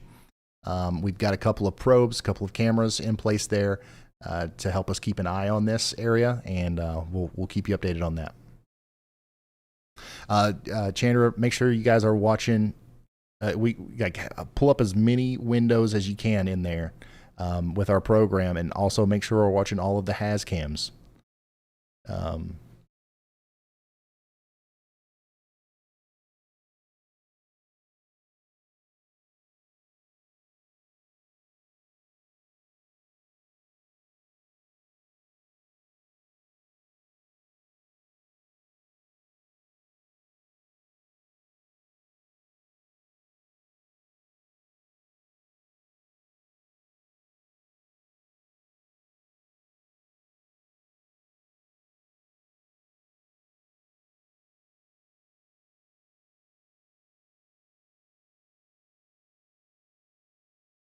We're starting to see power outages appear in Georgia and North Carolina.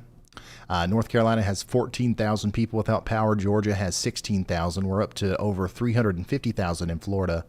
And I believe all of those numbers are going to continue to go up.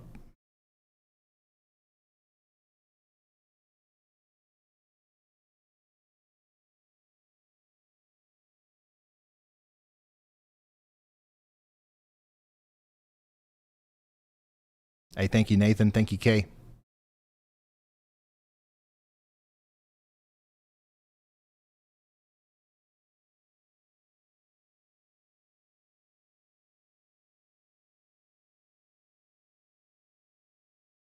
Oh, did we get a new tornado warning has been issued.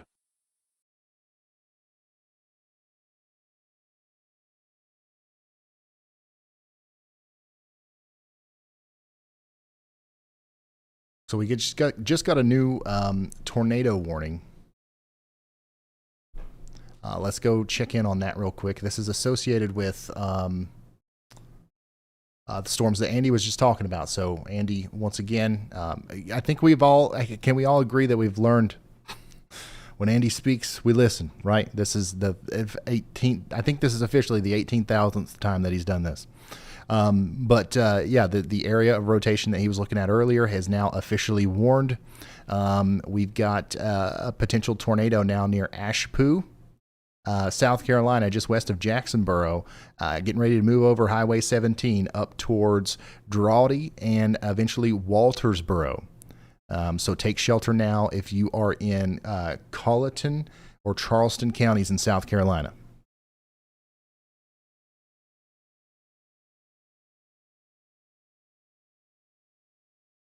Remember, there's a curfew in Perry.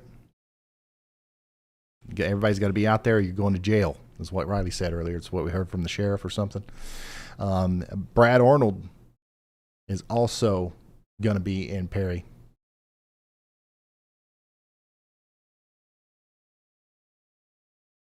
I thank you, Sasha.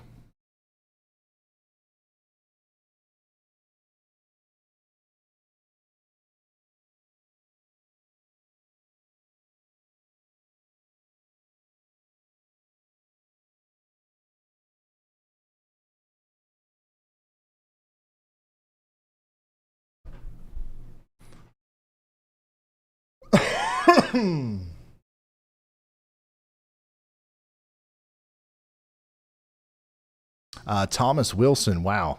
Thank you, man. Everybody say thank you to Thomas. That's huge.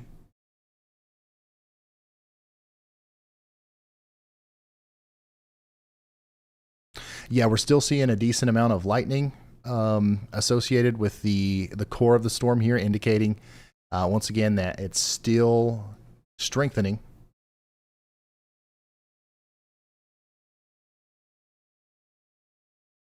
So still no signs of weakening just yet.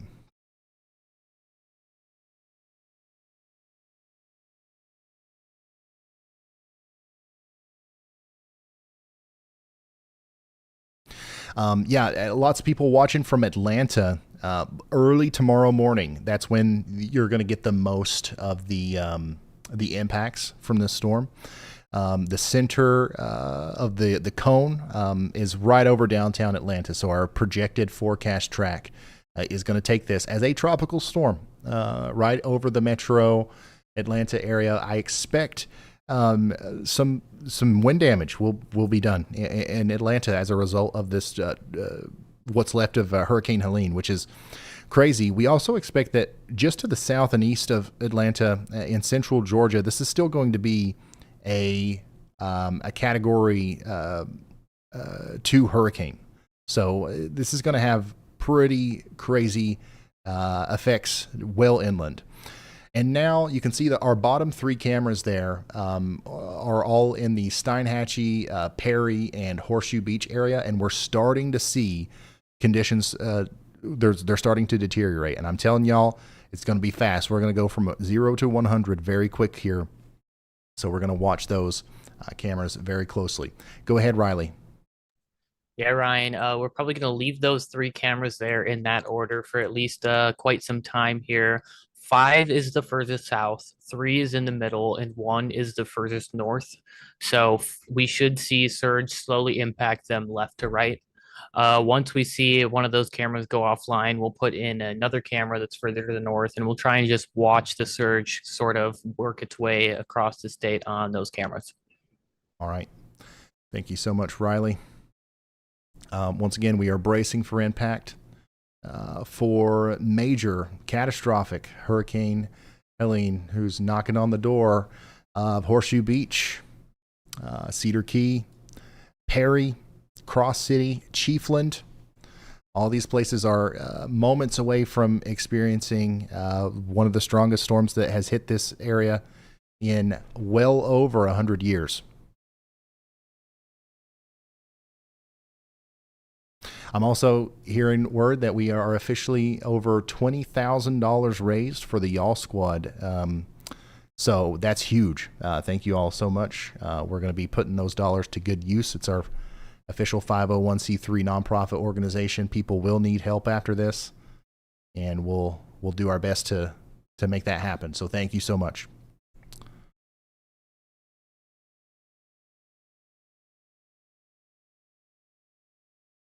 All right, looks like our plane, our military plane that's doing readings now is in the eye, so it'll be interesting to see what kind of additional information we get from that. Currently, so far, I haven't seen anything lower than what we've already seen. 942 is about as low as we've gotten so far. So we also haven't seen it be actually in the center of the storm yet. So to me, it still seems like there's an intensification going on just simply because of how robust the eye wall looks and how much lightning we're still seeing around the, especially the northern and the eastern side of the eye.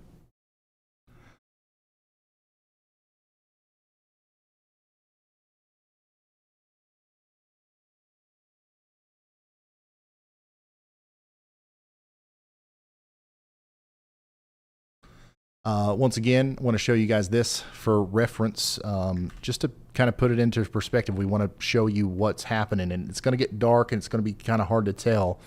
And a lot of people who are tuning in right now and who will tune in over the next couple of hours as things get more intense, you know, you guys didn't even see what these cameras looked like before the hurricane hit.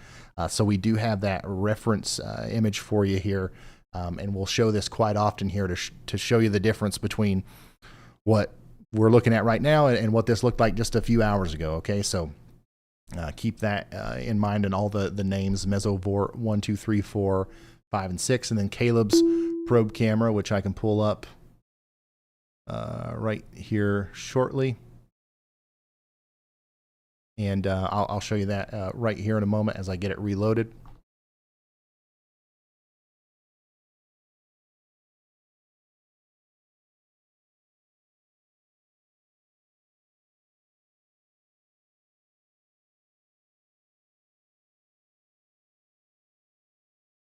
It looks like the one that's on the back porch is online, but I think that it's just dark. We don't have we don't have any light on that. We do have this other one though, where I've got a pretty good street view here. So we'll also be keeping an eye on this.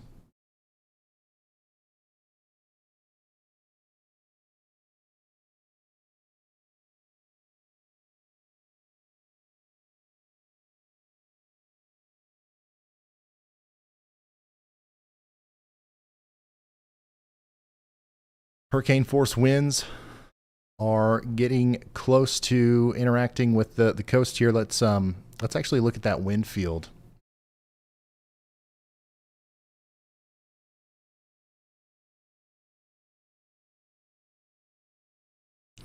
So, man, this storm is so huge. Everybody in the light green or the bluish area here is experiencing anywhere from 39 to 56 mile per hour winds, tropical storm force winds. High-end tropical storm force winds in the yellow, 57 to 73 miles per hour. Hurricane force winds deeper inside of that. And then there's another area with even higher winds right around the core. So when this gets onto shore, that's when we're really going to start to see the storm surge and the more intense winds. All right, we got a tornado warning in North Carolina now.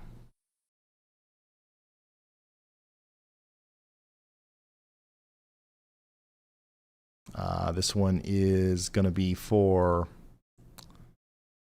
Caswell and Rockingham counties. Not a whole lot to go off of on velocity. There is a little renegade sail down here that could be trying to produce a tornado as it goes up towards Yanceville and Ruffin, North Carolina. If you know where the Caswell Air Park is, you know about where the storm's headed. So keep that in mind and take shelter if you're in Caswell or Rockingham counties in North Carolina. This is getting pretty close to Virginia too, so we might have to watch that as it goes up towards Danville.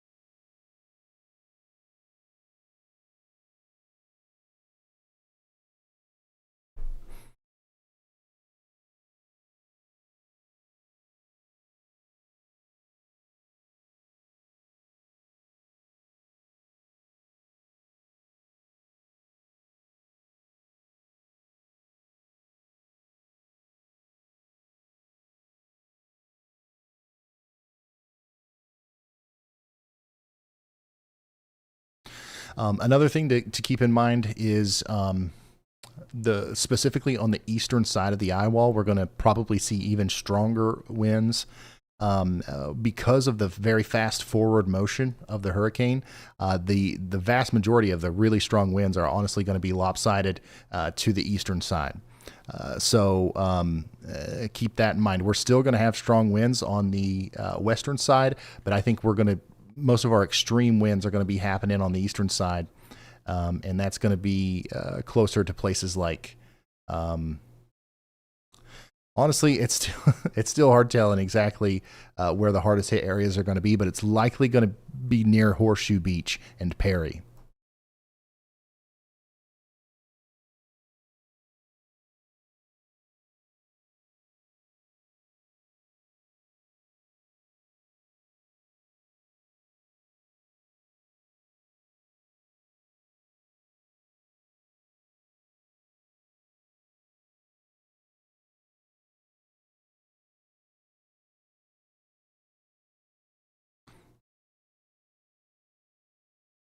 Oh man, incredible image from the GOES spacecraft tonight. Huge Hurricane Helene and its remarkable predecessor rain event and all the associated cloud cover. Just a monster of a storm, man.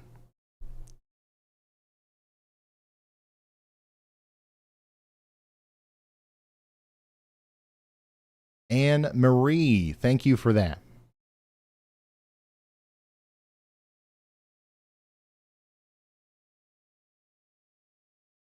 Andy, go ahead. Thanks, Ryan. Hard to really be super confident on this one, but the storm that's approaching Brunswick, Georgia, that's got a special marine warning on it from the Jacksonville radar, right there on the coast. It's right about to make it onto the land on the coast there. Not sure if it'll get a tornado warning, as I believe some of the rotation is side lobed. However, it's been remarkably consistent for being side lobed the entire time. So a little bit of radar contamination there where we don't quite get the full story, but we can tell that there is some rotation that could be significant within this tiny tropical supercell here. So if there is a tornado warning issued for parts of Glynn County like there is right now, then that would be the reason why. Okay. Thank you, Andy. A new Once tornado again, warning has been issued. Giving us an early heads up before the warnings have been issued here for St. Simons, Brunswick, and Country Club Estates. Once again, please take shelter if you live out here. Let me fly back to that real quick. In Colleton County in South Carolina. Go ahead, Riley. Yeah, Ryan. So our Hurricane Hunters NOAA Flight 42, they are okay, and they are headed back into this thing. So I think that kind of just tells you how crazy these people are that do that and how great they are that they literally had a plane break last time they flew into this thing, and they're headed right back into it. Amazing. Thank you, Riley. They're going back for more. They said that wasn't enough. They almost got taken out. Not really. They had some, technical problems. They had to get the heck out of there. They got stuck in the eye. But now they're heading back in. All right. Because we've got to have more pass-throughs on this eye to understand the severity of the storm as it approaches. And they're the only reason we have that information. So super thankful for them.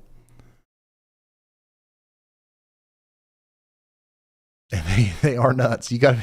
But so many awesome things that happen in the world require crazy people. You got to have them.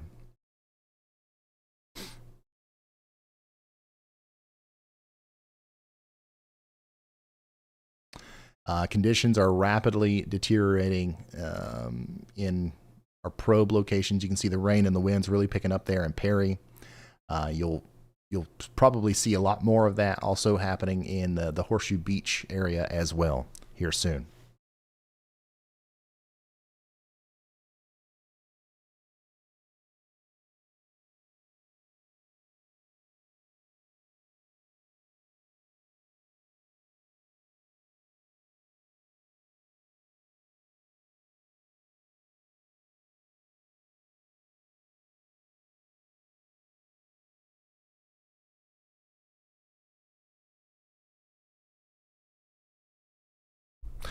Miss K says, longtime fan watching from Valdosta, where we currently have power still. Hoping for the best for everyone. Thank you, Miss K. You are probably a good candidate for somebody who will eventually lose power. Make sure you're doing whatever you need to do to prepare for that. And I'm wishing you good luck. Stay safe and stay with us. Hopefully we'll still be here with you whenever the storm gets to you guys. It's going to happen pretty fast. This thing is speeding up. and it'll probably be a little bit after midnight, or maybe even sooner. No, it'll probably be after midnight and before 2 a.m., but it'll get there.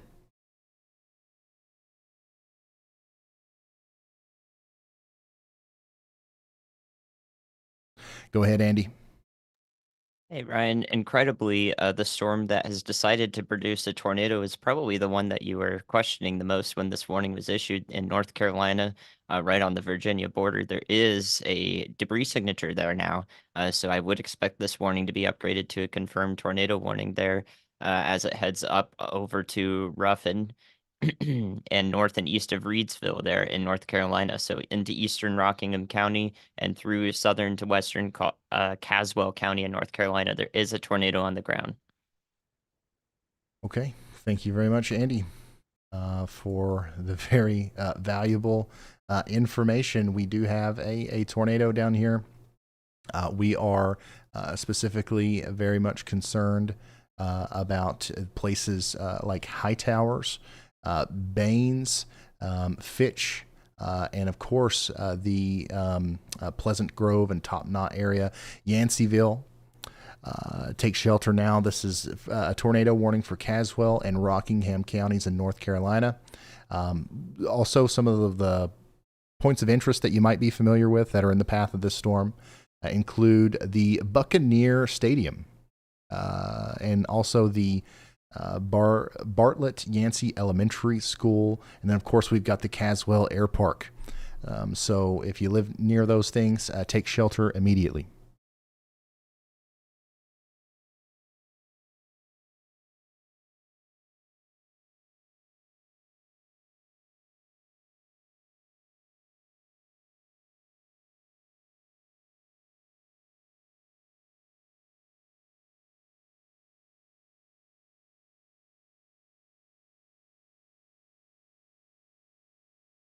See a lot of these spiral bands coming into Florida as well. These are going to bring about some really strong winds and also a continued tornado threat for the peninsula of Florida. Once again, almost everybody in Florida, especially north of, let's say, LaBelle and Port St. Luke, we'll say everybody north of Lake Okeechobee is under a tornado watch until 6 a.m.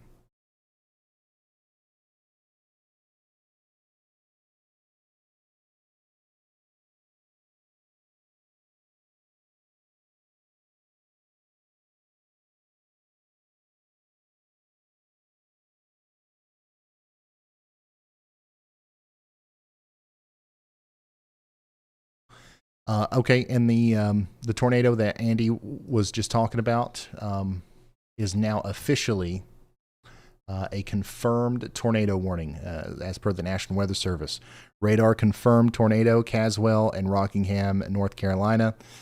These counties, we knew that it was down, and now we've got that official upgrade to the warning, where it's a confirmed tornado warning. This is going to go until 8:45 p.m. Eastern.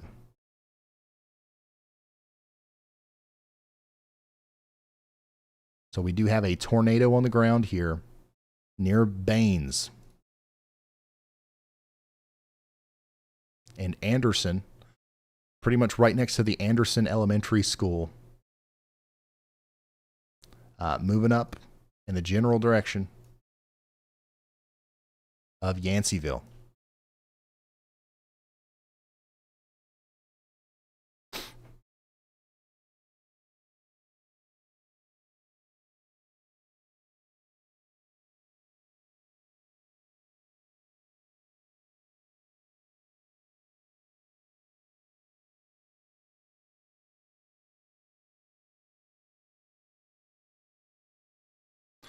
So we're going to keep a close eye on that. Right now, there's nothing else to say really other than we're quite confident that we had a tornado recently, or there still is a tornado down coming up in the general direction of Yanceyville, North Carolina. So please take shelter in Caswell and Rockingham, North Carolina. We're going to go back and monitor these cameras, as we are getting pretty daggone close to landfall here. We're not quite there yet, but we're getting there. Hey, Robert, thank you for that, man.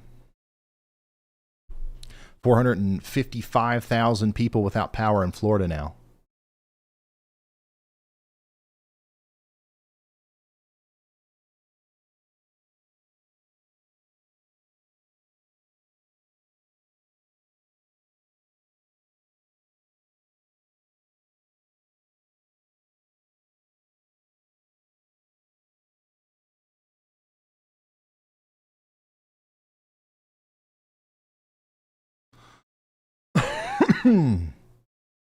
Yeah, so if you're just now tuning in, some of the big headlines, some of the things that we're watching right now, we've got a Category 4 major hurricane, Hurricane Helene, getting ready to make landfall in the Big Bend area of Florida with 130 mile per hour winds. It is Hey, still Ron, it's Chris. increasing in intensity. We are getting power flashes already south of Tallahassee. And that's Storm Chaser Chris Hall, who is down there trying to give us live video feeds of this storm as it comes in, saying he's already seeing power flashes. So the winds are getting high enough to cause power outages and power flashes. And we're not even close to the beginning of like the biggest part of the storm. So things are going to continue to get worse as the storm gets closer. Also, we're monitoring several tornado warnings, and meteorologist Andy Hill likely has something to say about that. Go ahead, Andy. Actually, Ryan, I was going to build on your point about how things are going to amplify here as we get closer to landfall. Also, I was just looking at this, the eye wall from the Tallahassee radar, and it kind of looks like a dolphin with the heavier rain. I just saw that, so I wanted to say it.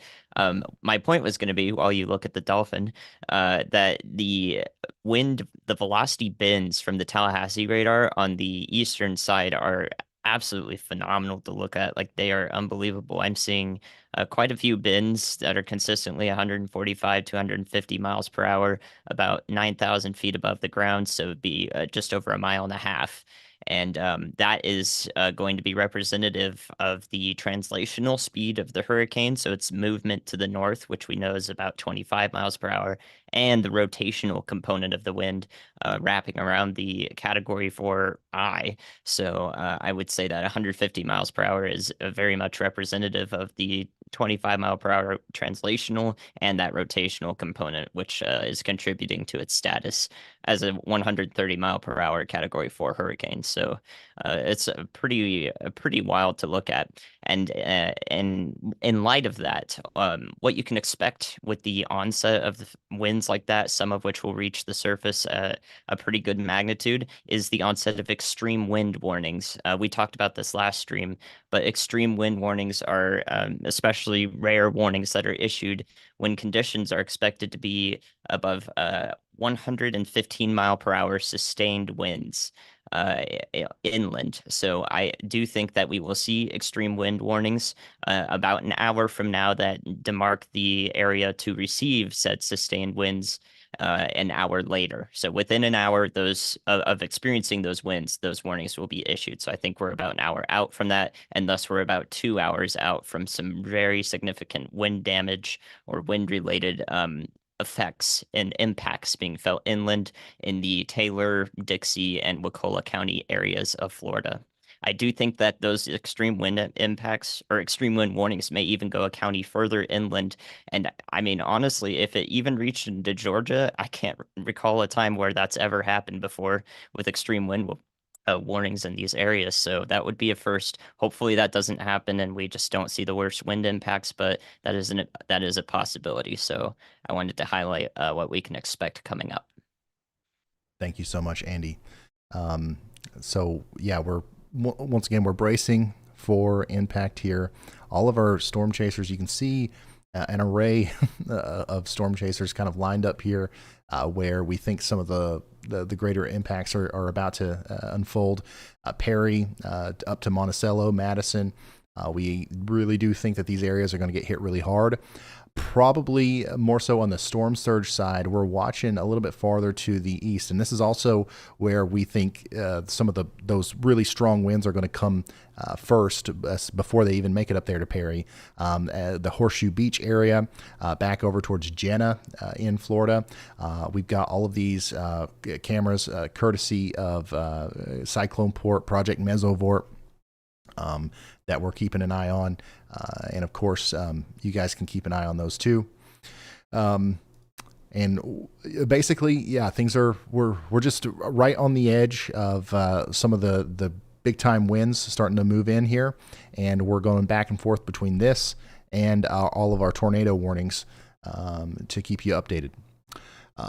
Chad, thank you so much, Chad. How are we looking for Stewart, Georgia, and along Liberty County?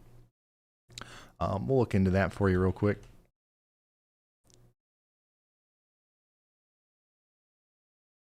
Stewart, Georgia, you are in the path of this storm. Late tonight, about 5 a.m. or so, you're going to experience some potentially 70 to 80 mile per hour winds, an extended period of time of potentially hurricane force wind gusts and tropical storm force winds, and potentially significant flooding as well, as the rain that you're experiencing right now is just going to continue to get worse as time goes on.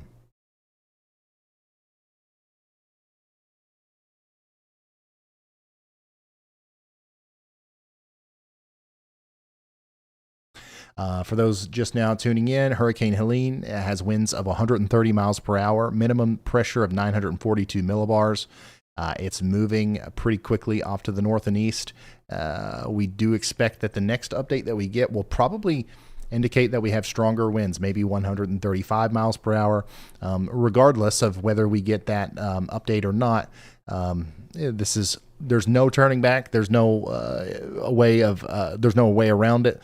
Somebody here in the Big Bend area of Florida is about to experience the strongest storm that this part of the world has experienced in well over 100 years.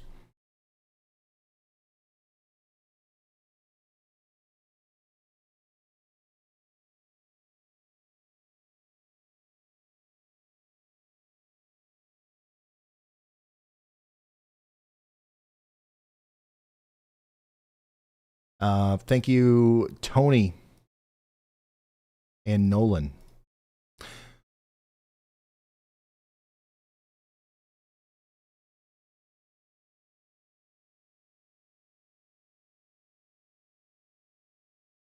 Once again, anybody that has any pictures or videos that they'd like to share, only do so if you can do so safely. But the best place to do that's over on Twitter, at Ryan Hall, y'all. That's my handle. We also have Facebook and stuff like that. You can try there. It's just easiest for us to find your stuff on X or Twitter.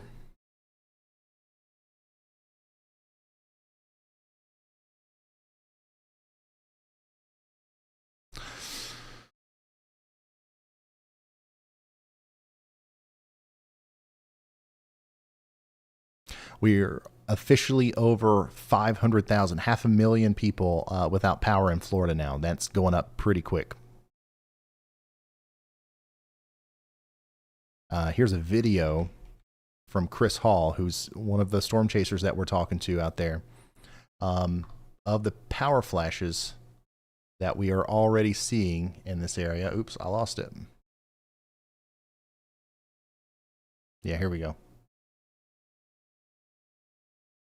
Power flashes south of Tallahassee at 8:27 p.m.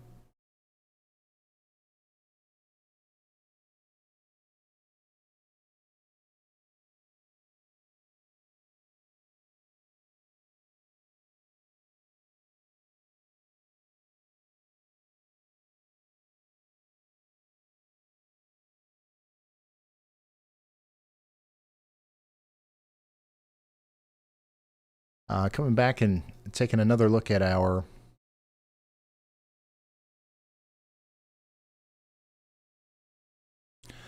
hurricane hunters. Reload this real quick. We've got another flight getting ready to make Hey it Ryan, into it's Brad. the When you get a eye second, wall. hit me up.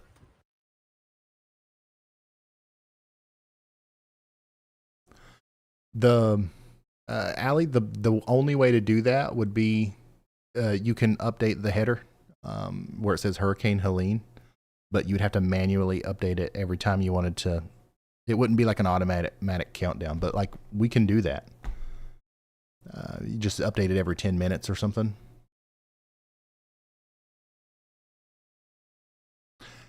Who reached out? Was that Brad? Hey Ryan, it's Brad. When I asked Riley and Andy. Go ahead, Brad.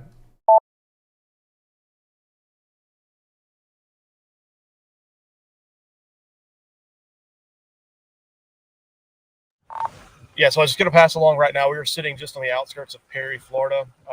We are going to wait. We've heard a lot of storm chasers have been getting hassled by the emergency management there and police officers about getting out with threatening arrests and things like that. So we're waiting just outside of the main city, main highway, and we're going to wait till we get Category 1 winds, and then we are going to end up going into the city of Perry, where we are going to document it. So you'll see the city of Perry when that's where we're targeting. So I just wanted to let you know we are not changing unless we go up to the I-10. I'll let you know if that changes. All right. That's the latest from storm chaser Brad Arnold out there in Perry, Florida. Also, the latest from our hurricane hunter, which is getting into a really intense part of our storm here. Flight level winds of 130 miles per hour, pressure 975 millibars there. We're going to see that much lower as it gets into the clear eye here. And this will be interesting. Whatever kind of information we get from this will probably determine our next update from the National Hurricane Center, and we'll see what happens. It's going in right now. Also seeing a pretty good uptick in lightning on this side over here, so we do have another convective burst happening, indicating that this is still strengthening likely as it approaches the coast of Florida.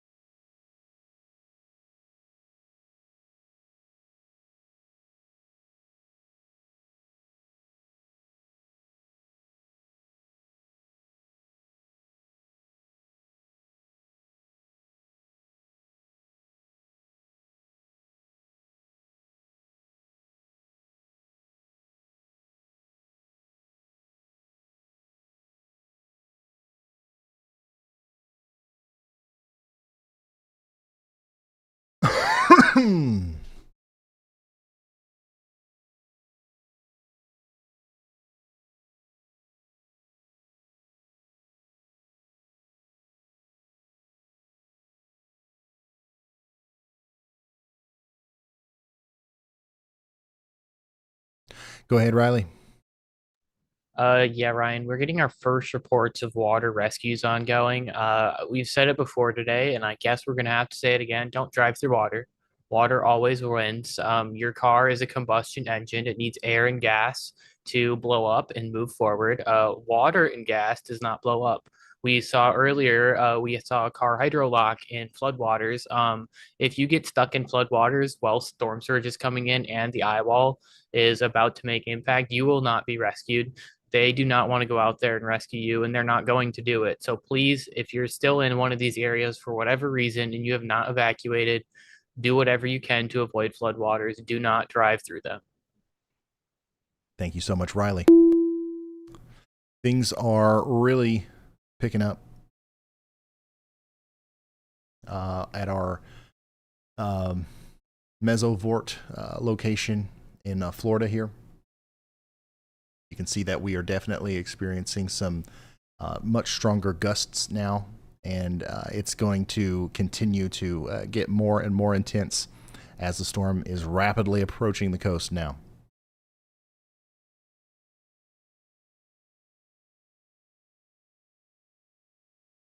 We've got major Category 4 Hurricane Helene knocking on the doors of Horseshoe Beach and Perry, Florida, and everywhere in between.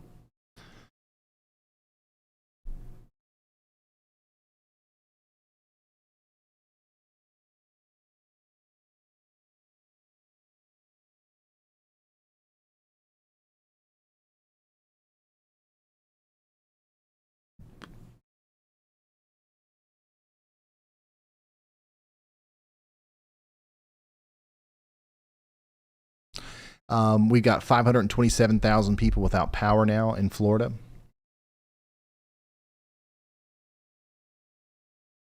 Can you throw us some info on Marietta, Georgia? Absolutely. It looks like you guys are going to be a little bit west of the main center of circulation, which means that the winds will probably be slightly less of a concern, but you still have a very good chance of seeing some strong rainfall, some intense flooding.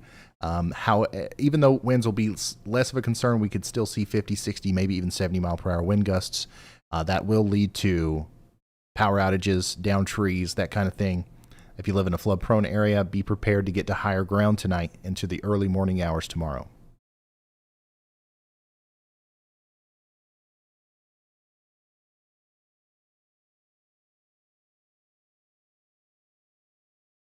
Go ahead, Andy. Hey, Ryan, I want to talk about something we may not have really noted yet, but something that is actually common and expected in major hurricanes especially are the wobbles. Right now, the hurricane is actually wobbling just a little bit west, and some people may start to take notice of that over the next few scans if it continues to wobble a bit west, moving thus north-northwest instead of north-northeast like it was just a little bit ago. Wobbling back and forth is expected. This is because the low pressure is very low and is not exactly centralized in the storm. So as the center of low pressure kind of moves around the rest of the eye, and the eye wall will wobble around with it, and as it attempts to stabilize itself. So this is a constantly ongoing balancing act by the atmosphere here, and that leads to some of these wobbles back and forth we see over the period of anywhere from 5 to 15, 20 minutes. So a current wobble slightly to the west is happening. I expect a wobble to the east could happen too, and it doesn't displace it that much, maybe on the order of 5 to 10 miles at most. Thank you very much, meteorologist Andy Hill, and go ahead, Riley. Hey Ryan, our NOAA plane has made it back into the center. Latest reading is 941.8, and also they are looping in the eye again. So we'll see what's going on with them. Hopefully they make it out of there, but this is the plane that broke, and they're looping in the eye. Okay, we'll see. Keep us updated on that. Once again, our hurricane hunters had some problems earlier. Literally got stuck in the eye. They got out. Now we are getting another reading from the center of the storm here, 941.8 millibars. We also got another flight out here really close to them that's returning 940. 940.2. Let's see here. Yeah, 940.2. So we're getting really close to that 930. A new tornado warning has been issued. 9 millibar range. Anything below 940 is pretty intense as far as a storm goes. Hurricane Helene looks like it's almost certainly going to get there before it makes landfall. So the lower that number, remember, the lower that number, the more intense the storm is, and we just keep seeing that number drop. Let's fly over here to Savannah, Georgia, where we now have a tornado warning. Tornado warning for Savannah, Georgia. This is for Chatham, Jasper, and Beaufort County in South Carolina. We need you to take shelter. A new tornado warning has been issued. If you live out here, let me show you the velocity couplet, the area of concern. There's honestly a couple of different spinning spots out here, but I'm most interested in this area down here south of Tybee Island, moving up towards White Marsh Island. That's going to go right up towards Savannah, Georgia. So we need everybody in that town to get into their safe spots. Also, we have a gaggle of cells out here that are also producing waterspouts right now that'll probably try to produce tornadoes as they come up towards Savannah. It's going to be a long night in Savannah, Georgia. Get into your safe spot. Bring whatever you need with you. You're going to be there for a while. Additionally, we've got another new tornado warning south of Darren in a new tornado Georgia, warning has been issued. Pinnock. Decent couplet right here. Almost looks quite convincing that there could be a tornado there. That's going to be what county? Glenn County, Georgia.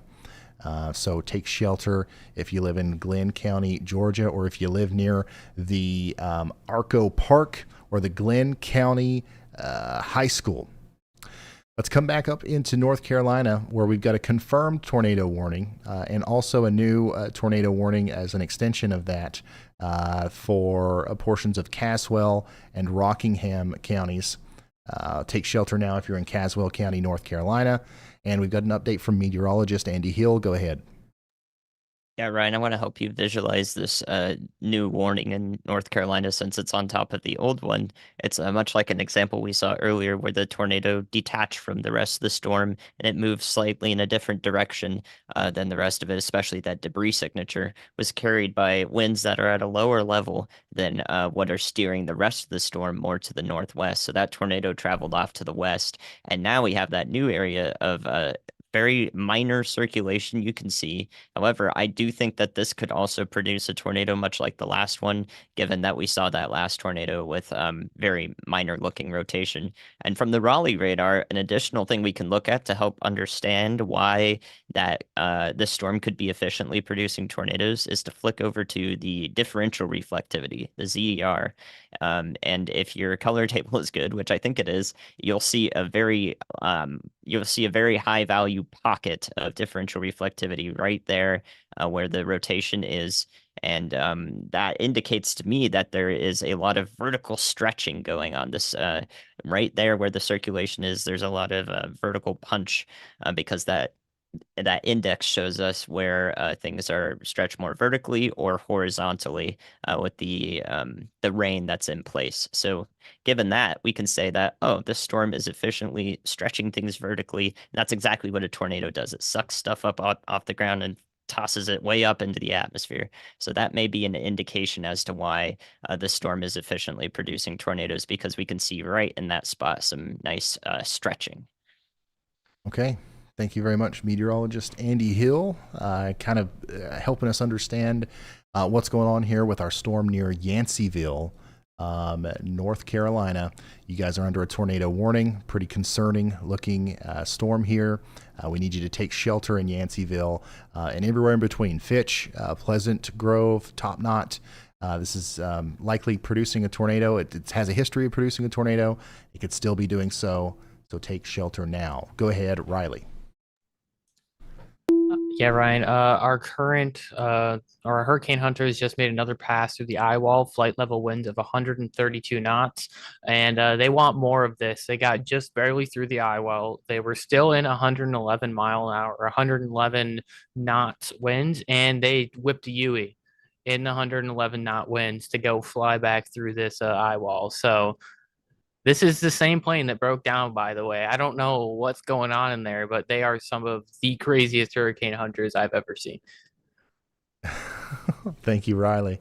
Yeah, I'm seeing a flight level wind reading of 160 miles per hour, maximum wind speed there from this plane that's just turned around. And I think this is also the same one that reported a new tornado warning has been issued. Millibar lowest pressure in the center of the storm as well.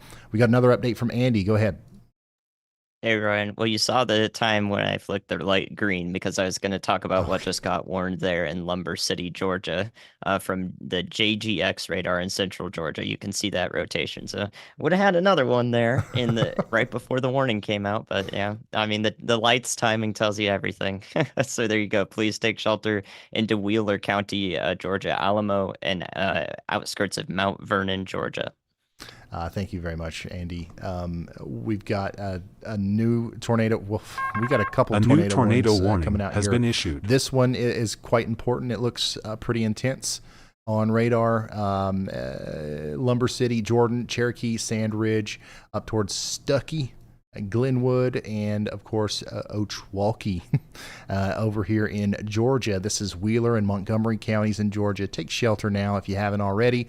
This is one of the more intense looking velocity couplets that I think we've seen in a little while. So it wouldn't be surprising to me if we saw a tornado come out of that. Got another new warning that we need to fly to here. Tornado warning for Claxton and what is that? Metter. in Georgia. So you guys need to take shelter over here in Candler, Evans, Bullock, and Tatnall counties in Georgia. Significant situation unfolding with a new somewhat of a tornado warning tornado has been outbreak issued. happening at the same time as our hurricane landfall. Go ahead, Andy. Thanks, Ryan. Yeah, I think that, oh goodness, I was going to mention that tornado warning possible for Glenn County that just came through. I also think we see an extension of this warning just to the north of that into parts of Wayne County and even Long County in Georgia. I think this storm, the concerning part of it, should go to the east of Jessup and up towards Ludowici. That's a tough one. You should ask ChatGPT how to pronounce that, or Y'allbot how to pronounce that one, just in case. If you know it already, then more power to you. But I think we'll see an extension of the warning to include parts of those counties for sure, because that does look like some significant rotation. Additionally, I think that the storm approaching the Georgia coastline near Liberty County, and right there, all along those counties that border the coast, that one will probably receive a tornado warning right as it gets closer to the shore.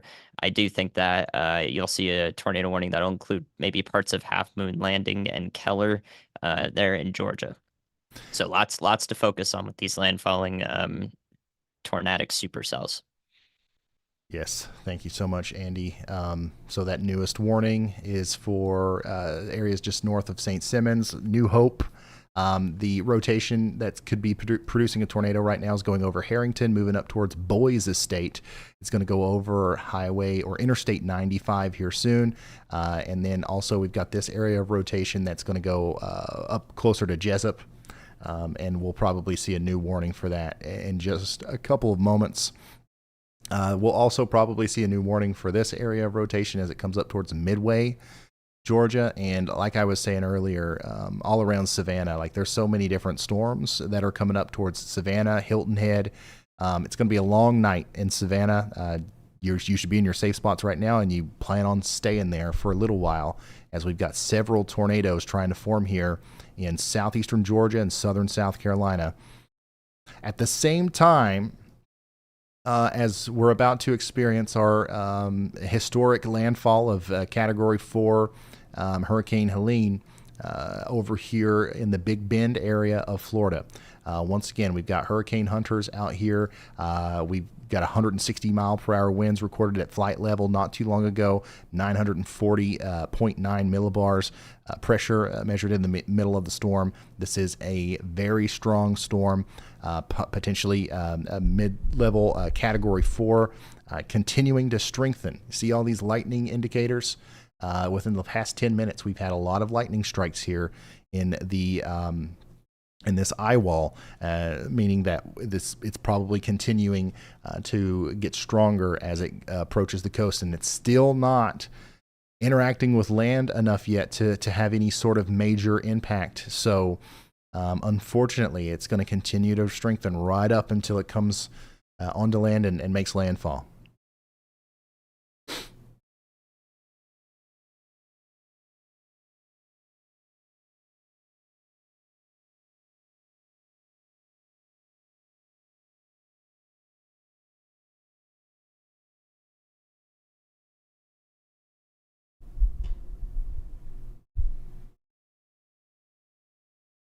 All right, I'm just watching. I'm looking over some.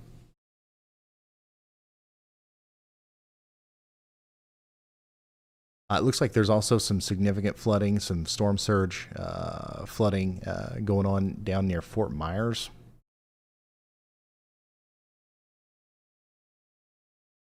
This is a video from the Lee County Sheriff Office. Deputies preparing for rescue along Fort Myers Beach. So all up and down western Florida, even pretty far displaced from the actual landfall area. We're dealing with significant storm surge. Fort Myers all the way up to places like Tampa. This is State Road 60 near Tampa. And it's pretty much completely overtaken by water at this point.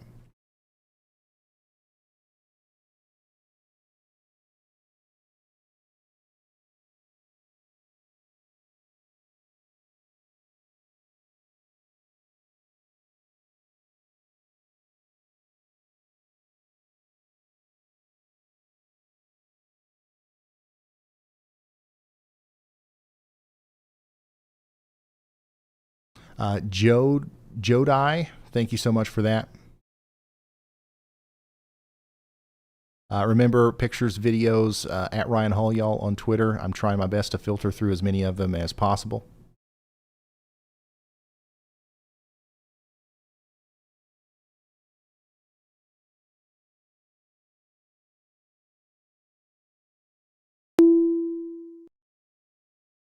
All right, we've got ourselves a confirmed tornado warning in Georgia.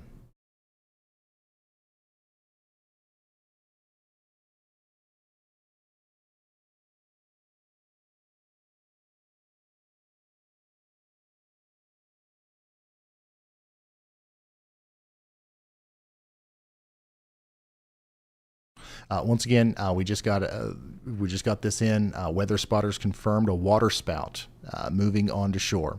So we've got weather spotters out here that have indicated a full-on water spout, probably pretty significant one if it's visible at this time of day as it's coming onto shore. So this could certainly be a big tornado here as it comes up onto land in Liberty County, Georgia, Chatham County, Georgia, and Bryan County, Georgia. Take shelter now. If this holds together, it's going to continue to cause problems all the way up there towards Georgetown, Henderson, and Richmond Hill. Take shelter immediately.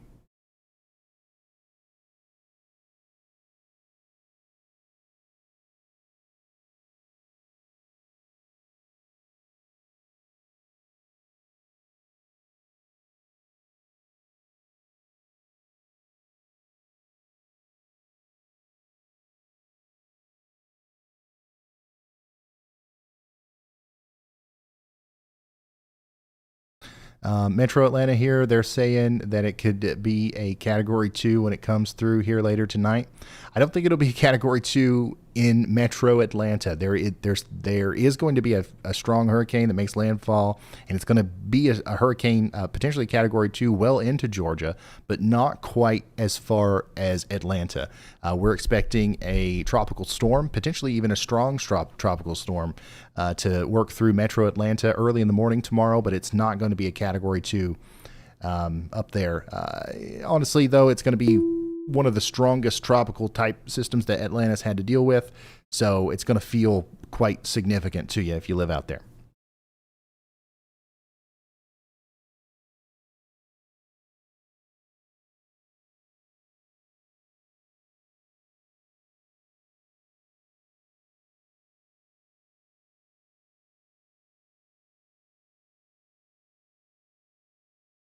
And something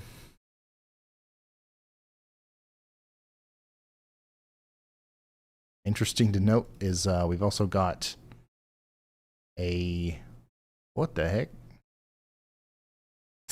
We've got a southwest moving severe thunderstorm in southwestern Kentucky. Really, that's weird. You don't see that every day. Look at the big predecessor rain event, all the energy from our hurricanes like pushing everything out this way. A new tornado watch has been issued. Southwest, I don't know how many times that's happened before. Hey Ryan, we are getting more power flashes here in Tallahassee to the south.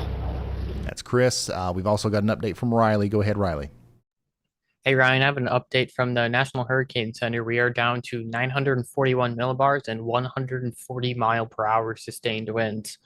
Oh my goodness. Thank you, Riley. Official update. 140 mile per hour winds. It's once again, it's trying its best. It's trying to make a run at Category 5 strength. Not quite there yet. Remember, this is the scale.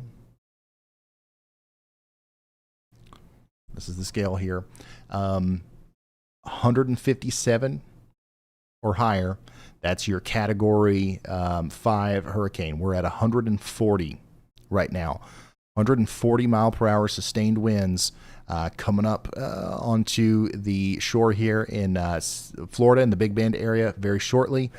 Harry, brace. Hey Ryan, it's Brad. Just whenever you have a second, I know you got a million things. A new tornado watch has been issued. Let's go ahead and get an update from Elijah, and then we'll talk to Brad and Chris there. And we'll do Brad, Andy, and then we'll get to him. Go ahead, Elijah. Hey Ryan, so I have a sad update here. Unfortunately, we have one reported fatality so far from Hurricane Helene. It occurred near Tampa. A highway sign fell onto a vehicle. So the Florida Highway Patrol reported that fatality. So unfortunately, Hurricane Helene's fatality total now stands at 1. Okay, thank you so much, Elijah. Andy, go ahead. Thanks, Ryan. Yeah, I do believe at some point here there may be a weak tornado on the ground on the Alamo, Georgia storm in Wheeler County. I did see a light debris signature there that was just starting up and is kind of persisting into the next scan. We'll see if it deepens and all. But I do think that there is a chance there is a tornado on the ground with that storm. So, okay, thank you, Andy. Go ahead, Riley. Hey Ryan, we have an open eye on our hurricane again. And also, I saw someone in the chat say 140 miles per hour isn't that bad. So I just sent a picture of the EF scale for tornadoes. I feel like people are more familiar with A new the EF tornado scale watch for has been tornadoes issued. in stream text. 140 miles per hour is an EF3 tornado.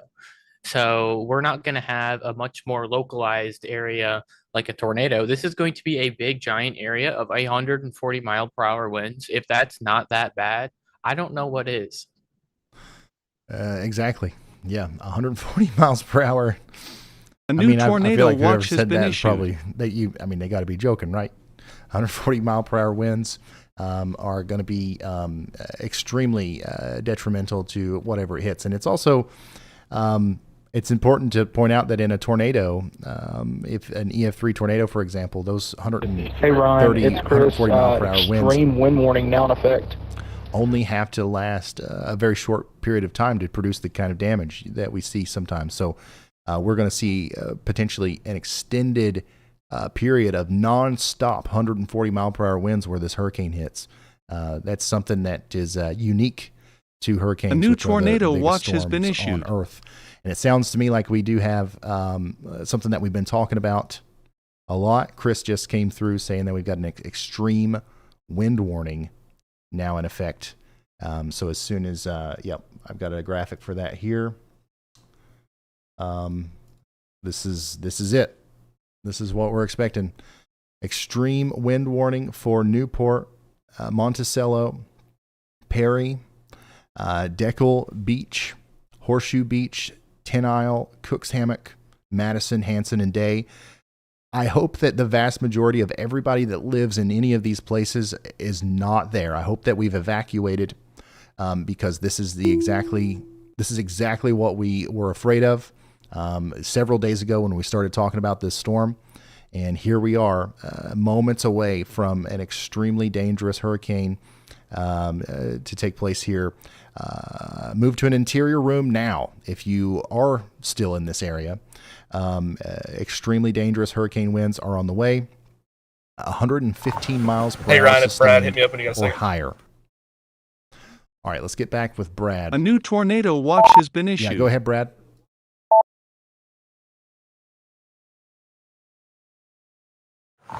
Hey, sorry, I know you got a million things going on. Just want to let you know we are getting a sustained mid-range tropical storm winds here. I would estimate probably about 50 miles per hour.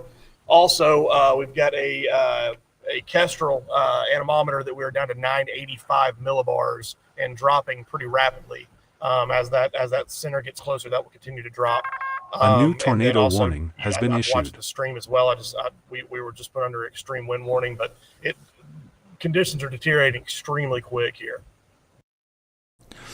Absolutely. Thank you, Brad.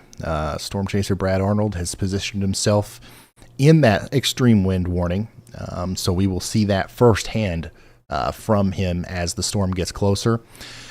We've also got another tornado warning to go look at, I should say. This is our newest tornado warning here in Georgia. We've got a strong storm capable of producing a tornado down here in Long and Wayne County, Georgia. Lodowici. I actually don't know how to say that one. Wifane, Beards Creek, and Donald, you guys are in the path of this dangerous storm. You got to get to shelter now. Get underground.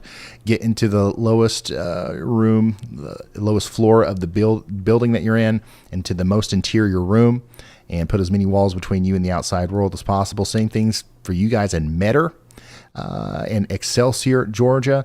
Pretty strong storm with a very obvious rotational area here that could be producing a tornado getting ready to go across Interstate 16 in Georgia there.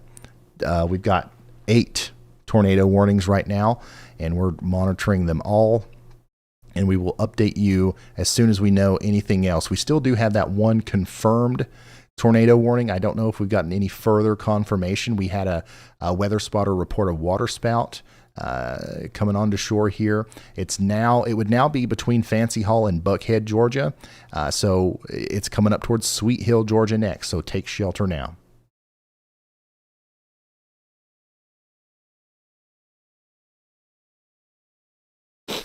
If you're just now tuning in, we've officially got our extreme wind warning, which means we are probably about an hour away from some of the strongest winds, making it into the hardest hit areas here in Florida. We've got our storm chasers in place, probes, we've got those out, and we are ready to relay to you the story of historic Hurricane Helene in real time as it makes landfall within the next hour and a half or so.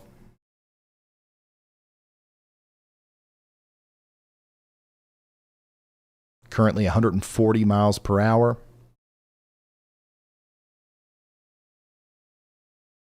It's the strongest storm to hit this area in over 100 years. Go ahead, Caleb. Hey, Ryan, I just wanted to give you guys a quick update because I haven't felt like I've jumped in anytime recently, but I am currently just coming back in to the city of Perry here. I'm going to try and find a quick place to hunker down and just really wait out these storms. 140 miles an hour, kind of like Riley said, is comparable to an EF3 tornado running you over. So if any of you happen to be out on the road during this, which you shouldn't be, if you do encounter super strong winds, just remember the best thing to do, even though it might not seem like it, is turn your car into the wind. You want the hood facing forward because the engine is the heaviest part of your vehicle. So whether you're on the highway or whatever, people are not going to be driving through that. And if you have to turn around completely, just make sure the heaviest part of your vehicle is facing into that wind. Absolutely. Thank you so much, Caleb, and stay safe and keep us updated. So Caleb's out there, Brad. I'm sure we've got a bunch of storm chasers that are out there, and we're keeping an eye on them.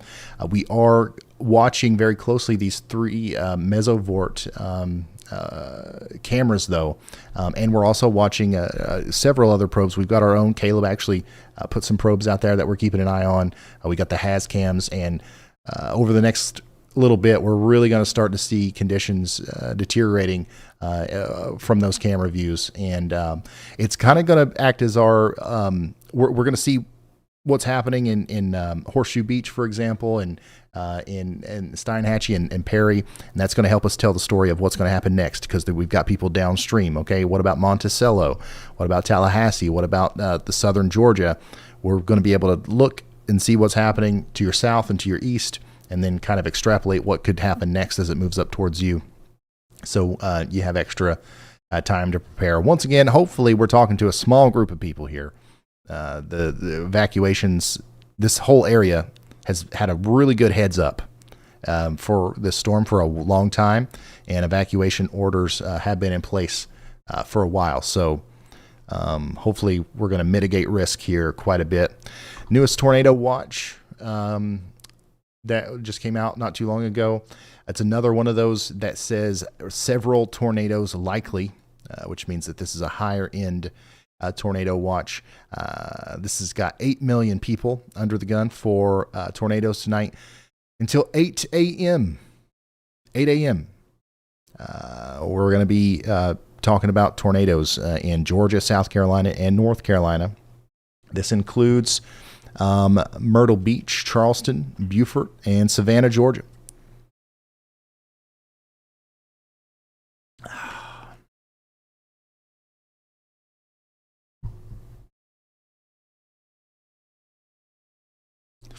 And once again, we've got a really unique vantage point here. We've got access to all these storm chasers. It's something like 4,500 traffic cameras thanks to the Florida Department of Transportation. We've got Caleb, all the storm probes. We've got a really interesting way of keeping track of everything here. So if you want to help us, help other people, consider sharing the stream on social media. It's untelling how many people we could reach. There's about 150,000 of you here right now. Just a quick share on Facebook, Twitter, Instagram, whatever it is, helps us get in front of people who may otherwise not like watching the news or are just oblivious to the real potential impacts of this storm. We want to get this information in front of those people if we can. And while you guys do that, it's time for my every 5 hours I stand up and I go get another water. So I'm going to do that real quick. Riley, Andy, you guys, you've got the floor. Okay, thank you, Ryan. I was actually about to talk about the expected tornado warning that will be probably continued here in parts of Candler County, Georgia, into Emmanuel County, Georgia, up towards the Twin City area, maybe just east of Swainsboro. This storm definitely still has enough rotation to it to where I think that a tornado warning will be issued, a continuation of along the path of this storm. You guys will likely be under a tornado warning pretty soon here. So if you hear that come through, that's the reason why for Candler, Emmanuel counties in Georgia. That's next up. As for the hurricane, I do think what Ryan was saying is correct. We're about an hour out from landfall if you're just joining us. We have those extreme wind warnings out already. A new tornado warning has been issued. Large area. And that signifies that 115-mile-per-hour winds that are sustained for at least a minute are possible in the extreme wind warning area. So those are issued an hour out from when they'll happen, and I do believe that they signify an extreme danger to life in those areas. So please do as Caleb said, point your vehicles into the wind if you're chasing this and trying to stay safe in it.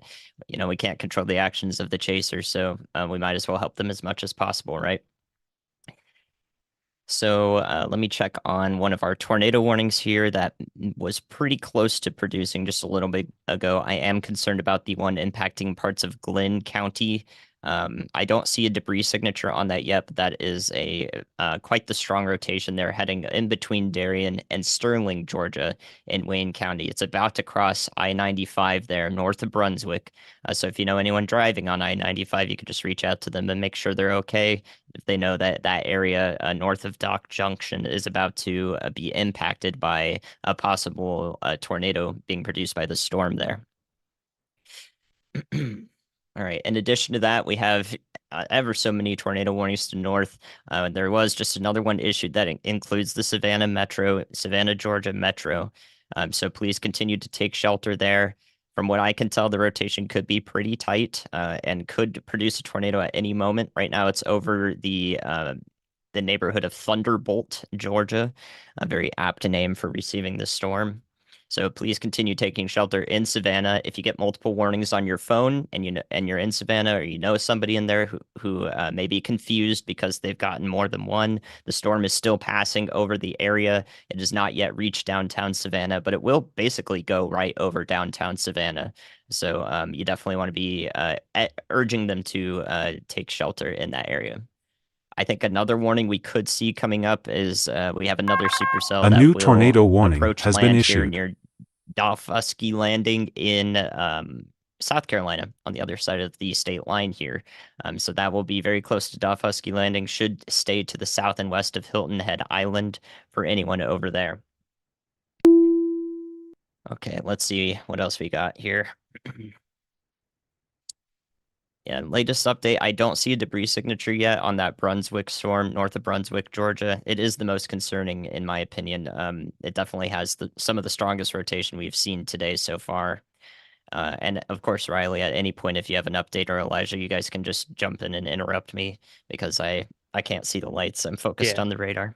Yeah, I was just gonna say one thing on one of our cameras. It's actually the one that's right above me, and this was going to be a camera where we thought there was going to be storm surge, but as we've seen the hurricane sort of wobble off to the east, I've noticed that these boats are now going down, and they are going down because that's actually the winds from the hurricane starting to pull the water away from that area. It's on the left side of our hurricane eye, so the winds are actually going out from shore.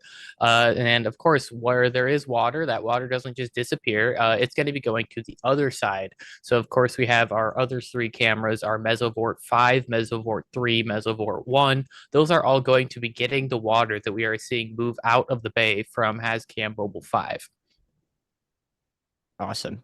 Yeah, for the reason why you guys are seeing that happen here, anyone from basically Apalachicola west, everyone in Panama City will probably see some receding waters in the beaches. Now, of course, I have to advise you not to go out and look at that, even though it is interesting meteorologically and otherwise that that's happening. It's because the air is wrapping counterclockwise around our hurricane. So on the western side, we have winds blowing offshore, and there's enough of that mass being transported offshore that's actually moving the water away from the shore, whereas the opposite is happening on the east side of the hurricane. So literally right where the hurricane moves, all of the low pressure in the eye and the eye wall is acting to push that wall of water forward as in storm surge, and waves will happen on top of that storm surge, making it incredibly dangerous. But on the east side of the eye, we just have constant winds funneling around the hurricane, blowing water on land. And that's why we see those really high storm surge values that were predicted and are likely about to come true of 15 to 20 feet, which is literally just 15 to 20 feet above sea level of water coming in, waves on top of that, and also the effects of high tide that Ryan brought up earlier. That will continue to be the case here. So back to you, Ryan.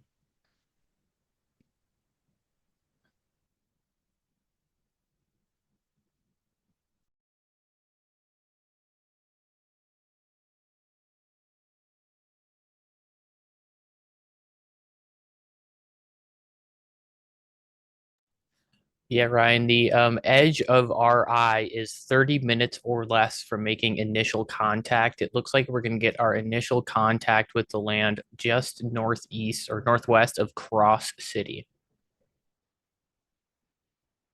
Also, you were muted in case you aren't now.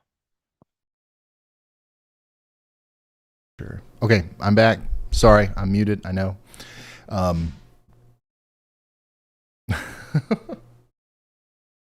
We're back here. Riley just came through and told us that first contact with the eye wall along the coast of Florida is going to happen here very soon. And we've got all of our probes in place and we're ready to watch that. Hopefully, whoever's back there doing the cameras, let's do something else in slot 6. And then we'll just make sure we've got the most relevant ones in the right spot. And then we're going to continue to hone in on our storm chasers like Brad Arnold. We need to be watching Caleb, Chris, Bryce, and everybody else as well as the significant storm surge is about to start and also the extreme winds are about to move on to shore. Go ahead, Riley. Hey, Ryan, we actually had slot 6 in there on purpose. If you watch the line on that boat, those are going down because that's on the other side of the eye. So we're kind of watching how much water is working its way out. Other than that, there's not really many other surge cameras that have a really good view. So that's why we have these ones in there for now. Okay. Thank you, Riley. Somebody send a dot for this one. And then I'm going to zoom out here. And once again, if you're just now tuning in, we've got 4 tornado warnings right now. We are bracing for impact for landfall from Major Hurricane Helene. This is a Category 4 hurricane with 140 mile per hour winds right now, moving up towards Perry into the Big Bend Wildlife Management Area.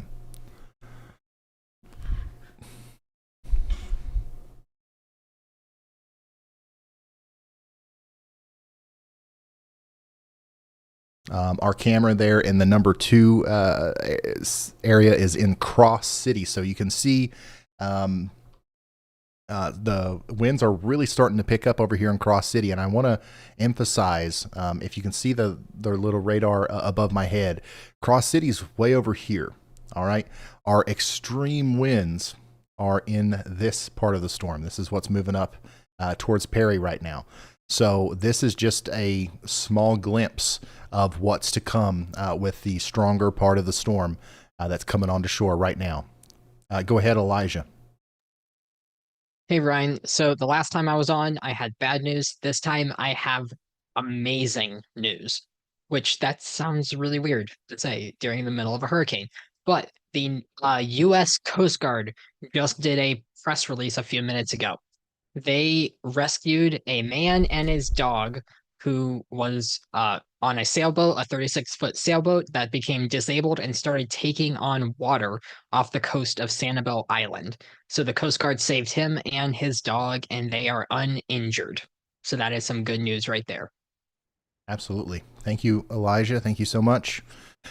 Just for anybody who hasn't heard about it yet, if we, for whatever reason, have anybody in Perry, Florida, or the areas just to the south and east of Tallahassee, south of Madison and Monticello, you are under an extreme wind warning, and those extreme winds are just about to start.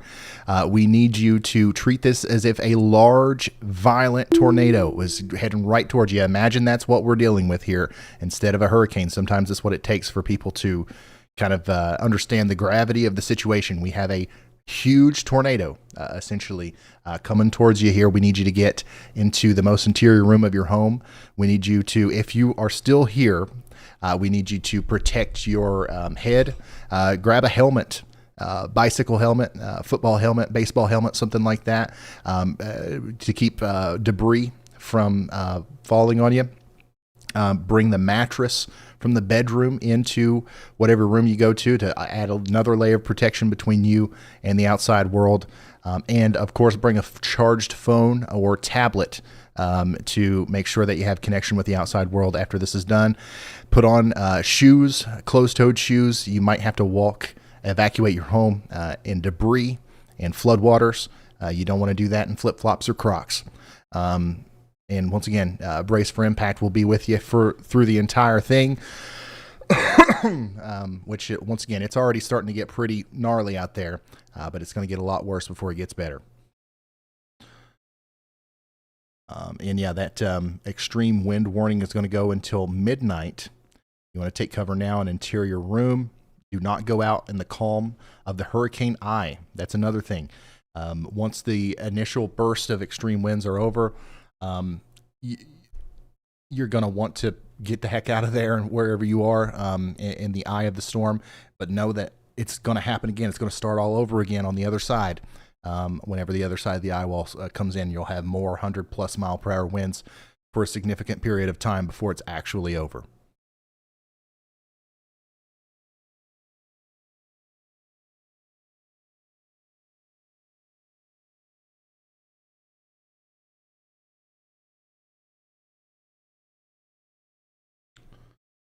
See here.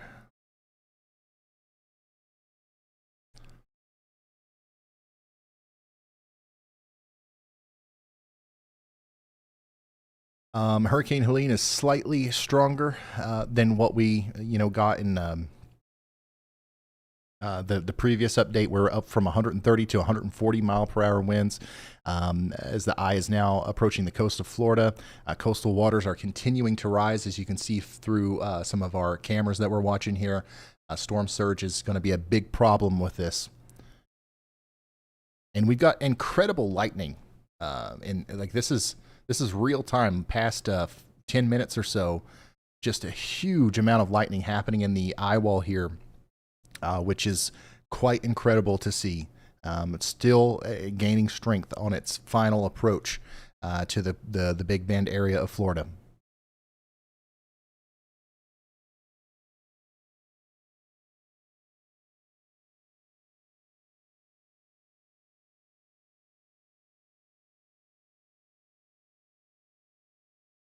Let's check in with our storm chasers. Brad, just whenever you get a moment, we're interested in what's happening out there. Chris, let us know what's up whenever you get a chance. Hey, Brett, whenever you get a moment, give us an update. What's going on out there? Hey, Ryan. Actually, we are sitting right beside Caleb. He was trying to get me to roll down my window when I'm downwind and I'm not about to flood in the inside of my car. So had to call him real quick and let him know that we're not going to roll it on our window. We are getting sustained winds of tropical storm force still. Not even hurricane force gusts, but that is going to quickly change. This storm is moving so fast. It's going to go from nothing to everything within a split second. So we're just preparing ourselves for what we know is going to be coming. But yeah, I mean, it's business as usual right now, but it's going to go downhill very, very quickly. Have not seen any damage as of yet. There have been a couple trees down up north that Caleb was trying to get through. But the reason we're sitting here is this Marathon gas station awning was kind of bending back and forth. So we're going to see if that could do something, but nothing yet. But that's going to quickly change. Fine. Constant power flashes here. I'm just waiting for the power to go off here. Wind is significantly picking up. Conditions are quickly going downhill here on the south side of downtown Tallahassee. We're expecting things to only get worse. As you know, there's a lot of lightning in that eye wall right now, which tells me this thing is still undergoing possibly even extreme intensification. I honestly think if Helene doesn't take a Cat 5 status, she's going to flirt with it really hard. I absolutely agree. And this is such a strange situation. We've never covered a hurricane like this where it moves so fast. Usually it's a very slow process, and it feels like we're waiting forever for the hurricane to happen. But here we are. I mean, this is just gonna happen so fast, and things are already deteriorating quite quickly there in the Horseshoe Beach area, in the Steinhatchee area. You can see that through the mesovort probes, and you can also see in Cross City, which is well over here. We're starting to see pretty strong winds over there as well. Perry and areas just south and east of Tallahassee, St. Mark's, Highway 19. You really need to be bracing for impact if we've got anybody out there. Also Monticello and Madison and Live Oak. You guys are next in line. This is going to be an extremely strong storm for you guys as well.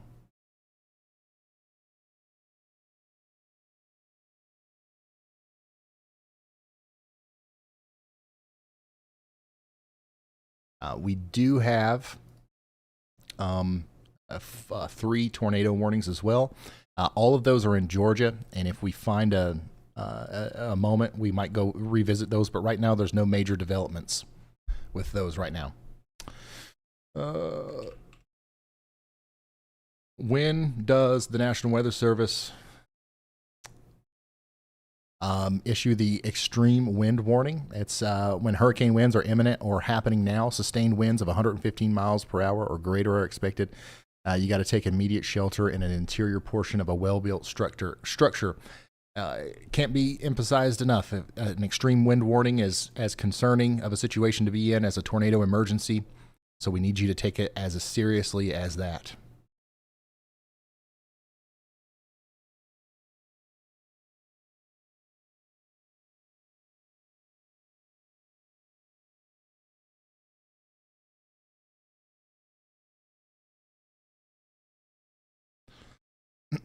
Yeah, and we do have that confirmed tornado warning that does continue for Richmond Hill, Georgia, and Burroughs, Georgia, until 9:45 Eastern. Getting reports of power flashes in St. Petersburg as well. Hurricane Helene is a major Category 4 monster A new hurricane. tornado warning No signs has been of weakening. issued. In fact, it's probably still strengthening. There's a new tornado warning now for Lawrence County, Georgia. Radar indicated rotation. So at this point, we need everybody in Lawrence County, Georgia, everybody in Effingham, Chatham County, Georgia, and Jasper County, South Carolina. And we need everybody in Long and Wayne counties in Georgia to be in their safe spots. And then the only place where we have actual confirmation is Bryan, Liberty, and Chatham County in Georgia. We've got a confirmed tornado warning there, but all of these we need to be taken seriously. Go ahead, Andy. Hey, Ryan, I just wanted to talk a little bit more, do a refresher on the velocity values that we can see from the Tallahassee radar, as that radar is in the position to show us velocity bends of 145 to 150 miles per hour, quite widespread in this eastern eye wall. If you've just joining us and you've heard any other source talk about this, this is the translational speed of the hurricane, which is how fast the hurricane itself is moving, which is about 25 miles per hour to the north. And the rotational wind as well, that's rotating around the eye at a very brisk, rapid pace even. Those are added together to get to hit some of those values of 150 miles per hour, and that's just a mile above the surface. So those winds will translate downward rather efficiently with any heavy rain that can bring them down with the rain as it's occurring. So if you hear any sources reporting higher winds or anything like that, they're simply misusing radar data and not understanding why those values are showing up the way they are. But that is just to show how this sort of stuff works in a very uncommon situation such as this. So make sure any source you hear it from, make sure you double check with a meteorologist who can tell you what is actually going on. Absolutely. Thank you, Andy. So we've got that confirmed warning in Bryan County, Georgia, continuing the extreme wind warning for areas just between Tallahassee and Live Oak. We've also got about 17 flash flood warnings right now. We expect that that's going to increase in coverage as well. We're seeing lots of flash flooding from where this is making landfall all the way up to North Carolina and Virginia. And we've got Hall Force 1, we've got Caleb Beecham's feed up, we've got Brad Arnold's feed up as well. And then we're watching a couple other different things. Let me just make sure I've got everything pulled up here.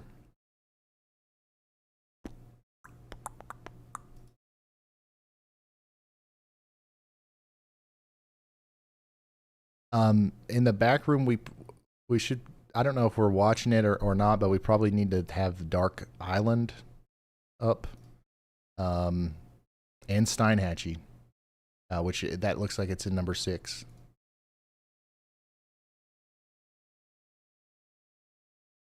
But we could probably do away with number 5 for now and put Dark Island in its place.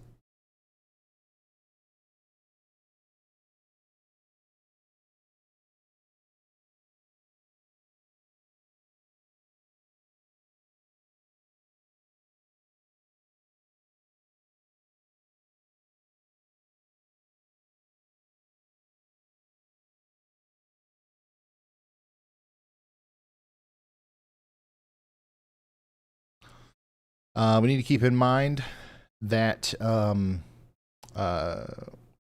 there are a couple more additional wobbles that could happen here as we see our final approach of the hurricane up to the coast of Florida. And the strongest winds are going to be east of Helene's eye, assuming that it's going to follow the current trajectory. It does look like a new tornado warning has been issued. Western eye wall. Places like Salem, Steinhatchee, Perry, and Madison will be on that eastern side.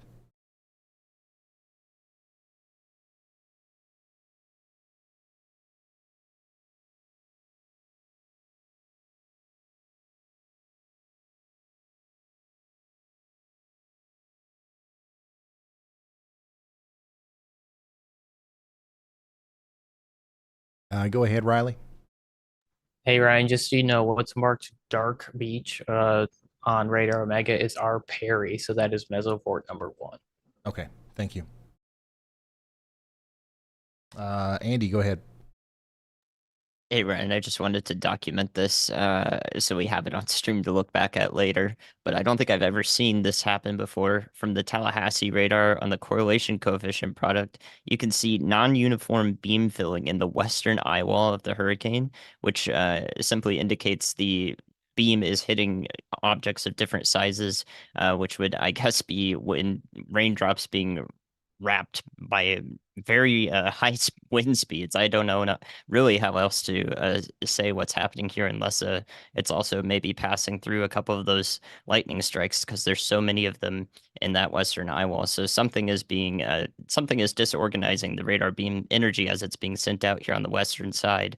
So I don't remember seeing an example of non-uniform beam filling in a hurricane eye wall before, but I wanted to document it here on the stream so we can look back at it in the archive and also just talk about its existence now, because that's pretty exceptional.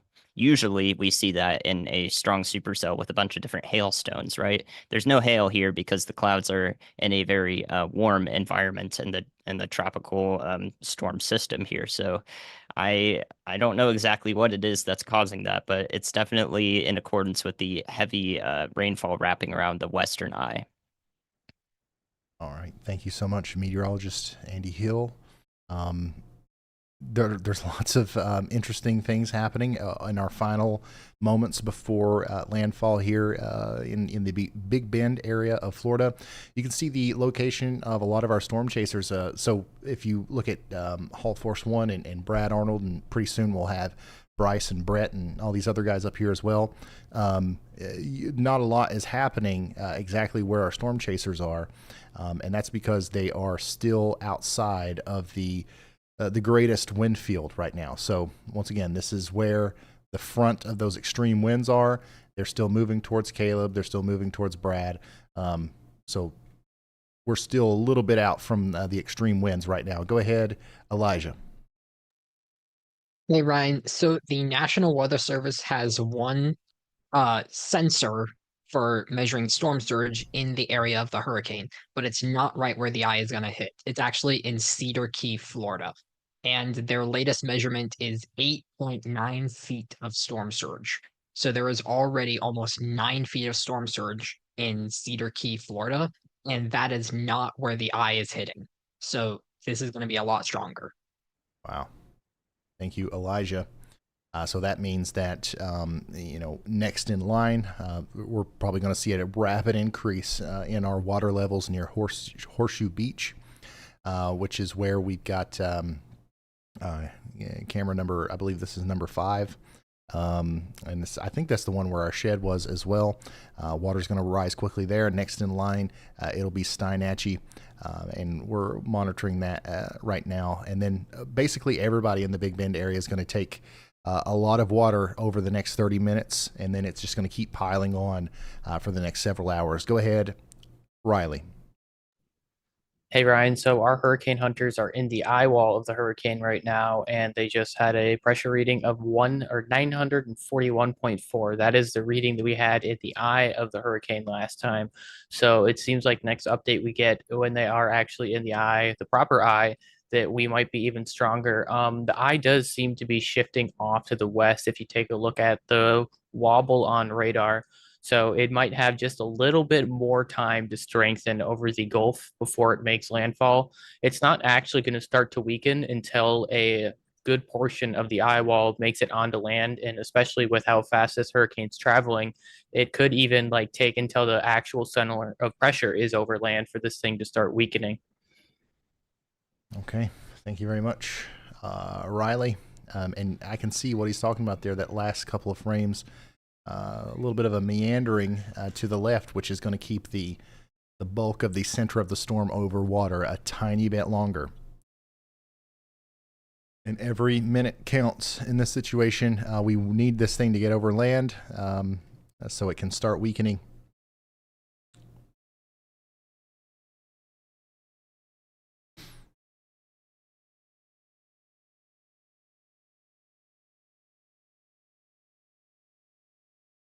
All right, we've got a camera up in Chiefland as well.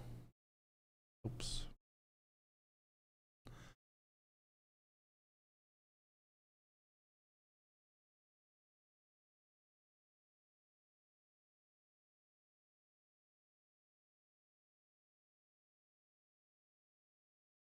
Steinhatchee, got it.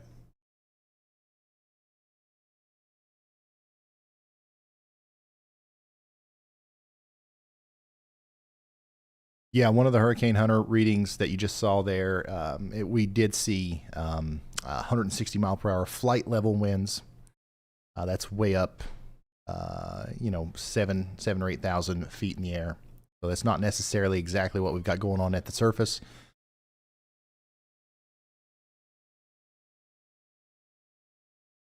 But close. We've got 140 mile per hour winds getting ready to move onto shore here in Florida. And also you can see that conditions are getting quite a bit worse, even farther inland where our storm chasers are, up closer to Perry. This is a live look from on top of All Force 1 with our rooftop camera. You can see the wind starting to whip around here. Definitely, we've got some tropical storm force winds. Very soon, we're going to start to see the hurricane force winds and everything that comes along with that. It's going to be a destructive sight for Caleb and Brad out there with tons of debris. And, power's probably going to be out. So best of luck to those guys. And obviously, we hope that they're safe. But they are inland enough to hopefully not have to worry too much about the storm surge, but they're still in a pretty dangerous spot to where they might have to get skedaddle if we notice things are starting to turn. So this is a live look from All Force 1, Caleb Beecham. This is a live look from Brad Arnold. We do have other storm chasers out there as well that we will throw up. A new tornado warning has been issued. All right, go ahead. Ryan, it's Andy. Brad. Just wanted to report back to you and let you know. Ryan, I was actually going to talk right about that tornado warning that just came out for Jacksonboro, South Carolina. So again, turn the lights green right before the thing came through. So we're really looking at this at the same time. So new tornado warning for Jacksonboro and Walterboro, all the way up there to toward I-95 in South Carolina into Colleton County. All right. Thank you so much, Andy. Bringing our attention back over to a really important part of tonight's coverage is the tornado situation that's happening in South Carolina and Georgia.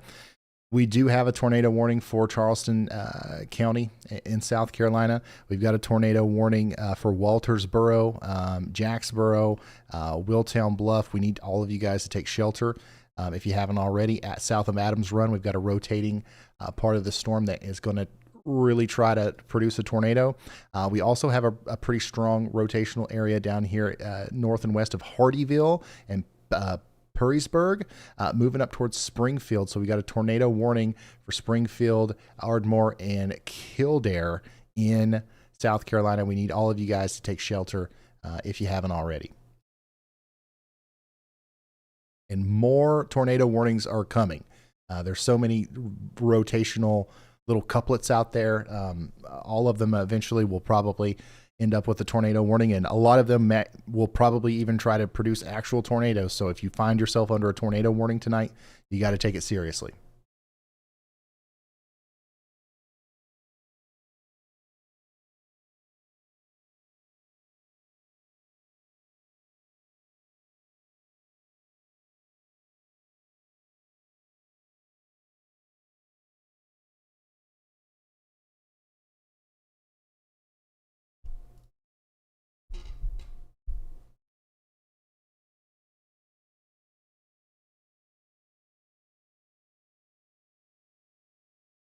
Yeah, we're still getting a lot of reports in from the St. Pete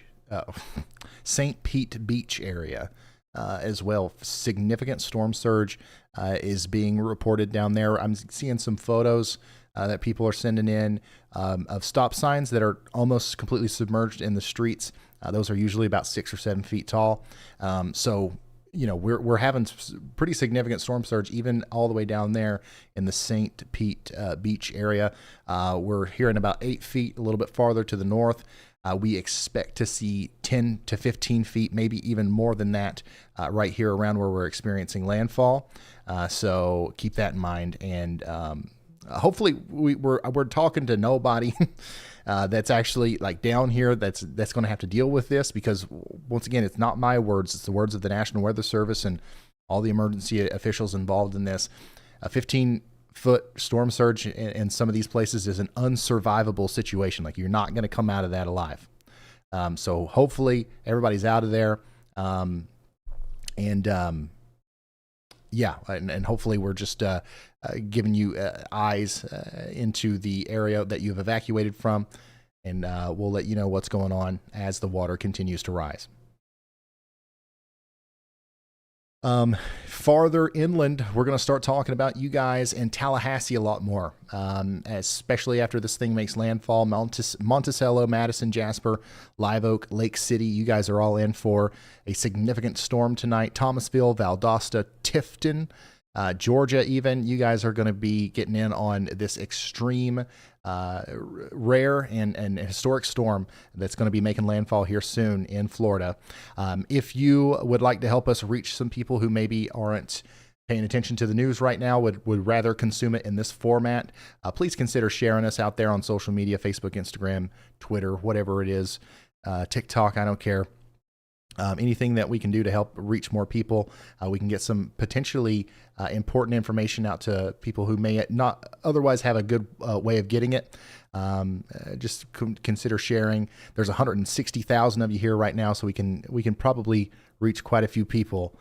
And also, as all these new tornado warnings come out, we'll continue to call out those as well. Go ahead, Riley. Hey, Ryan. So this thing most definitely is still strengthening. We are down to 938.4 millibars. Wow. Wow. Unfortunate that we're still seeing the deepening of the pressure, and we're this close to land.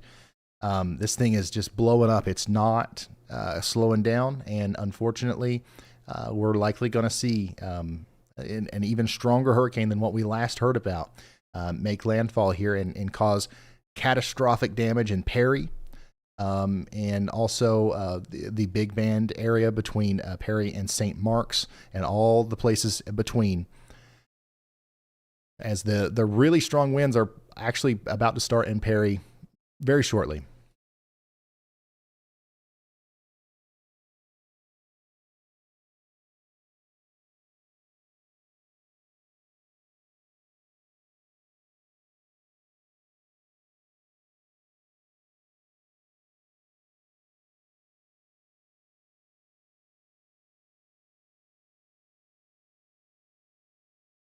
This is a huge hurricane, man.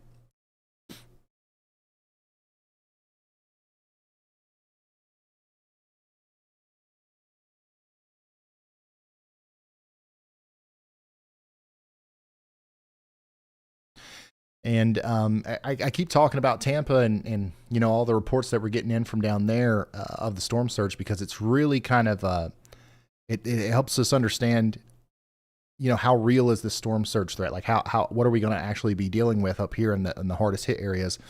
It's pretty jarring to see some confirmed reports now of really high water levels in and around Tampa, even though we knew it was a possibility, because the fact that we're meeting the high end of our expectations down there means that we almost certainly will exceed our expectations up here around landfall. And our expectations are a 15 to 20 foot catastrophic unsurvivable storm surge. So the water it's out there in the ocean. It's coming onto land. It's going to happen very quickly here over the next few hours. And we're just, we're waiting for it here. It's going to get really bad near and east of the eye wall.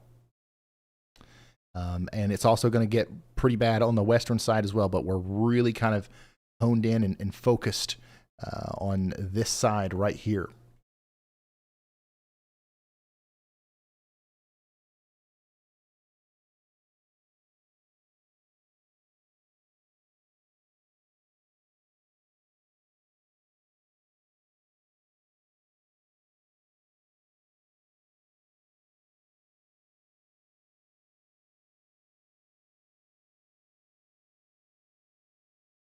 And we're still getting an insane amount of lightning activity visible on radar on the northern and western side. This is going to be insane. This is going to be nuts. The winds in there are absolutely off the charts. Go ahead, Elijah. Hey, Ryan. So speaking of lightning, we actually have reports of 5,300 lightning events in that eye wall area just in the last hour. 5,300. Wow. Okay. Thank you, Elijah. That's pretty wild for a hurricane. And once again, it's just another sign of how much intensification is happening here right at the last minute. Worst case scenario is unfolding for the Big Bend area. Go ahead, Andy.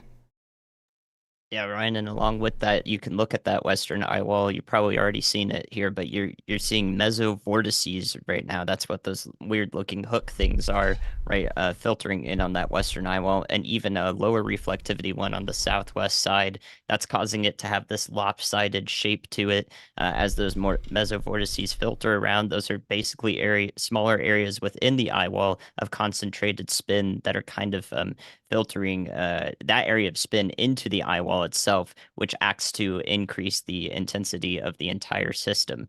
So you're watching quite a few of those. There's also some on the eastern side and the northern side that are a little bit more difficult to see, but that is why we're seeing the formation of this eye wall from what was previously circular. There were like 6 mesovortices keeping it in like a hexagonal shape, now to 4 main ones dominating and causing it to look more like a square. And now we have this misshapen, I don't know, what shape do you want to call it? That kind of looks like Wisconsin. Yeah.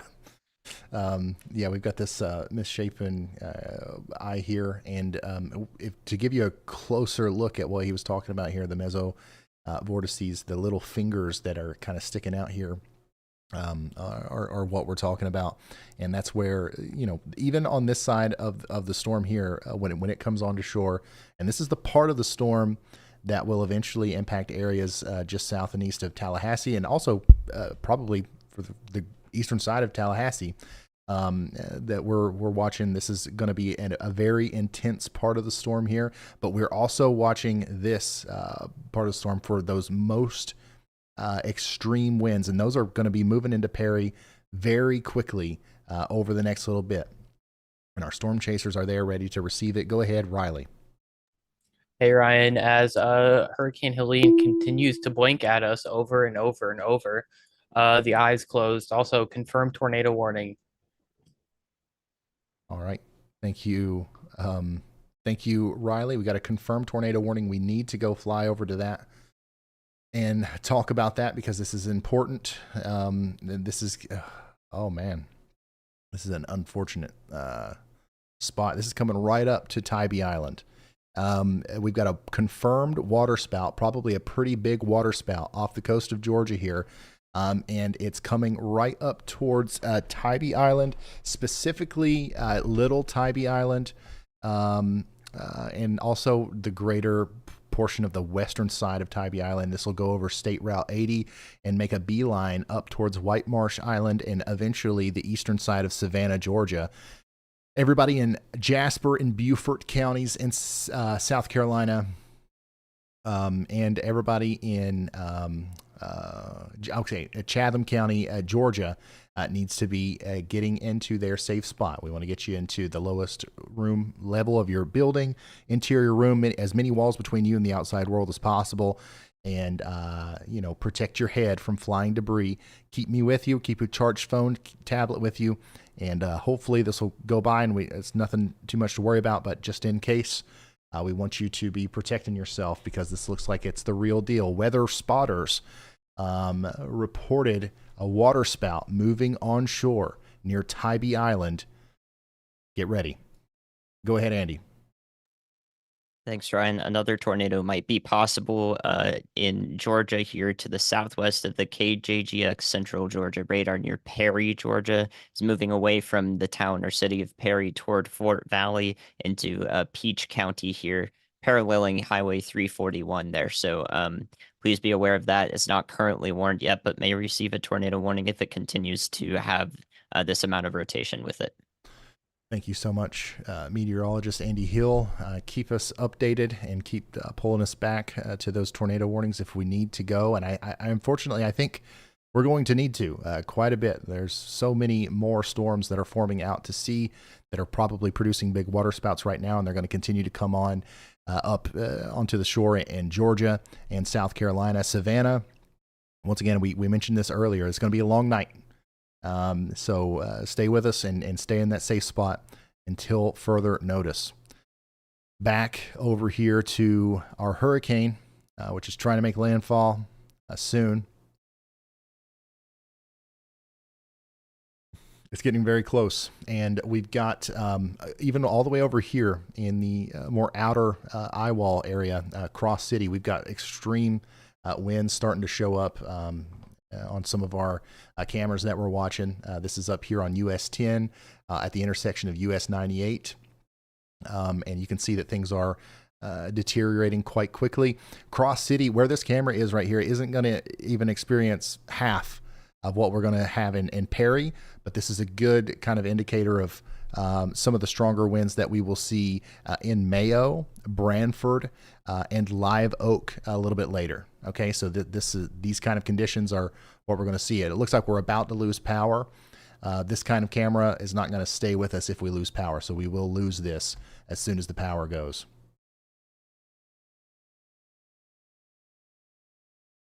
And that's in Cross City. So those winds are, once again, moving up towards Branford and Mayo. The strongest winds right now are really, they should be hitting our, the Dark Island camera. We got to be making sure that we're watching that one. And then also the Keaton Beach camera. We've got that in there back in our program. So if you guys want to make sure that we've got that up, that's an important part of telling the story here. You guys can also follow along with this in the Radar Omega app and with the Cyclone Port cameras. You can see the strong winds really starting to cause some problems here in Florida. I don't know what's going on up on this one, but you can see a little bit better from the Keaton Beach camera what's going on. So we'll monitor that one on our end as well.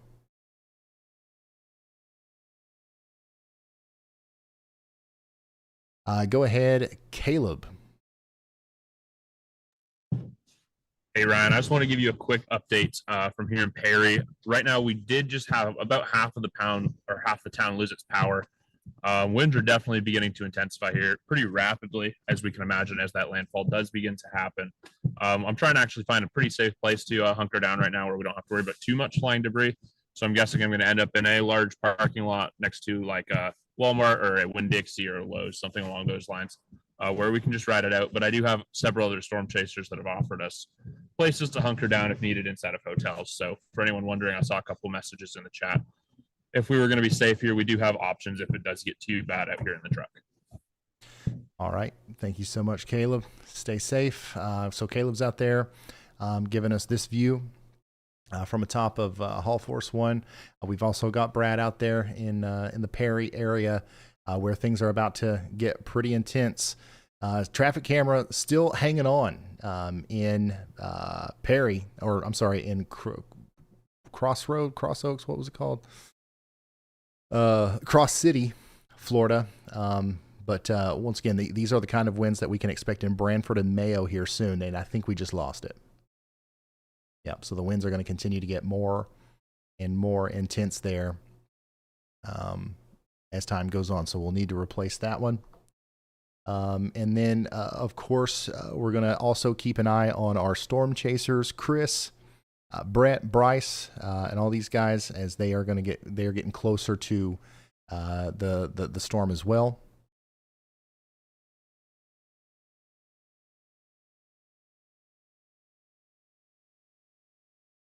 What's the Riley or Caleb, whoever? What's the town name of that probe? The probe's in where we can see the street view. What's the town name again? Or do we remember? That is St. Mark's. Okay, St. Mark's. And then the other one is in Shell Point Beach, but that one's kind of out of the way for you guys to really use. Okay, thank you.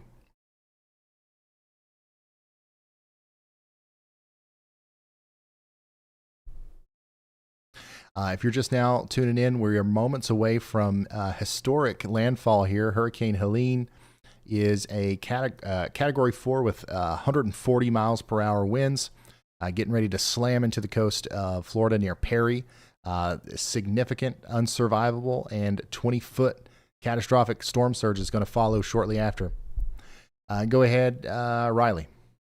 A new tornado Ryan, watch has been speaking of issued. historic, we just set a all-time concurrent viewers record for the channel. We are at 170,000 concurrent viewers on YouTube right now. Wow. Well, thank you guys for being here. We appreciate you tuning in. We're taking this very seriously. And if you would like us to be able to help more people, we're going to be here for the duration of the storm. We've been streaming for 10 hours now. We're going to keep going as long as we need to go, commercial free, with no interruptions, no breaks. So feel free to share us out there on social media as we continue to track this storm. Obviously, we're kind of hyper-focused on the landfall area right now because we really want to make sure we're accurately documenting and telling the story of Hurricane Helene as it makes a historic landfall in the coast of Florida. But we're going to be following this thing up into Tallahassee. We're going to be following this up into Valdosta. We're going to be following this all the way up into Tifton and beyond. So we'll be here with you for a significant period of time tonight. Just stay tuned and help us get the word out, just in case somebody out there might not have a very good way of getting this rapid fire information that we're releasing here. So Hurricane Helene is a 140 mile per hour Category 4 hurricane. Could be a little bit higher than that. I don't know if we'll get another update before landfall. It looks like we might because, right here at the last little bit, it looks like it is trying to take its time. There's a little bit more of a wobble to the west. It's trying its best to stay over water a little while longer, and of course that means that there's going to be another chance for some sort of increase in intensity as we go forward. Go ahead, Riley. Hey, Ryan, you know who's not taking their time? The hurricane hunters. Today they've been going on average about 160 to 170 knots. I think they're trying to get one more pass and one more drop zone in this thing before it makes landfall. Obviously, once it makes landfall, they can't be dropping technology missiles down through the center of it. But right now, they are going 232 knots, trying to get back into the eye of this thing and make one more pass in it. That is absolutely nuts. Thank you, Riley. Huge shout out to the brave people who are in a new tornado watch has been issued. Plane right now, just to help us understand the wind speeds and the pressure before it gets to land. Super valuable information there. Things are getting really intense. Let's go through these one at a time here. This is down there in Steinhatchee, Florida. Winds are whipping, definitely in excess of hurricane force at this point. We're going to start to see the storm surge start to roll in here very quickly. Down there, closer to a little bit south of Perry, Florida. This is closer to Keaton Beach. We've got another, significant wind, indicator here, but we're also going to see that water coming in very, very soon. Keep in mind, we're pretty high off the ground here, and it's not going to be out of the question that we see water in a lot of the camera view here at some point when the storm surge really starts coming in, okay? Kind of keep a visual in your head of what this looks like right now, because it's going to change a lot over time. Additionally, we've got extreme winds now in the Horseshoe Beach area. And once again, this is still not even associated with our inner eye wall. This is outside of the strongest part of the storm. So this is nothing compared to what you're about to experience in Perry, Keaton Beach, and Deckle Beach, and places like that. Elijah's got something for us. Go ahead, Elijah. Hey, Ryan. So a few moments ago, excuse me, you were mentioning about maybe we'll get another update from the National Hurricane Center. We just did a moment ago. Currently, the National Hurricane Center has the official pressure for Helene at 939 millibars and maximum sustained winds of 140 millibars. So they did say in their text that the eye wall is currently beginning to move ashore right now. Okay, thank you so much, Elijah, for that update. We've got an official Update now from the National Hurricane Center. Still looking at 140 mile per hour sustained winds, getting ready to come onto the shore here. Probably this area right here is where those winds are actually really going to be, and they're coming up, getting ready to hit a couple of our cameras, specifically the one here at Dark Island, and the one in Keaton Beach. So that one's it says Perry on our side here, but that we're watching those very closely as this band right here, once this gets over that, we're going to be looking at winds well over 100 miles per hour as those probes take a beating. Even much farther inland, where storm chaser Caleb Beecham is, up there near Perry, we're starting to see things get pretty intense. And things are going to get a lot more intense up here as well. So we're watching this. We're watching Brad Arnold, who's got a good view here of the storm in Perry as it is about to make things are about to get a lot more intense here as well. That's what I'm trying to say. Thankfully, I'm not seeing too many people out and about. Once again, we're hoping that the vast majority of everyone in all of these places that we're talking about right now got the heck out of Dodge yesterday, especially the place like where those bottom 3 cameras are along the coast. That's where we're going to have that unsurvivable storm surge. If there's a person down there, they're not going to fare well. You know what I'm saying? So hopefully we got everybody out of there, and everybody that's left, that's farther inland, that's in the path of this, you've got to get into a shelter right now, just as if this was a tornado heading for you, okay? We've got an update from both Andy and Riley. Andy, you go first. Go ahead. Thanks, Ryan. Yeah, unfortunately, I think we're going to see another tornado warning in the same spots here near Liberty and Chatham counties here in Georgia, just to the south of the confirmed tornado warning. There we have another tornadic supercell about to make landfall that will likely get a warning for it again for areas of Keller, Vernonburg, and into parts of the Savannah, Georgia metro here. So gonna get yet another warning more than likely, and these continued repeated warnings can be confusing. So I do urge if you know somebody there, or if you know somebody there, or you're currently watching this, then that you need to tell people that that's the reason why that this would happen again. You have another storm that could produce a tornado that's going to move into the area. More than likely, this will receive a warning if it continues to look the way it does. All right. Thank you very much, Andy.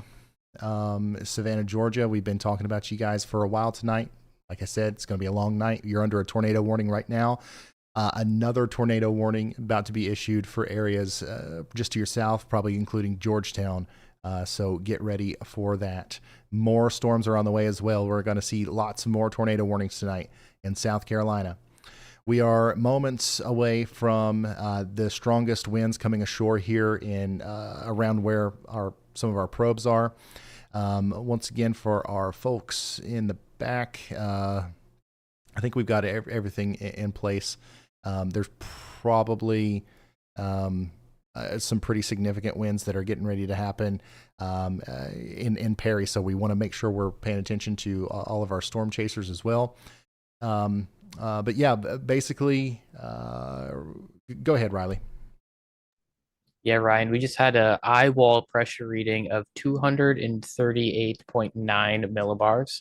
That was in the eye wall.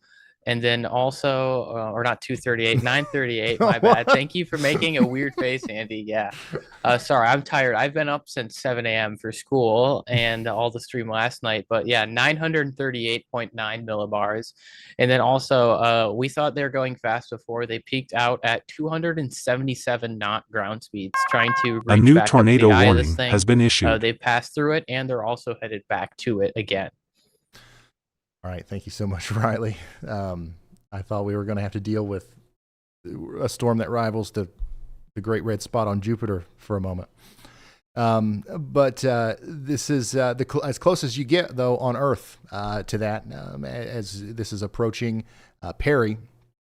And we also just got a new tornado warning out here in Georgia. That's going to be for Chatham and Bryan County. So that's for the I'm pretty sure that's for the storm that, that's for the storm that Andy was just talking about. So we already know about the locations potentially impacted by that. Y'all, let's just go ahead. If Andy says, watch out, let's go ahead and get shelter tonight. All right. You know what I'm saying? Like, Andy's on fire. And once again, like we've got a lot of storms capable of producing tornadoes tonight in Georgia and South Carolina. And we want to make sure that we are listening to all of the warnings as they come out. Go ahead, Riley. Hey, Ryan, we have a communication that's hard to mess up. There is no more rock on camera number 4, Mesovort 5. No more rock? Oh, okay, I see.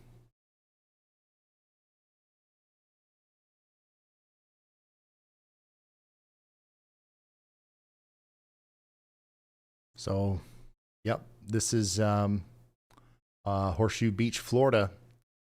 And things are, that you can see, just as we expected, the water is rising very quickly. Is this one of them that we have a before picture of somewhere? I've already closed out of that tab. If you can. Yeah, it's in stream text. I'll resend it. Okay. So I want you to keep in mind, this is one of the first places that's getting hit by the extreme storm surge that's coming in. This is what this looked like earlier today. So look at that. Now, this is that camera. So that's what that was looking like earlier. So a big time difference, and we're just at the beginning of the water starting to rise. So once again, this is the camera that we're looking at here, and this is what it looks like right now. Extreme storm surge now making its way into the Horseshoe Beach area. So we're probably seeing some significant water rise in Cedar Key.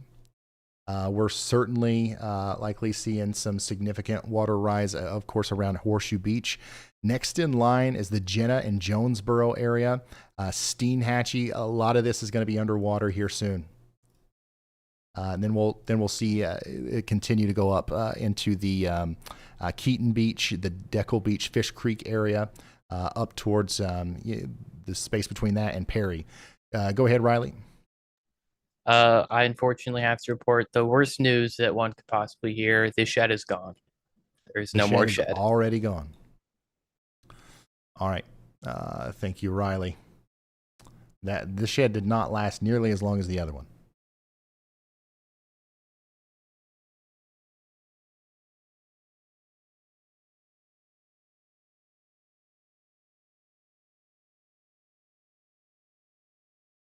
All right, so what we're experiencing now is exactly what we were afraid of when we started talking about the potential for this storm several days ago. We've got a catastrophic storm surge starting here, essentially a wall of water, potentially 20 feet high, is about to inundate the Florida coast and the Big Bend area, Cedar Key, all the way up to places just south of Perry. Need to, once again, hopefully there's nobody out there, but if there is, we got to brace for impact. It's coming in fast. We also continue to have 3 tornado warnings out there in South Carolina and Georgia. And that extreme wind warning is in effect all the way up to the Georgia-Florida line.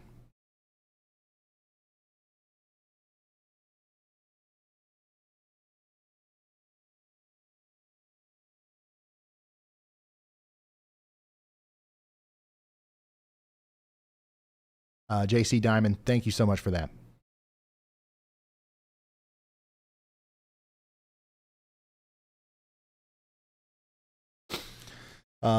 Helene is on the final approach to Florida, and it's still intensifying. It's a Category 4 monster of a storm. It's a worst-case scenario for all these places that are getting hit.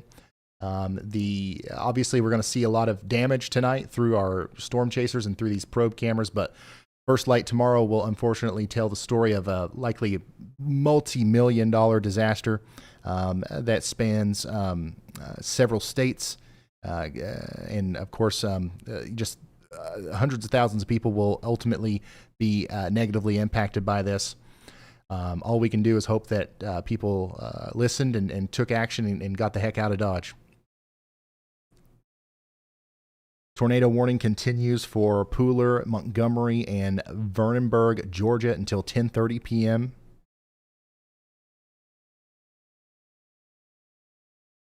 The tide gauge in Cedar Key is showing a surge of 7 feet and rising. So here's Cedar Key. Notice how fast that's going up. It's not going to stop anytime soon. We're already at the major flood stage in Cedar Key. It's rocketing up.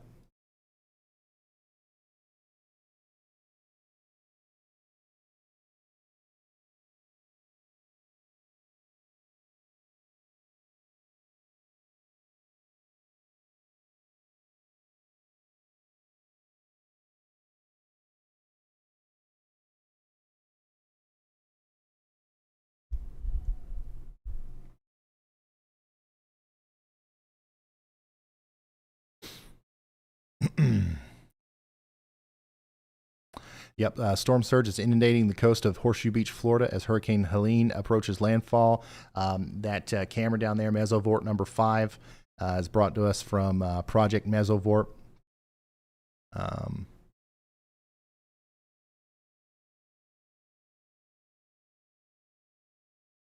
It still looks to me like this thing is still trying to intensify on its final approach here. We're about to see the actual eye wall, the inner eye wall, make contact with land here, and that's where we're going to see some of the more extreme winds. But like even outside of that, you can tell that the winds are obviously incredibly strong down there in Horseshoe Beach, which even this is outside of the main part of the storm that we're concerned about, right? This sliver of the storm that's getting ready to come up into Perry, this missed Horseshoe Beach. So the winds that we're seeing there are not even as strong as they're going to be in Perry. Go ahead, Riley. Hey, Ryan. Hey, Ryan. A new tornado warning has been issued. How much can this thing strengthen before it makes landfall? We are down to 937.7 millibars in the eye wall. Gosh. And that's not to be confused with 237, 937.7. Yeah, this thing needs to hurry up and get on land. It's still intensifying as it makes its final approach. We had Brad trying to reach out there. Let's hear him. Hey, Ryan, starting to hear a lot of sounds of debris possibly falling around us. Plus, we're noticing a lot more power flashes. Power is about to be out of here very, very soon. It's going to be really, really spooky, but really, really strong wind now. Definitely hurricane sustained. Brad, we're watching some probes just to your south, and my goodness, man, it's coming. Get ready.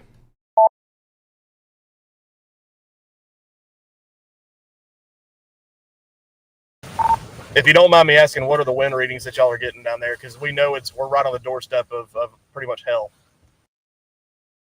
I don't know. Riley, can you look in to see if any of those mesovorts has like a recorded wind reading? I don't have that on my end, so I can tell Brad. Brad, if you're listening, I'll get that to you right here in a second. But it looks like a lot. Go ahead, Andy. Yeah, Ryan, the closest I have to that is the Perry Airport reporting about a 50-mile-an-hour gust on their last reading. Each of their most recent readings at that ASOS is about 10 or 5 to 10 miles per hour greater than the previous, I think taking observations every 20 minutes. So hopefully we get one or two more before that inevitably goes offline. Due to the extreme conditions in place.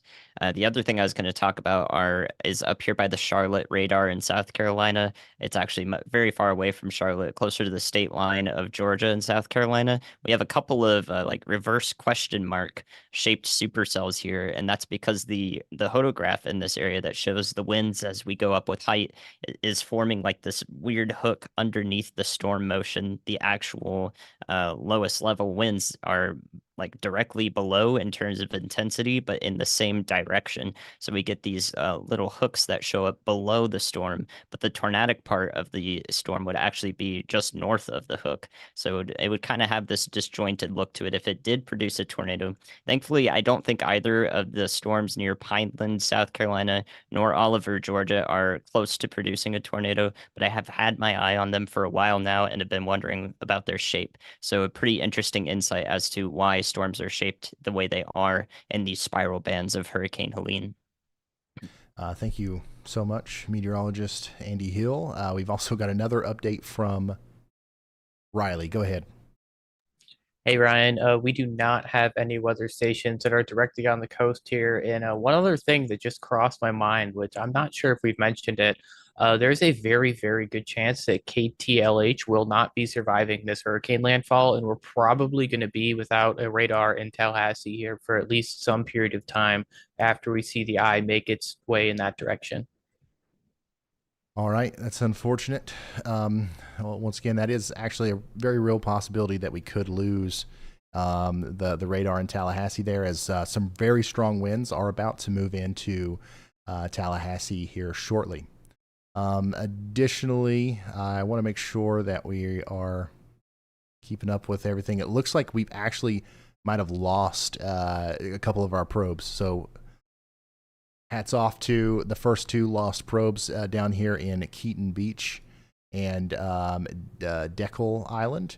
We'll see if they come back on, but right now they look gone. Go ahead, Elijah.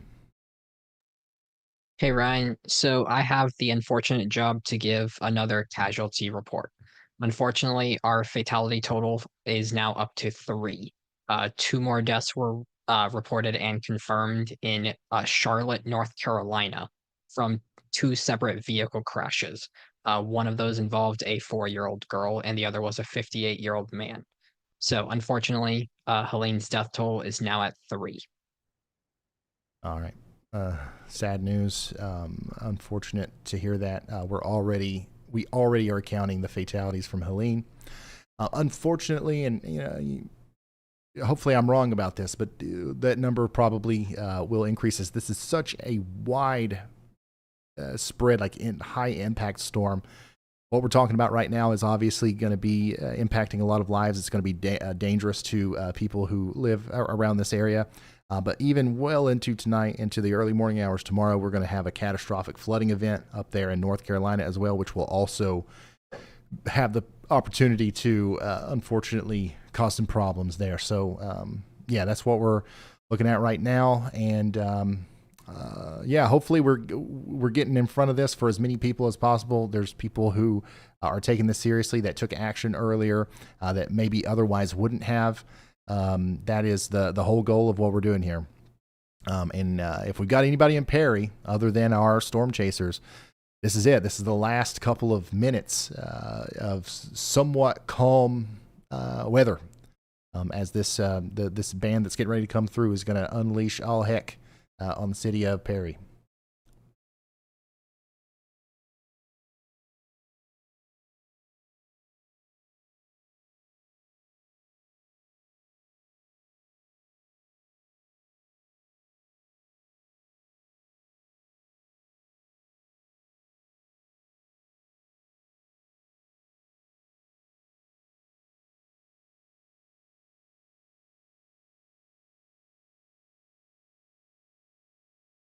So the water looks like it's continuing to rise there in Horseshoe Beach, which is not a good sign. It means that the water is also going to continue to rise in places like Keaton Beach and Fish Creek, where some of the biggest storm surge is about to come on to shore right here in just a moment.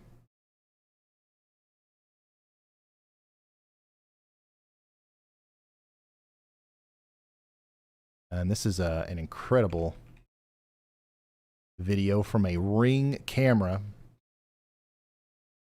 Why does that happen? Okay. Near St. Petersburg, Florida. Once again, far south of where the storm's making landfall and far away from where the biggest storm surge is going to be. But we talked about how big the storm is and how widespread the problems were going to be. This is a perfect example of that. Look at this. This is a house in St. Petersburg, Florida. A Ring camera captured this. Absolutely terrifying stuff there. And the fact that we're getting waves and storm surge this intense that far south is just unfortunately indicative of how serious this is likely going to be up here a little bit farther to the north, where we're experiencing landfall right now.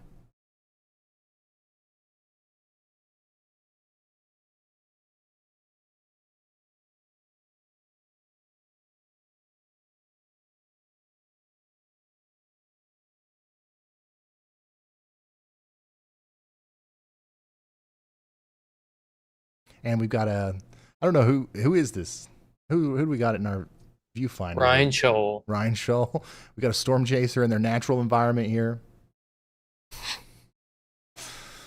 My goodness.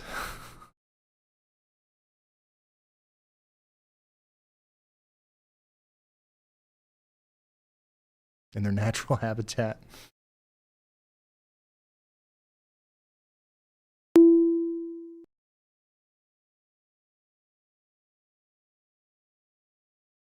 Yeah, lots of our tide measuring devices along the coast, especially the one in Cedar Key, are starting to report major flooding, and water is still on the rise. Big time power flashes being reported by several of our storm chasers in and around the Perry area. So we need to keep an eye on all of the storm chasers as well and make sure that we're flipping over to them if anything interesting happens with them. And yeah, we continue to hear flooding reports out of St. Pete Beach as well. Go ahead, Andy. Hey, Ryan. I just wanted to give a bit of information for everyone joining. What is officially considered landfall is when the central part of the low pressure, the low level circulation, and also maybe even the mid level circulation is over land. So landfall is officially designated as basically you can visualize it as 50% of the eye is over solid ground. So that is what we will be waiting for the National Hurricane Center to announce. And thus we're still probably, 25, 30 minutes at least away from that, in somewhere in the vicinity of Taylor County as it heads up towards Perry. Perry will definitely be experiencing quite a bit of the eye wall this time around. Thank you so much, meteorologist Andy Hill, for that update. Once again, this right here would be our center of the eye. So once that makes it onto land, that's when we will call this an official landfall. So we're going to see parts of the eye over land before we have officially, a landfall. So keep that in mind.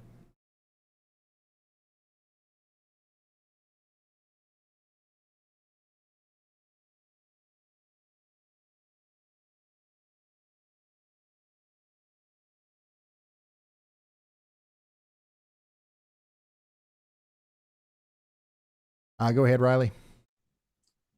Hey Ryan, our most recent dropsonde from the eye shows that the eye is even warmer than the last time that we had a dropsonde in the eye. So unfortunately, that's just another indicator that this thing is going to strengthen right up until the point where it is completely on land. All right. Thank you, Riley. And that's why we're hoping this thing hurries up and it comes onto land, because it just keeps getting stronger. You can see here now in Perry, things are getting a little bit more intense, as we can see from the rooftop camera on Hall Force 1. Caleb's giving us a view of the Perry area as some of the first little bit of the stronger winds are starting to move in now.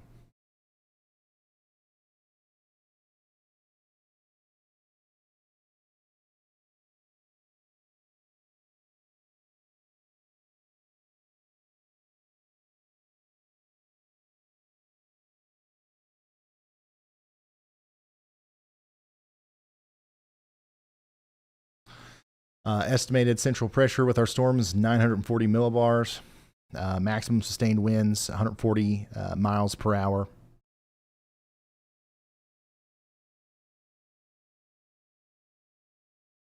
Lots of damage about to be done in Florida.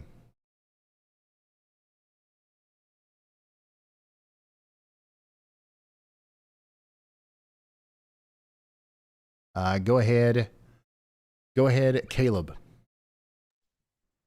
Hey Ryan, I see some people commenting Hey, in Ryan, your chat. I just want to confirm that is not me standing up in front of Paul Force One right now, filming inside of a hurricane. Oh my gosh, he's getting blown around like a wet paper bag in this wind right now. But my bigger update was we're really starting to see that rapid intensification of winds here. As you can actually see right now on camera, we're probably experiencing gusts reaching, I would guess, about 100-mile-an-hour right now. But we're going to continue to sit here and just cover this throughout the night. I'm honestly still really shocked that we even have power here right now. It is hanging on by a loose thread, and I'm holler at him, tell him to get in the car. Jesus, I have several times. He won't. A new tornado warning has been issued. Yeah, he won't listen. Yeah, but and then one thing I did want to add is just give like a quick shout out to ISP Tech, which supplies the internet here in the truck, because I'm literally inside of 100-mile-an-hour winds in a hurricane, and I still have perfect connection back to the weather house. So, okay, yep. Thank you so much, Caleb. Stay safe, man. Things are getting really intense there. As you can see, the hurricane has officially made its presence known here in the Perry area of Florida, and things are going to continue to get more intense. My gosh, as the winds are going to continue to get stronger as the storm is moving into Perry right now. So Caleb's in Hall Force 1. He's pointing us in the direction of the strongest winds, and we're going to continue to monitor this as time goes on. Also, we've got more winds, more water rise to report in Horseshoe Beach. This is much higher than what it was just moments ago. So this probe is mounted really high up on the a power pole or something nearby, and now we're seeing waves starting to overtake this. This is likely 10, 12 feet in the air that this camera is here. So really terrifying stuff what we're seeing in Horseshoe Beach, because this water is not even probably the worst of the water that we're going to get, and it's still moving up towards some of these places that are currently getting hit by the stronger winds right now. So this is the real deal, y'all. We are definitely going to see that 10 to 15 foot storm surge, and it's unfolding right before us. And we did get a new tornado warning there while we were talking to Caleb, and that's going to be in Virginia. Virginia, if you're in Franklin County, Virginia, take shelter now. We've got radar indicated rotation.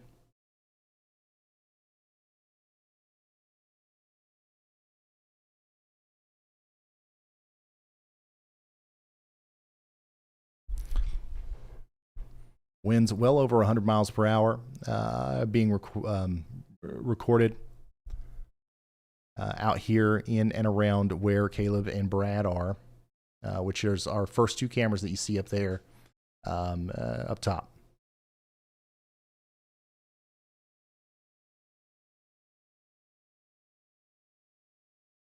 It's really surprising to me that these guys still have power. We'll likely see those lights go out here soon. I can't believe he's standing outside in that. This is a perfect example of what not to do ever. A piece of flying debris could come and give you a bad day, in a situation like this. But conditions are still going downhill here in Perry. And once again, we're not even close to seeing the worst of it yet. I do want to kind of talk about like what's going to happen downstream. So what we're experiencing now in Perry is just a taste of what we're eventually going to also experience in Mayo, in Madison, in Greenville. This is coming towards you, okay? So if you guys are still down there, get ready. It's coming. All right. He's sheltered. Wow, big power flash there on Brad's camera. And we're probably about to lose the Horseshoe Beach camera. I mean, that's about to be gone.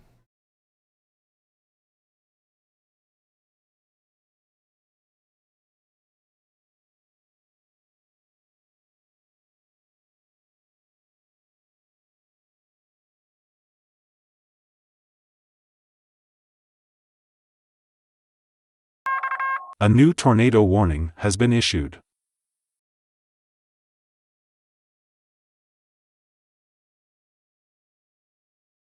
We got a new tornado warning in Georgia, and we will go investigate that right here in a moment. Back room, I don't know what's going on in number 6. Is there anybody, is Bryce or Chris or anybody else out there that we can throw up?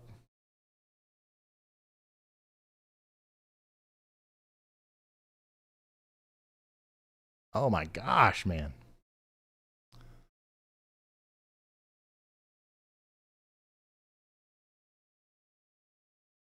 So this is a live look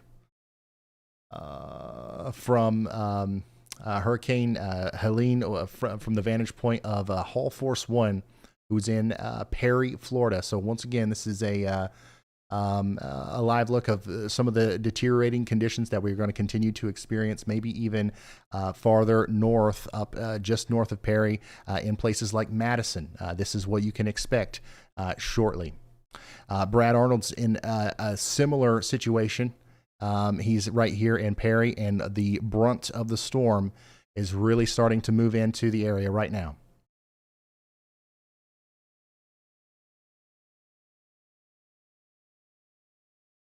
Go ahead, Riley. Hey, Ryan, we have an update directly from the NOAA Aircraft Operations Centers. It seems like those reports earlier of the plane having issues were not completely true. They were orbiting the eye wall, but they were actually releasing unmanned air systems. So those are drones into the eye wall of the hurricane, and they were tracking that for roughly an hour to an hour and a half. So that's why they were looping. So the hurricane hunters are okay, and it sounds like there was no issues, at least no issues that they are reporting as of now. All right. Thank you very much, Riley. Let's reach out to Brad. Brad, is this as crazy as it looks, man?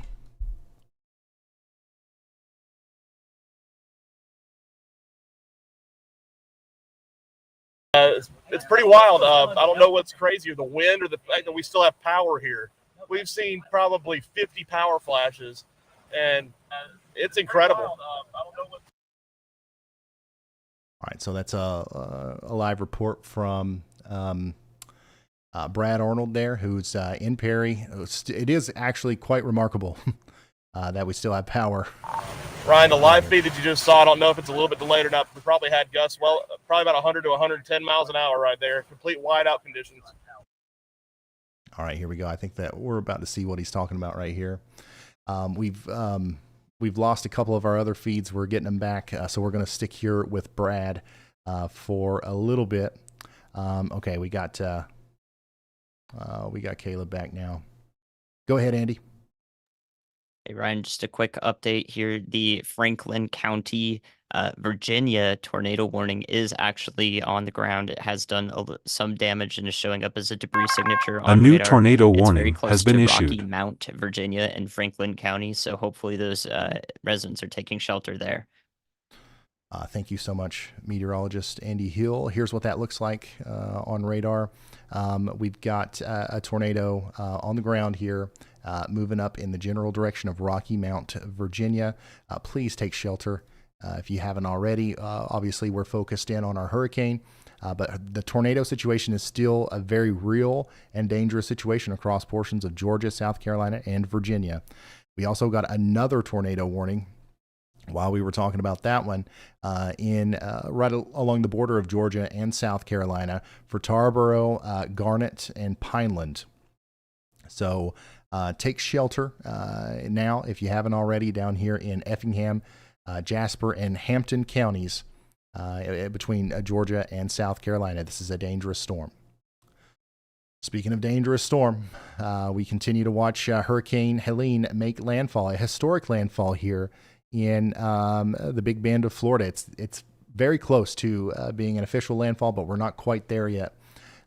Category 4, big time damaging storm happening now in Florida. And this is just a really nasty situation in Perry right now. My gosh. Go ahead, Caleb. Hey, Ryan, I think we actually might see it here again on my stream, but I just want to comment on the robust power system that they have here in Perry. We have seen significant power flashes completely knock out the entire grid several times on this pole right in front of us with these large lights on it. And multiple times it has completely flashed to darkness, and then within 30 seconds we have power back. So these super strong winds we're probably experiencing 100-mile-an-hour gusts would be my guess still, are somehow resilient to this power system. Is just not going to take it down, but we will continue to monitor it and continue to question why Ryan Scholl's doing push-ups in a hurricane. All right. Thank you so much, Caleb, for giving us a firsthand view of the intense power of this hurricane with 100-mile-per-hour and greater winds moving up into Perry. Brad's also out there, and it looks like we lost. Okay, no, we got it back. So yeah, back room. Is there anybody else? Do we have Brett or anybody else like that?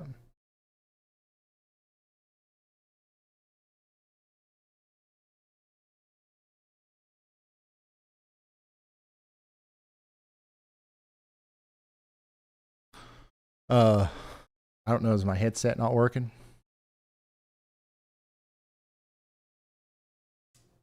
It is not. So you guys, Ryan, if this is just the outer eye wall of Helene, I'm a little set of bit batteries. Intimidated by the inner eye wall of this thing. This thing is powerful, man.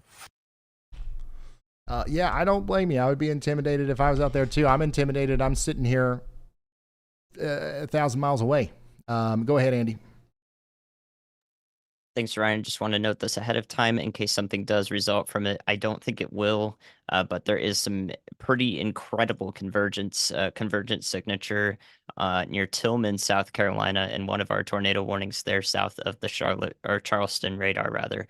So usually this sort of convergent signature can precede an actual significant tornado, one that would be rated EF2 or higher. I hope that this doesn't come together, but this indicates that there is a large amount of air coming together, and if it does actually translate to rotation, we could see an upper end tornado from this sort of situation. I don't think the environment is exactly capable of putting that together, but we do see it's all about pattern recognition and getting the word out as soon as possible, or re-emphasizing why there's a warning in place. So hopefully nothing comes from that, but this is the sort of convergent signature that we see before significant tornadoes generally. So there is a distinct possibility of that, and I just want to get it out as soon as possible.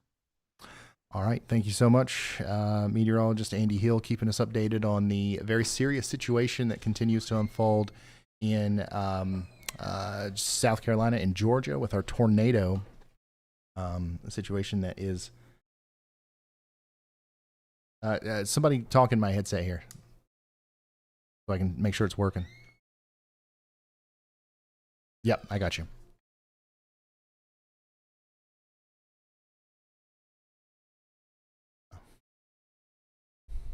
All right, thank you.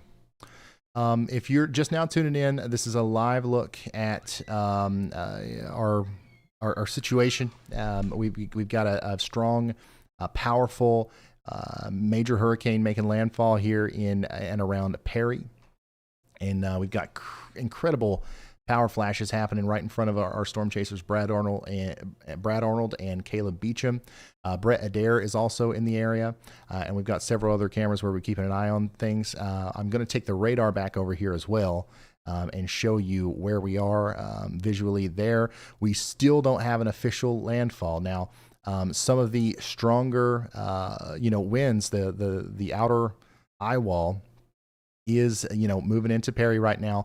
We're getting ready to experience that inner eye wall, and then by the time that moves into Perry, we'll probably be pretty close to the center of circulation, actually making landfall somewhere here to the north and west of Keaton Beach in Florida, as a major Category 4 strongest storm to hit this part of Florida in over 100 years. Jeez, man. That is some intense footage coming from Brad and coming from Brett. And we've got Bryce on the board too.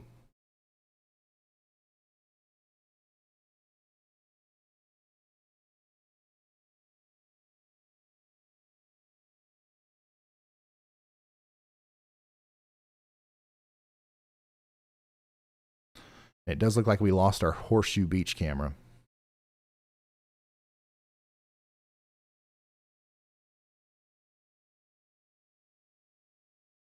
I'm still blown away that these guys still have power. It looks like the part of town that Bryce is in might have actually lost power. So we'll ask him about that.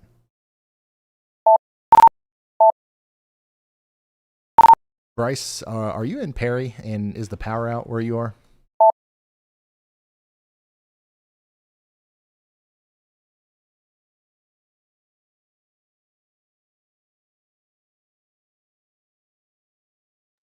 Yeah, Ryan, we lost power probably about 10 minutes ago or so.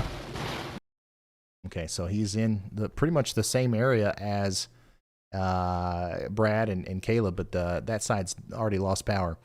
Go ahead, Andy. Hey, Ryan, I think we might need a tornado warning northwest of that storm I was just talking about, or rather north of it. It is currently unwarned near Allendale, South Carolina.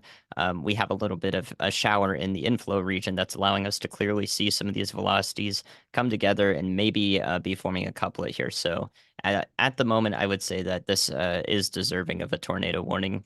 We may see one happen, but it is up to the National Weather Service office if they deem that to not be some side lobe contamination of the radar data. So we'll see if they issue it, but I've had my eye on it a while. I think that's the most promising it's looked for qualifying for a warning so far.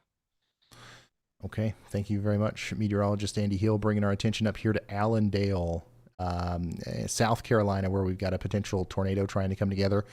We probably have some people watching up here. We've been through this together before up here in Allendale. A couple years ago, we covered a pretty significant tornado near here. You know, here we go again.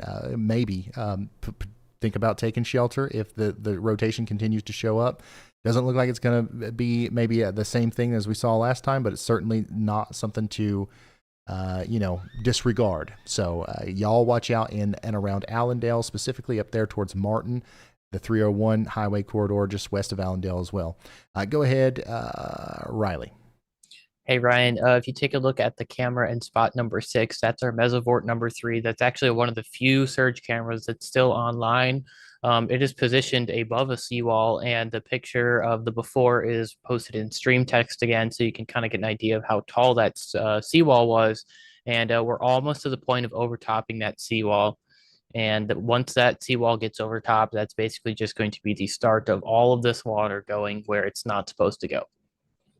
All right. Thank you so much, Riley.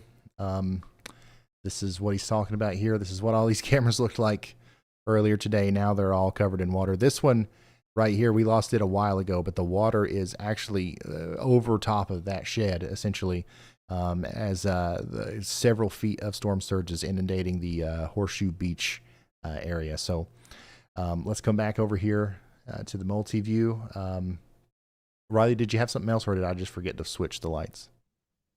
Forgot to switch. Okay. So we're watching most of these guys are in Perry, so we're watching the Perry area as well as Steinhatchee, and then we're going to kind of flip back and forth between that and talking about our tornadoes. Once again, we need our folks over there in Allendale to be watching out.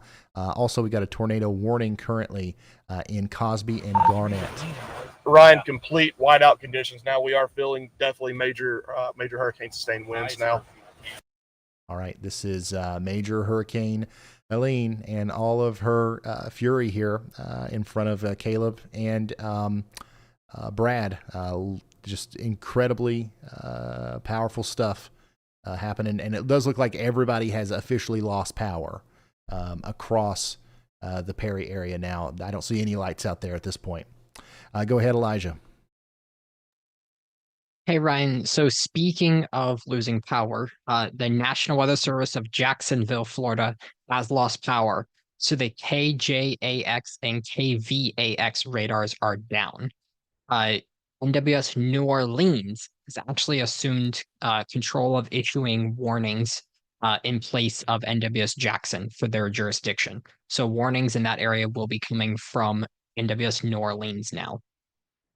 Okay, very important stuff. Thank you, Elijah. We just got a new tornado warning for Roanoke County, Virginia. A new tornado warning has been issued. We need you to take shelter. Riley, go ahead. Hey, Ryan, I was just going to add on to what Elijah said. It seems like the reason that New Orleans is taking over is because they are anticipating the power outage here pretty soon in Tallahassee, who would normally take over for them. So New Orleans is actually going to be in charge of taking care of both of our Northern Florida NWS offices. Okay. Thank you, Riley. What you're looking at here, if you're just now tuning in, is a live look at Major Hurricane Helene making landfall here near Perry, Florida. Next in line, I want everybody to understand we're not just going to be watching this one spot tonight. This is just the first area that's getting hit. Next in line, we've got to be concerned about Tallahassee. Okay, you guys are going to get some really strong winds here soon. Also, just east of town there in Lloyd, Monticello, Greenville, Madison, and Lee. All of this is coming towards you right now. Brace for impact. A strong hurricane is barreling towards those areas right now. Beyond that, we are concerned maybe about an hour and a half from now for some of these stronger winds to be moving into the Thomasville, Georgia area, and then Quitman and Valdosta. A new tornado as warning well. has been a lot issued. of people watching in Valdosta. You guys need to start getting ready for some intense winds, similar to what you're seeing here from Caleb's feed. All right, new tornado warning in South Carolina. This is the one that Andy was talking about. There it is. So this doesn't include the town of Allendale, okay? This does include Concord Crossroads, Johnson Landing, and Martin in South Carolina. You're under a tornado warning. Take shelter now.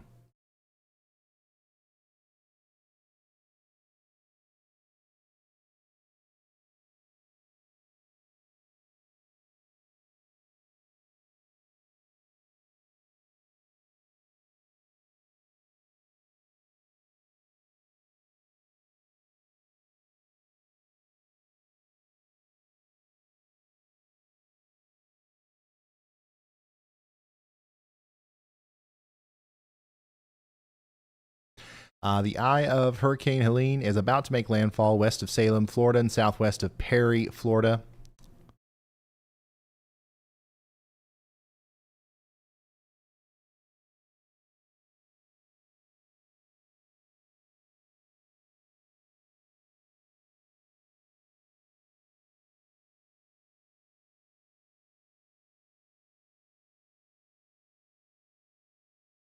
Got incredible footage coming from Caleb here. This is about as intense as it gets. This is the some of the stronger winds coming in now. Holy smokes, man.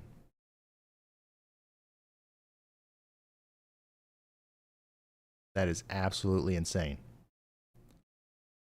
Nightmarish right now in Perry, to say the least. Go ahead, Andy. Thanks, Ryan.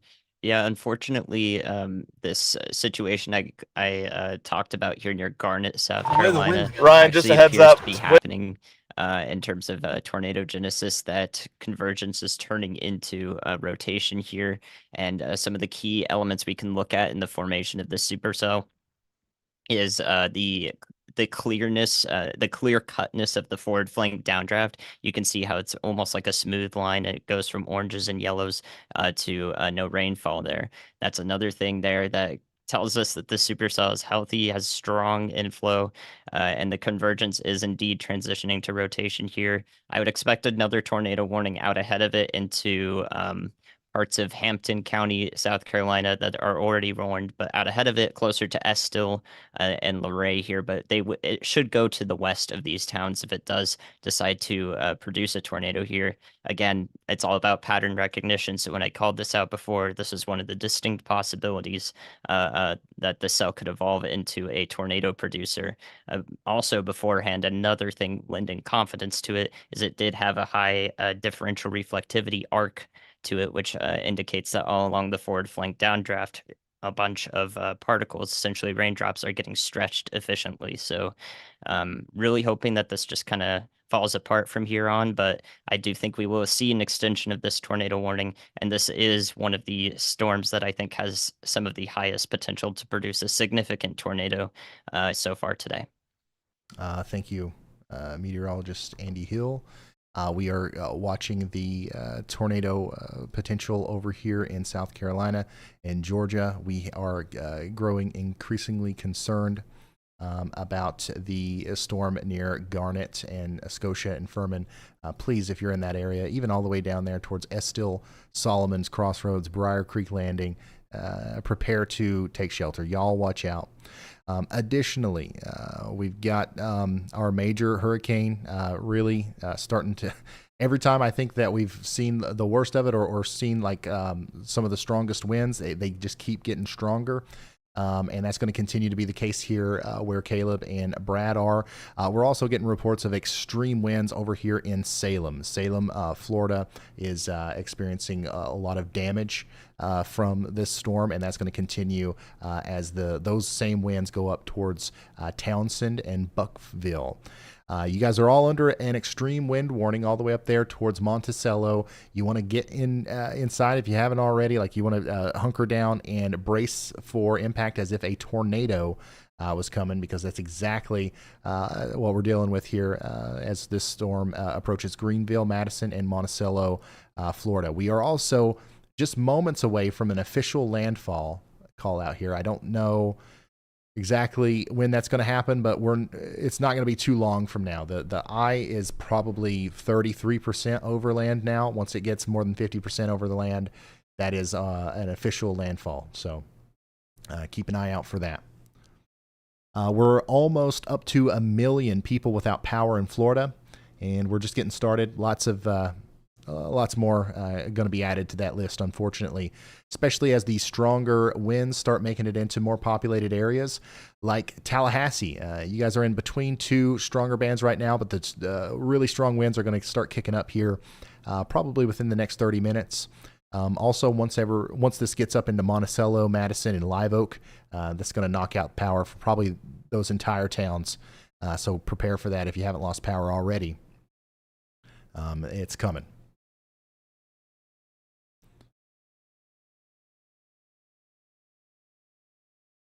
Go ahead, Andy. Hi, Ryan. Unfortunately, really bad timing, but there is probably at the beginning of a significant tornado entering the town of Garnett, South Carolina right now. I hope it doesn't continue to come together, and maybe it'll just be on the weaker end, but there is a debris signature right over the town now. All right. Thank you. I do want to make sure that we're given the proper attention to this, because this is a life-threatening situation for our folks over here in Garnett, South Carolina. It looks like we have a tornado, and Andy's been telling us about this, and here we are. It's happening. Take shelter if you haven't already. You want to get into the lowest room or the lowest floor of the building that you're in, into the most interior room. Put as many walls between you and the outside world as possible, and protect your head. This is a dangerous storm, and I really do believe a more significant tornado could be a result of this storm than what we have seen from other tornado-producing storms in this system. So we've got an update from Caleb. Go ahead, man. You can hear me right now, but I'm literally inside the other eye wall of Helene. They're coming through at about 25 miles an hour right now, so we have to brace for that. But I just wanted to take a moment to be able to show you exactly what's going on right now.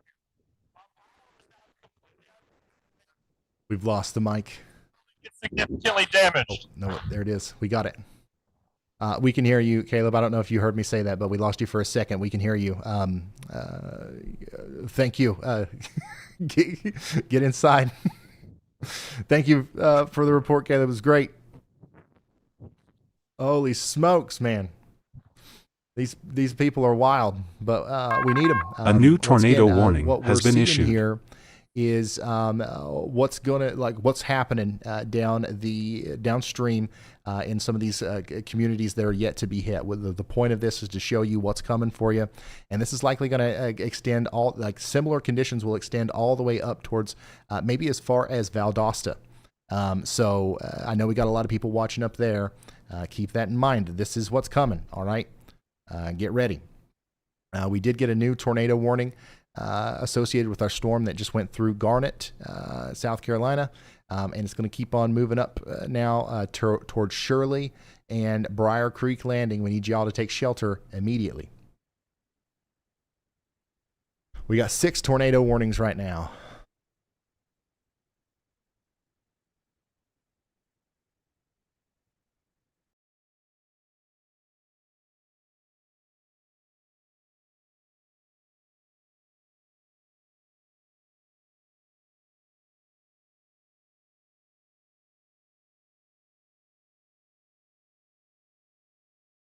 This is nuts, man.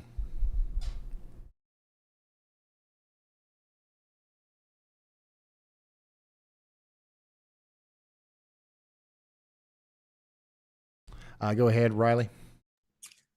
Hey, Ryan. So for whatever reason, it appears like all of our tropical storm warnings, all of our hurricane warnings, all of our storm surge warnings, and all of those have disappeared.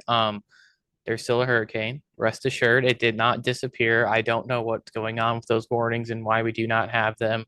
We have not reached peak surge yet, and we still have half of this eye wall to go. So for all of those, or for those of you who are in any hurricane warning today, assume that you are still under a hurricane warning, especially those of you that are further inland. Is that us or is that Weather Service wide? Like what? I don't know. The Radar Omega lost them, and it looks like a couple of other softwares lost them too, and so did we. So I'm wondering if it's something with all the issues that the National Weather Service is having power-wise, but for some reason, all of our warnings are gone. Okay. Thank you, Riley.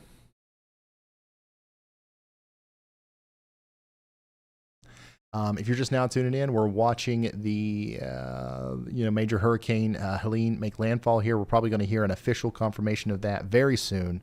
A landfall close to somewhere close to Deckle Beach. We are definitely seeing winds in excess of 120 miles per hour in the Perry area. Significant damage is likely happening out there. And unfortunately, we're not going to know the extent of that damage until tomorrow.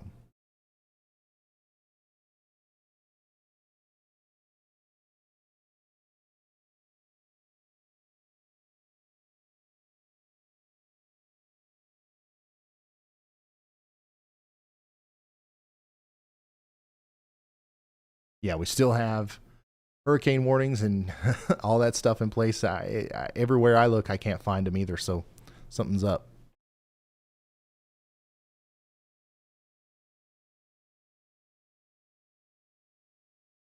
And also, I do want to mention that since we're going to hear about the, we're going to hear more about the damage tomorrow.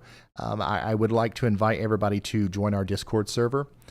There's a link in the description, and our mods will post it in the chat there. A link to that. Elijah, the guy you keep seeing coming through with breaking news, he's going to compile all that information for us and post it nice and neatly in a channel for us as we learn more in the days and potentially even weeks ahead, learning about this storm and the impacts it's had.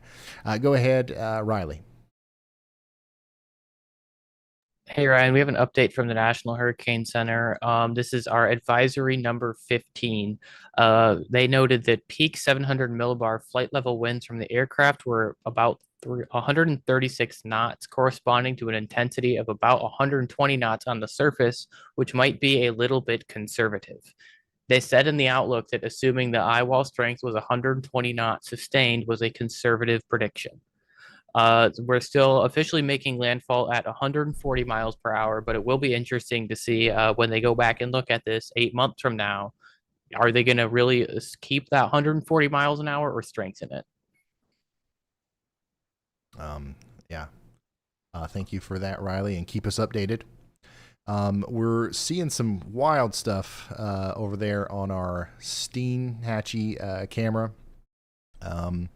This is associated with the, the inner eye wall, essentially, of our storm. And we're also seeing an incredible, if you look hard enough, you can see the storm surge. You wait for it. Yep, there you go. You see the big wave. You see the water. It's hard to look at. I know it's hard to tell what's going on here, but this is what that camera looked like earlier today. Right here. Oh, hi, Riley.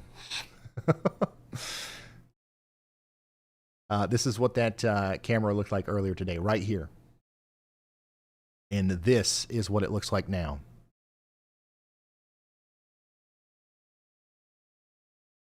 Unbelievable. Huge amounts of water pouring into the Jenna area now and Steinhatchee, all the way up into Jonesboro. Significant damage likely being done throughout the entire town of Broxton, Jenna, and Steinhatchee as feet of water is pouring into the town. It's had to come over a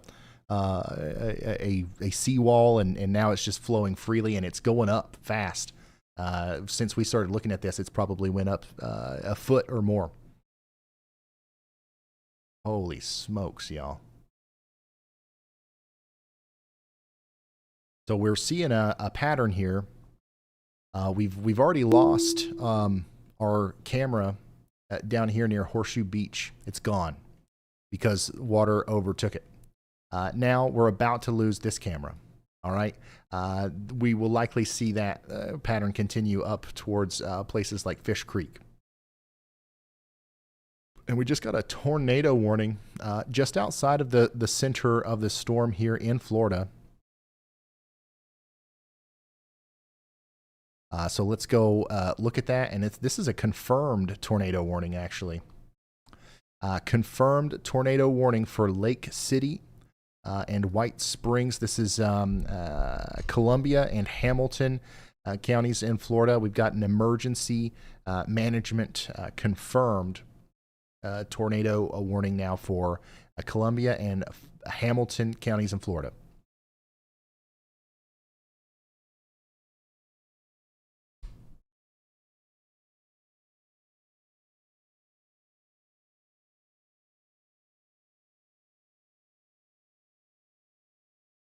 Go ahead, Riley. Camera 5 is in that tornado warning. All right, thank you. We're keeping an eye on, obviously, all the storm surge and as much footage as we can get from our storm chasers and probes in the actual hurricane. But obviously, we're losing a lot of that. There's no service. There's no power. And a lot of our probes and stuff are literally just getting washed away. So we're keeping up with that, but we're also keeping up with the different tornado warnings and stuff that are coming out. So keep an eye on that camera in between Bryce and Steinhatchee for a potential tornado.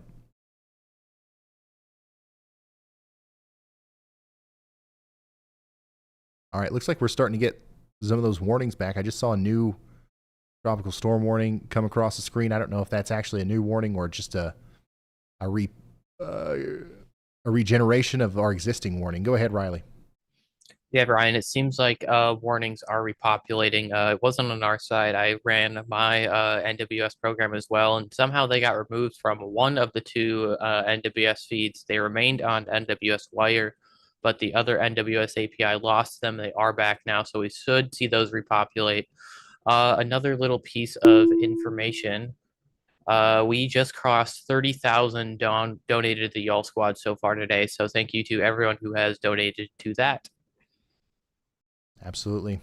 Thank you, Riley. That's a big deal, y'all. Thank you so much for going to the y'allsquad.org, making a tax-deductible contribution to our nonprofit organization. You can do that at the y'allsquad.org. People are going to need help, and we've already got people down there to assist. So we're just going to hand that money to them and say, help as many people as possible. Try to make these dollars go as far as we possibly can. This is the situation in Steinhatchee, Florida. It's remarkable how quickly this water is rising, and also how fast it's moving into town. Okay, this is like similar to an extreme flash flood or dam break, just with the how swiftly the water's moving. And I just can't imagine what's happening a little bit farther inland. Any place that's even slightly below sea level here out in front of this thing is completely submerged right now. And of course, all that water's going somewhere. So hopefully everybody got out of that town as we continue to watch this storm move inland slowly but surely.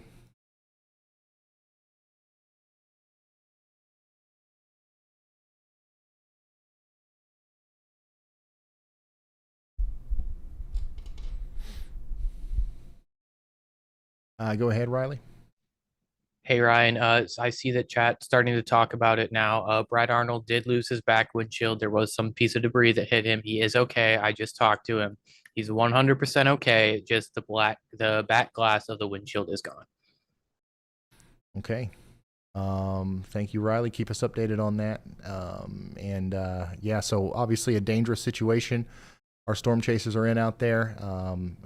Hoping for the best and anything that we can do to help them be safe, we're going to do it.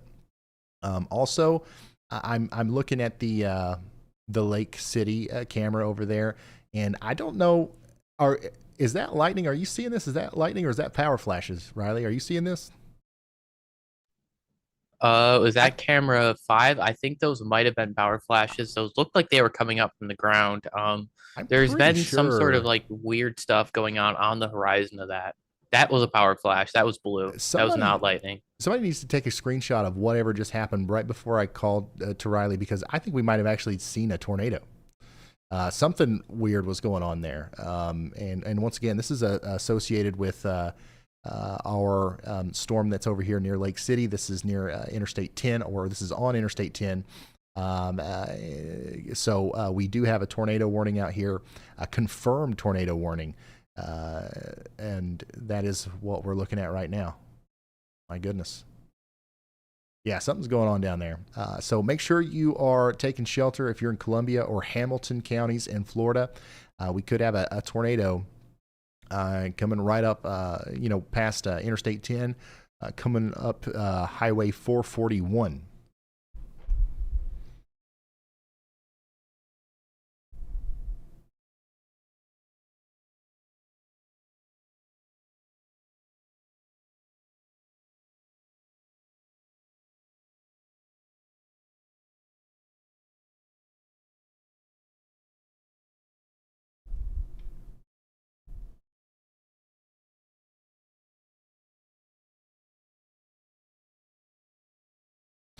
We are approaching 11 hours and 20 minutes of consecutive live streaming here.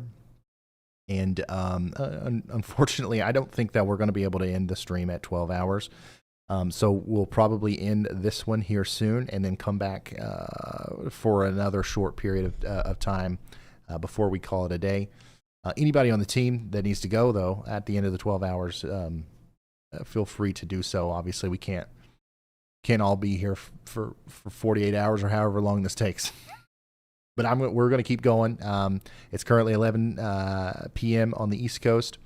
We have yet to see the official landfall notification come through. So we're going to be here for at least a couple hours after landfall. So just know that we are going to have to restart the stream at some point here.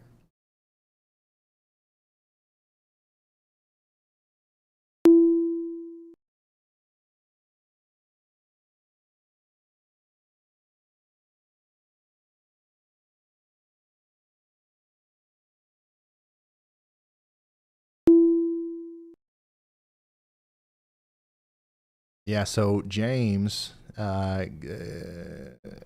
Pettis got a clip of what we saw on that traffic camera.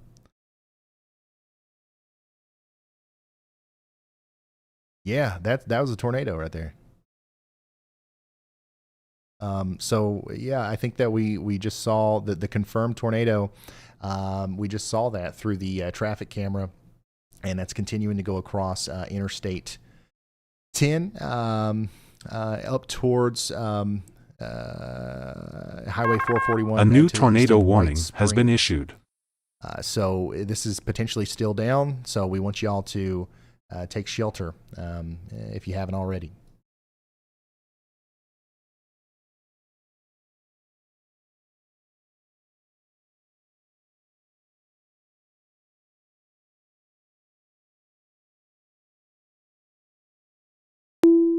And there's lots of you who sent in screenshots of that. Thank you so much.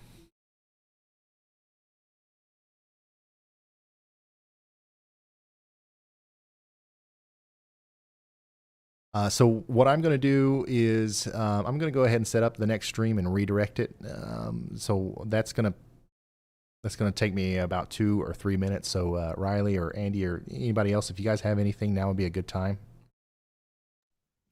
Yeah, I have an update from our storm chasers who were there in Perry. There was they were all sitting there in that parking lot. I believe that it was a Walmart parking lot, but they're all on the move now. It appears like we're starting to get some storm surge in there. I was looking at Perry earlier on an elevation map, and I believe where they are is no less than 10 feet above ground. So that is clearly a lot of storm surge. Okay, thank you, Riley. All right, it's going to take me a little bit longer than that. Do you got anything else? All right, yeah, I can talk more. If you want to pull up camera number 5, we just had waves go over the top of the camera for the first time. This camera was on a pole that was about 15 feet above the ground. So this would be our 15 to 20 foot storm surge verifying right here. Oh my God. We are going to watch this camera lose itself any second here live. That I wonder if we have the before. Chandra, can you go ahead and send the before in stream text again so we can pull that up? But clearly this is not what our before looked like, and that water is moving very fast, and it's moving inland very fast. This is normally when we see our peak storm surge, is when we see that strongest area of low pressure make its landfall. So this is probably going to be one of our indicators that landfall has happened, is this camera is on the coast, and this is going to be that lowest area of low pressure.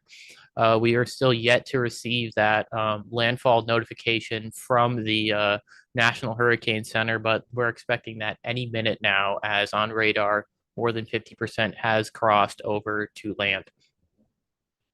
Yeah, so it seems like we do have an official landfall here. We're probably going to get an official confirmation of that shortly. I'm just blown away by what we're watching here on the Steinhatchee, Florida camera. This is the unsurvivable storm surge that's coming into the area now. And it's still rising. The water is still rising. And just one moment as I set up our next stream. Once again, I have to restart the stream. We can't go longer than 12 hours. Or we'll lose our documentation of the storm here, and we don't want to do that. We want to keep the VOD. So we'll have to restart the stream. So please make sure you subscribe to the channel. Just in case for whatever reason you lose us, you're going to get a notification whenever we restart the stream. Yeah, another update here, Ryan. Our backside eye wall is about to make landfall. So that means that this calm period that we've seen is no longer going to be calm. And the last time the hurricane hunters had flown through this back eye wall, our surface or our flight level winds were around 110 knots. So that means that we're probably going to have somewhere around that 90 to 95 knot winds on the surface. All right, thank you so much. I've just about got this wrapped up here for the redirect. Just a couple more seconds. So let's get an update from Brad.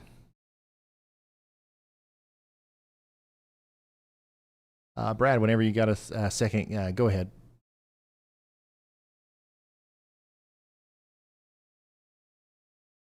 We missed a couple of updates from him, so I wanted to make sure we give him an opportunity to come through.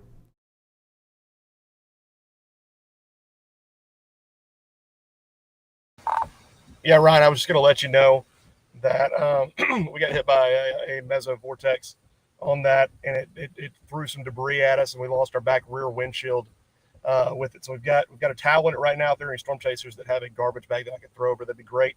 Yeah, if you want to ask your fans to make a donation to the window fund, I would definitely not turn it down. So appreciate it. But we're fine. We're fine. All right. Thank you, Brad. And go ahead, Riley. I think the radar that we're showing on the bottom of the screen is probably on one of the radar towers that went out. Okay. Okay. Yeah, so we're a little bit more inland now.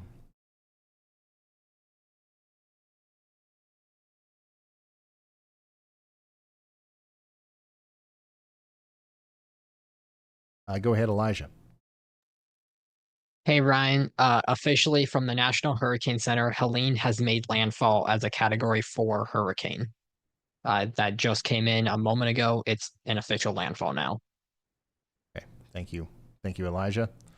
So it's official. We have landfall approximately 12 hours after we started our live stream here. So we are going to have to start a new one in just a few moments. I'm setting all that up right now. If I can remember how to do this.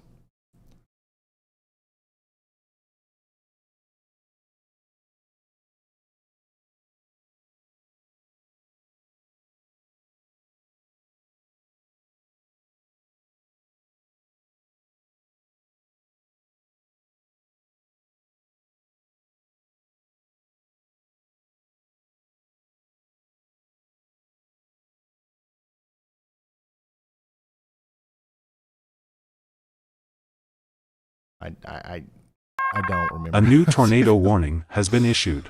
Oh, man.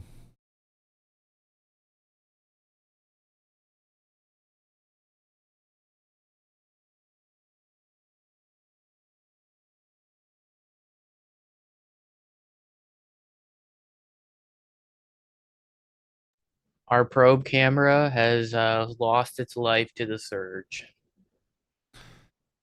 Okay, thank you, Riley. All right, and I got it figured out.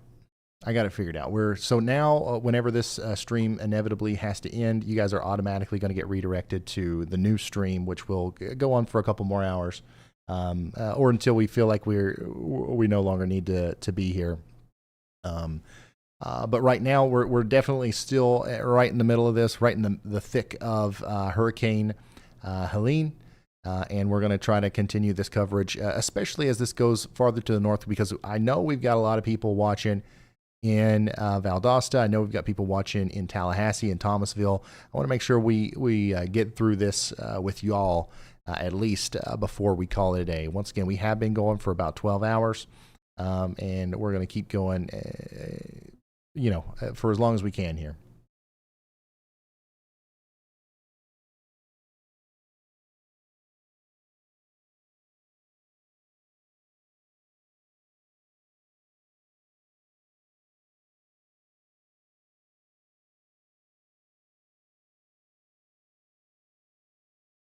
If you're just now tuning in, we do have officially landfall. It's happened. Hurricane Helene has made landfall as a Category 4 major hurricane, and it's unfortunately another addition to the extensive list of major hurricanes that have made landfall in the Gulf Coast since 2017. We've had a bunch of them, but this is particularly the strongest storm that has ever made landfall in this part of the Florida coast, at least in over 100 years.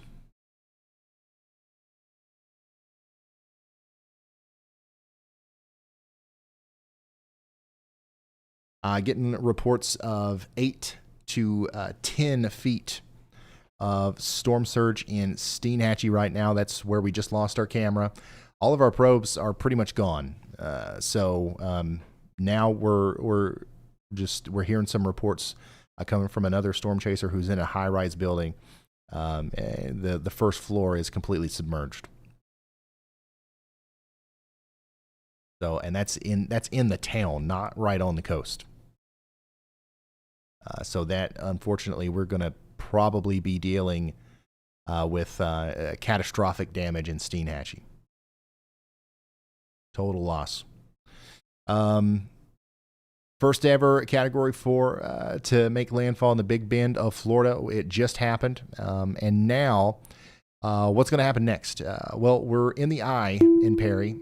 We're in the stronger part of the storm in Dowling Park and Mayo. Winds are going to continue to increase there, and we're going to see those winds continue to increase in Greenville, Madison, and Lee. And then on the backside of the storm, we're going to go through it all over again in Perry as the strong winds are going to come through very shortly. But this is a big eye, so we're going to have a little bit of a break here. Go ahead, Andy. Indeed, Ryan, and even further beyond that, we're going to see the effects of an extreme wind warning extended into parts of southern Georgia here. Thomasville, Quitman, Valdosta, I think even is in that concentric, the consecutive extreme wind warning out ahead of this. So southern Georgia included in an area that expected to maybe reach 115 mile per hour sustained winds with the quick forward progression of Hurricane Helene here after landfall. So that is going to be one of the next things we also cover, is the extent of the impacts felt in those counties of southern Georgia as the worst of the conditions makes its way up there. All right. Thank you, meteorologist Andy Hill.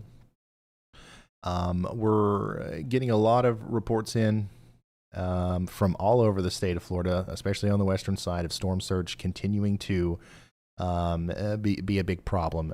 We're getting probably the worst reports right now from anywhere between Horseshoe Beach, Fish Creek, and Steinhatchee here. This whole part of Florida is underwater, essentially 10 feet of storm surge so far from what we know, and it's probably much higher than that, and it's probably going to continue to get much higher than that as the winds continue to blow on shore.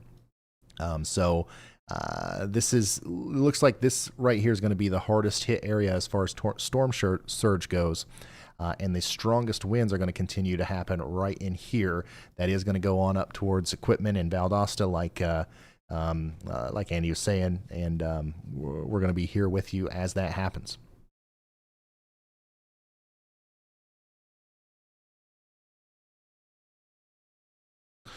We are coming up on 11 hours and 40 minutes of live streaming here. We're going to keep going until 11 hours and 50 minutes. Somebody, make sure somebody reminds me. At 11 hours and 50 minutes, we are going to end this stream, and then we'll be right back on a new stream so that we can keep this video on demand. And you guys should be able to just stay where you are, and you'll automatically get transferred over.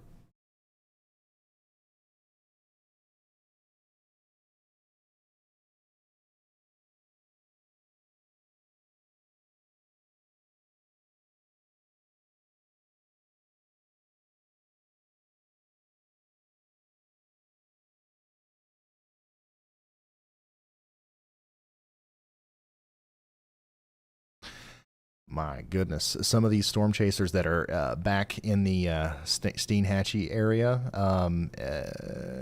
we've got images of houses floating, full-on houses floating down the street in and around Steinhatchee now.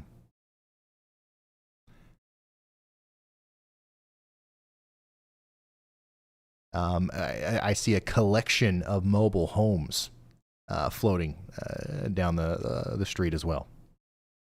These are images I can't share with you, unfortunately. We want to protect the copyright of these storm chasers, but it is over on our Twitter.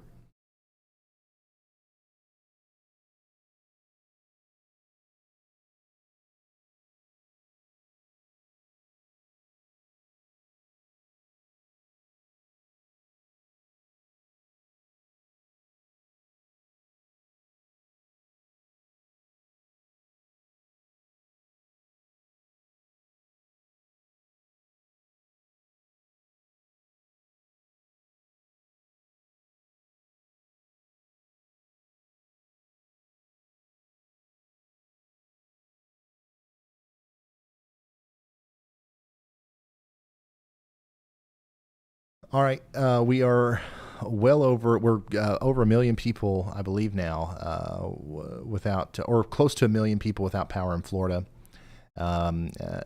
Georgia, we're at 40,000. North Carolina, we're at 12,000.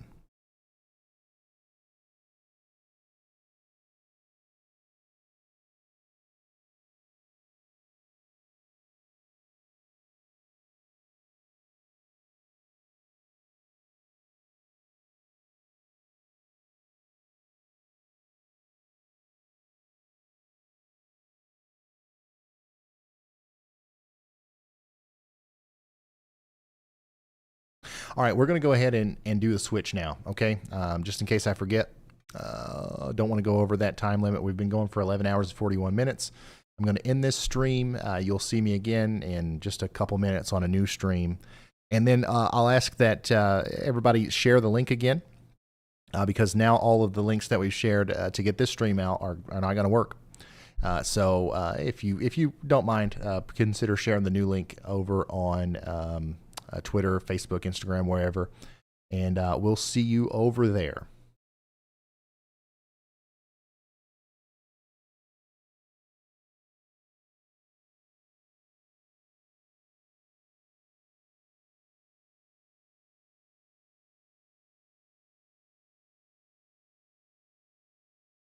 Okay, we'll see if that worked.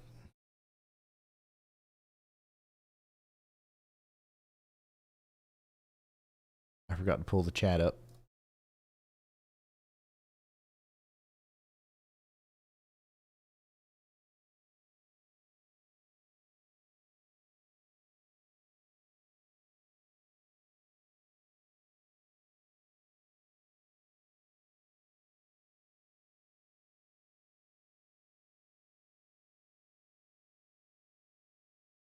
Okay, so did it not work?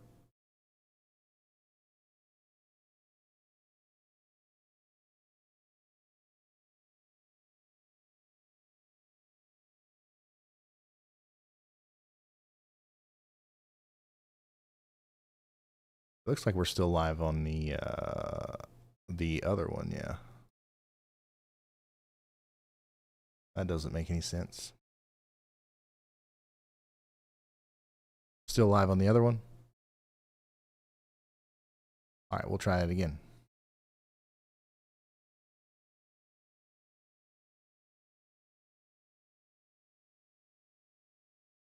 Okay.